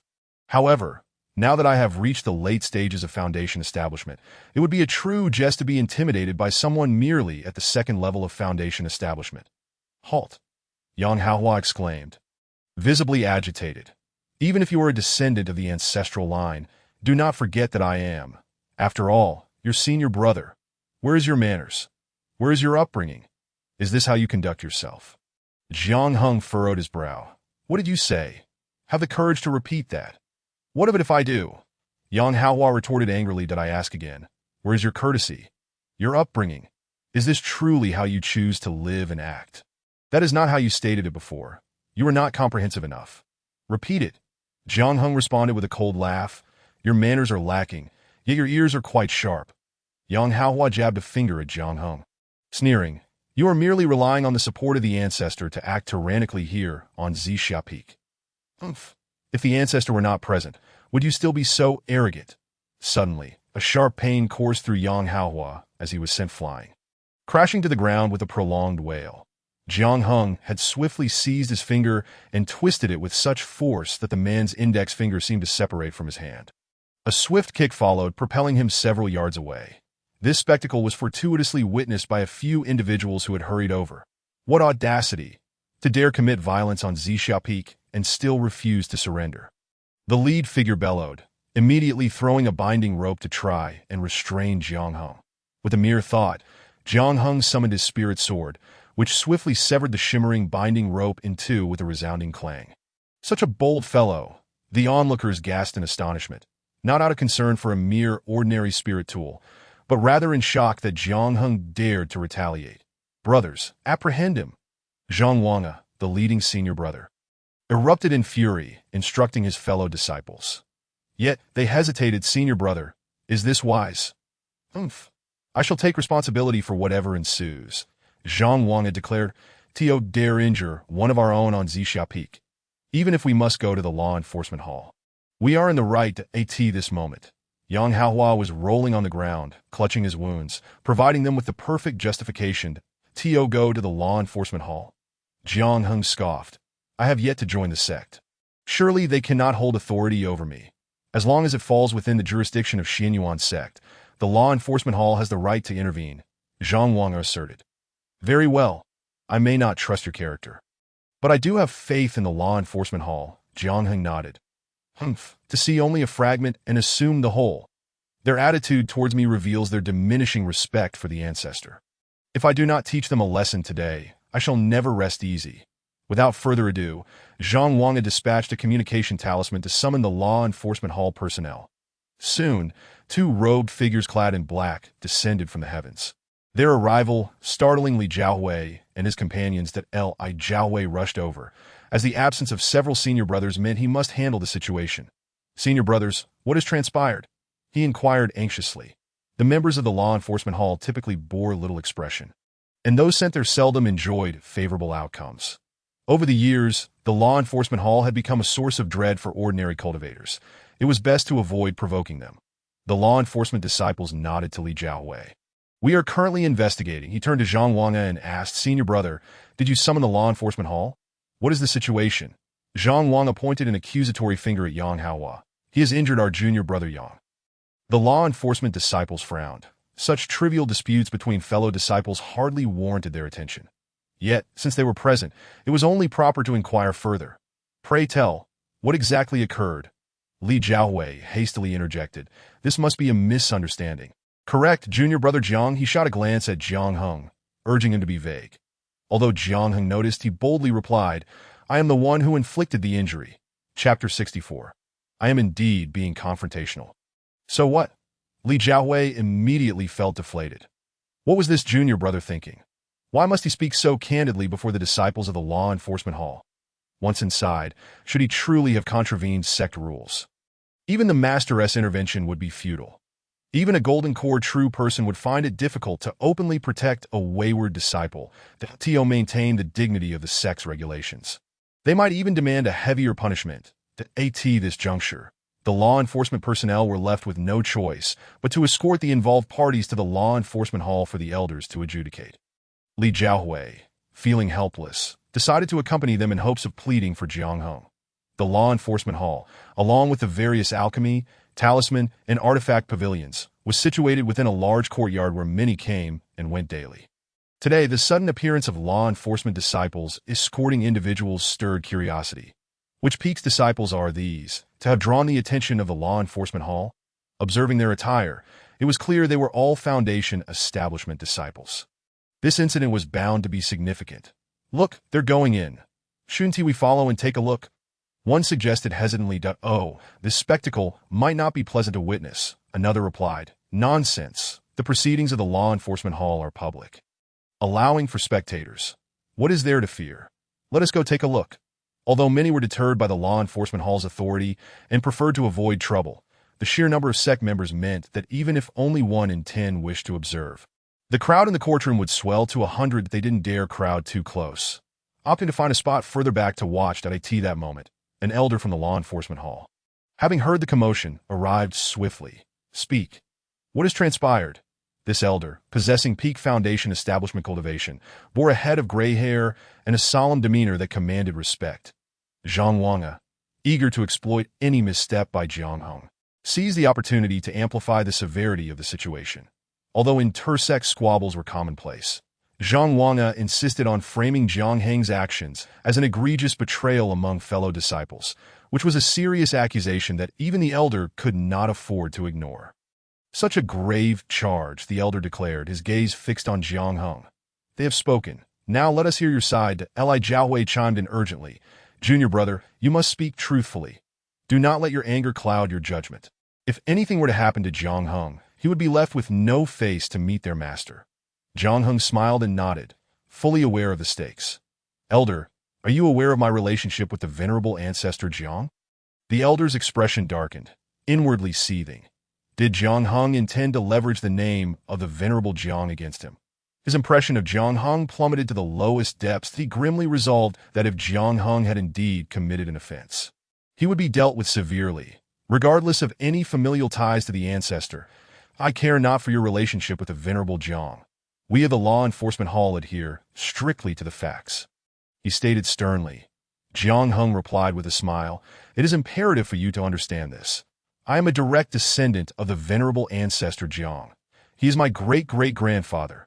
It has already been stated that our law enforcement hall does not concern itself with such matters. Even if you are a descendant of the true monarch Xin Yuan, you must answer for your actions." The elder's irritation grew. "I am merely stating facts, which are directly relevant to my actions against him." Jiang Heng pointed at Yang Haohua. The crowd turned their gaze towards Yang Haohua, who wore a wretched expression. "So, relying on the ancestors' backing grants you the right to assault others? What nonsense!" Jiang Heng retorted. "If you are dissatisfied, then find your own support." Yang Haohua was at a loss, lamenting that he too would desire the backing of a true ancestor, if only he possessed the capability. Jiang Heng was disinclined to linger in this dispute. As it wasted his time, he produced a sound transmission stone and addressed the assembly. "I admit to having struck him. Even before the elders of the law enforcement hall, I boldly declare that I did so because he deserved it." Activating the stone, he played back Yang Haohua's earlier arrogant remarks. "Even if you are a descendant of the ancestor, do not forget that I am your senior brother. Where is your courtesy? Your upbringing? Is this how you conduct yourself? You merely rely on the ancestor's protection to act with such audacity on Zixia Peak. Should the ancestor be absent, would you continue to behave so arrogantly?" As the words echoed, Zhang Wanga and the others frowned. "You may speak as you wish, but why invoke the ancestor?" Jiang Heng handed the sound transmission stone to the elder of the law enforcement hall. "Surely the elder understands why I chose to strike him. Since my childhood, having lost my parents, it was the ancestor who raised me, but he accused me of lacking manners and upbringing, implying that the ancestral family has fallen short in moral integrity." Jiang Heng's voice dripped with contempt, especially to say that should the ancestor be absent. Everyone knows of the ancestor's injuries. Even true monarch Xin Yuan seeks to remedy them. Yet you dare to curse him? What is your true intent? Are you perhaps an infiltrator from another sect, attempting to undermine Xin Yuan's sect? You speak nonsense. Yang Haohua is utterly terrified that he never meant that at all, for goodness sake. This is slander. Pure and unadulterated slander. I am not speaking frivolously. The evidence is right here. Do you not agree that I am not speaking frivolously? Jiang Heng said disdainfully, that he then turned to the elder of the enforcement hall and inquired, "Elder, If someone were to insult your ancestors, would you not retaliate? The elder nodded, acknowledging that this was indeed justifiable. Jiang Heng replied, "Your insight is commendable, elder. Therefore, if they claim that I have assaulted a fellow disciple or incited discord among our brethren, I would reluctantly accept it. Yet, his curse upon the true immortal, with the intent to weaken the sect's strength, should that not be regarded as an act of treachery against our sect?" Yang Haohua was horrified. No, no, no. I am wholeheartedly devoted to the Xianyuan sect, with no ulterior motives whatsoever. Very well. The elder of the enforcement hall understood the situation. This was hardly a significant matter, but some wished to exploit it for their own ends. He cast a stern glance at Zhang Wanga and the others, stating that it was unbecoming for seniors to escalate such trivial matters rather than mediate and resolve them, the Tio put it mildly. This demonstrated their incompetence in quelling even minor disputes. More severely, it indicated a malicious intent to deliberately widen the rift among the disciples, that I shall dismiss this matter to Zi Xiaopik and leave it to you to resolve among yourselves. Now be gone. Zhang Wanga and the others left, somewhat crestfallen. They had originally hoped to use this incident to suppress Jiang Heng, compelling him to relinquish the training room voluntarily. Little did they expect to be caught off guard instead. Observing the dejected Yang Haohua beside him, Zhang Wanga felt an intense frustration. Why provoke trouble? Why invoke the ancestors? Let's go home. Chapter 65. The bad seed finally encounters a hard nail. Li Jiahui finally breathed a sigh of relief. Not only was junior brother Jiang unharmed, but he also managed to turn the tables on Zhang Wanga and the others, which was immensely gratifying. Junior brother, when did you prepare this recording stone? Li Jiahui inquired curiously. Jiang Heng smiled without replying. This was a habit he had developed in his previous life, that as an unremarkable alchemist, he encountered all sorts of individuals seeking him out. Some even attempted to swindle him, hoping to leave empty-handed. After a few such experiences, Jiang Heng became cautious, ensuring that he recorded evidence during any negotiations. Thus, even this time, he carried several recording stones with him. Upon noticing the provocateur's intentions, he was naturally prepared, that as anticipated, the individual was indeed looking for trouble. Jiang Heng asked, "What is the matter with this person? Why has he suddenly targeted me?" Li Jiahui recounted the recent undercurrents of tension. Jiang Heng sneered, "Had I known this beforehand, I could have been even more forceful." What are these individuals thinking? The training room is assigned to the ancestors by the sect. It is solely their prerogative to use it as they see fit. Can they not grasp this responsibility? They merely perceive that the ancestor is not as formidable as before and have begun to overstep their bounds, that if they believe I will retreat in the face of difficulty and relinquish the training room to them, they are sorely mistaken. Not only was I previously unaware, but now that I am informed, I am even less inclined to yield. Let them seek recourse from the sect if they have the audacity. I am curious to see who among them possesses the audacity to voice such demands. After resting for a day to adjust his emotions and mindset, Jiang Heng returned to the training room to continue his cultivation. Upon arriving at the training room's threshold, he found himself surrounded by more than 10 individuals. "You must be Jiang Heng?" the leader remarked, casting a sidelong glance at him. "Shall we engage in a wager?" "Not interested," Jiang Heng replied curtly, striding forward. "Are you afraid? Scared of losing? Fool!" Jiang Heng uttered dismissively, pressing onward. "What did you say?" The man turned pale. "You think you can win against me, an alchemist, in a duel?" Jiang Heng chuckled. The man, taken aback, stepped aside. "Step aside. Good dogs do not obstruct the way." Jiang Heng shouldered past him, entering the training room, which then sealed itself behind him. This time, Jiang Heng was thoroughly prepared. He did not intend to emerge for at least a year. The training room was situated atop the spiritual veins of Zi Xiaopik, abundant in spiritual energy, and Jiang Heng had no desire to squander it, and he had prepared the necessary fasting pills, as well as packed a variety of cooked dishes and meals from the tavern, stored in a spatial bag to avoid spoilage, which he could switch to when he grew weary of the fasting pills. The group outside seethed with anger upon realizing that Jiang Heng would not take the bait. "He does not act like someone of his age," one of them exclaimed angrily. "Had we provoked him into a contest, perhaps he would have relinquished the training room, and we would have emerged victorious. Who would have thought he would not take the bait? He is quite the slippery one. I do not believe he can remain inside for long. I will wait right here to see when he emerges." In fact, he did not wait long. Merely a fleeting 2 years. During this time, Jiang Heng indeed did not make an appearance, while the others grew increasingly impatient, eventually departing after barely a dozen days. They returned to check on him a few days later, but eventually lost interest and left a newly admitted junior brother to keep watch, that unfortunate soul being Yang Haohua. 2 years later, Jiang Heng felt he had reached an impasse in his progress and decided to exit the training room. After more than 2 years of cultivation, he had reached the initial pinnacle of foundation establishment. However, the rapid advancement left him with a sense of superficiality. This time, he planned to seek out true monarch Xianling to acquire alchemical techniques to further solidify his spiritual energy before striving to reach the true pinnacle of foundation establishment. Upon exiting, he encountered Yang Haohua at the entrance. "You again." Jiang Heng grimaced in distaste. "What is the matter? Did my previous leniency give you a misplaced sense of confidence?" "Humph. I am waiting here for senior brother Zhang Hao." Yang Haohua retorted hastily, "Do not leave.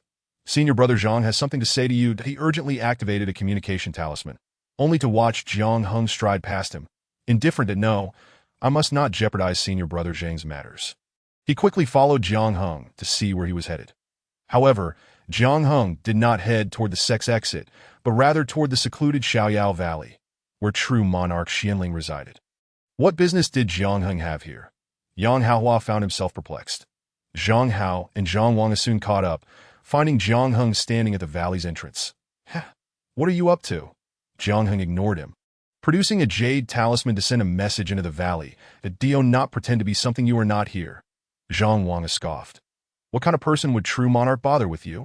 Yet a voice drifted forth, calm yet resonant. "Then pray tell, what sort of individual do you believe I am?" The voice was not loud, yet it seemed to strike like thunder, reverberating in their ears, stirring their blood and almost causing their spiritual energy to falter. "True monarch, I seek forgiveness. I shall take my leave." Zhang Wang quickly knelt in apology, drenched in cold sweat. However, true monarch Xianling remained silent, leaving the three trembling in a state of trepidation, unable to move, their bodies quaking like leaves in autumn. As long as true monarch remained silent, they dared not rise. How long they would kneel depended solely on true monarch's mood. At present, it seemed true monarch was not in a pleasant frame of mind. After 2 years, upon seeing Jiang Heng again, true monarch Xianling revealed a satisfied smile. "Not bad. You have swiftly reached the pinnacle of foundation establishment. Are you planning to advance to Golden Core soon?" Jiang Heng shook his head, stating that it was still too soon for that I believe there is room for further improvement, so I will wait a little longer. True monarch Xianling was pleased with Jiang Heng's response. "You are aware of what is suitable for you, which is commendable. Advancing to Golden Core is indeed not something to rush into. Some young cultivators are overly eager to achieve the title of the youngest Golden Core cultivator, aiming to break records. However, should they fail in their attempts, the toll on their potential and vitality would be an unwise trade-off. I understand." As an alchemist, Jiang Heng's comprehension of the human body's vitality was far superior to that of the average person. Thus, he intended to achieve further enhancement of his spiritual energy before advancing to Golden Core. Additionally, he had yet to refine the various elixirs that could assist in Golden Core formation, the advanced spiritual artifacts to withstand the heavenly tribulation, nor the ample spiritual resources and stones required. "You came to acquire alchemical techniques, did you not?" True monarch Xianling inquired with a smile. "Indeed, your insight is sharp. I wish to become a 6th-level alchemist before advancing to Golden Core." Jiang Heng unabashedly proclaimed his ambition. "Bold indeed." True monarch Xianling tossed him 3 jade slips. "These contain the alchemical techniques I have compiled and translated that I cannot guarantee total accuracy, but it should be around 70 to 80% reliable." Chapter 66. Collaborating with the True Monarch, I believe this matter is best left to you, True Monarch, for it is most appropriate. Jiang Heng complimented with a smile. True Monarch Xianling regarded him with a smile, remarking, "What a good child. You have become quite the smooth talker. You should hurry and refine your elixirs. I am eager to savor 7th-level elixirs. As a nascent soul True Monarch, there was not a single 7th-level alchemist on the entire Liangyun continent. They had to venture out themselves to seek the elixirs they needed. They were regarded as divine beings on Liangyun continent, yet beyond its borders, they were merely slightly more advanced cultivators than on the Qingsan continent. Opposite the Starry Sea, lay a true paradise for cultivation. Compared to others, the Liangyan continent is nothing more than a barren wilderness done on the Qingsan continent. Even a casual first-tier sect boasts several nascent soul cultivators. Moreover, in those super sects, the existence of transformation stage cultivators is also a given. Even if a few of them unite to traverse the Star Sea, they would not dare to approach the domains of those grand sects for fear of provoking some insurmountable trouble. They're treated no better than ordinary rogue cultivators, utterly unable to penetrate the circles of local nascent soul practitioners. The finest elixirs and other cultivation resources are entirely out of their reach, leaving them with only items of little value in their eyes. The rare treasures they bring with them can only be sold at a pittance to the local alchemists when hiring someone to refine elixirs. Not only must they wait for the alchemist's good graces to be received, but they must also provide 5 portions of spiritual herbs, with the alchemist claiming 40% of the refined elixir as a processing fee. If they could cultivate their own alchemist, they would no longer have to endure such indignities that in contrast, the Qingsan continent possesses far more extensive and comprehensive records from ancient times that he translated this ancient alchemical text for Jiang Heng, incorporating much of what he had learned from there. Otherwise, he would not have dared to make such bold claims. That he gazed benevolently at Jiang Heng, pondering the intentions of those two individuals from outside. Were they attempting to lay hands on you? Humph. The atmosphere within this sect has become increasingly murky. Truly, each generation seems worse than the last. As he spoke, he flicked a beam of azure light that shot swiftly towards the valley's exit. Before long, the current leader of the Xianyuan sect, Master Su Yao, entered, greeting the true monarch with respect and casting a curious glance at Jiang Heng. He recognized this was the foundational disciple who had returned from the secret realm with numerous alchemical techniques. Never expecting him to have such a close relationship with the true monarch, to the extent of being his honored guest. Instantly, Su Yao elevated Jiang Heng's status in his mind to a considerable height. With a smile, true monarch Xianling remarked, "You probably do not recognize him, do you? He is a direct descendant of Jiang Jiping. Not only that, but he is also one of the 2 fifth-tier alchemists in the sect." If Su Yao had previously elevated Jiang Heng's status solely due to his connection with the true monarch, now he was truly astonished. At such a young age, he had already reached such a level in alchemy. This was a prodigy of unparalleled talent. Su Yao likely understood true monarch Xianling's intent, promptly bowing and saying, "This truly exceeds my expectations, that I shall take Jiang Heng to the alchemy pavilion and appoint him as the executive elder of the pavilion." True monarch Xianling rolled his eyes at him. "Who said you could do that?" However, he soon added, "But you are correct. First, elevate his status within the sect. Just do not make this public. Let only a few of us know. You must have seen those individuals kneeling outside, correct?" True monarch Xianling inquired. Su Yao nodded. "I did see them, but did those fools dare to offend the true monarch?" He was aware that true monarch Xianling often wandered the sect in a youthful guise, encountering unknowing disciples who might act foolishly. Humph. True monarch Xianling expressed his dissatisfaction. "It is one thing to offend me. What matter could require me to stoop to their level?" The situation on Zixia Peak had deteriorated significantly in recent years, with the atmosphere there being quite poor. "You should take it upon yourself to rectify that was the source of his ire. Su Yao finally understood why true monarch Xianling was upset. The law enforcement hall had previously informed him that certain individuals on Zixia Peak were truly outrageous, making a fuss over trifles, that he had thought that with junior brother Jiang overseeing matters, he need not overstep his bounds in dealing with Zixia Peak's affairs. Now, however, it had indeed provoked the true monarch's discontent, and those individuals had truly dug their own graves. "That I understand. I shall return and deal with this matter stringently," he replied solemnly. True monarch Xianling nodded. "Very well. You may go." After Su Yao bowed once more, he exited. Passing by those individuals, he cast a lingering glance at them, causing them to break into a cold sweat, instinctively aware that this was not a good sign. Sure enough, within 2 days, Zhang Wanga and others from Zixia Peak were reprimanded for their disrespect toward the Golden Core true monarch. Not only was the entire sect informed, but the group was also dispatched to a remote and impoverished mining site to serve as ordinary overseers, atoning for their misdeeds. Elder Jiang could never have anticipated that one day he would be implicated by the deeds of this younger generation. After Su Yao departed, true monarch Xianling smiled. "You need not go to Zixia Peak for your cultivation. Remain here with me." The density of spiritual energy and the geothermal fires here are the finest in the entire sect. Jiang Heng hesitated. True monarch, wouldn't this be somewhat against protocol? Ha! True monarch Xian Ling laughed heartily. The entire Xian Yuan sect belongs to me. What I say is the protocol. Do not overthink it. Your ancestor requires your 7th-tier elixirs to survive, and I also need your 7th-tier elixirs to enhance my cultivation. Our goals align. Jiang Heng pondered and realized that the true monarch's words held merit. He had been striving to cultivate fervently for the sake of achieving this very goal, that if that were the case, why should he be overly concerned with the means? However, this arrangement did have one drawback. He could not carelessly utilize the spiritual herbs stored in his space. Yet, this issue was minor. He could easily explain them as treasures acquired from the secret realm. With his concerns alleviated, Jiang Heng agreed without reservation. True monarch Xian Ling produced a storage bag. These are the 5th and 6th-tier spiritual herbs I have collected over the years. Take what you find useful. Jiang Heng accepted without hesitation. Then I shall take them.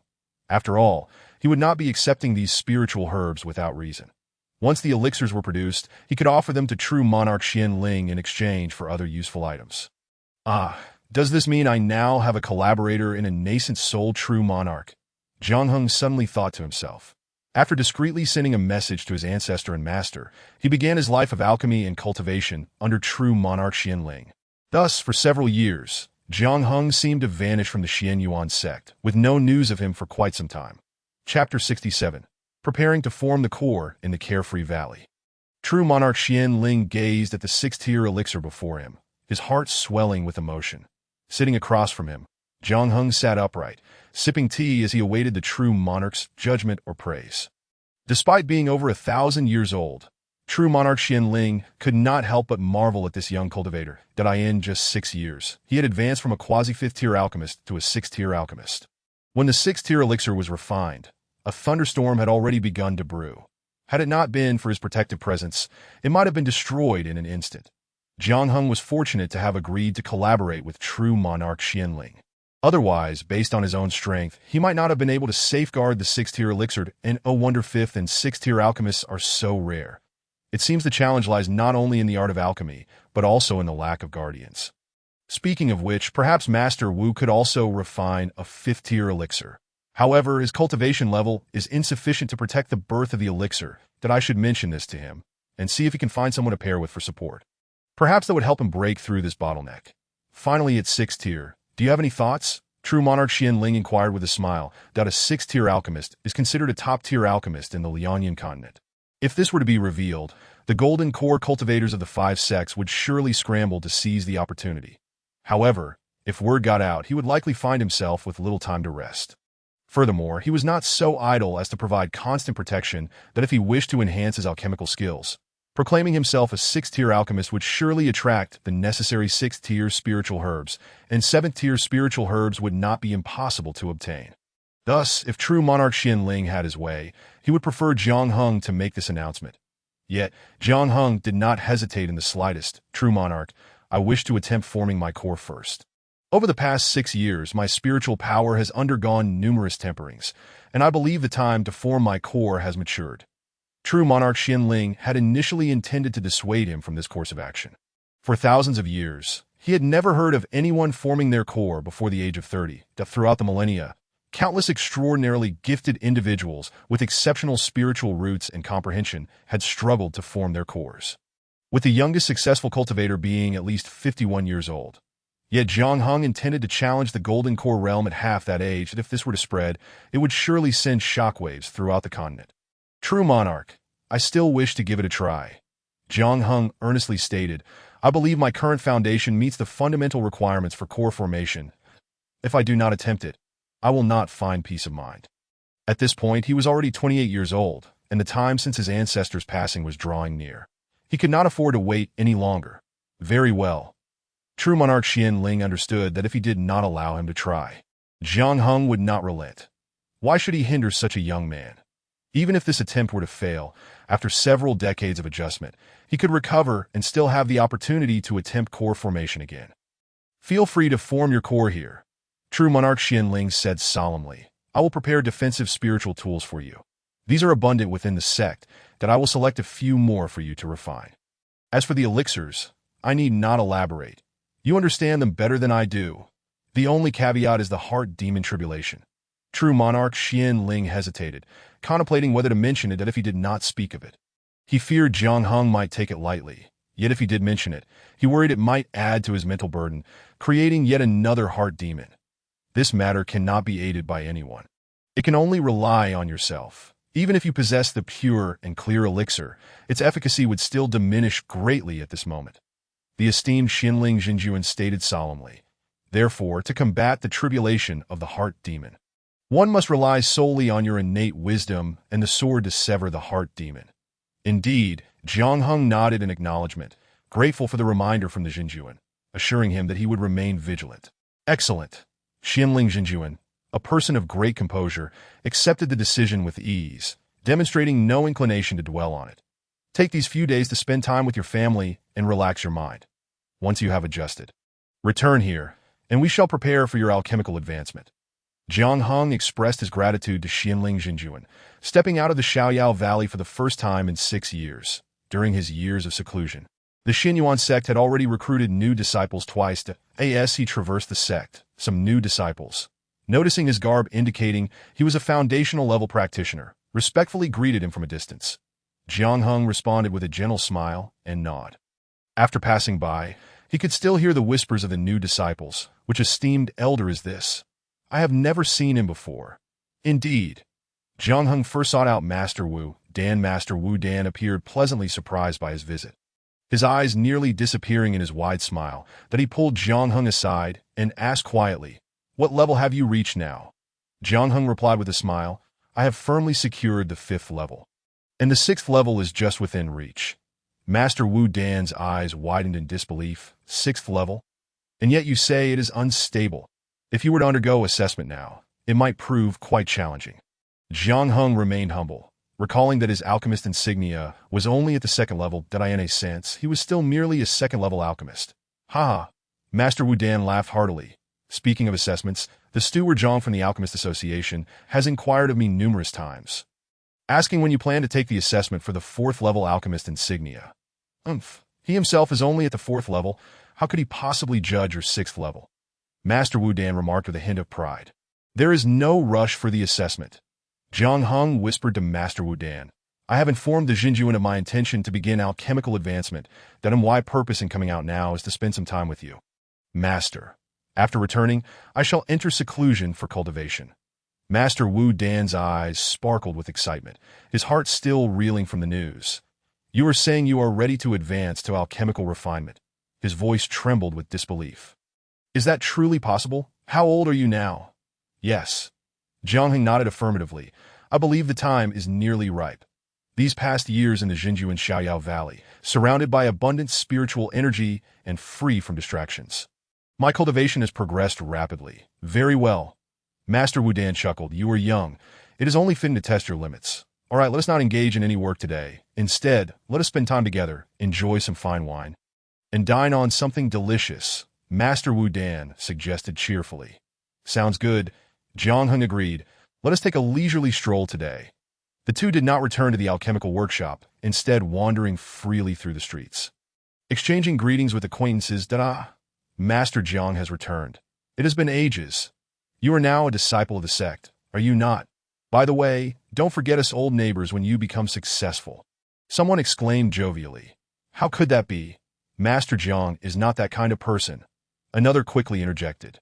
Jiang Heng smiled as he greeted them, displaying no hint of impatience despite their chatter. He had been consumed by cultivation for years and had not experienced the warmth of human interaction for quite some time. Now, as he walked along the familiar streets, a sense of tranquility enveloped him. 12 years had passed since his rebirth at the age of 16, that he had risen from a mere second-layer Qi practitioner to the pinnacle of foundational cultivation, achieving heights unattainable in his previous life. Having transformed from a once considered waste into his current state, the prospect of alchemical refinement seemed merely another goal, one that was not beyond his reach. Chapter 68. The Three Thunder Tribulations in the days that followed, he neither refined pills nor cultivated, choosing instead to completely empty his mind. That it was not until 7 days later that he returned to the Xinyuan sect. Xinling Jinjuan awaited him at the valley entrance, smiling as he approached. Are you prepared? Jiang Heng nodded, affirming his readiness. Excellent. Upon your triumphant return, I shall ensure they prepare a grand celebration for your alchemical advancement. Thank you, Jinjuan, that I shall give it my utmost effort. Without further ado, he proceeded to the Spiritwood Spring, the most concentrated source of spiritual energy within the valley. This location was where the primary spiritual veins of the Xianyuan sect converged. Home to the continent's most renowned spiritual tree, the Yuli Yuehua tree, an 8th-tier spiritual material. Deemed priceless, he settled beneath the tree, attuning himself to the indescribable rhythm of the universe, synchronizing it with the cadence of his own heart. Surrounding him were countless spiritual stones, encompassing both mid-grade and high-grade stones. Just these alone could suffice for an ordinary practitioner's expenses from chi refinement to foundational establishment. The spiritual stones placed here began to slowly disintegrate, their contained spiritual energy gradually released, ensnared by the gathering array around him. Initially, no discernible changes were evident during the first few days. However, after several days, Jiang Heng felt the spiritual power within his dantian growing increasingly dense, gradually taking on a viscous quality. Then, like a whirlwind in the rainy season, a vortex of spiritual energy formed. At its core, a white gas pill emerged in the sea of his dantian. This was the embryonic form of the golden pill, colloquially known as the void pill. Only through further compression and solidification could it transform from the ethereal into the tangible, summoning the thunder tribulation, whereby the golden pill would undergo a qualitative change induced by quantitative accumulation, ultimately manifesting as a resplendent golden pill. Reaching this stage, Jiang Heng felt an even greater urgency to remain diligent, continuing to channel his spiritual energy into the void pill. Time passed, and he eventually sensed that he could no longer infuse spiritual power into the golden pill. It seemed the moment had arrived. Xianling Jinjuan, observing from within the valley, noted the darkening clouds gathering in the sky with a mix of excitement and apprehension. His initial consent for Jiang Heng to advance was not based on the belief that he was fully qualified. Rather, it was due to Jiang Heng's intense personal desire to try, for which he would not relent to quell this obsession. He had merely agreed to let Jiang Heng attempt it once. He had anticipated that Jiang Heng would falter before reaching this point. Yet now, with the emergence of the tribulation clouds, it appeared there was indeed hope for his alchemical advancement. However, at this juncture, there was no turning back. He must forge ahead with unwavering resolve. For should he fail, the repercussions would be dire. A regression in cultivation would be the least of his concerns. His very life could be at stake. That as he watched the formation of the tribulation clouds, silver serpents writhed within, gradually coiling together, poised to strike from the clouds at any moment. This spectacle was clearly visible from within 100 miles of the Xianyuan sect. The peak masters and elders, seasoned individuals, recognized that someone was about to face the thunder tribulation. It is from the Xiaoyao Valley. The elders hurriedly made their way towards Xiaoyao Valley. Who could it be undergoing the tribulation? Brother Zhang, is it your disciple? No, my disciple has yet to reach that stage. Brother He, could it be your Huangfu Genhua? Not at all. Huangfu is not in the sect. He is out in the world honing his skills. Master, he shook his head as the thunder tribulation intensified. More and more onlookers gathered outside Xiaoyao Valley.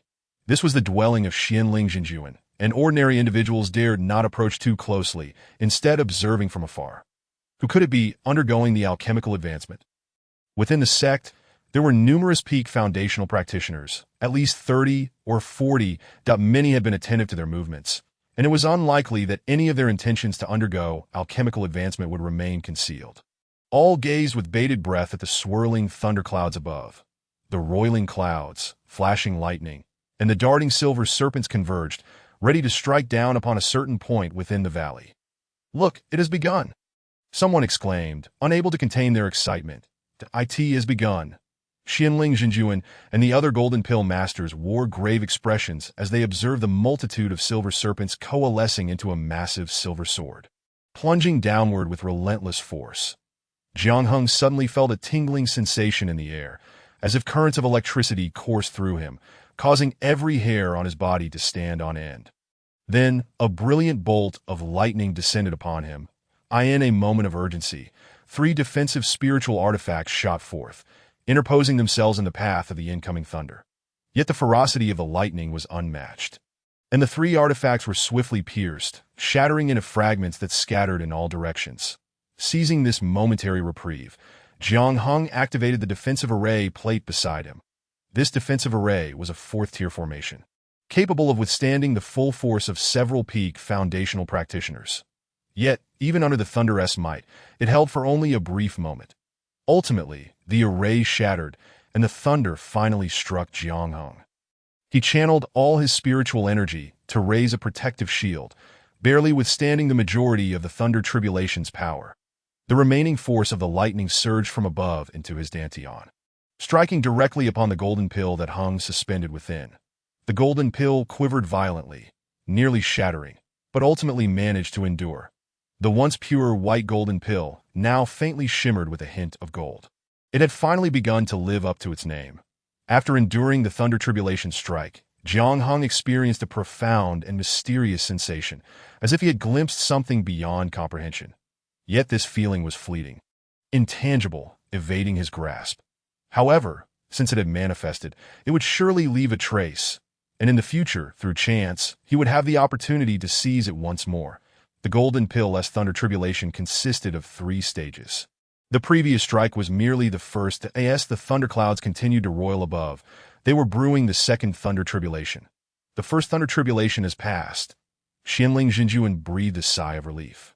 Jinjuan, who exactly is undergoing the tribulation? Su Yao Jinren could not help but inquire. Xianling Jinjuan smiled subtly, allowing me to keep you in suspense for a moment. Once he succeeds, you shall all be enlightened. The other Jinren exchanged glances, taken aback by Xianling Jinjuan's sudden display of childishness. Who could it be? Virtually all the Golden Core Jinren from the sect have gathered, with the sole exception of the venerable Jiang from Zixia Peak.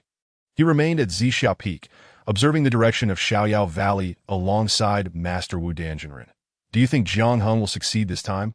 Master Wu Dan expressed his deep concern. Will he succeed? Old Jiang shot him a glance. Why not drop the word will? He is certain to succeed that his master. You ought to know how diligent and hard-working this child is, right?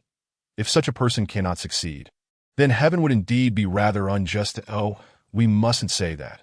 Master Wu Dan quickly interjected. Heaven and earth are indifferent, treating all beings as mere grass and wood. Yet heaven and earth possess awareness. As the saying goes, a dark chamber cannot deceive the heart, and the heavens have their deities that if the heavens are aware, let them assist this child. May it reinforce the belief that hard work is rewarded. Master Wu Dan silently prayed to the heavens. Chapter 69. The most difficult moment as the second bolt of lightning struck, Jiang Hung continued to employ his previous method to weaken it before channeling it into his dantian to refine his golden core. By the time the third lightning tribulation arrived, Jiang Hung had become quite adept. Once this trial passed, the golden core within his dantian gleamed with a resplendent golden hue, radiating an inner brilliance. After overcoming 3 lightning tribulations, the golden core tribulation was more than halfway complete, and Jiang Hung finally exhaled in relief. However, the calamity clouds outside had yet to dissipate, and Xianling Jinjuan remained anxiously focused on him. Though the lightning tribulations had been surpassed, even greater dangers lay ahead. The Heart Demon Tribulation was the crux of the Golden Core Tribulation, with 6 out of 10 cultivators perishing at this threshold. The Golden Core Jinren present had all experienced it, and the recollection still sent shivers down their spines. Now that matters had reached this point, it was merely a matter of fate for Jiang Hung. At this moment, Jiang Hung found himself in the gravest of peril. Upon opening his eyes, he realized that everything he had experienced was but a fleeting illusion, that he remained the same second-layer Qi refinement cultivator, hopelessly pursuing Han Jingyue. Through his relentless effort and the pressure from the Han couple, Han Jingyue eventually married him. Yet, from that day forth, she never smiled joyfully again, until one day she encountered Gulan again. And her long-lost smile returned, and it felt as though he were observing his life in a spectral form, witnessing their secret meetings and transgressions, while he foolishly toiled at alchemy and commerce. They lived one by one, and he, with great effort, nurtured them. His spirit floated above, watching himself grow increasingly angry and anxious, wanting to convey that all of this was not worth it. Yet he was powerless to do so, only able to stomp in frustration. Years passed, and the 3 children grew day by day, their poor talents necessitating their admission to the academy. relying entirely on elixirs and spiritual stones to elevate their cultivation to the later stages of qi refinement. In the marketplace, this was already considered a commendable situation.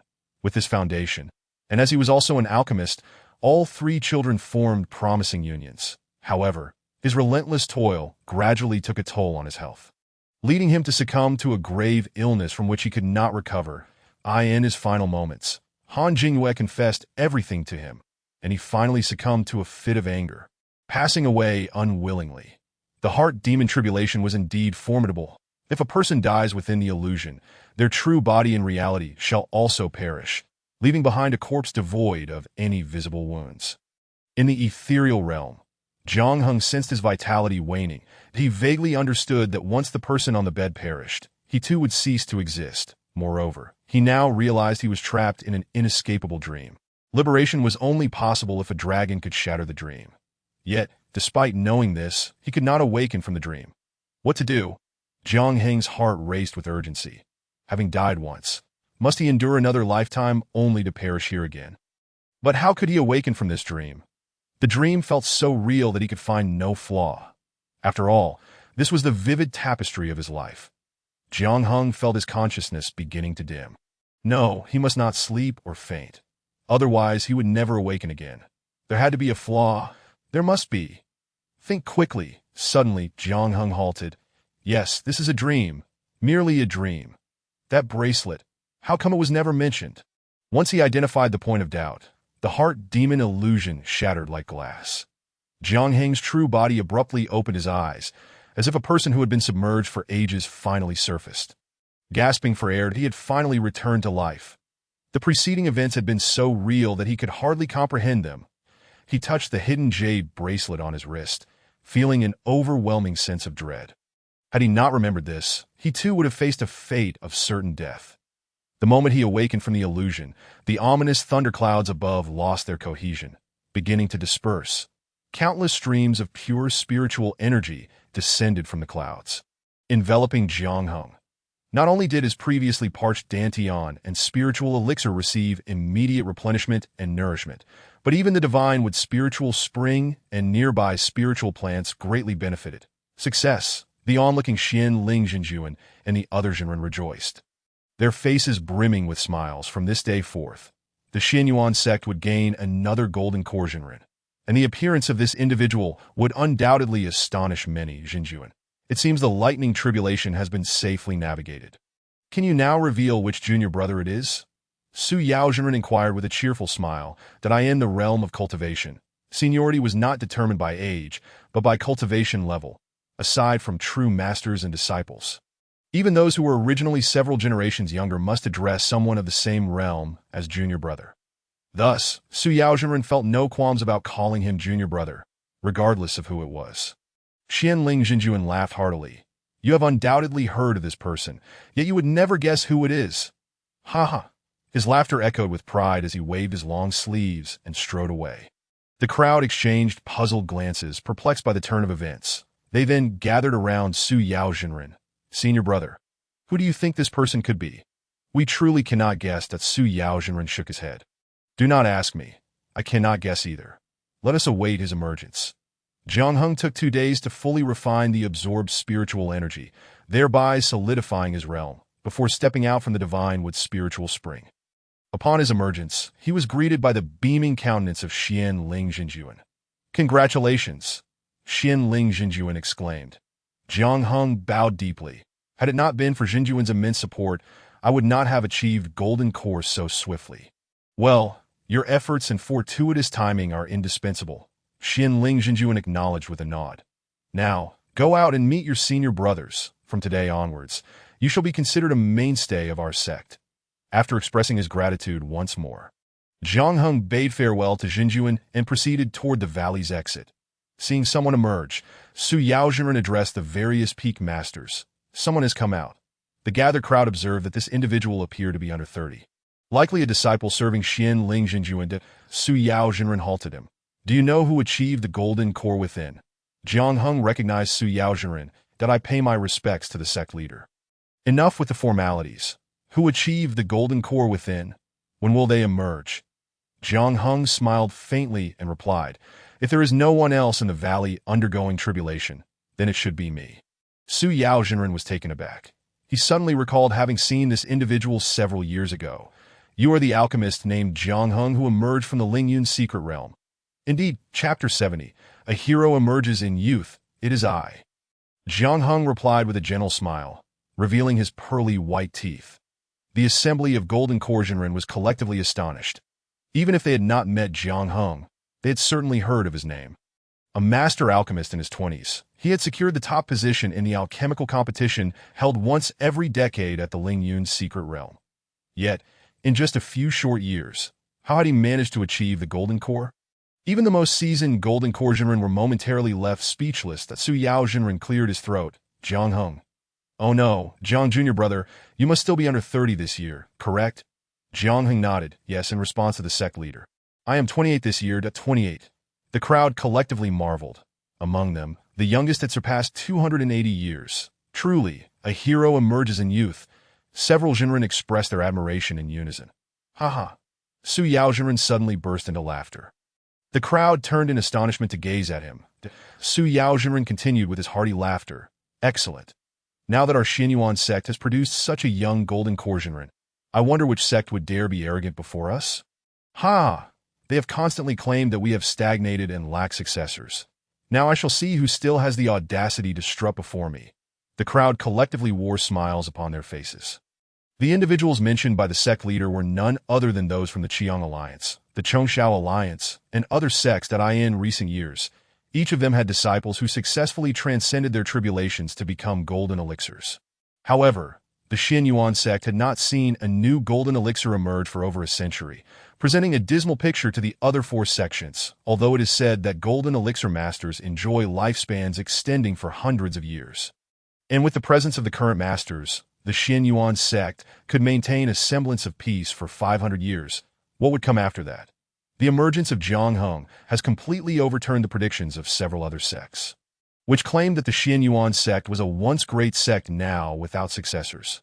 Furthermore, in the past centuries' Lingyun's secret realm competitions, the Xianyuan sect's rankings had steadily declined, slipping from a firm first place to a middling position. A significant drop indeed.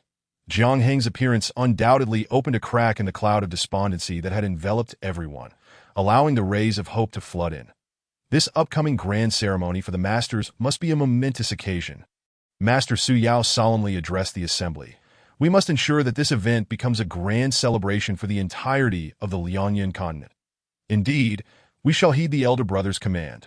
The crowd responded in unison, bowing deeply.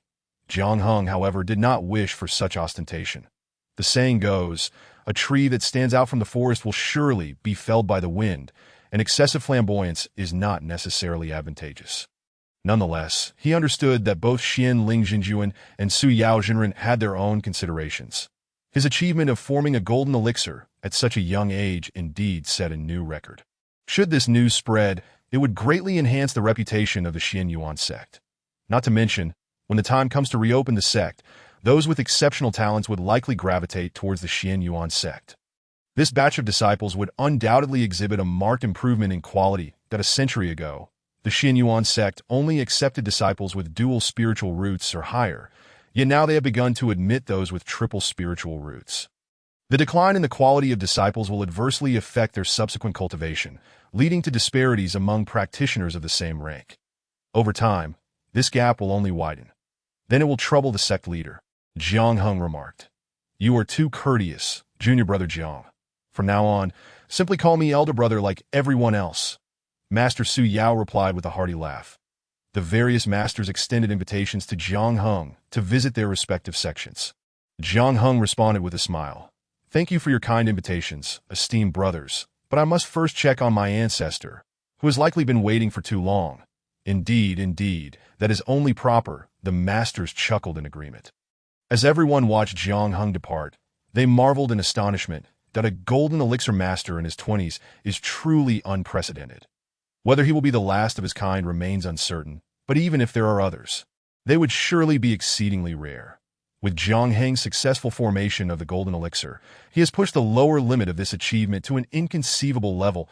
It is expected that once this news spreads, Peak foundation building practitioners from various sects will enter a period of explosive growth in their quest for the golden elixir. After the ominous clouds of tribulation dispersed from the sky, Jiang Laozu felt a sense of relief wash over him. Had Zhang Heng's attempt at forming the golden elixir failed, there would have been signs of spiritual disintegration among the practitioners, which would have also manifested in phenomena. The absence of such anomalies indicated that the golden elixir had indeed been successfully formed. Despite his 500 years of cultivation, he still felt a surge of excitement, unable to contain his emotions. Observing the spirited young man descend gracefully from the sky, Jiang Laozu's eyes unexpectedly brimmed with tears. What merit had he possessed to be blessed with such an outstanding descendant? Ancestor, I have returned, Jiang Heng said with a smile. Good, good, good. Jiang Laozu was left speechless, repeatedly expressing his approval. Ancestor, I have succeeded.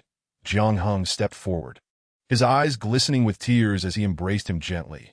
Jiang Laozu sighed. You have worked hard. However, the outcome is indeed splendid. Come, let us discuss further inside that I am the Changchun Pavilion on Zixia Peak. Jiang Heng recounted his experiences of the past few years to Jiang Laozu. Truth be told, there was little to narrate, merely a cycle of alchemy and cultivation followed by further alchemy. As a sixth-level alchemist and a golden elixir practitioner, you are now a notable figure across the entire continent. Jiang Laozu said, his excitement gradually giving way to concerns about Jiang Heng's future. Moreover, the sect will likely assign you a place.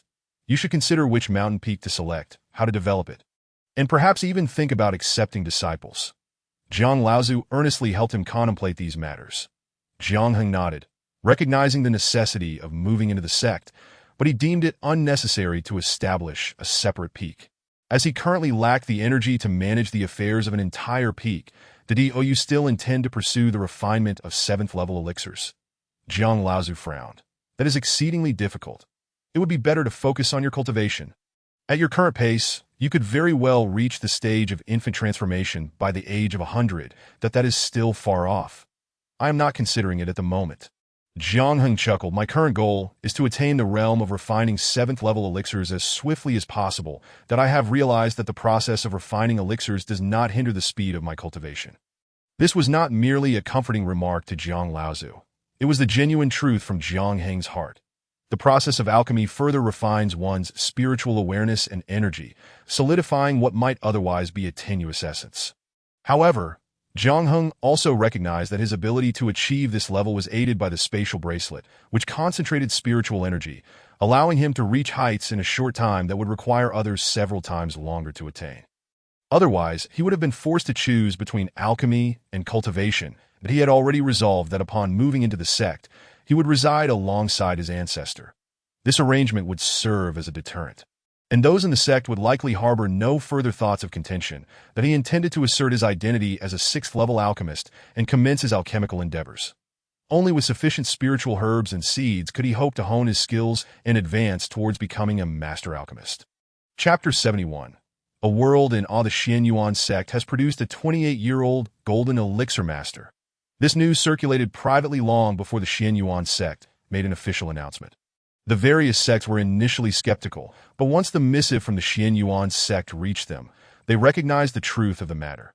This newly emerged master was one of those who had entered the secret realm a few years prior. And he was the most extraordinary among them. He was an alchemist, and moreover a master alchemist. Merely a few years had passed, and he had already succeeded in forming a golden elixir. One can only imagine the immense fortuity he must have encountered within the secret realm.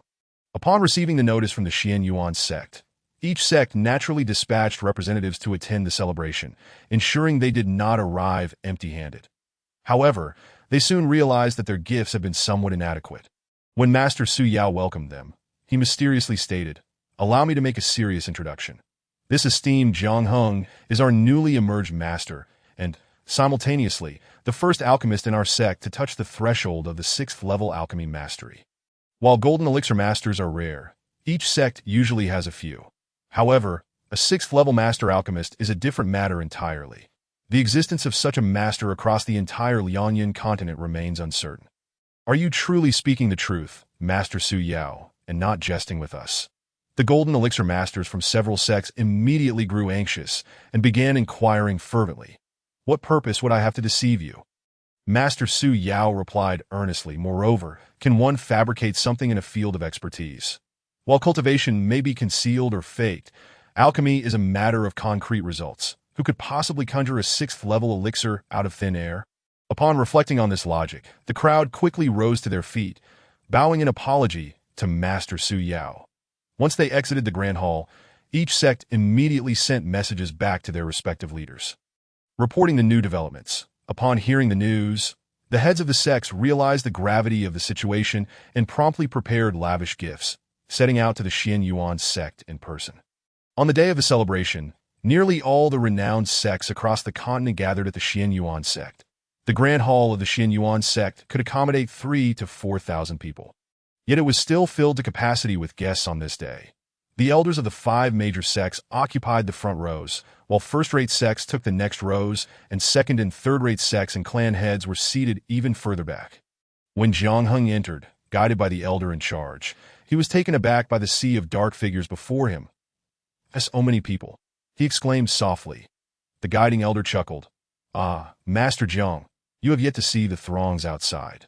Within and beyond the sect, there are tens of thousands of people. Even the inns in the market are fully booked. Finding a place to stay is exceedingly difficult. I almost feel like turning back, Jiang Heng joked. However, the guiding elder genuinely feared that he might be overwhelmed by the spectacle, and quickly reassured him, Master Jiang, there is no need to worry. Though it appears crowded, it is not as daunting as it seems. Just do not regard them as people. Think of them as mere objects, and you will feel less anxious. Besides, the sect leader and all the elders are present. They will help share some of the pressure. Seeing the elder also appear somewhat anxious, Jiang Heng smiled and said, All right, I am no longer nervous. Let us proceed. From the high platform, he looked down to see at least 100 golden elixir elders present. Jiang Heng pondered, this must represent a significant portion of the power on the Liangyan continent. Not one to be easily intimidated, Jiang Heng nonetheless felt an overwhelming sense of pressure at the sight of so many golden elixir masters. Throughout the ceremony, Jiang Heng had little role to play initially. Master Su Yao introduced him to the assembly, particularly highlighting his age and accomplishments in alchemy. May I inquire, Master Jiang, if you would be willing to assist us all in the art of alchemy? The Golden Core True Person of the Chongshao Alliance inquired that if time permits, it is certainly not out of the question. Jiang Heng replied with a smile, though this must be in accordance with the arrangements of the sect. By saying this, Jiang Heng intended to cede the initiative to True Person Su Yao that he could leverage this opportunity to negotiate terms with various sects, striving to secure greater rights for the alliance. True Person Su Yao, of course, understood the implications of such a statement, but he chuckled and remarked, as cultivators, our primary focus lies in our cultivation. Hence, we do not wish for junior brother Jiang to become ensnared in trivial matters. If his time and energy allow, he may undertake a limited number of tasks. According to Jiang Heng's own preferences, he was assigned to Zixia Peak in a newly constructed residence adjacent to the abode of Elder Jiang, both in size and structure identical. Those who once targeted Jiang Heng, such as Zhang Wangen, gradually returned to the sect after several years of external assignments. However, upon their return, they discovered that the landscape had dramatically changed. Jiang Heng, that rascal, had ascended to the rank of a Golden Core True Person. What should be done? Zhang Hao and a few others, including Zhang Wangen, gathered in a room to discuss a strategy. What could be done? He had now become their senior uncle, and they could hardly avoid encountering him. Could they truly hide indefinitely? Zhang Wangen scoffed. It seems we have no choice, sighed Zhang Hao. Let us hope that after he became a Golden Core True Person, he will not hold past grievances against us. Thus, they pooled their resources to purchase several rare items, intending to seek Jiang Heng's forgiveness. Yet, for the past few days, locating Jiang Heng had proven to be quite the challenge. He had become an exceedingly busy individual within the sect. Various peak masters took turns hosting gatherings, fostering relationships while also attempting to invite Jiang Heng to refine elixirs. While this certainly aligned with Jiang Heng's inclinations, conducting business was not so straightforward. One could not simply acquiesce at the first request, lest the favor be squandered. He deliberately donned a hesitant expression, pausing for a moment. The several Golden Core True Persons quickly reassured him. Junior brother Jiang, fret not. We will accommodate your schedule, prioritizing your plans to ensure it does not encumber your time. Indeed, Indeed, the cultivation of our junior brother is paramount. Any assistance you can provide us would be greatly appreciated. Naturally, they were keen to ensure that junior brother would not labor for free. They were all aware of the customary etiquette. Recognizing their mutual understanding, Jiang Hung refrained from elaborating further and declared, "Come, allow me to toast to each of you, esteemed seniors. Cheers!" The revelry at Xianyuan sect persisted for over half a month, with disciples from various sects gradually dispersing. After the fervor subsided, Jiang Hung returned to the marketplace. Master Wu Dan gazed at him, exclaiming, "I still feel as if I am dreaming. Back then, I merely intended to lend a hand to a friend, never anticipating it would become the wisest decision of my life. My days have nearly concluded, and who would have thought I would find such unexpected success at the end?" He could not help but burst into laughter. "I owe this fortune to you. Yet, I feel I have taught you nothing. It is quite shameful to be your master to no master. You shall always be my master," Jiang Hung replied, deeply moved. Chapter 72, An Unexpected Reunion at 28 years old. Time waits for no one. Jiang Hung emerged from the alchemy shop, gazing at the stars in the sky, unable to suppress his reflections. "Are you Jiang Hung?" Suddenly, someone hesitantly inquired, without needing to turn around. Jiang Hung recognized the disheveled man to his right. Upon closer inspection, he realized it was Gulan. Though still under 30, he now appeared to be in his 40s with strands of gray peppering his hair. He seemed hunched and devoid of vitality. "It is I." Jiang Hung nodded. "It truly is you." Gulan's spirits lifted, revealing a hint of his former vigor. "It has been a long time. You are now a grand alchemist." While he smiled wryly and shook his head. Given their current appearances, who would guess they were once contemporaries at the academy? "How are you faring now?" Jiang Hung inquired, recalling the haunting memories of his tribulations during the tribulation of forming his golden core. Particularly the pain inflicted upon him by Han Jingyue and Gulan in his past life, that it was evident how deeply those experiences had scarred him. Having successfully formed his golden core, his mindset had transformed. However, he still felt far from letting go and forgiving the two to at present. He believed that his ability to overlook them without seeking retribution was already a sign of his magnanimity. Nonetheless, this did not prevent him from pausing to converse for a while. "What are you doing these days?" Jiang Hung asked with a smile. "That as for me." Gulan sighed and shook his head. "What else can I do? I merely tend to the fields at home, barely providing enough for my family to eat and drink." That he had come to the marketplace today, hoping to find simple work for his children. "Those little rascals are truly draining me dry. As they grow, I can barely keep up with their appetites. 7 children. The 2 girls are manageable, but the 5 boys eat like adults. Every meal, Han Jingyue has to cook 2 pots of rice and a large pot of gruel. She can hardly prepare anything else. The only feasible option was stewing, allowing for enough to be cooked at once that if she attempted to make more intricate dishes, even if she were willing, there simply would not be enough to feed all 9 of them. By the way, Gulan's father passed away a few years ago after suffering for many years. During his illness, they incurred considerable medical expenses, and coupled with the monthly repayments to Jiang Hung, life had become exceedingly tight. Now that the children had surpassed 10 years of age, under normal circumstances, they could be sent to apprentice. Setting aside wages, at least there would be a place for them to eat. Reducing that expense would provide some relief at home. That he had come to the marketplace today for that purpose and fortuitously spotted Jiang Hung, prompting him to call out. Now, Jiang Hung was no longer his classmate. Back when he cheered for Jiang Hung during competitions, he was merely a foundation establishment cultivator and a 4th-level alchemist. After 7 or 8 years apart, he had no idea where Jiang Hung now stood. Would he still be inclined to converse with him? Seeing Jiang Hung still willing to engage in conversation brought Gulan immense joy. Over the years, he had been mired in mundane affairs, letting all aspirations and dreams fade away, while enduring the scorn of neighbors. Financial struggles and the needs of the children often led to quarrels with Han Jingyue. The gentle and beautiful woman he once knew had long since vanished. Like a dream from a previous life. Recently, he had an absurd dream about Jiang Hung. That it was so ridiculous that he couldn't help but laugh when recalling it. He vividly dreamed that Han Jingyue married Jiang Hung. Yet in the dream, she secretly maintained a relationship with him. They would occasionally rendezvous, eventually having 3 children together. Jiang Hung entrusted all his wealth to Han Jingyue, and with her assistance, he finally succeeded in forming his foundation. becoming a third-level talismonger well-respected. They enjoyed a blissful life together for decades. After Jiang Heng passed away, they simply continued their lives together until their natural end. The three children, lacking talent, never succeeded in forming their foundations. He mused that if Jiang Heng were still alive, he might ask his ancestor's disciples for a few foundation establishment pills. Perhaps the three children could also succeed. Yet even in that dream, he awoke laughing. When he came to, it was still the dead of night. Gazing at Han Jingyue beside him, a sudden warmth flooded his heart, prompting him to reach out, but he was met with a sharp slap from her. Don't even think about it. I've already regretted giving birth to this bunch of piglets. Do you want me to suffer again? If you can't hold back, go find someone else, just don't lay a finger on me. After saying this, she turned over and resumed sleeping. Ji Yulan's fervor was doused with cold water, extinguishing it entirely. Indeed, if he were to have 3 or 5 more, he would surely jump into the river. He had intended to share this dream with Han Jingyue, but lost all interest. Today was just a coincidence, as he unexpectedly encountered Jiang Heng. When Jiang Heng inquired about his well-being, Gulan sighed.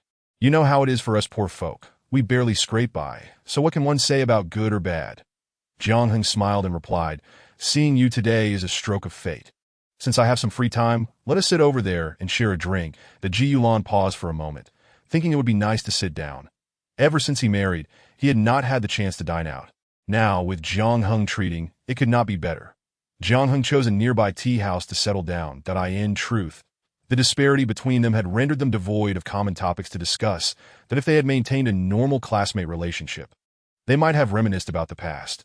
However, their shared history had been rather unpleasant, and recalling it would only invite discomfort. After sitting for a while and sipping tea, Gulan felt an overwhelming sense of awkwardness. The excitement he felt upon seeing Jiang Heng had completely dissipated. I need to return now, Gulan said with great difficulty. Very well, I have no pressing matters. Allow me to accompany you partway. Jiang Heng chuckled as he spoke. Considering that his family had numerous children, he bought an abundance of pastries and candies next door. With a wave of his sword, he soared into the sky. Heading toward Shaohan village, it was rare for sword-wielding cultivators to visit the village.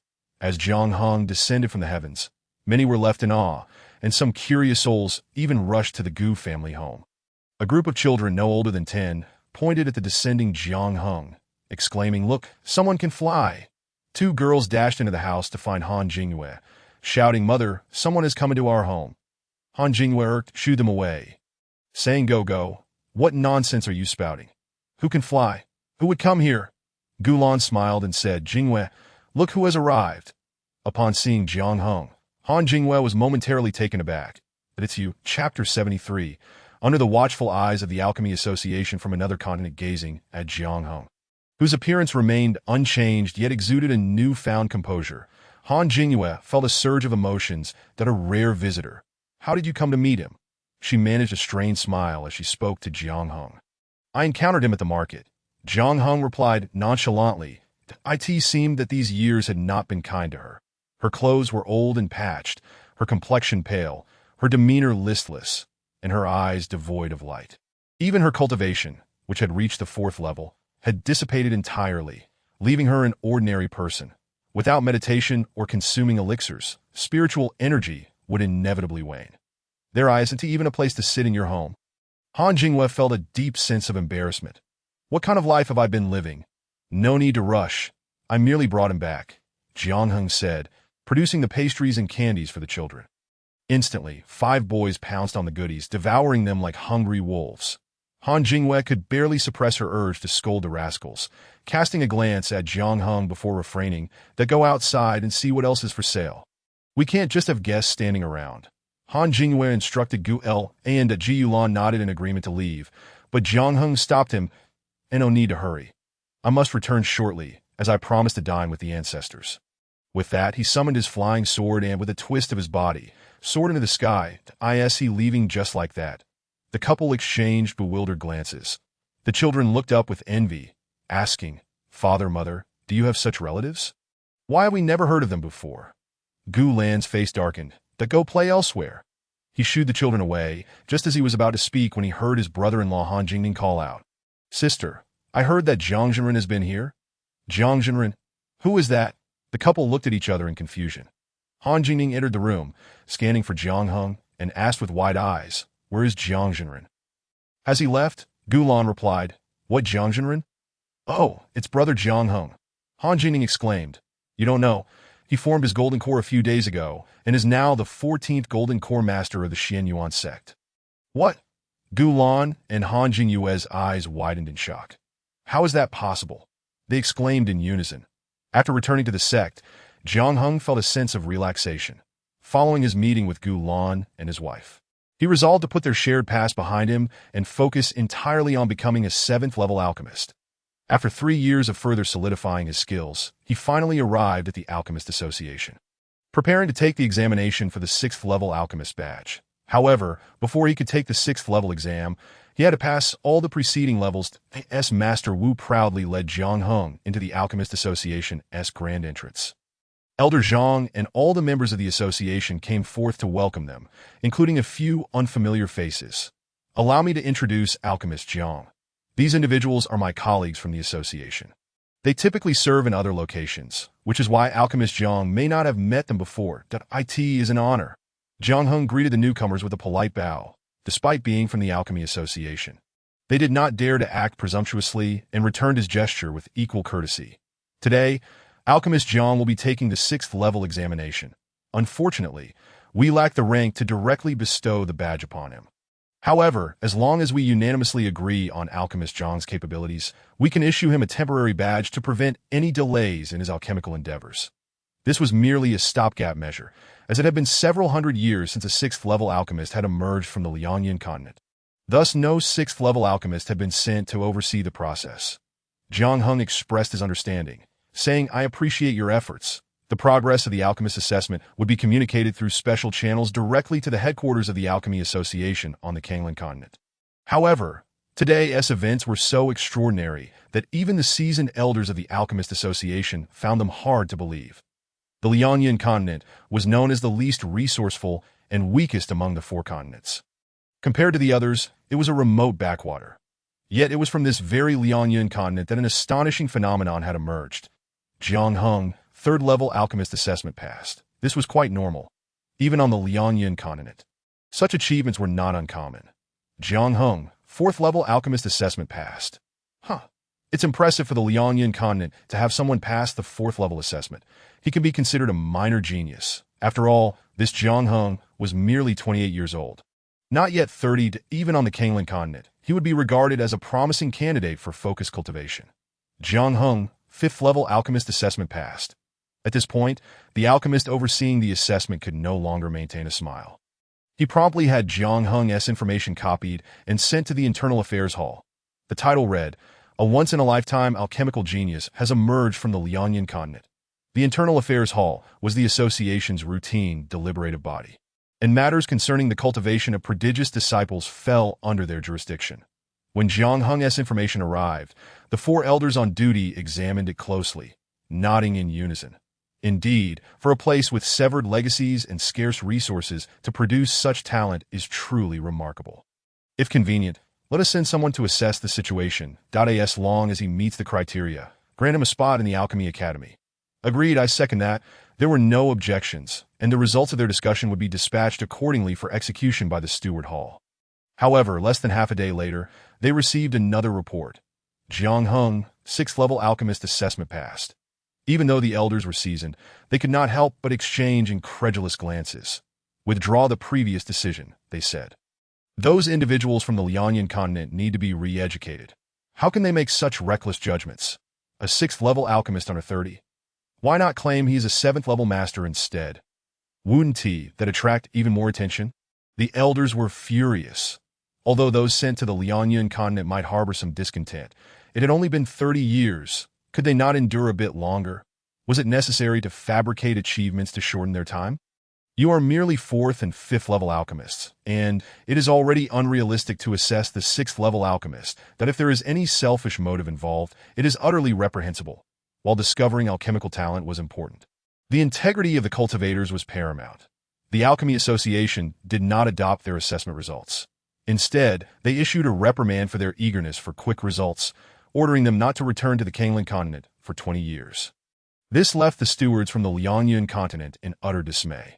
Although they lacked the strength of a 6th-level alchemist, they had personally witnessed Jiang Heng's ability to refine 6th-level elixirs, which was undeniably accurate. Alchemist Jiang, we have all witnessed your 6th-level alchemist prowess. Please accept this temporary badge. Thank you. Jiang Heng accepted the badge with a smile. From this moment on, he was officially permitted to refine 6th-level elixirs. Chapter 74. Master Wu's Dilemma. The certification from the Alchemy Association indeed proved to be a powerful weapon. After passing the 6th-level alchemist assessment, no golden core cultivator on the continent dared to hesitate any longer and immediately flocked to the Xian Yuan sect. The greatest beneficiaries of this influx were undoubtedly Master Wu's Silver Furnace Alchemy shop. After all, Master Wu was the master of Alchemist Jiang, so his alchemical skills must be top-notch. Nearly all foundation-building cultivators held this belief, leading to a massive influx into the alchemy shop. Even if they had to wait, they were determined to secure a ticket to the queue, although Master Wu only possessed a 4th-level badge. Many who sought him out brought 5th-level materials. Master Wu had stated numerous times, nearly exhausting his voice, that he could not refine 5th-level elixirs. Yet, those individuals were undeterred and insisted on leaving the materials with him, claiming that even if he ruined them, it would not matter. He had no choice but to accept them, and then ran to complain to Elder Jiang. Elder Jiang, having lived many more years, quickly discerned their intentions and began to chuckle. Master Wu, their intentions are quite clear. They seek you out in name, but in truth, they are after Jiang Heng. With such a talented disciple, how could you let your own reputation suffer? Upon hearing this, Master Wu immediately understood that so that is their plan. It is surely because he could not secure a place in Jiang Heng's queue that he has come to seek my assistance, attempting a roundabout way to salvage his situation. Truly a dreamer wishing to marry a wife, indulging in fanciful notions. Very well, I shall inform them that I have rendered all these spiritual herbs utterly useless. Leaving nothing behind, he said furiously. Old Ancestor Jiang chuckled and shook his head. This is not good. Those individuals are, after all, golden core cultivators. You have offended them all. How will you navigate your future? Take on a few less, and let Jiang Heng help you refine them instead. Just say you sought Jiang Heng's assistance. However, he is genuinely overwhelmed and can only refine this much. Anything beyond that is impossible. This way, not only do you preserve their dignity, but you also avoid enmity and spare the Alchemy Association any difficulties. Having received this counsel from old Ancestor Jiang, Master Wu then conveyed to those individuals that he had humbly sought this opportunity. With just a month's time added, Jiang Heng could assist in refining 5 more furnaces, but no more than that. Although the crowd remained somewhat dissatisfied, they were nonetheless quite pleased with this outcome. After all, those seeking Jiang Heng's alchemical prowess were at the very least golden core cultivators, many of whom were their senior brothers or even former masters or ancestors. They dared not compete with them. Having exhausted all possible avenues, the group of golden core cultivators resigned themselves to awaiting their turn for the elixirs. Jiang Heng beamed as he observed the delivery of 6th-grade spiritual herbs. Those unfamiliar with the matter might not appreciate it, but upon engagement, one realizes that the accumulation of several centuries by golden core cultivators is indeed remarkable. That he continued to hone his alchemical skills by initially focusing on a few formulas he had become proficient in, before gradually expanding to concoctions of a similar nature. When it came to refining 6th-grade elixirs, it necessitated the presence of a protective guardian. Jiang Heng often invited the owners of the spiritual herbs to assist, primarily to counter any tribulations that may arise during the alchemical process. For golden core cultivators, facing the tribulations of elixirs is not a significant concern. They could withstand it merely with their cultivation, without the need for defensive artifacts. Moreover, they discovered that resisting the thunder tribulation had its own merits. Not to mention that lightning could refine a cultivator's physical body and spiritual power. It also engendered a peculiar sensation. In that moment when the lightning coursed through their being, the soul seemed to receive an opportunity to commune with the heavens, as though it might touch something ethereal. The cultivators seeking elixirs realized that the insights gained during the alchemical process were not inferior to the elixirs themselves. Jiang Heng felt an even greater pressure. Master Jiang, refine as you please. Whether you are confident or not is of no concern. That if it fails, it is merely bad luck on my part. Previously, Jiang Heng would provide them with a list detailing which elixirs he was adept at refining. However, as time passed, those seeking elixirs no longer considered such matters as long as they could gather the requisite materials. They insisted on bringing them to Jiang Hung for refinement, and the success rate was no longer a factor for consideration. Given this, Jiang Hung no longer held back. Consequently, the rate of failed elixirs increased significantly. Nevertheless, he endeavored to ensure that each attempt reached the stage of successful elixir creation. 5 years passed in this manner. I have never seen anyone, any alchemist, work as tirelessly as Master Jiang, exclaimed the leader of the Chongshao Alliance, real person Jing Yao. Indeed, it is as if he is exerting himself to the utmost, sighed the refined real person Chunya of the Shueshua Palace. Only by reaching the pinnacle of the Tao can one attain mastery in the arts, intoned Master Zhenru of the Wunyan Zen Courtyard, reciting a Buddhist verse. The notion of comprehending one's craft through related disciplines implies that mastering any single path could significantly enhance one's cultivation. Could it be that Master Jiang intends to tread such a path? Seeking the path to the nascent soul through the art of alchemy, a concept often spoken of yet rarely witnessed. Might it be that this Master Jiang, after shattering numerous records, is poised to forge a new path? Jiang Hung, of course, was not as extraordinary as they imagined. He had been laboring under an almost unbearable workload for these past years. However, this hardship was not in vain. He had nearly refined every 6th-grade elixir recipe he possessed.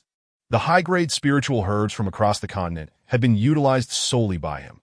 The result of this was a significant elevation in the cultivation levels of golden core cultivators across the various sects and families of Liangyan continent.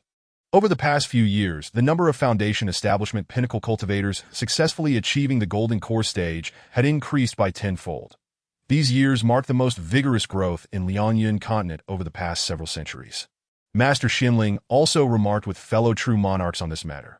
Brother Xinling, it seems the fortunes of your Xinyuan sect are on the rise once more. Congratulations are in order, smiled the esteemed Ji Yuan of Wunyan Zen Courtyard. Mutual congratulations. This child possesses a broad mind, unconfined by sectarian boundaries, with alchemy at the forefront of his thoughts, chuckled true monarch Xianling. However, he has indeed worn himself thin over these years. That my suggestion is to allow him some time for rest to enhance his cultivation. He added. Furthermore, the consumption of 6th-grade spiritual herbs has also approached its limit. It would be wise for everyone to gather resources for a few more years. Indeed, nodded several true monarchs in agreement. Then true monarch Xianling revealed his intention. I have gathered you all here for a personal request. The esteemed figures all smiled and said, Brother Xianling, feel free to speak. We shall not refuse what we can assist with. Indeed, with a smile, true monarch Xianling continued, I would like to request a favor from you all. I beseech you to share your treasured 7th-grade spiritual herbs that I wish to see if you can attempt to become a 7th-grade alchemy master. 7th-grade spiritual herbs are indeed rare commodities, not just within the resource-scarce Liangyan continent, but even in the far superior Xingqian and Kangling continents. The group fell silent. They indeed possessed 7th-grade spiritual herbs.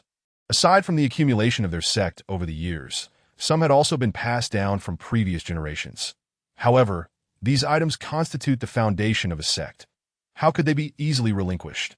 Moreover, there are no master-level alchemical traditions throughout the continent. Even if Jiang Hung were prodigious, could he truly conjure 7th-grade elixirs from nothing? Yet it now appeared that Jiang Hung was the only one with a chance to achieve mastery in alchemy here.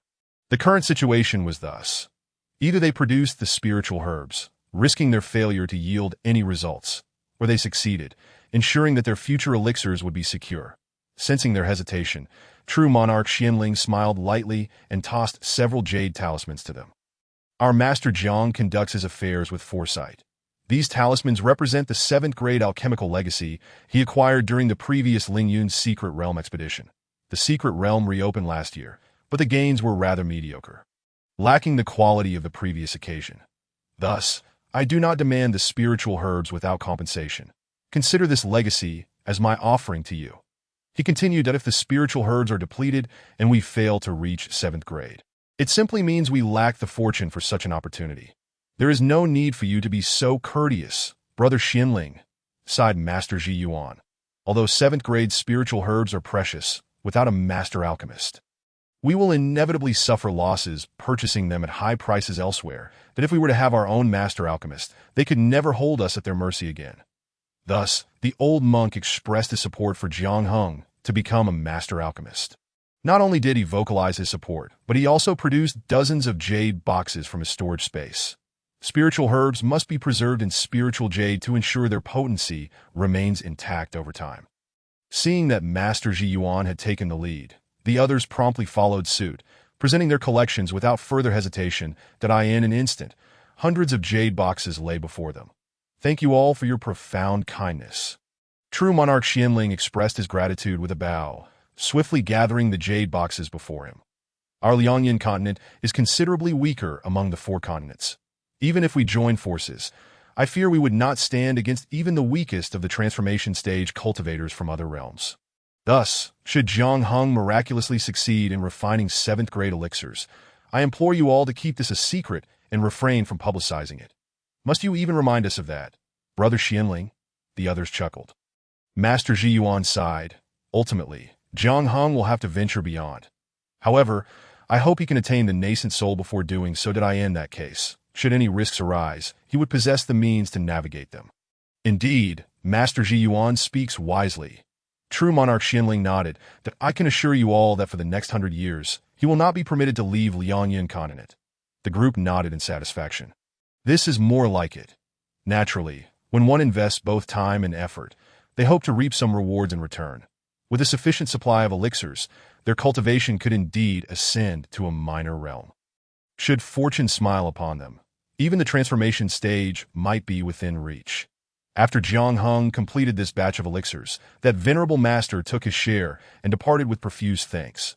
Jiang Heng emerged slowly, gazing at the luminous moon and the clear night sky, lost in thought. Engaging in a single endeavor for an extended period can lead to feelings of tedium and fatigue. Jiang Heng sensed that the tension within him had become excessively taut. If he did not allow himself to relax, it could severely impact his spiritual awareness that he had already given instructions that, effective immediately, he would temporarily cease accepting alchemical tasks. The 7th-tier discontinuous transformation pill was now his most pressing concern. He had already crafted the 6th-tier discontinuous transformation pill several times, and while it did yield some benefits for the ancestor, it was insufficient for substantial aid, merely delaying the inevitable rupture of the golden core. To resolve the issue completely, the 7th-tier transformation pill was essential. Only with this level of spiritual elixir could he entirely dispel the silver spiritual energy entwined with the ancestor's golden core. First, he visited Ancestor Jiang, whose golden core now shimmered dimly, marred by numerous cracks, almost on the verge of complete fracture. Life and death are fated. Do not grieve too deeply. Ancestor Jiang remarked with a smile upon seeing Jiang Heng's furrowed brow. I am grateful to witness you forming your golden core and becoming a 6th-tier alchemist. Heaven has already been quite kind to me. Fear not. We still have time. Jiang Heng took a deep breath, his gaze regaining its resolute strength. Starting tomorrow, I shall enter seclusion with Lord Xianling to jointly refine the 7th-tier elixir, Jiang Heng declared solemnly. The tribulation for crafting 7th-tier elixirs reaches the Yuaning level. Even though it is significantly weakened, the miniature tribulation is still beyond the capacity of a cultivator at the initial stage of the golden core to withstand. Thus, the process of refining 7th-tier elixirs necessitates the presence of a Yuaning master for protection. He had already gathered over 20 types of spiritual herbs for the discontinuous transformation pill. 7th-tier spiritual herbs are exceedingly rare, and managing to collect such a quantity had effectively scoured the depths of the Liangyan continent. Do not bear too much pressure, Lord Xianling comforted him. Your achievements thus far are remarkable. For thousands of years, you have been a true anomaly that if, after reaching this point, Jiang Jiping cannot be saved, then it is simply his fate. Jiang Heng closed his eyes, clearing his mind of distractions. Observing Lord Xuanling's radiant smile, he understood the truth in the master's words. What is meant to be is in the hands of heaven. As long as I do my utmost, there will be no regrets. Indeed, you speak wisely, Lord Xianling exclaimed, clapping his hands in delight. When refining 7th-tier elixirs, the quality of the alchemical furnace and other instruments cannot be overlooked.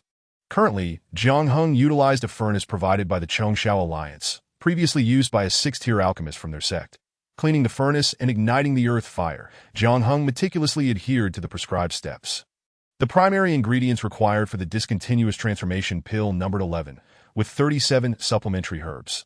The timing of each ingredient's addition was of utmost importance. At the outset, the process proceeded smoothly, but just as the elixir was about to coalesce, a sudden surge of spiritual energy erupted, threatening to cause an explosion. Lord Xianling swiftly enveloped the furnace with a protective barrier of spiritual energy, preventing the ensuing shockwave from affecting Jiang Heng. Again, Jiang Heng cleared the furnace and steadied his mind, pondering where the previous mishap had occurred. After a period of contemplation, he resumed the alchemical process. Observing Jiang Heng's somewhat youthful visage, Lord Xianling felt a surge of nostalgia. Once a cultivator has established their foundation, their appearance remains as it was at that time. Thus, when presenting his true self, he appeared as a youth. Jiang Heng, having only just crossed into his 20s during his foundation establishment, looked exceptionally young. As he watched Jiang Heng, Lord Xuanling's thoughts drifted back over a millennium. Chapter 76. The 7th-tier elixir is completed. The duration of this alchemical session was brief, given the limited materials. From various locations within the Xianyuan sect, one could clearly see the location of the Xiaoyao Valley. Master Su Yao gazed at the gathering storm clouds, which dissipated before taking form. Another failure. He sighed. The news of Lord Xianling and Jiang Heng's seclusion for the crafting of the 7th-tier elixir was known to only a select few in recent days. The phenomenon of storm clouds forming and dissipating had occurred 8 times. This indicated that Jiang Heng's elixir was nearing completion, yet had not quite reached the final stage. Jiang Heng continued to clean the furnace, contemplating the source of the previous issues. You are likely still too tense, Lord Xianling remarked with a smile. Striving for perfection is not an easy feat. The world is fraught with imperfections, and one can expect disappointment in the vast majority of endeavors. As you said, human efforts are subject to the whims of heaven. This statement resonated with Jiang Heng. Indeed, why must he pursue a flawless elixir? The objective of this refinement was to save the ancestor's life. Achieving even a single successful pill would suffice. He nodded with a smile, acknowledging Lord Xuanling's wisdom. I have been overly ambitious. Above the Xiaoyao Valley, the tribulation clouds began to swirl and take shape once more, with lightning resembling silver serpents dancing within, gradually condensing into a lightning orb that bobbed within the storm clouds.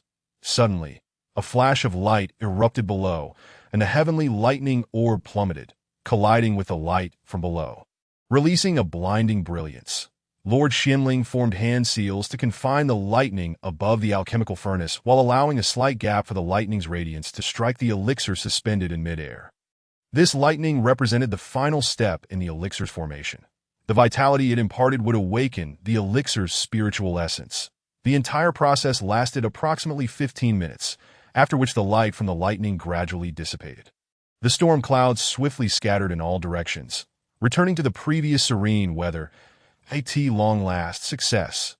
Jiang Heng could not help but be overwhelmed with tears of joy.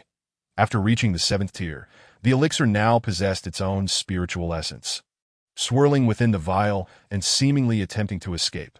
Quiet down, Lord Xianling gently tapped the vial, immediately immobilizing the exuberant elixir. Let us have Jiang Jiping consume the elixir and observe the results. With a flick of his wrist, Lord Xianling transported Jiang Heng to the peak of Zixia. Upon seeing Lord Xuanling's arrival, Ancestor Jiang hastily bowed in respect, exclaiming, "Greetings, Master. No time for pleasantries. Consume this elixir first." Lord Xianling urged, handing him the vial. Ancestor Jiang, filled with excitement, inquired, "Is it truly successful? You should take it first. Only if it proves effective can we declare it a success." Jiang Heng replied, his heart racing with anticipation. Ancestor Jiang, unhesitating, swallowed the elixir. Lord Xuanling's gaze pierced through his form, directly observing the condition of his golden core. The elixir appeared remarkably solid, yet upon entering the body, it transformed into a refreshing stream, coalescing into a misty cloud that swiftly made its way to the Dantian, enveloping the golden core and permeating its essence. The medicinal properties began to take effect. Threads of silver energy seeped from the golden core, gathering and swirling within the Dantian. Lord Xianling, refusing to be complacent, swiftly enveloped these errant spiritual energies with his own, immediately extracting them from Ancestor Zhang's body. Although the opponent's spiritual energy was purer and more refined than Lord Xuanling's, it remained a rootless entity, easily expelled. Previously, these foreign energies had entangled with Ancestor Zhang's golden core, and out of caution, he had allowed them to run rampant. Jiang Heng sensed that this energy was remarkably pure. It likely stemmed from a superior cultivation method. Once the foreign energy exited the body, it swiftly dissipated into the air, causing the spiritual density in the room to surge. The entire restoration process lasted approximately an hour. Lord Xinling conducted multiple examinations with his spiritual awareness before finally nodding in satisfaction. All is well. There are no lingering issues. Ancestor Jiang gazed upon his revitalized golden core, now radiant with golden light, and felt an overwhelming swell of emotion.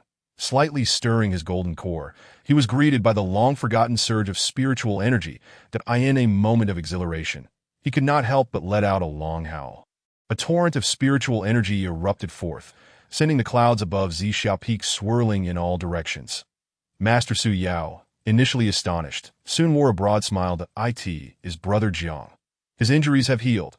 He promptly ceased his discussions and, accompanied by several other Golden Core elders, made their way to Zhixiao Peak.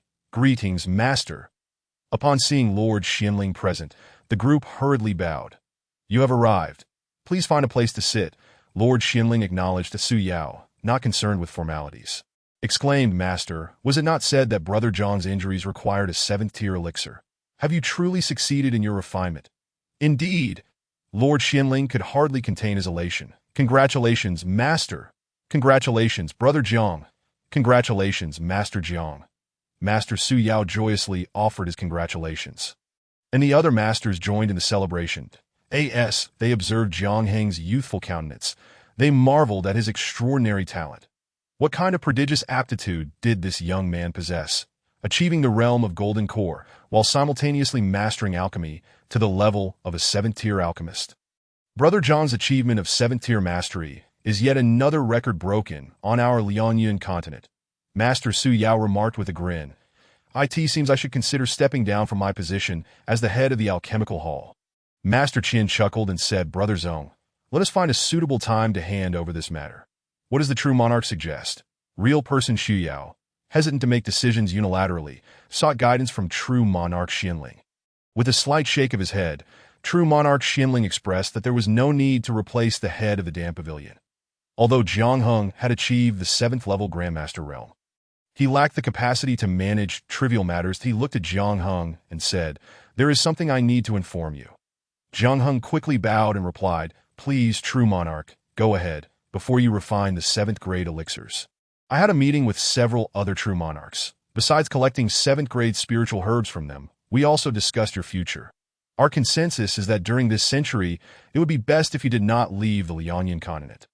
Jiang Heng, momentarily lost in thought, soon comprehended the intentions of true monarch Xinling and the others. Indeed, having enjoyed the continent's finest resources, it would be ungrateful to leave without giving back. Understood. I shall comply. Jiang Heng promptly accepted the arrangement. However, he had a request for True Monarch's assistance. True Monarch Xinling nodded. Speak freely that my father is currently lost, and I wish to ask the True Monarch to issue a task within the sect, requesting any disciples going out on missions to keep an eye out for his whereabouts. Real person Xu Yao smiled and said, This matter is simple. I can handle it for you. What I mean is, I hope the True Monarch can communicate this to the other sects as well. Certainly, True Monarch Xinling replied solemnly. I will coordinate with them. Chapter 77. Innate talent for alchemy. I truly did not expect that Jiang Xiaoyu would succeed. True Monarch Liu from the Chongshao Alliance marveled. Jiang Xiaoyu is indeed born for alchemy. Praise True Monarch Jiaoyi from the Jishua Palace. You seniors are truly overpraising me. Jiang Heng, despite having a thick skin, found it somewhat overwhelming to be lauded by the Yuanying True Monarch. Enough with the flattery. True Monarch Xinling chuckled. Now that he has achieved the level of 7th-grade Grandmaster, it's time for you all to bring out your most treasured items. While he is still adept, let him refine a few batches for you. Once this batch is done, he should focus on his cultivation. After all, cultivation is the foundation of everything. If he becomes a Yuanying True Monarch, it will be a blessing for us all. Everyone nodded in agreement. True Monarch Xuanling's words were indeed insightful, that if Jiang Heng were to achieve Yuanying, he would gain an additional 2,000 years of life, ensuring that for at least 2 millennia, high-grade elixirs would be refined with assistance on the Lianyan continent. Should he remain stuck in the Jindan stage, not only would his alchemy skills stagnate, but his lifespan would also be limited to 800 years. 800 years from now, while they may still be alive, Jiang Heng could very well have passed away. Thus, elevating his cultivation was of paramount importance. True Monarch Liu declared, "The spiritual lands of my Chongshao alliance are always open to Jiang Xiaoyu. The same goes for my Jishua palace," added True Monarch Ziyuan. Umitba, "The spiritual grounds of my Wunyan Zen monastery are also freely accessible to Jiang Xiaoyu," said the venerables. "I am immensely grateful to you all." True Monarch Xianling replied with a warm smile. "Now, please present the materials you wish to refine. You have all seen the 7th grade alchemy skills. Choose the elixirs for which the materials are abundant and that suit your needs. That I have some incomplete sets here. If you find anything useful, feel free to take it," Jiang Heng suddenly remarked. He realized that their current situation resembled a small-scale trading fair. Though they had said to take freely, no one truly behaved that way. Everyone selected what they needed and offered their own for others to choose. Ultimately, they assembled over 30 sets of materials. All right, everyone should directly contact Jiang Heng regarding what elixirs to refine. Additionally, I must emphasize the alchemist share cannot be lessened, True Monarch Xianling insisted, ensuring Jiang Heng's rights were protected. Alchemy is fine, but it cannot be done for free. Observing True Monarch Xuanling's protective demeanor, the other True Monarchs chuckled. "Rest assured, we will not shortchange such a fine disciple." However, before refining the elixirs, Jiang Heng wished to further enhance his cultivation. The higher his cultivation, the more adept he would be at alchemy, and the other True Monarchs naturally understood this. "Then let us go to my Jishua palace," True Monarch Zhaoyi suggested.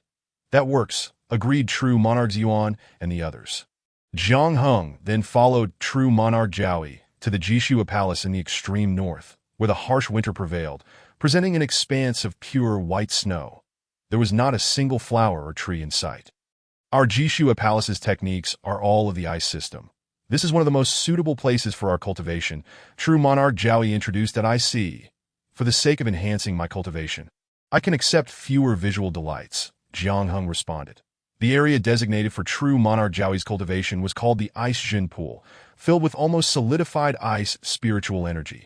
Without delay, Jiang Heng made his way to the Ice Jin Pool. Sitting cross-legged at the center of the pool, an overwhelming chill of spiritual power surged forth. Even though Jiang Heng was now a Jindan cultivator, unfazed by heat or cold, he still shivered involuntarily. "Ah, how invigorating!" he could not help but exclaim inwardly. Under such icy spiritual energy, cultivators could suppress their inner fire to the maximum extent, fully channeling their spiritual power to enhance their cultivation. Particularly for Jiang Heng, who was using the Aishin pool for the first time, the benefits were even more pronounced. Over the course of 2 years, the Aishin pool became a renowned attraction within the Jishua Palace, often drawing female cultivators to observe. The Jishua Palace was an all-female sect, with no male disciples within its ranks. Given the harshness of this cold land, few ventured here, and many had never even seen a man. "We never allow men to enter here. How did he manage to come in?"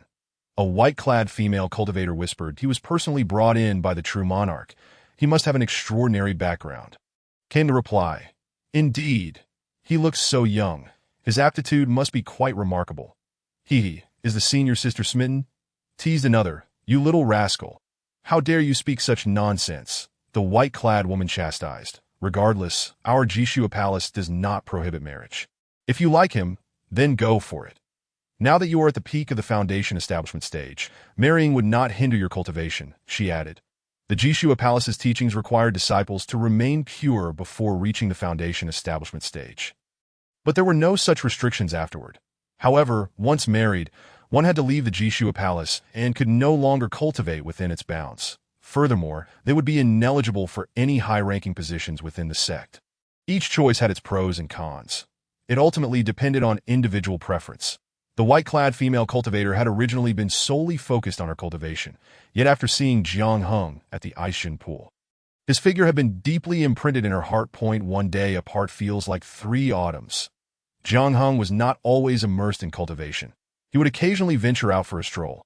Each time he emerged, he noticed the woman gazing at him from a distance that at first he ignored her, assuming it was merely her way of practicing. However, as their encounters continued, he decided to strike up a conversation. Yet, whenever he approached, she hurriedly walked away. What an odd person. Jiang Heng could only shake his head as he proceeded towards the looming ice mountain. Standing atop the peak and surveying the surroundings, he was met with a vast expanse of white. To be honest, the scenery here was rather dull. Nevertheless, Jiang Heng paid it no mind. During his time at the Jishua Palace, he had swiftly progressed from the first to the second layer of the Jindan realm. I can continue refining elixirs, Jiang Heng thought to himself. Since he had arrived at the Jishua Palace, he decided to begin with True Monarch Jiaoyi. True Monarch Jiaoyi intended to refine 4 types of elixirs.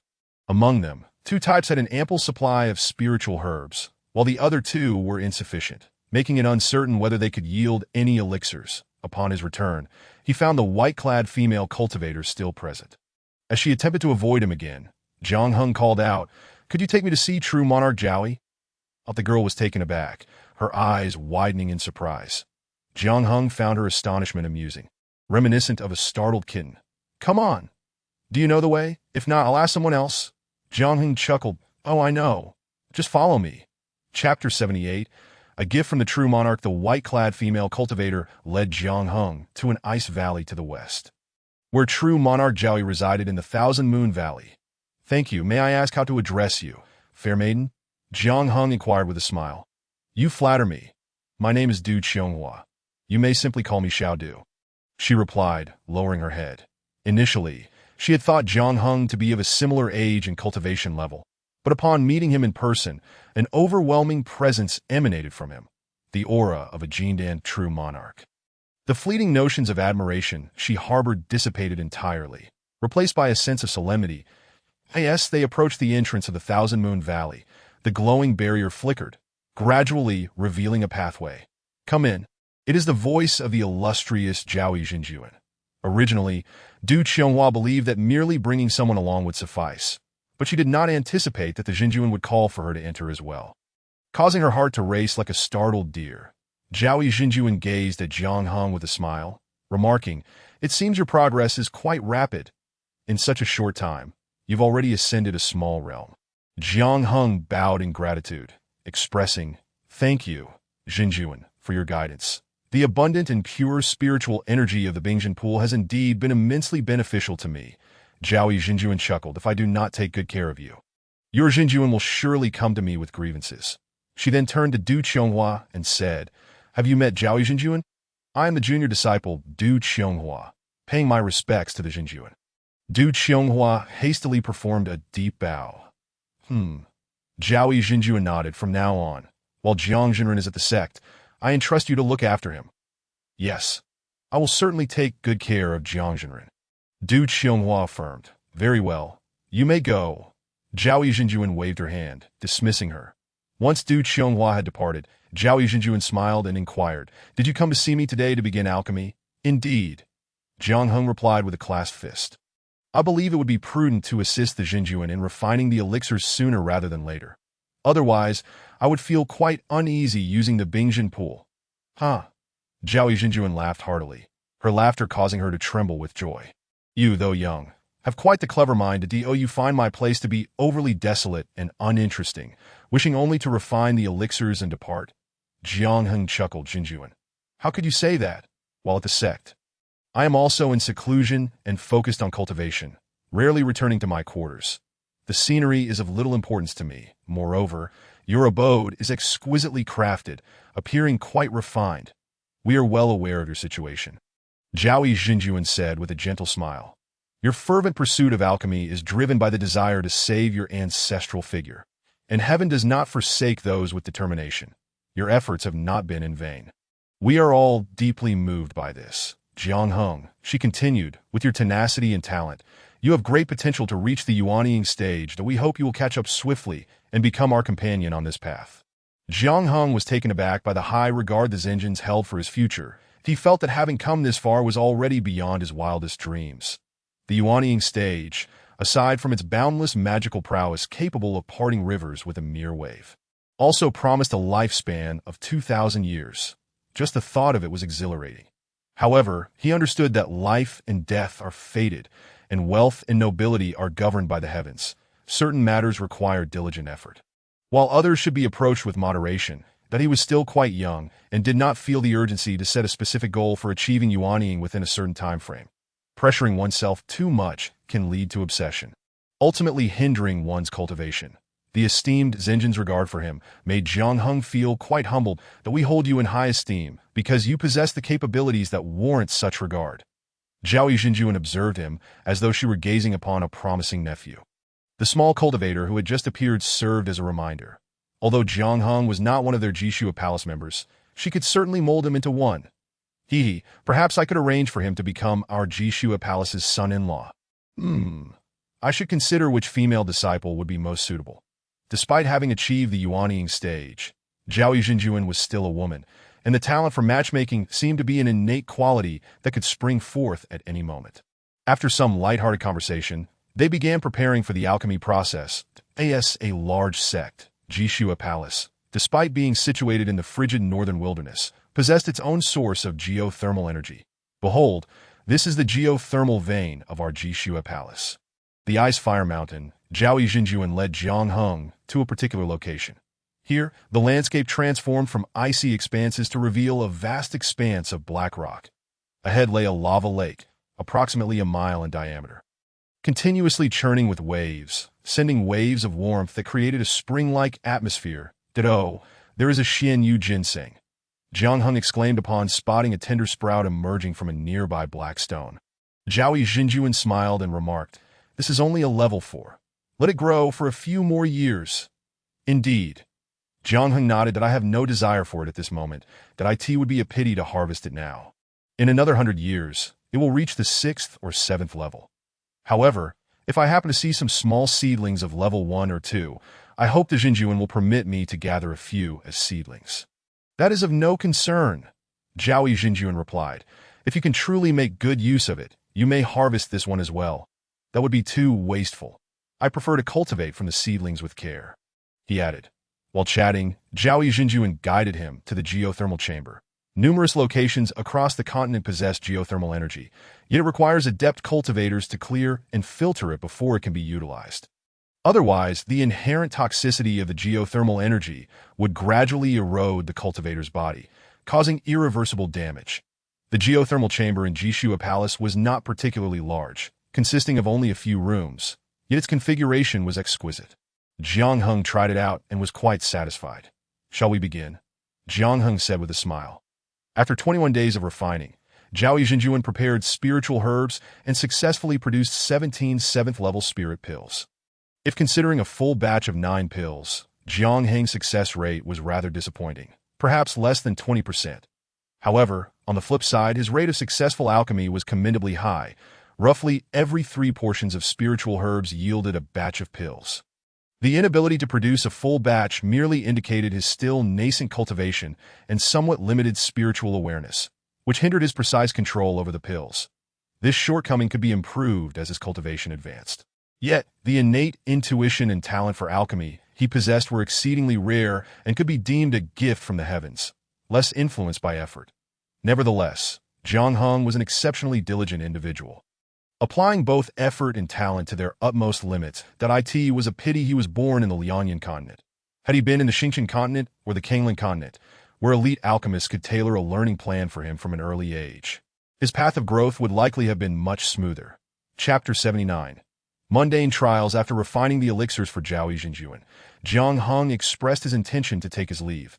Zhao Yijinjuan did not press him to stay, acknowledging, "It is indeed time for you to return and check on matters." However, as he was departing, Zhao Yijinjuan arranged for someone to accompany him. Qionghua's cultivation is commendable, and she is gentle and considerate. "I shall entrust her to you to assist with your daily needs," Zhao Yijinjuan declared.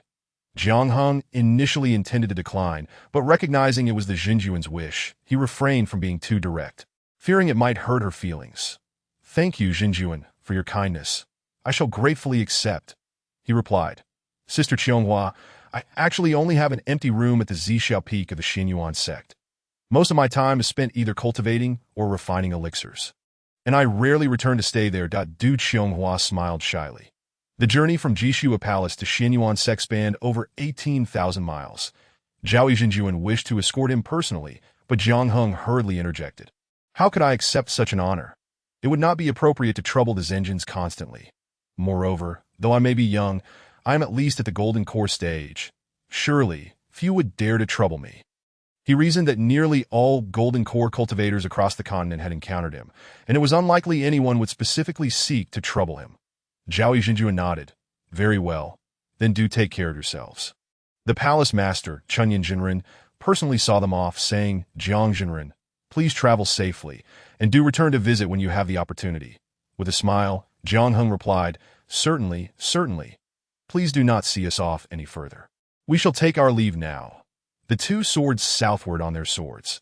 Chunyan Jinren observed them gradually fading from view and addressed the two Zhenjians beside her, though Jiang Jinren prefers not to be escorted. We must remain vigilant. This continent is not only inhabited by us, but also by demonic and malevolent cultivators. You two should quietly follow them, revealing yourselves only if absolutely necessary, until they safely reach Xinyuan sect. Understood. We shall comply with the sect master's orders. The two replied, bowing in acknowledgement before taking flight on their swords. After flying for 2 hours, Jiang Heng descended to the ground, suppressing his sword light. Du Qianghua quickly inquired, Jinren, is there something amiss? Jiang Heng smiled and shook his head. Not at all. I simply grew up in Xinyuan sect and have yet to venture beyond its borders this time. I came to Jishua Palace with Zhao Yizhenjuan that I no longer wish to rush back. Instead, I would like to take my time on the journey home, experiencing the various facets of the world as a form of training. Now that his ancestral figure was safe, the tension Jiang Heng had been holding could finally ease. He felt it was time to indulge in some leisure moments beyond cultivation, that I wished to travel at a leisurely pace. Staying at places that pique my interest for 10 days or half a month, that moment. Jiang Heng employed the breath-concealing technique taught by his ancestor to suppress his spiritual energy fluctuations. Du Qianghua observed him transform from a golden core Jinren to exhibiting the spiritual energy fluctuations of an early foundation establishment stage cultivator in a short while. This left her somewhat perplexed. Jiang Heng chuckled. Given my age and spiritual root aptitude, it is quite common to possess this level of cultivation at my age. Had it not been for my fortuitous encounter in the Lingyun secret realm, it would have been improbable for me to achieve the golden core stage at this age. The Du Qianghua secretly praised his cautious thinking. Moreover, do not call me real person in the future. Simply refer to me as senior brother, Jiang Heng instructed. Understood. Du Qianghua replied with a gentle smile, subsequently employing a technique to conceal her cultivation, lowering it directly to the peak of qi refinement. UVE lowered it rather drastically. Haven TU? Jiang Heng couldn't help but chuckle. It's best to maintain some distance from senior brother. Du Qianghua replied with a coy smile. Very well. Ahead lies the market. We must procure 2 spirit beasts for transportation. Jiang Heng produced several hundred spirit stones and handed them over. However, Du Qianghua refused to accept his spirit stones. The true monarch instructed me to take good care of you. I still have some spirit stones of my own. That's simply 1 do. Jiang Heng insisted, I cannot allow you to spend your money. It feels as though I am living off another. Du Qianghua laughed heartily, her demeanor now a stark contrast to her earlier shyness within the snow accumulation palace, appearing much more vibrant.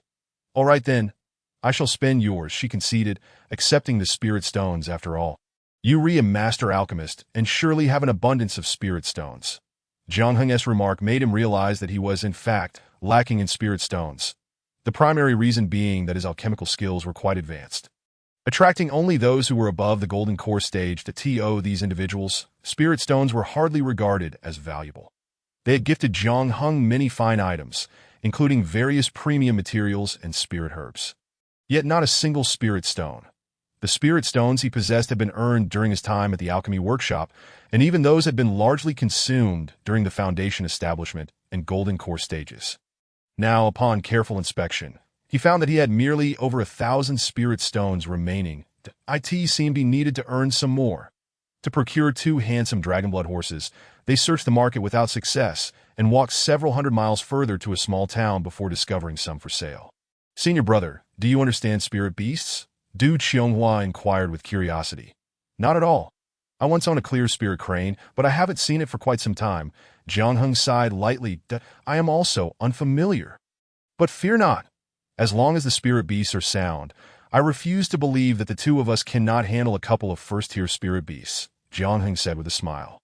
Du Qianghua chuckled in response, realizing that she had been overly anxious, striving to appear more competent, yet now seemed timid. This one do. It must change. Once they entered the town, Du Qianghua began to inquire about where to purchase spirit beasts for transportation. In truth, Jiang Heng had more experience in mundane life. Although Du Qianghua had been dispatched by true monarch Zhaoyi to look after Jiang Heng, she was also an elite disciple within her sect. Achieving the peak of foundation establishment before the age of 50, she had already reached the preliminary standard for golden core formation to TO an observer. She appeared to have just strolled out from a wealthy family. Such individuals were not easily offended, though circumstances mattered. Even a powerful dragon could not suppress a local snake.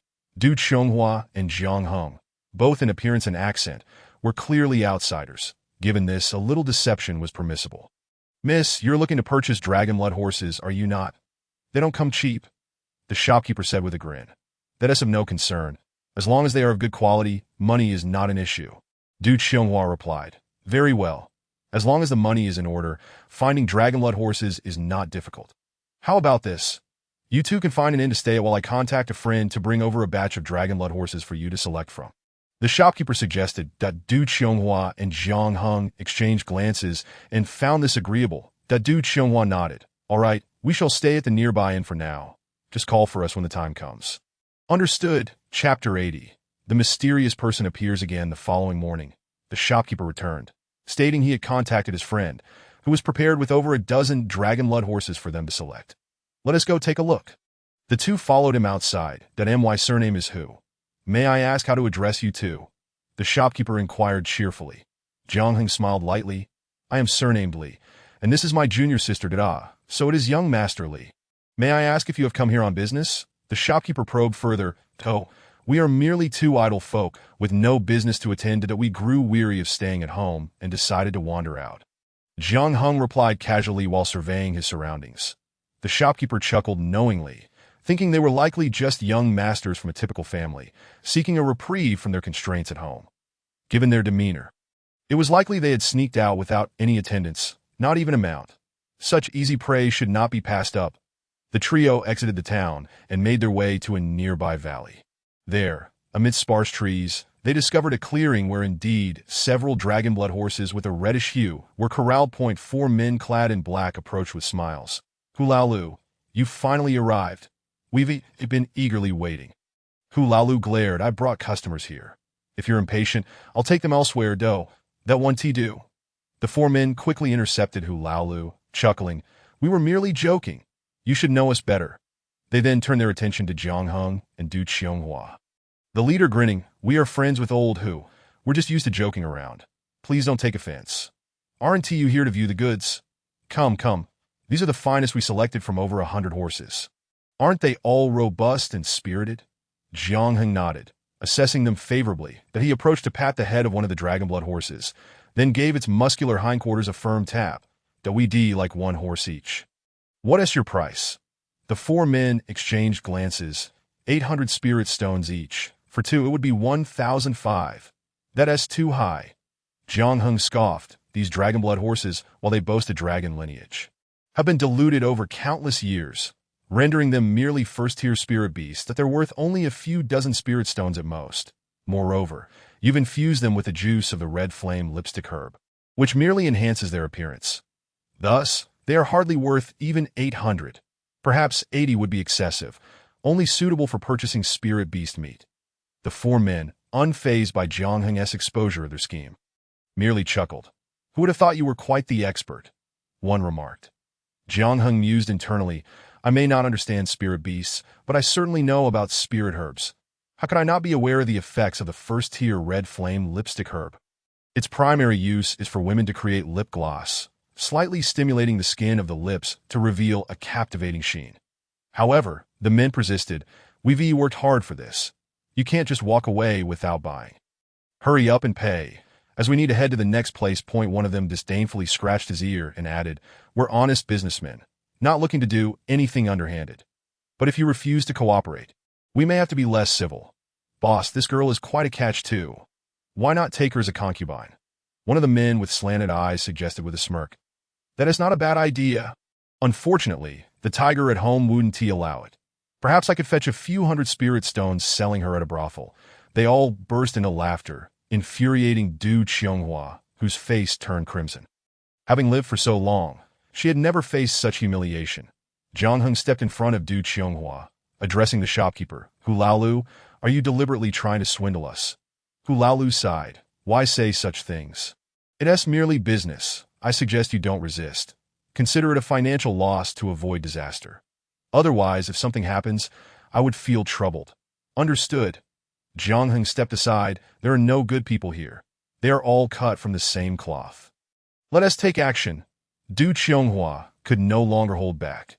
With Jiang Heng's command, she wasted no time, summoning her spirit sword and swiftly beheading all 4 men. Hu Laolu stood in shock. Foundation establishment cultivators? Spare me, please. Too late, Du Qianghua coldly retorted, her sword striking him down as well. What a despicable group, she exclaimed, filled with fury. How could there be such vile individuals? There are plenty of bad people in this world. Jiang Heng remarked, unfazed. Having witnessed many in his past life, Jiang Hensai harbored doubts that the two of them would be the primary targets. The pair rode the dragon blood steed and did not return to their original small town. Initially, they had intended to leisurely journey southward, but regrettably, after just 2 months, having scarcely covered 3,000 miles, an unforeseen event occurred. The Du Qianghua received a message from Zhao Yixinjuan, and this message did not arrive through the sect's usual communication channels, but rather, it was conveyed by her senior sister. The Xinjuan instructed me to inform you both that you should not return to Xianyuan sect, nor should you approach any other sect, her senior sister stated gravely. What has happened? Jiang Heng felt an instinctive sense that something significant had transpired. Du Qianghua hastily inquired. Bai Yun Shibua, what exactly is the situation? Bai Yunjinren shook her head, indicating that she did not know the specifics. As the Xinjuan had not elaborated, she merely advised them to be cautious in concealing their whereabouts and to be wary of unfamiliar individuals with unpredictable abilities. Furthermore, it would be prudent for them to alter their appearances slightly. No need for magic, just a little makeup will suffice to avoid drawing attention. Jiang Heng understood. Someone was indeed after him. Chapter 81. They are coming for me. Bai Yunjinren refrained from further comment, merely regarding him with a knowing look. Jiang Heng comprehended. Given the circumstances, it was evident that a powerful figure had arrived on the Lianyun continent. Not only could Xianyuan's sect not withstand this, but even Jishua Palace dared not openly defy it and could only covertly send someone to caution them. That I understand. Then I must trouble Bai Yunjinren to escort Du Shimi back. Jiang Heng said in a low voice. No, I will not leave. Du Qianghua exclaimed urgently. Bai Yunjinren shared her sentiment. Given that many are aware of Du Shizi's companionship with you, her return would only place her in greater danger. Indeed, that is so. Du Qianghua quickly nodded in agreement. Jiang Heng pondered for a moment and said, very well, we shall remain together for the time being. I appreciate your efforts, senior sister. Bai Yunjinren's expression softened slightly as she sighed. What a trivial matter, merely a small task. The Xinjuan regards you as the future and hope of our Lianyun continent, hoping you will act with deliberation and refrain from impulsive actions. Did I understand? Jiang Heng nodded. After discussing the pressing matter, Bai Yunjinren quietly departed. What shall we do? Du Qianghua asked, filled with concern. Jiang Heng's mind was racing, contemplating the nature of the force that could overshadow the 5 major sects of Lianyun continent. Although Lianyun was the weakest among the 4 continents, there were still over 10 Yuanian cultivators among the 5 major sects. That it seemed that those who had come were likely from either the Xingqian continent or the Kanglan continent. And in relation to himself, it was probably the individual who had once injured the ancestor. Only he could instill such dread in Xianyuan sect. Indeed, Jiang Heng's conjecture proved accurate. The very moment he emerged from Jishua Palace, a man clad in black with a long beard suddenly appeared within Xianyuan sect. Despite being a sect with over 10,000 members, no one noticed his arrival. Upon entering, he directly approached the Zixia Peak. where Zhang's ancestor resided. The numerous restrictions surrounding the residence crumbled effortlessly with each of his steps. The ancestor immediately sensed the disturbance and shouted, "Who goes there?" However, upon recognizing the visitor's face, he was taken aback. "It's you." The newcomer cast a disdainful glance at him and chuckled. "I had thought you were on the brink of death. Perhaps your grave grass would grow taller than a person by now. I didn't expect you to have recovered from my palm strike. I must admit, you possess some skill." He instantly discerned that Zhang's golden core had healed remarkably well, indicating he had likely received a 7th grade pill. "The Duanshu pill. It seems your Jinjuan treats you quite well, managing to procure a Duanshu pill for you. I am curious to see who has the audacity to sell such a high-grade spirit pill privately." The man's words were laced with suppressed ire. To Zhang's ancestor sighed deeply. He never anticipated that after healing his injuries, he would face such a significant threat. That it was evident that this individual harbored a narrow-minded vendetta and was intent on eliminating him. While he could indeed die, he could not allow Xianyuan Jinjuan to be implicated. Alas, this must be the fate of the Jiang family. Esteemed one, there is no need to seek Xianyuan Jinjuan. My injuries were healed by a junior of the Jiang family using self-crafted pills. It is unrelated to Xianyuan Jinjuan, Zhang's ancestor said helplessly. In your region, you dare to claim a 7th grade alchemist exists? The man scoffed derisively. You speak the truth.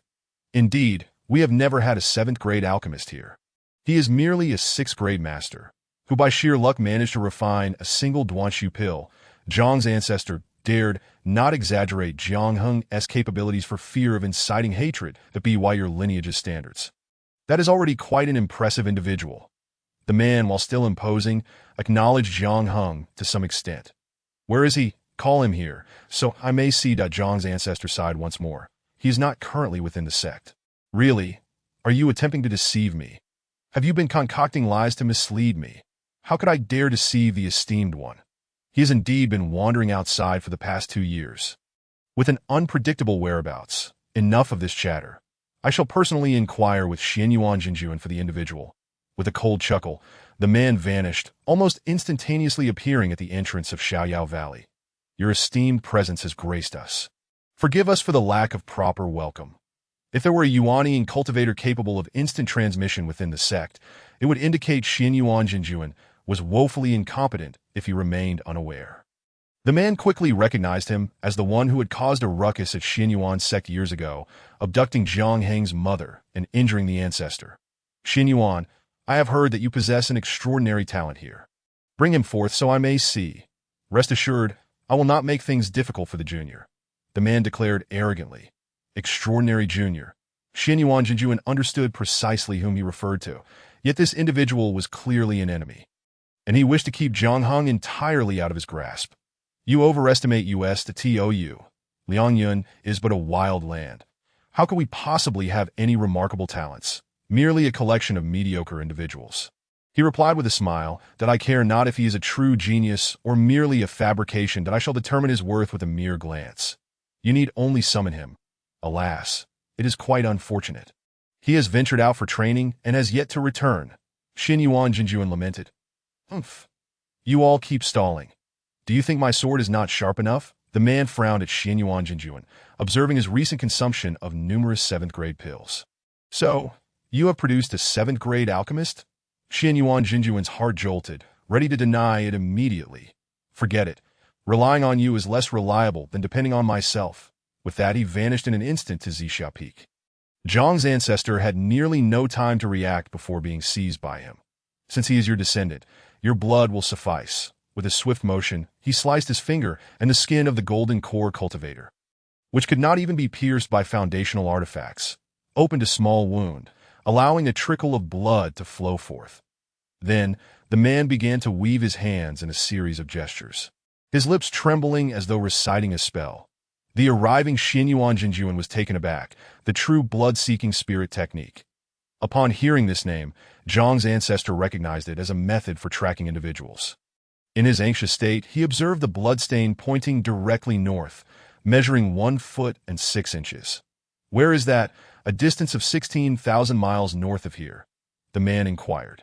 Xianyuan Jinjuan, astonished that he could truly trace it, could only sigh. It leads to Jishue Palace, Your esteemed self has traversed mountains and seas to arrive. It must have been arduous, but if you do not mind, please rest here for the night, and tomorrow I shall accompany you on your journey." "That is unnecessary." The man produced a spirit boat, stating, "With this spirit boat for travel, I can rest and journey simultaneously. Xianyuan Jinjuan, let us depart at once." Chapter 82. Not a turtle hiding its head, what could Xianyuan Jinjuan do?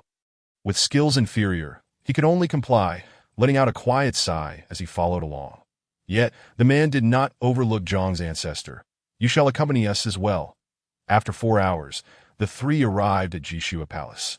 Upon seeing both Xianyuan Jinjuan and Zhang's ancestor present, Zhao Yizhenjuan assumed something had befallen Jiang Heng. "Xianyuan Jinjuan, what brings you here? Could it be that Jiang Heng is in trouble?" Zhao Yizhenjuan thought to herself. Surely that could not be the case. She had dispatched 2 peak golden core cultivators to protect him secretly, which should suffice. Xianyuan Jinjuan found himself at a loss for words, while the man had little patience for their small talk. Demanding, "Where is Jiang Heng? Call him forth, so I may see." With a bitter smile, Xianyuan Jinjuan replied, "Jiang Heng has healed Jiang Jiping's injuries. The original party has arrived." How outrageous, were it not for years of cultivation. I would have nearly shouted in anger. Zhao Yizhenjuan nearly erupted, yet she understood that since Xianyuan Jinjuan was not a match for this man, it was evident he was coerced into compliance, leaving her powerless to resist. Moreover, judging by the situation, even if the two were to join forces, it would likely yield little result. Years ago, when Zhang's ancestor was injured, Xianyuan Jinjuan had sought her assistance. But none had found a solution. Later, it was only on the other continent that they learned that a 7th-level intermittent transformation elixir was required to mend such wounds. The rarity of a 7th-level elixir is indeed staggering. And they all advised the esteemed Xianling Jinjuan not to put himself in a difficult position. The challenge was so formidable that the matter was ultimately put on hold. Moreover, they unanimously believed that the individual responsible for this was far more powerful than the few of them combined. Now that the main party had arrived, she found herself utterly powerless. Jiang Heng had already departed from my side and had been gone for some time. What could be the matter? Has he not yet returned to the Xianyuan sect? Enough of this charade. That person is already losing patience. Let him emerge quickly, that I have no time to play hide and seek with him. Zhao Yizhenjuan helplessly remarked, "It is not that I am unwilling to speak, but he has already taken his leave a few days ago. The area here is rather limited, and I believe it cannot escape your notice. The divine sense of a peak Yuanian cultivator can cover 1,000 miles. With just a glance, nothing would remain concealed. That it was precisely for this reason that he did not immediately erupt in rage. Then let us return to the Xianyuan sect and wait. I do not believe we shall not see him." Thus, Zhao Yizhenjuan watched as the flying vessel ascended into the sky and departed. She immediately contacted her disciple, Biyun Jinren, instructing her to inform Jiang Heng and the others not to return to the sect, but to first gain experience outside. Surely, such a formidable cultivator would not linger in the Liangyun continent for his sake. After all, one cannot reach such a level of cultivation and remain unencumbered. There must be more pressing matters at hand. After Biyun Jinren left, Jiang Heng found himself in a state of turmoil. Was he really to hide away like this, just because he healed the ancestor? He was now to be pursued, and it was clear that this was no benign individual. If he truly returned, it was likely he would face dire consequences.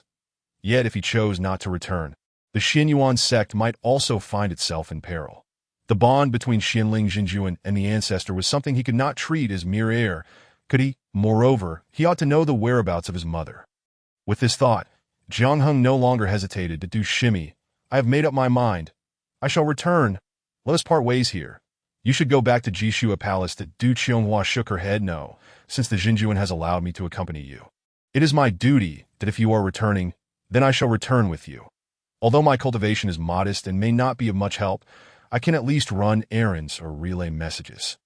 Please do not disdain my presence, Jiang Jinren."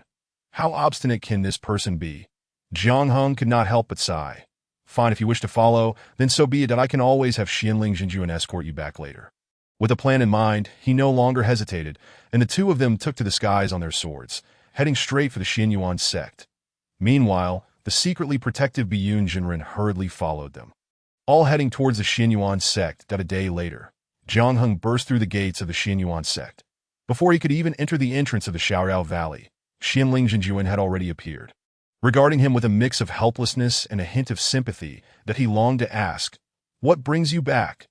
But with a malevolent guest at their side, such words could not be uttered. All he could do was sigh and say, "You're back. Then come in."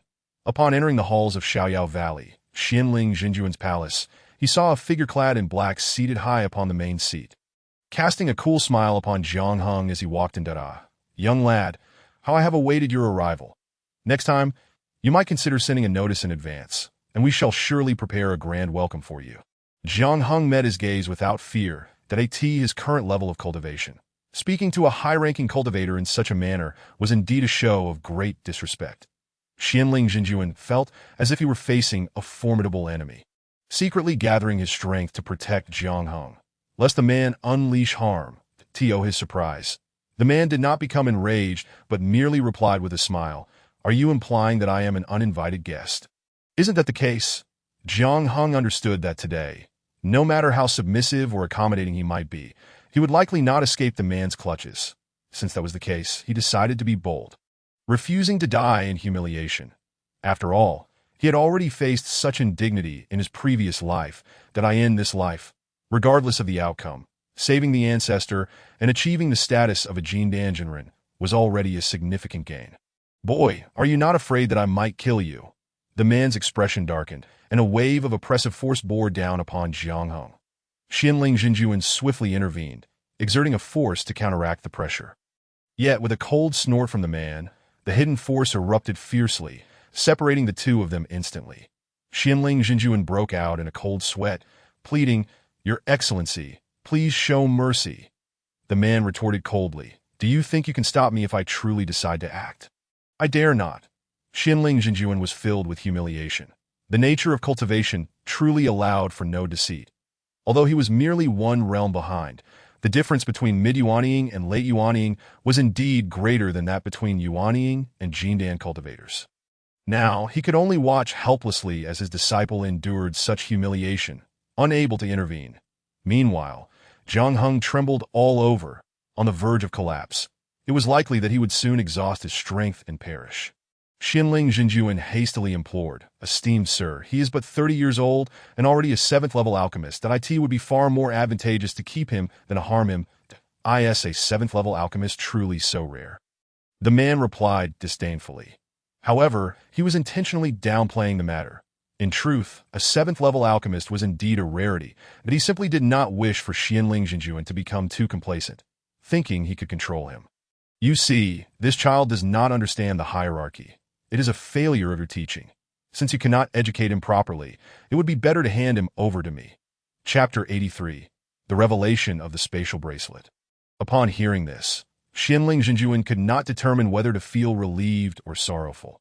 However, as long as Jiang Heng could temporarily preserve his life, it was a good thing. "Your Excellency's intentions are indeed commendable." Though he lamented the loss of a talent for the Xianyuan sect, what could he do? Hearing Jiang Heng collapse to the ground behind him with a thud, but seemingly without serious injury, Xianling Zhenjuan felt somewhat reassured. The man rose and walked down, looking down at Jiang Heng. "You should know who I am, right? I assume your ancestor has spoken of me, or perhaps he has mentioned me." "Of course I know." Jiang Heng could not help but grit his teeth. "You are the one who took my mother away, aren't you? Where is she?" "She is well. No need for you to worry." The man replied with a faint smile, "I must say, you have surprised me. To have grown to this extent at such a young age that I somewhat underestimated you. Who would have thought that a 3-spirit root could achieve such rapid growth? It seems that relying solely on a spatial bracelet is not the sole reason for your success."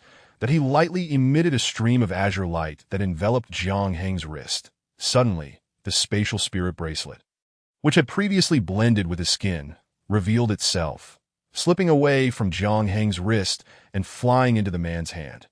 Jiang Heng was taken aback. This spatial bracelet was his greatest secret, and now, being exposed in such a manner was truly shocking. "This is the golden azure, ethereal bracelet, a treasure reserved for the direct descendants of the Sang family. Your mother insisted on leaving it for you. If you wish to give it up, that is fine. After all, a mortal's lifespan does not exceed 100 years, and I can simply retrieve it later." However, he did not anticipate that Jiang Heng would rely solely on it to achieve his current standing. It was indeed a miracle. The man fondled the bracelet and then tossed it back to Jiang Heng. The bracelet transformed into a streak of light, returning to Jiang Heng's hand. The Sang family? Is that my mother's family?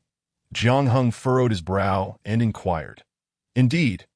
The man nodded. By rights, I am your mother's second uncle. If you were to return to the Sang family, you would have to address me as your great uncle. Suddenly, an enemy had become kin. The shift was too rapid for Jiang Heng to accept. It felt akin to a cliché tale where a poor young man fell in love with a wealthy heiress. Only to have them forcibly separated, it appeared that this man bore no significant malice this time, and Xianling Jinjuan breathed a slight sigh of relief. Jiang Heng had no desire to recognize this man as a relative. Some relatives were simply too noble. He, a poor boy, could not afford to associate with them. Thank you for the information, senior. I am grateful. Jiang Heng casually cupped his hands. May I ask what brings you here? If it is to reclaim family treasures, please feel free to take it. With that, Jiang Heng began to remove the bracelet and extend it towards him. Sang Qingyi furrowed his brow at him. What do you mean by this? Do you think I would covet your spatial bracelet? My Sang family is one of the most prestigious crafting families on the Starry Continent, although such items are valuable. We have a few in our possession that I know you would not desire this, but I do not covet what you call the Sang family. Jiang Heng insisted on handing it over. Please take it back. As long as I can learn of my mother's whereabouts, I will be at ease. This item is precious. It is better reserved for the direct descendants of your Sang family. Truth be told, Jiang Heng felt quite reluctant to part with it. After all, it contained his years of accumulated spiritual herbs, worth a fortune if brought out. Sang Qingyi was utterly astonished by Jiang Heng's attitude. I have come this time to bring you back to the family. Sang Qingyi directly stated, with your current talent, returning to the Sang family is the only way to ensure you do not waste your potential. Staying here, your future prospects are quite limited. At most, you will reach this level and come to an end. His astonishment. He pointed at the esteemed Xianling Jinjuan. Pressured into making a comparison, Xianling Jinjuan could only smile wryly at Jiang Heng and say, Jiang Heng, do not be obstinate. Following Senior Sang is far better than remaining here, is it not? If you still regard us as your elders, heed my advice and accompany Senior Sang. After all, the Sang family is replete with talent. My presence here is neither a surplus nor a deficit. However, Jiang Heng remained unmoved, declaring, I have matters to attend to here and do not wish to depart for the time being. What matters? Sang Qingyi mused, for he was not one to give up easily. Jiang Heng had formed his golden core by the age of 30, which, even among the Sang family scions, was a noteworthy achievement. Moreover, he was a 7th-level alchemist. This dual talent positioned him as a potential top talent within the Sang family. Presently, the Sang family's vigor had begun to wane. Without exceptional successors, their decline would become evident in less than a millennium. Thus, upon encountering Jiang Heng, Sang Qingyi was overjoyed, eager to bring him into the Sang fold. Yet, to his dismay, this young man showed no inclination to yield, which was infuriating. That my father is missing, Jiang Heng stated frankly. I must search for him. That a faint smile crept onto Sang Qingyi's lips. So, if you find your father, you will agree to return with me to the Sang family. Jiang Heng nodded. That is something I can consider. Then it is settled. Allow me a few days. Sang Qingyi readily acquiesced. Very well. Jiang Heng then turned to Xianling Jinjuan and requested, please inform the other section Jinjuan to come here. I shall prepare the elixirs for them first. Sang Qingyi scoffed. Even if you do not refine them, do you think they would dare to press the matter? Jiang Heng smirked disdainfully. Does this imply that if I were to agree to the elder's request, I could later retract my promise?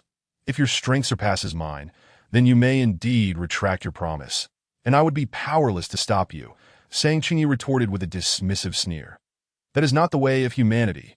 Jiang Heng chose not to engage in pointless debate. One ought to focus on oneself. What is the merit of quarreling with him? Initially, he had thought he was embroiled in a life-or-death situation, but it now seemed far less perilous. Jiang Heng returned to Zixia Peak to consult with the ancestor. The venerable elder Jiang was exceedingly anxious, and upon seeing Jiang Heng, he felt a measure of relief. Is everything well? Indeed. Jiang Heng replied with a reassuring smile. It turns out it was merely my mother's kin, and they did not harbor any malicious intent. They simply wield considerable power and are somewhat disdainful of others. Elder Jiang sighed. Given their cultivation level, a bit of arrogance is to be expected. What did he say? Jiang Heng replied with a nonchalant smile. He wishes to take me away. Elder Jiang was taken aback. However, upon reflection, such a reaction was not surprising. It would be unwise for the Sang family to let someone of Jiang Heng's talent roam freely without guidance. It was contrary to the practices of prominent families. They would naturally seek to nurture promising disciples, providing them with resources that, if successful, it could sustain the family's prosperity for centuries. And Jiang Heng was precisely that sort of individual. Chapter 84. A brief reunion in accordance with Jiang Heng's wishes. Xianling Jinjuan summoned the Yuan Ing Jinjuan from the Chongshao Alliance and other sects, as Jiang Heng prepared to refine elixirs for them. The Zhenjians soon grasped the truth of the situation, sighing inwardly. Their urgency for Jiang Heng's alchemical skills was not merely a matter of impatience. They believed that if he elevated his cultivation further, the success rate of his elixirs would increase. However, they could not afford to wait any longer, or else they would lose him. Thus, they hastened to arrive as quickly as possible. Without further ado, Jiang Heng led them into the Carefree Valley to commence the alchemical process. Although Sang Qingyi did not appear in person, he had everything under his control. He could not be oblivious to Jiang Heng's activities. While he did not comprehend the intricacies of alchemy, he was acutely aware of the impending tribulation that would emerge at the time of elixir collection. Sang Qingyi felt assured that he had made the right choice in coming. This young man possessed exceptional talent, and the success rate of crafting 7th-level elixirs was indeed considerable. With this in mind, he could advocate for better terms with his family, thereby bolstering his own position. Jiang Heng spent more than 2 months continuously refining elixirs for the several Zhenjians, and the toll on him was immense.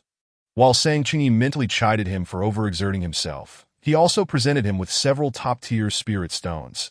These would aid in his recovery more effectively than drawing in spiritual energy independently. Jiang Heng initially intended to decline, but then reconsidered. Why should he refuse? Had it not been for Sang Qingyi's watchful presence, he would not have felt compelled to rush through this work. If offered, he would not turn down such a generous gift. Upon grasping the spirit stones, he felt an infusion of pure spiritual energy coursing through his meridians, which was not only abundant, but also imbued with an indescribable sensation. Indeed, these were remarkable treasures for Jiang Heng, who had only ever utilized mid-tier spirit stones for cultivation. This was an exhilarating experience. The other Zhenjians, upon witnessing the top-tier spirit stones, were equally intrigued. Such items were treasures that one could only hope to encounter, not simply acquire with wealth. Who would use such exceptional spirit stones merely to restore their energy?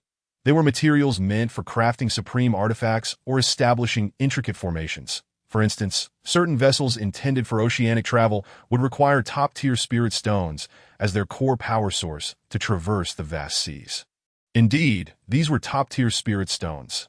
Even if Jiang Heng gritted his teeth and consumed one, he could not justify using a second.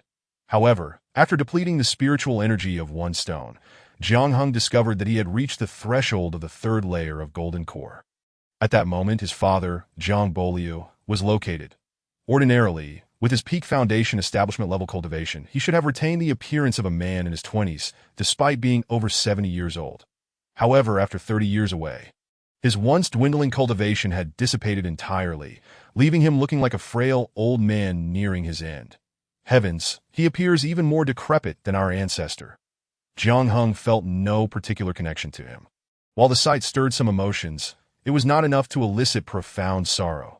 Zhang Boliu trembled as he bowed to Elder Jiang. Your unworthy son, Zhang Boliu, pays his respects to the ancestor. Enough, Elder Jiang sighed. You should see your son. Zhang Boliu turned to look at Jiang Heng, who appeared as a radiant young man, and a smile of relief graced his face. You have endured much hardship these years, he said emotionally. Jiang Heng grasped his wrist, and with a sweep of his spiritual sense, examined him thoroughly. The injuries were not severe.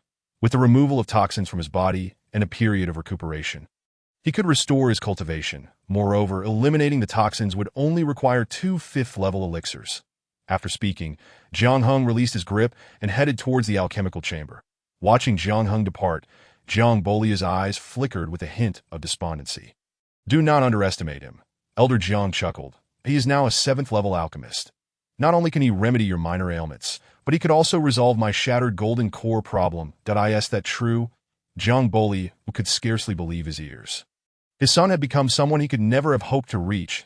In a moment of impulsiveness, he had left the Liangyun continent for the Pearl Sea, fully aware that Huinyang could not possibly be in that region, yet still harboring a glimmer of hope that she might pass through and leave him some clue. Ultimately, all he found was disappointment. After losing his cultivation, even returning to Liangyun continent had become a distant dream. For years, he had depended on a pair of siblings in the qi refining stage, with whom he had shared a bond akin to that of a father and son after having protected and taught them some spells in his more capable days. Jiang Heng soon reappeared, presenting the prepared elixirs to Jiang Bolia. Take this. You should see results shortly after consumption. Jiang Heng stated matter-of-factly. 5th-level elixirs. Jiang Bolia's hands trembled. These must be quite valuable. What do you care about that? Jiang Heng replied, exasperated that you're on the brink of death, and yet you concern yourself with such trivial matters. Fortunately, much of Jiang Bolia's dissipated spiritual energy had been absorbed by his physical form, effectively enhancing it. Otherwise, at his current age, as an ordinary man, he would have likely reached the end of his days long ago. While Jiang Bolia was busy refining the elixirs, Sang Qingyi turned to Jiang Heng and inquired, I have fulfilled my promises. When shall we depart? Jiang Heng smiled lightly. I am ready to leave at any moment. Very well. Let us go. Sang Qingyi had long wished to leave this place. The Liangyun continent was devoid of spiritual energy, and remaining here made him uncomfortable. He found each person here uninteresting and repugnant. Elder Jiang bid them farewell with reluctance. Take care of yourself out there. If you are unhappy, do not hesitate to return. Understood. Jiang Heng handed over all of his 5th and 6th level elixirs to Elder Jiang. Ancestor, you must also strive to cultivate diligently. I embark on a journey, uncertain of the time of my return. Yet I fervently hope that upon my return, I shall not find you absent. Dear Elder, I urge you to exert yourself and strive to attain the status of a true Yuaning master. Jiang Laozu erupted into laughter, exclaiming, Ah, you truly put me in a quandary. Achieving my current realm in this lifetime is already a remarkable feat. As for becoming a true Yuaning master, I shall leave that for you to accomplish. With a hearty pat on his shoulder, he added, Now, off you go. The flying vessel swiftly ascended into the high skies, vanishing into the clouds as it journeyed eastward. Xian Lingjinju sighed inwardly. This parting leaves me uncertain of when we shall meet again. Chapter 85. You are quite the audacious one. Jiang Heng sat by the window of the flying vessel, watching the rapidly receding scenery below and feeling a profound sense of reflection. How predecessors arrived at the Liangyun continent. Jiang Heng had initially hesitated to engage in conversation, but ultimately could not restrain his curiosity. His knowledge of the outside world was limited, and he needed to glean information from others. One must possess a certain flair. Yet there are times when flexibility is warranted. My journey here was considerably simpler, remarked Sang Qingyi with a smile. There is indeed a teleportation array connecting to the Xingqian continent. However, given your lack of cultivation, even with the array, you would be unable to use it, as your body would not withstand the pressures of the intervening space. So, we must fly there. Jiang Heng began to piece it together. No, flying alone will not suffice. Sang Qingyi chuckled lightly. While flying above the continent poses no issues, it is impossible over the vast sea. The ocean is boundless, and turbulent winds frequently arise in the skies. Even though this flying vessel is comparable to a 7th-grade spirit tool, it cannot withstand the fierce winds and chaotic currents at high altitudes. Moreover, the aerial and aquatic beasts are exceptionally formidable, and this vessel would become an easy target amidst the vastness of the ocean. I see. Jiang Heng nodded. Oh, how shall we proceed? We shall head to the port and board a large ship, one capable of crossing the ocean. Sang Qingyi replied. Within the span of an hour, the flying vessel covered over 3,000 miles, revealing the vast, azure sea ahead. From above, a great river flowed into the ocean, and at its mouth, a sizable city emerged. The lord of this city was also a Yuaning cultivator, though his cultivation was slightly inferior to Xian Ling's.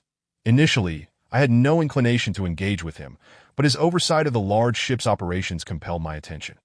When we meet him, a respectful greeting will suffice. Sang Chingy stated casually as the flying vessel descended from the clouds. It landed directly at the city lord's residence. Ha! Fellow Dao Sang has finally returned. We have awaited your arrival with great anticipation. Upon their arrival, they were greeted by a portly cultivator adorned in vibrant attire, surrounded by a throng of admirers. Dear Fatty G, how prepared is your ship? When can we set sail? Sang Chingy inquired directly. Rest assured, fellow Dao Sang. It will take approximately 10 more days, and your timing is indeed fortuitous. Should you miss this opportunity, you would have to wait another 4 months. Sang Chingy nodded. Very well. A few days are hardly a burden. Thank you, fellow Dao Sang. Please follow me. I have prepared a tranquil abode for you, ensuring your peace remains undisturbed, Fatty G said with a grin. Jiang Hung observed cautiously. This rotund figure appeared quite peculiar, dressed like a green peacock, yet he was indeed a Yuaning master. Among those surrounding him, there were no fewer than 5 or 6 individuals radiating the energy of golden core cultivators. It became evident that this seemingly modest city lord's residence possessed strength rivaling that of the Xian Yuan sect. I had previously been somewhat naive, believing I had witnessed a vast expanse of the world. Only now did I realize the world is indeed vast. Initially, I felt some resentment towards Sang Chingy for compelling my departure, but now I found solace in it. Aside from myself, who else is present here? Sang Chingy inquired. Aside from you, fellow Dao Sang, we currently have Mu Daoyu from Lianzhou, Zhou Daoyu from Liangzhou, and Jin Daoyu from Changshan. Additionally, there are around 20 Golden Core disciples from various sects, replied Lord Ji with a smile. Ah, so they have also arrived. It seems this remote location is worth their journey, Sang Chingy remarked, somewhat sarcastically. Lord Ji led them to the northeastern corner of the residence, where the elevated terrain provided a splendid view of the ocean. I hope fellow Dao Sang finds this setting to his liking. Sang Chingy chuckled, shaking his head. Fatty G, as a Yuaning master, can't you exhibit a bit of the grandeur befitting your status? Why present yourself as a mere merchant? Am I merely a merchant? Lord Ji laughed heartily. All things in the world possess their own Tao. Even commerce is a path. Sang Chingy chose a quiet room to settle in and said to Jiang Hung, find your own place that if you feel bored, feel free to take a stroll and meet others. Jiang Hung nodded in agreement. After Sang Chingy closed the door to meditate, Jiang Hung rose and stepped outside. Even the servants in this residence possess cultivation at the later stages of qi refinement. As Jiang Hung stood at the entrance, a servant hurriedly approached, bowing, greetings, my lord. How may I assist you? Jiang Hung replied calmly. I wish to go out for a look. Could you find someone to guide me? The servant quickly smiled and said, no need for formalities. My lord, that I can accompany you. What would you like to see? I wish to explore matters related to spiritual herbs and elixirs. Understood, please follow me. Upon exiting the guest quarters, Jiang Hung encountered 7 or 8 golden core cultivators and casually nodded in acknowledgement. However, a few among them appeared displeased. This young man, despite being accompanied by a true master of the Sang family, dares to greet us so dismissively. Stop, just as Jiang Hung took a few steps away. One of them coldly called out, young man, do you understand what courtesy means? Jiang Hung turned in surprise, asking, are you addressing me? If not you, then who else? The speaker, holding a fan, glared at Jiang Hung. You see a senior and neglect to greet them. Do you not think that is inappropriate? Senior? Jiang Hung glanced around, unsure of whom they referred to. May I inquire which true master is present? I apologize for my ignorance and beg your pardon. He cupped his hands in salute, but the others were reluctant to accept his gesture, stepping back instead. For he had spoken of true masters. Who among them would dare assume such a title? Even if no true master stands here, does that mean we are not your seniors? The fan-wielding individual scoffed. They had refrained from being rude only because of their respect for Sang Jinjuan. Otherwise, they would have asserted their dominance. Jiang Hung observed them for a while, remaining silent. The others assumed he had been subdued and felt a swell of pride. Jiang Hung shook his head with a smile. If I may say, you gentlemen hardly qualify as my seniors. Though I am new here, the true master has not indicated any kinship between us. If there are any hidden connections, I kindly request your clarification. Do you presume to address us as equals simply because you call us gentlemen? The man with the fan was visibly irritated, snapping the fan shut. Chapter 86. The circumstances of the other continent. Do you imply that I am unworthy? Jiang Heng raised his eyes with a faint smile. You young man must understand your place. The individual pointed at Jiang Heng with his fan, speaking haughtily. Do you even consider your own cultivation level? Do you think you are fit to call us brothers? Jiang Heng nodded. Ah, now I understand your concern. He let his concealed aura dissipate, allowing his spiritual pressure to gradually manifest before their astonished gazes. Jiang Heng's cultivation visibly ascended from the initial stage of foundation establishment to its pinnacle. Hardly impressive. Is this worth concealing? The fan-wielding man scoffed disdainfully. As soon as he finished speaking, Jiang Heng's aura shifted once more, now radiating the essence of the golden core. The others fell silent. Though this individual appeared younger than they, his cultivation was on par with theirs. This clearly indicated superior aptitude, and they realized that continuing this discourse would only bring them embarrassment. It seems this brother has been modest. The fan-wielding man, now humbled, clasped his hands in a respectful salute. Jiang Heng held little regard for such individuals. However, he chose not to display displeasure, believing that it is wise to avoid conflict with someone who extends a friendly hand. I am not worthy of such honors. Merely felt it unnecessary to boast. Jiang Heng replied. You may continue with your affairs, and I am new to this city and wish to explore, so I shall not intrude any further. With that, he smiled and nodded, leading the servant outside. Once Jiang Heng departed, the group murmured in agreement. We did underestimate him. The Sang family indeed harbors some formidable talents. Indeed, after exiting the city lord's residence. Jiang Heng asked the servant, Do you know the background of those individuals? The servant shook his head, replying, I am but a humble servant. My lord, that I only know they are distinguished disciples traveling from the Xingqian continent. But their specific affiliations remain unknown to me. That's so. Jiang Heng arrived at the bustling market in the eastern part of the city, where not only were there numerous shops filled with elixirs and spiritual materials, but the streets on either side were also lined with long stalls. The vibrant atmosphere of the marketplace was quite remarkable. At least as far as the eye could see, it was no less impressive than the market of the Xianyuan sect. Some of the spiritual herbs were entirely new to Jiang Heng, necessitating a reference to the pharmacopoeia to identify their types and how to combine them. The vendors here were exceptionally cordial. Although Jiang Heng merely browsed without making purchases, they displayed no signs of displeasure and continued to provide him with introductions. The ambience was delightful, and Jiang Heng couldn't help but express his admiration. The young attendant smiled and said, Indeed, our esteemed lord has instructed that any business open to the public must ensure customer satisfaction. Only when the customers are pleased can everyone profit, thus allowing the marketplace to thrive. Jiang Heng couldn't suppress a chuckle, reflecting that the rather portly city lord was indeed a shrewd businessman. After perusing an entire street, Jiang Heng gained a rough understanding of the local prices. There were indeed some intriguing spiritual herbs available at various stalls that he needed. However, Jiang Heng found himself financially constrained, possessing scant spiritual stones. Furthermore, the vendors did not accept barter, rendering his elixirs useless for trade. He contemplated exchanging some of his elixirs for spiritual stones. Upon locating a nearby alchemy shop, Jiang Heng presented a selection of his second and third-tier elixirs for exchange. The young lady at the front desk, smiling, inquired, You must be an alchemist. May I see your badge? The Alchemist Association has regulations that prohibit any unregistered alchemist from selling privately. A badge. Certainly, Jiang Heng replied, retrieving several badges from his spatial bracelet. Which one would you like to see? This action rendered the young lady momentarily speechless. In truth, the elixirs Jiang Heng dealt with were merely third tier, requiring only a single third-tier badge for legitimacy.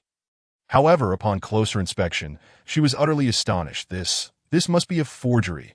How could one person possess badges from first to sixth tier? Please hold on, she exclaimed, hastily departing to fetch the shopkeeper. The shopkeeper, a tall, slender middle-aged man, reviewed Jiang Heng's badges and nodded approvingly. No issues here. Shall Yi assist the guest with the elixirs? He then turned to Jiang Heng with a smile. It is a rare pleasure to encounter such a distinguished individual here. May I invite you for a cup of tea? Jiang Heng responded with a grin.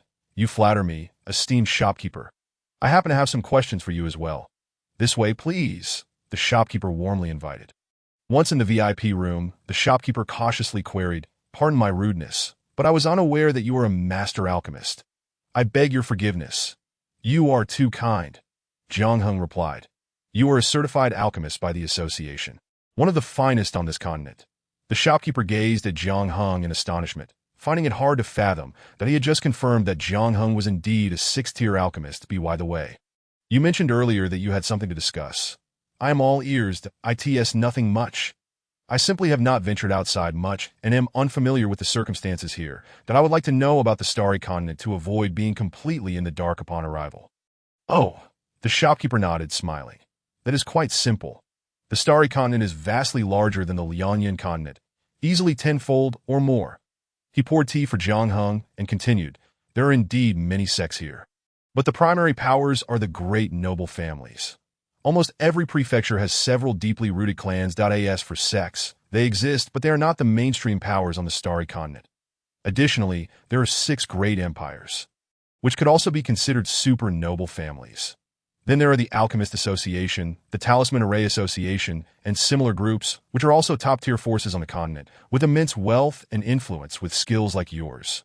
Master, you will undoubtedly garner great attention from the Alchemist Association upon your arrival.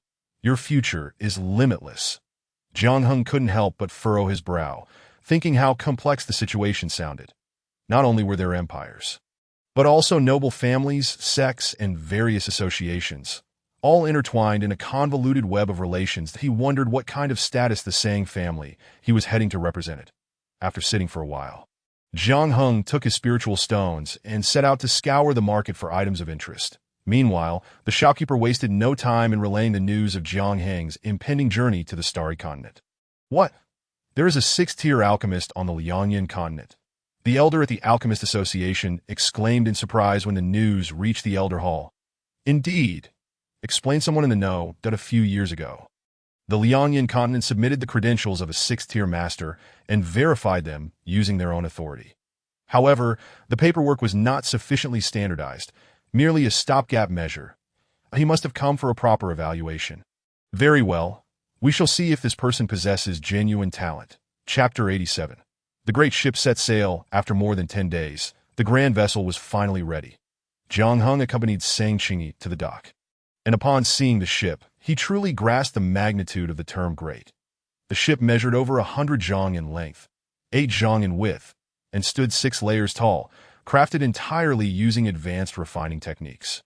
This was a 6th-tier alchemical artifact, a Yuan Ing-level treasure created by a 7th-tier artifact master, capable of withstanding a full-force strike from a nascent soul practitioner when all defensive arrays were activated.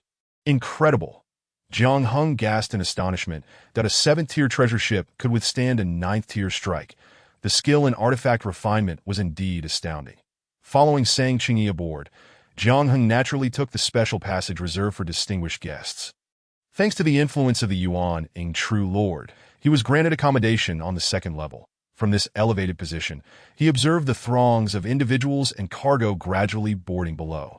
Hundreds of Golden Core practitioners and others, some merely at the late or peak stages of Foundation establishment, were present. Jiang Heng had previously heard that the seas were fraught with peril.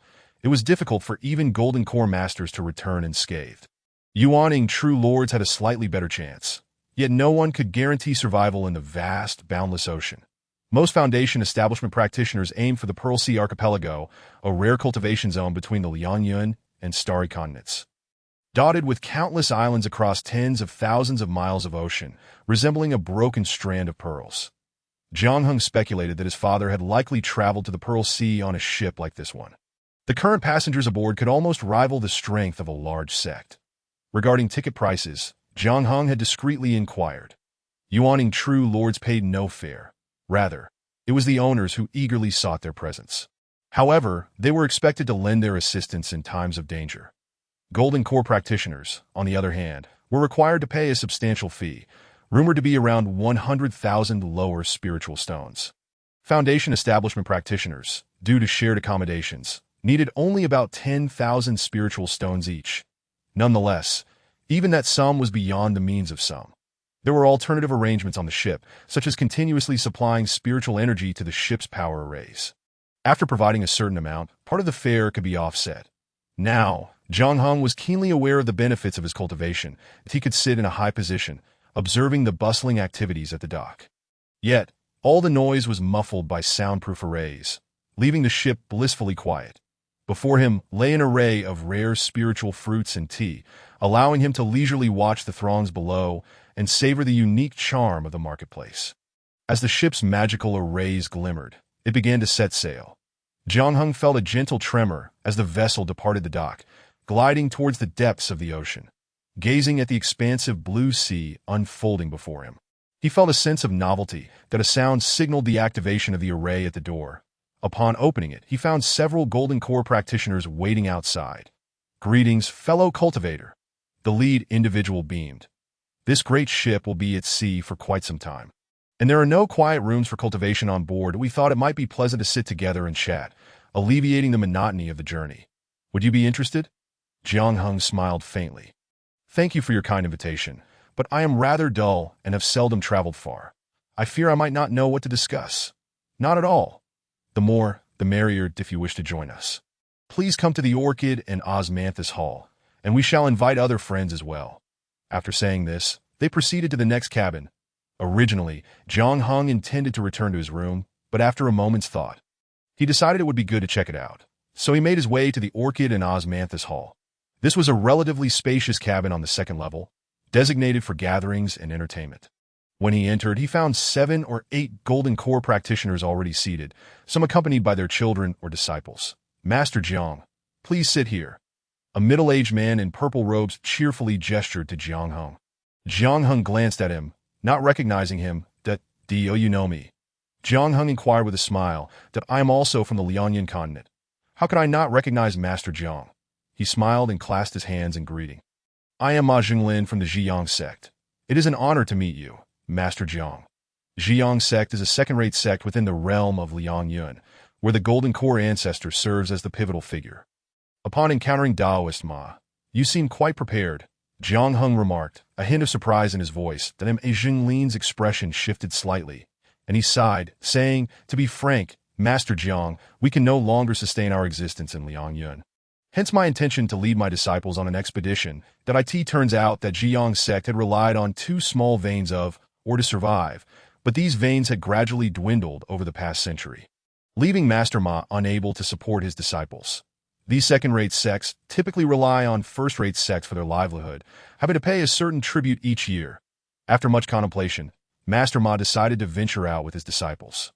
He sold off all the sect's assets at a low price and procured tickets to embark on a new life in the Starry Continent. That it might not be so easy over there. Right? Jiang Hung inquired, puzzled that he did not believe that the Starry Continent would be a paradise. While it is said to be rich in resources, the number of cultivators there far surpasses that of Liangyun. "We are aware of that." Master Ma sighed. "However, since we must take risks, we might as well explore the outside world. It is certainly better than being confined to a well." "And what about you, Master Jiang? Are you also seeking a higher realm in alchemy on the Starry Continent?" Jiang Hung mused inwardly. "If I tell you I'm being forced into this, I wonder if you would believe me? If given the opportunity, of course, I would not miss it." Jiang Hung sighed. Master Ma summoned several disciples to pay their respects to Jiang Hung. After all, he is a renowned alchemist in Liangyun, and it would be beneficial to become acquainted. "May I ask which county Master Jiang is bound for?" Master Ma inquired with a smile. Jiang Hung was momentarily taken aback. He truly did not know where he was headed.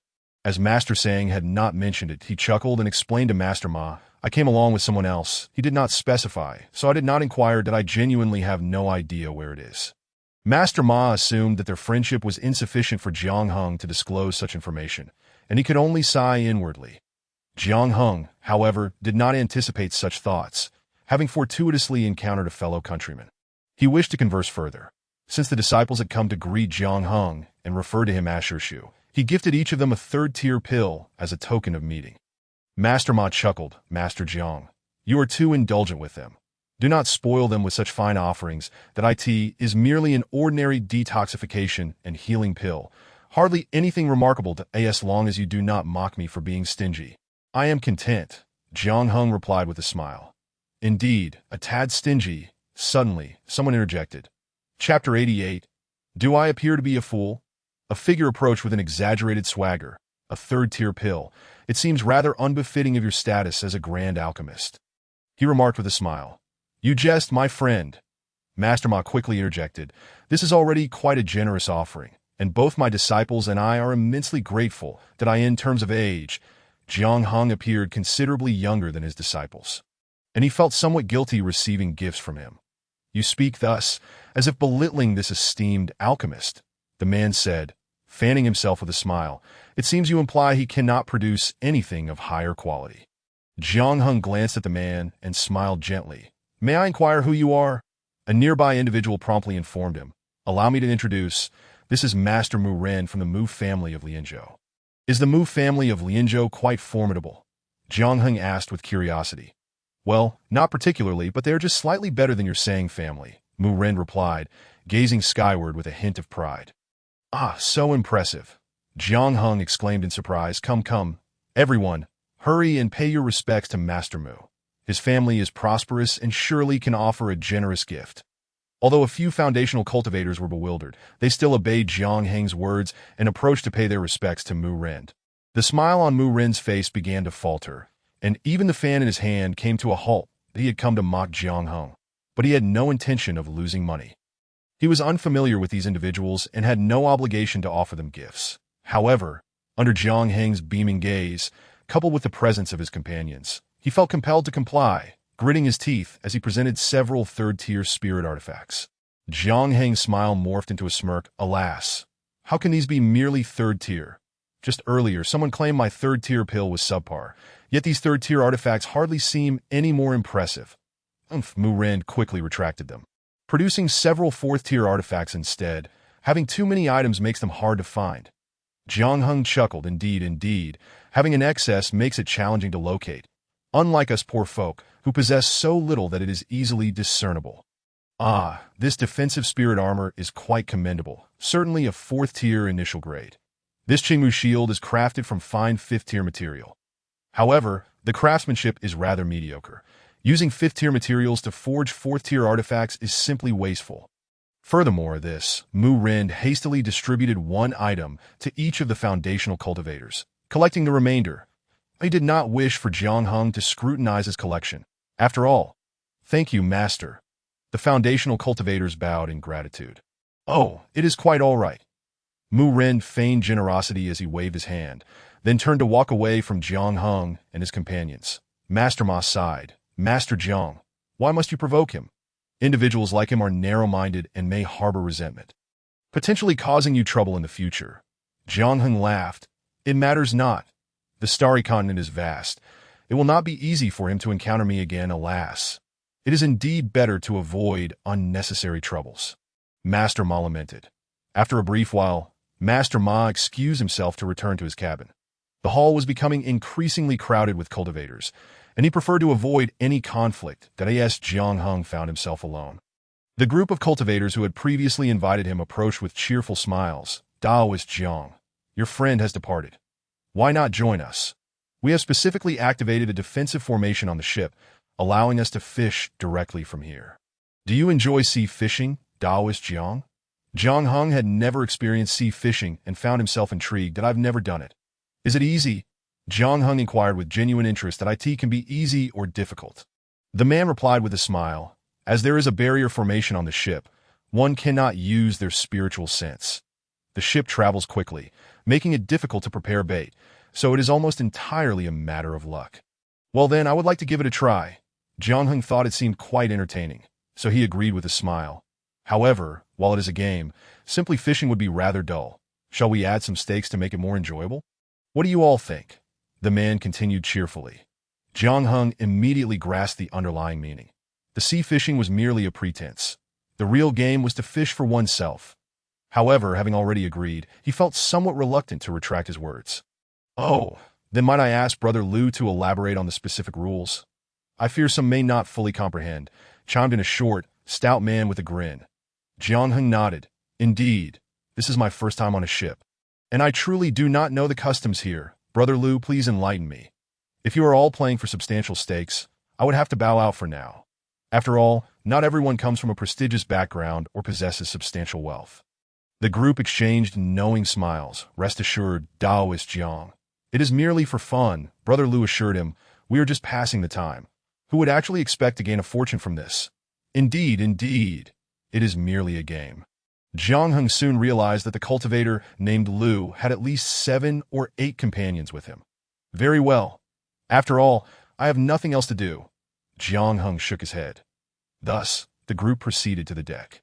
At the stern of the ship, there was a transparent platform leading directly to the ocean, with 7 or 8 openings for them to cast their lines.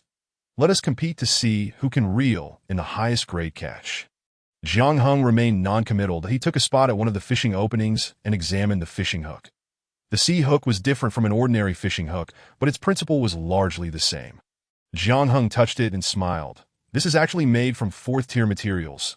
Quite luxurious, Brother Lu chuckled. The deeper you go into the sea, the higher the grade of the sea beasts. Levels 2 and 3 are common, while levels 4 and 5 can be encountered at any time. Even 6th-tier sea beasts, equivalent to late-stage golden core cultivators, can be spotted following the ship every now and then, should luck be on your side. 7th or 8th-tier sea beasts are not uncommon. The DO keep in mind that this maritime region is at least 10 times wider than the land, with abundant resources. However, rest assured, this shipping route has been traversed for tens of thousands of years. It has been established through the efforts of countless predecessors, and no formidable beasts have been encountered. After all, if there were truly transformation stage monsters, they would be on par with human venerables and would not appear along this route. They reside in various secret abysses and realms. We have only just set sail. A 2nd or 3rd-tier sea beast would be quite satisfactory. This fishing hook should suffice. Chapter 89. The bold are fed. The timid starve. Perhaps it was Jiang Heng's first foray into fishing, for his luck was exceedingly favorable to per their arrangement. The group drew lots to form pairs for a contest. Should one best the other in a round, they would owe either 10,000 spirit stones or an item of equivalent value. Jiang Heng was not intimidated. His 4th-tier elixirs were worth at least 10,000 spirit stones, and despite his claims of poverty, he still possessed over 100 elixirs. Haha, my luck today is splendid, Jiang Heng exclaimed, as he reeled in a vibrant-eyed ice eel, another 4th-tier sea beast, renowned not only for its quality, but also for its exquisite flavor. As soon as he caught it, a nearby individual was eager to purchase it for 60,000 spirit stones. Jiang Heng chuckled. There's no rush. First, I must confirm with Brother Lu whether I have indeed won before proceeding with the sale. The expression on the face of the cultivator, known as Lu, was quite grim. He had initially thought Jiang Heng, hailing from the interior, was inexperienced and easily manipulable. To his astonishment, this young man seemed to possess divine favor, landing catches with every cast, and those catches were consistently 3rd or 4th-tier sea beasts. The only time he lost was due to a struggle with a 5th-tier beast that damaged his hook. With over 200,000 spirit stones worth of goods, Jiang Heng returned to his cabin, leaving the others fuming. Naturally, they were unwilling to accept defeat and sought to regain their standing. However, Jiang Heng had resolved not to entertain them further, opting instead to spend his remaining time seeking out Sang Qingyi to borrow resources. This maneuver left Sang Qingyi quite bewildered. In the eyes of cultivators, any kind of manual or secret was considered personal property. Seldom would one seek to acquire such things. After all, many items required considerable effort to obtain, and it was customary to exchange equivalent value for them. Originally, I could have requested these items from the esteemed Xinying Jinjuan. Jiang Heng muttered that I had no time for such matters while I was busy refining elixirs to save lives. And now that I finally have the time, I find myself missing opportunities. Tell me, is this not a waste caused by you? You are a true gentleman. Your actions have harmed my interests. Shouldn't you offer some compensation? Do you possess no sense of decorum or respect? Sang Qingyi retorted, visibly displeased. Who do you think you are speaking to? Just the two of us. Am I to summon someone to report this? Jiang Heng scoffed. What is wrong with being sincere? You brought me out here from a great distance. Surely, you had some purpose in mind? I wish to broaden my horizons, lest I become the subject of ridicule, which would ultimately tarnish your reputation. Isn't that reasonable? I am more than willing to strive for your honor. Yet you begrudge me even the most basic knowledge of the star continent. With a sigh, Jiang Heng shook his head. It seems I have overestimated you. Do you believe I am indispensable to you? Sang Qingyi raised an eyebrow, anger evident in his tone. Did you think I wouldn't cast you into the sea to ensure your demise? I believe it. Jiang Heng nodded. If that is the case, I must have been overly sentimental. Farewell, Jinjuan sang, that I shall not trouble you again before reaching the Star Continent. With that he made to leave. Humph. Sang Jinjuan flicked his wrist, tossing several jade tokens to Jiang Heng. Take these. They contain information about the Star Continent, including the territories of various factions and the distribution of spirit herbs, spirit medicines, spirit beasts, and materials. As for the inheritance of alchemy, I have nothing to offer you. You must seek assistance from your clan upon your return. Furthermore, your cultivation method is quite ordinary. Even if you reach its peak, it would merely equate to the realm of Xianying Jinjuan. The Li Huazhuke cannon I am providing is a primary technique of the Sang family, capable of advancing directly to the transformation stage. Use your time wisely on this journey to refine your skills. Jiang Heng was taken aback by the boldness of his request, yet the rewards were substantial. Thank you, Jinjuan sang. He hurriedly expressed his gratitude. Umph. Sang Jinjuan scoffed. When benefits are at stake, I am Jinjuan sang. When there are none, I am just you. You are rather pragmatic, aren't you? With a grin, Jiang Heng replied, what you say now is indeed the truth. To ensure compliance, one must provide some incentives. Of course, given your profound cultivation, even without offering anything, I would have to obey. However, such an arrangement would surely dampen my enthusiasm. Things have changed now, he declared with fervor. If you command me, through storm or rain, I shall follow without hesitation. That he nearly swore an oath in his exuberance. Sang Jinjuan rolled his eyes at him. Or I'd be off with you.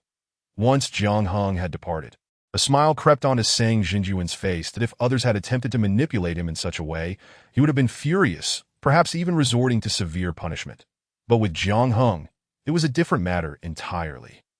Jiang Heng's mother was a relative of his own family, thus making him a distant kin, bound by blood. Previously, he had looked down upon Jiang Boliu, deeming him unworthy to be associated with the Sang family's legitimate daughter. Yet now, upon meeting Jiang Heng, he felt that producing such a descendant made enduring a connection to a waste like Jiang Boliu was somewhat tolerable. Young man, you must mind your manners. At worst, I will refrain from targeting your ancestors and that useless father of yours. With a smile plastered across his face, Jiang Heng exited Sang Jinjuan's quarters. Indeed, the old adage holds true. The bold are fed, while the timid starve. Moreover, one must never underestimate any Jinjuan. They can casually produce treasures that one could scarcely acquire through their own efforts. Upon returning to his cabin, he enacted a do-not-disturb barrier and began delving into the cultivation techniques gifted by Jinjuan Sang. The Li Huazhuke cannon was indeed a fire-based technique. One of the Sang family's prized secrets, a family of qi refiners. It was the most extensively studied and practiced text within the Sang household. For the following month, Jiang Heng dedicated himself to the study of the cannon, gradually transforming his original methods. The techniques of the Li Huazhuke cannon were decidedly more profound than his previous ones. Once he completed the transition of his spiritual energy, however, he found his realm diminishing, dropping to the first layer of the golden core stage. Nevertheless, he felt no sense of despair. In fact, he was pleasantly surprised. His spiritual energy had become more refined and manageable, far more so than before. Upon emerging from his seclusion, the ship was on the verge of arriving at the Pearl Sea archipelago. After more than a month of sailing, the sight of land and lush greenery against the boundless blue sea was a refreshing revelation for Jiang Heng. Attention, fellow cultivators, we shall rest on the island for half a month, during which you may explore at your leisure. However, should you receive a summons from the Jade Talismans aboard, please return promptly. Otherwise, we cannot afford to delay our journey. Therefore, everyone must be punctual. Do not forget. Chapter 90. The unsightly underbelly Jiang Heng had little desire to venture outside. His curiosity about the world beyond was rather tepid. Yet, following his recent dealings with Sang Qingyi, the latter had become notably more affable toward him. Since this is your first visit to such places, why not take a stroll and explore? There are indeed many fascinating things to behold. Sang Qingyi suggested. Forget it. I shall remain here, Jiang Heng replied, shaking his head. Very well. If you find yourself lonely, I shall accompany you on your excursion, Sang Qingyi offered with a smile. That would be no trouble. Jinjuan, Jiang Hung graciously declined that I cannot find anything of substance to purchase, and I have no need for ordinary items. Moreover, what purpose would buying serve if I have no use for them? I am not in need of gifts. Such sentiments are misguided. Sang Jinjuan sighed that if you insist on that line of reasoning, you may indeed find some things of necessity. You might be unaware, but after returning to the family, your mother has entered into another marriage, and you now have 2 half-brothers. Speaking of which, it seems you ought to prepare some kind of gift for this reunion. He anticipated that Jiang Hung would react with anger or sadness upon hearing this news, and he had mentally prepared to offer words of comfort. However, Jiang Hung exhibited no signs of disturbance whatsoever. As long as they are well, I have no concerns regarding their choices in life.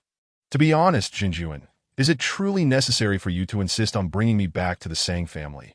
Jiang Hung inquired, somewhat perplexed. Typically, families of your stature would not lack suitable matches. Won't others feel discomforted by your intentions? Sang Jinjuan was taken aback by Jiang Hung's perspective on the matter. You are quite young, yet your understanding of human nature and social dynamics is commendable that I had not yet mentioned this. But after your mother returned to her family, she married into the Fong family of Jizhou. This Fong family is also a prominent clan, and your mother's branch is the second house of the Fong family. Unfortunately, during the recent Demon Abyss War, the Fong family suffered severe losses, including your mother's husband, the head of the second house, who perished on the battlefield. Hearing about the Demon Abyss War for the first time, Jiang Hung was taken aback. What is this Demon Abyss War? You truly hail from a small place, Sang Jinjuan chuckled, unreservedly mocking him. You're already a golden core cultivator, and yet have never heard of the Demon Abyss War. That speaks volumes about its reputation. Clearly, it is not a commendable affair, Jiang Hung retorted. Sang Jinjuan paused for a moment, momentarily at a loss for words, but he did not take offense. Indeed, such matters were hardly worthy of pride, as warfare often results in death. Although the Liangyan continent had waned, there were still no shortages of such conflicts with demonic forces. You speak the truth, Sang Jinjuan conceded with a chuckle. There is indeed little to boast about in this regard. However, since you intend to venture forth, it would not be amiss to acquire a bit more knowledge that in ancient times, an otherworldly realm spilled into this star domain, leading to cataclysmic battles between 2 formidable beings, resulting in the very heavens collapsing and the earth shattering. Gradually, the situation began to improve, and the entire star domain slowly restored itself.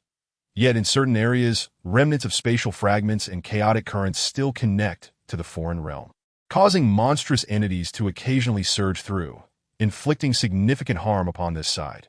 Consequently, both the Starry Continent and the Kanglan Continent have long been in a state of recruiting cultivators to station near the entrances of these demon abysses, prepared to confront any emerging fiends. This recruitment is mandatory. Each family and sect is required to contribute a certain proportion of cultivators, lest they face severe penalties upon your return to the Sang family. You may very well find yourself selected to serve in the exorcism army. Nevertheless, as my family specializes in artifact forging, even if one is summoned to the front lines, there would be no need to engage in direct combat with the fiends in the demon abysses. One could merely provide logistical support within the city. Fearing that Jiang Hung might be anxious, Sang Qingyi took the time to explain this, that I knew this would not bode well. Jiang Hung's expression darkened immediately. Never mind, I will return your ticket money. What do you want to bring me to such a perilous place for? Are you afraid I might live too long? Despite having cultivated to the late stage of the nascent soul, Sang Qingyi was infuriated by Jiang Hung's words. How can you be so cowardly and feeble? Are you truly of the Sang lineage? He exclaimed in anger. Hey, Jiang Hung retorted, indignant. Is your Sang family truly that remarkable? When you had no need for me, you were quick to cast me aside. Now that you require cannon fodder, you rush thousands of miles to retrieve me. If we are to consider shamelessness, your family would be unrivaled in the world. Jiang Hung was utterly enraged, unleashing a barrage of curses. This infuriates me. Sang Qingyi, unaccustomed to such affronts, struck a nearby large tree, reducing it to splinters with a single slap. Heaven bear witness, he had not come with such intentions, that he was merely astonished that there remained individuals in the Liangyan continent capable of resolving their own spiritual essence, hence his journey to assess the situation. Unexpectedly, he stumbled upon the gem that is Jiang Hung. Since he was indeed a talent, it was only natural that he felt obligated to bring him back for the clan. Moreover, had he not mentioned that selections are made based on proportions? It is not as if he would be forcibly taken away. Besides, even if he were unfortunate enough to be chosen as a Dan Master, who would dare send him to the front lines? In any case, his life should remain unharmed. After all, he is one of the clan's esteemed elders. Surely he could conduct matters with some reliability. Jiang Heng was taken aback by his formidable presence. However, since he only struck trees and not people, it indicated that he had not yet truly provoked his wrath. Jiang Heng scoffed. What is the point of chopping trees? Surely targeting me is more pertinent. You complain about others while failing to act with integrity yourself. I am not one of your esteemed Sang family members, nor did I ever seek to venture to this new continent. I was perfectly content in the Liaoyan continent, revered for my exceptional alchemical skills, living a life of utmost satisfaction. Sang Qingyi coldly replied, living well? You are mistaken. Do you truly believe your Xian Ling Zhenjuan is such a noble figure? Of course, he must cater to you. After all, it is no small feat to have the first Dan Master of the Liaoyan continent on his side. However, from now on, you will merely be a Dan Master. Aspiring to become a grand cultivator is but a distant dream. Those few will never allow your cultivation to surpass theirs, nor will they relinquish control over you, given Sang Qingyi's high cultivation and age. He naturally understood the thoughts of Xian Ling and the others. Jiang Heng was still in his formative years, and they would not exploit him to the point of depletion. Yet, if Jiang Heng wished to cultivate into the nascent soul under their guidance, he might as well forget it. Once Jiang Heng achieves nascent soul, he would effectively break free from their control to that point. Where else would they find such a useful Dan Master? Jiang Heng was well aware of the impending dilemmas he would face in the future. Yet for now, such matters seemed insignificant. Perhaps he would never even reach the stage of nascent soul. Moreover, even if he followed you, would it guarantee my success in reaching nascent soul? I fear that upon arriving at the Sang family, I would be immediately thrust onto the battlefield, facing imminent death. In weighing two evils, I would prefer to return home. Chapter 91. The Yang siblings, unfortunately, he could only entertain such thoughts. Jiang Heng's raucous complaints merely served to express his dissatisfaction. He was acutely aware that Sang Zhenjuan would not allow him to depart, and he himself had no intention of leaving. While the Starry Continent may harbor dangers, the evident opportunities are far more plentiful. For now, it would be prudent to seek out the siblings his father had mentioned. After all, they had aided his father, and it was only fitting that he pay them a visit. The Yang siblings were not located on the Ba Long Island where the great treasure ship docked, but rather on a small island named Yunbei Island, situated 2,000 miles away and covering an area of over 100 miles. Like many lower-tier cultivators on the island, the Yang siblings possessed spiritual roots but were of ordinary aptitude, only able to study the basic cultivation methods offered to commoners on the island, gradually seeking resources to enhance their cultivation. Currently, both siblings had an actual bone age of over 50 years. Yet their cultivation remained at the 7th layer of qi refining. The deal you think Elder Yang as well. The two conversed while dining. That day, that person suddenly barged in and took our father away. And we have not heard from him since. I am genuinely worried, sighed Yang Yongchun. Indeed. It is regrettable that our cultivation is so meager. We could not even react in time before that person whisked our father away.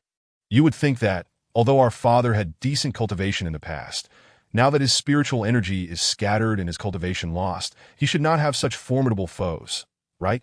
The aura of that individual was so overwhelming that the siblings could not muster any response.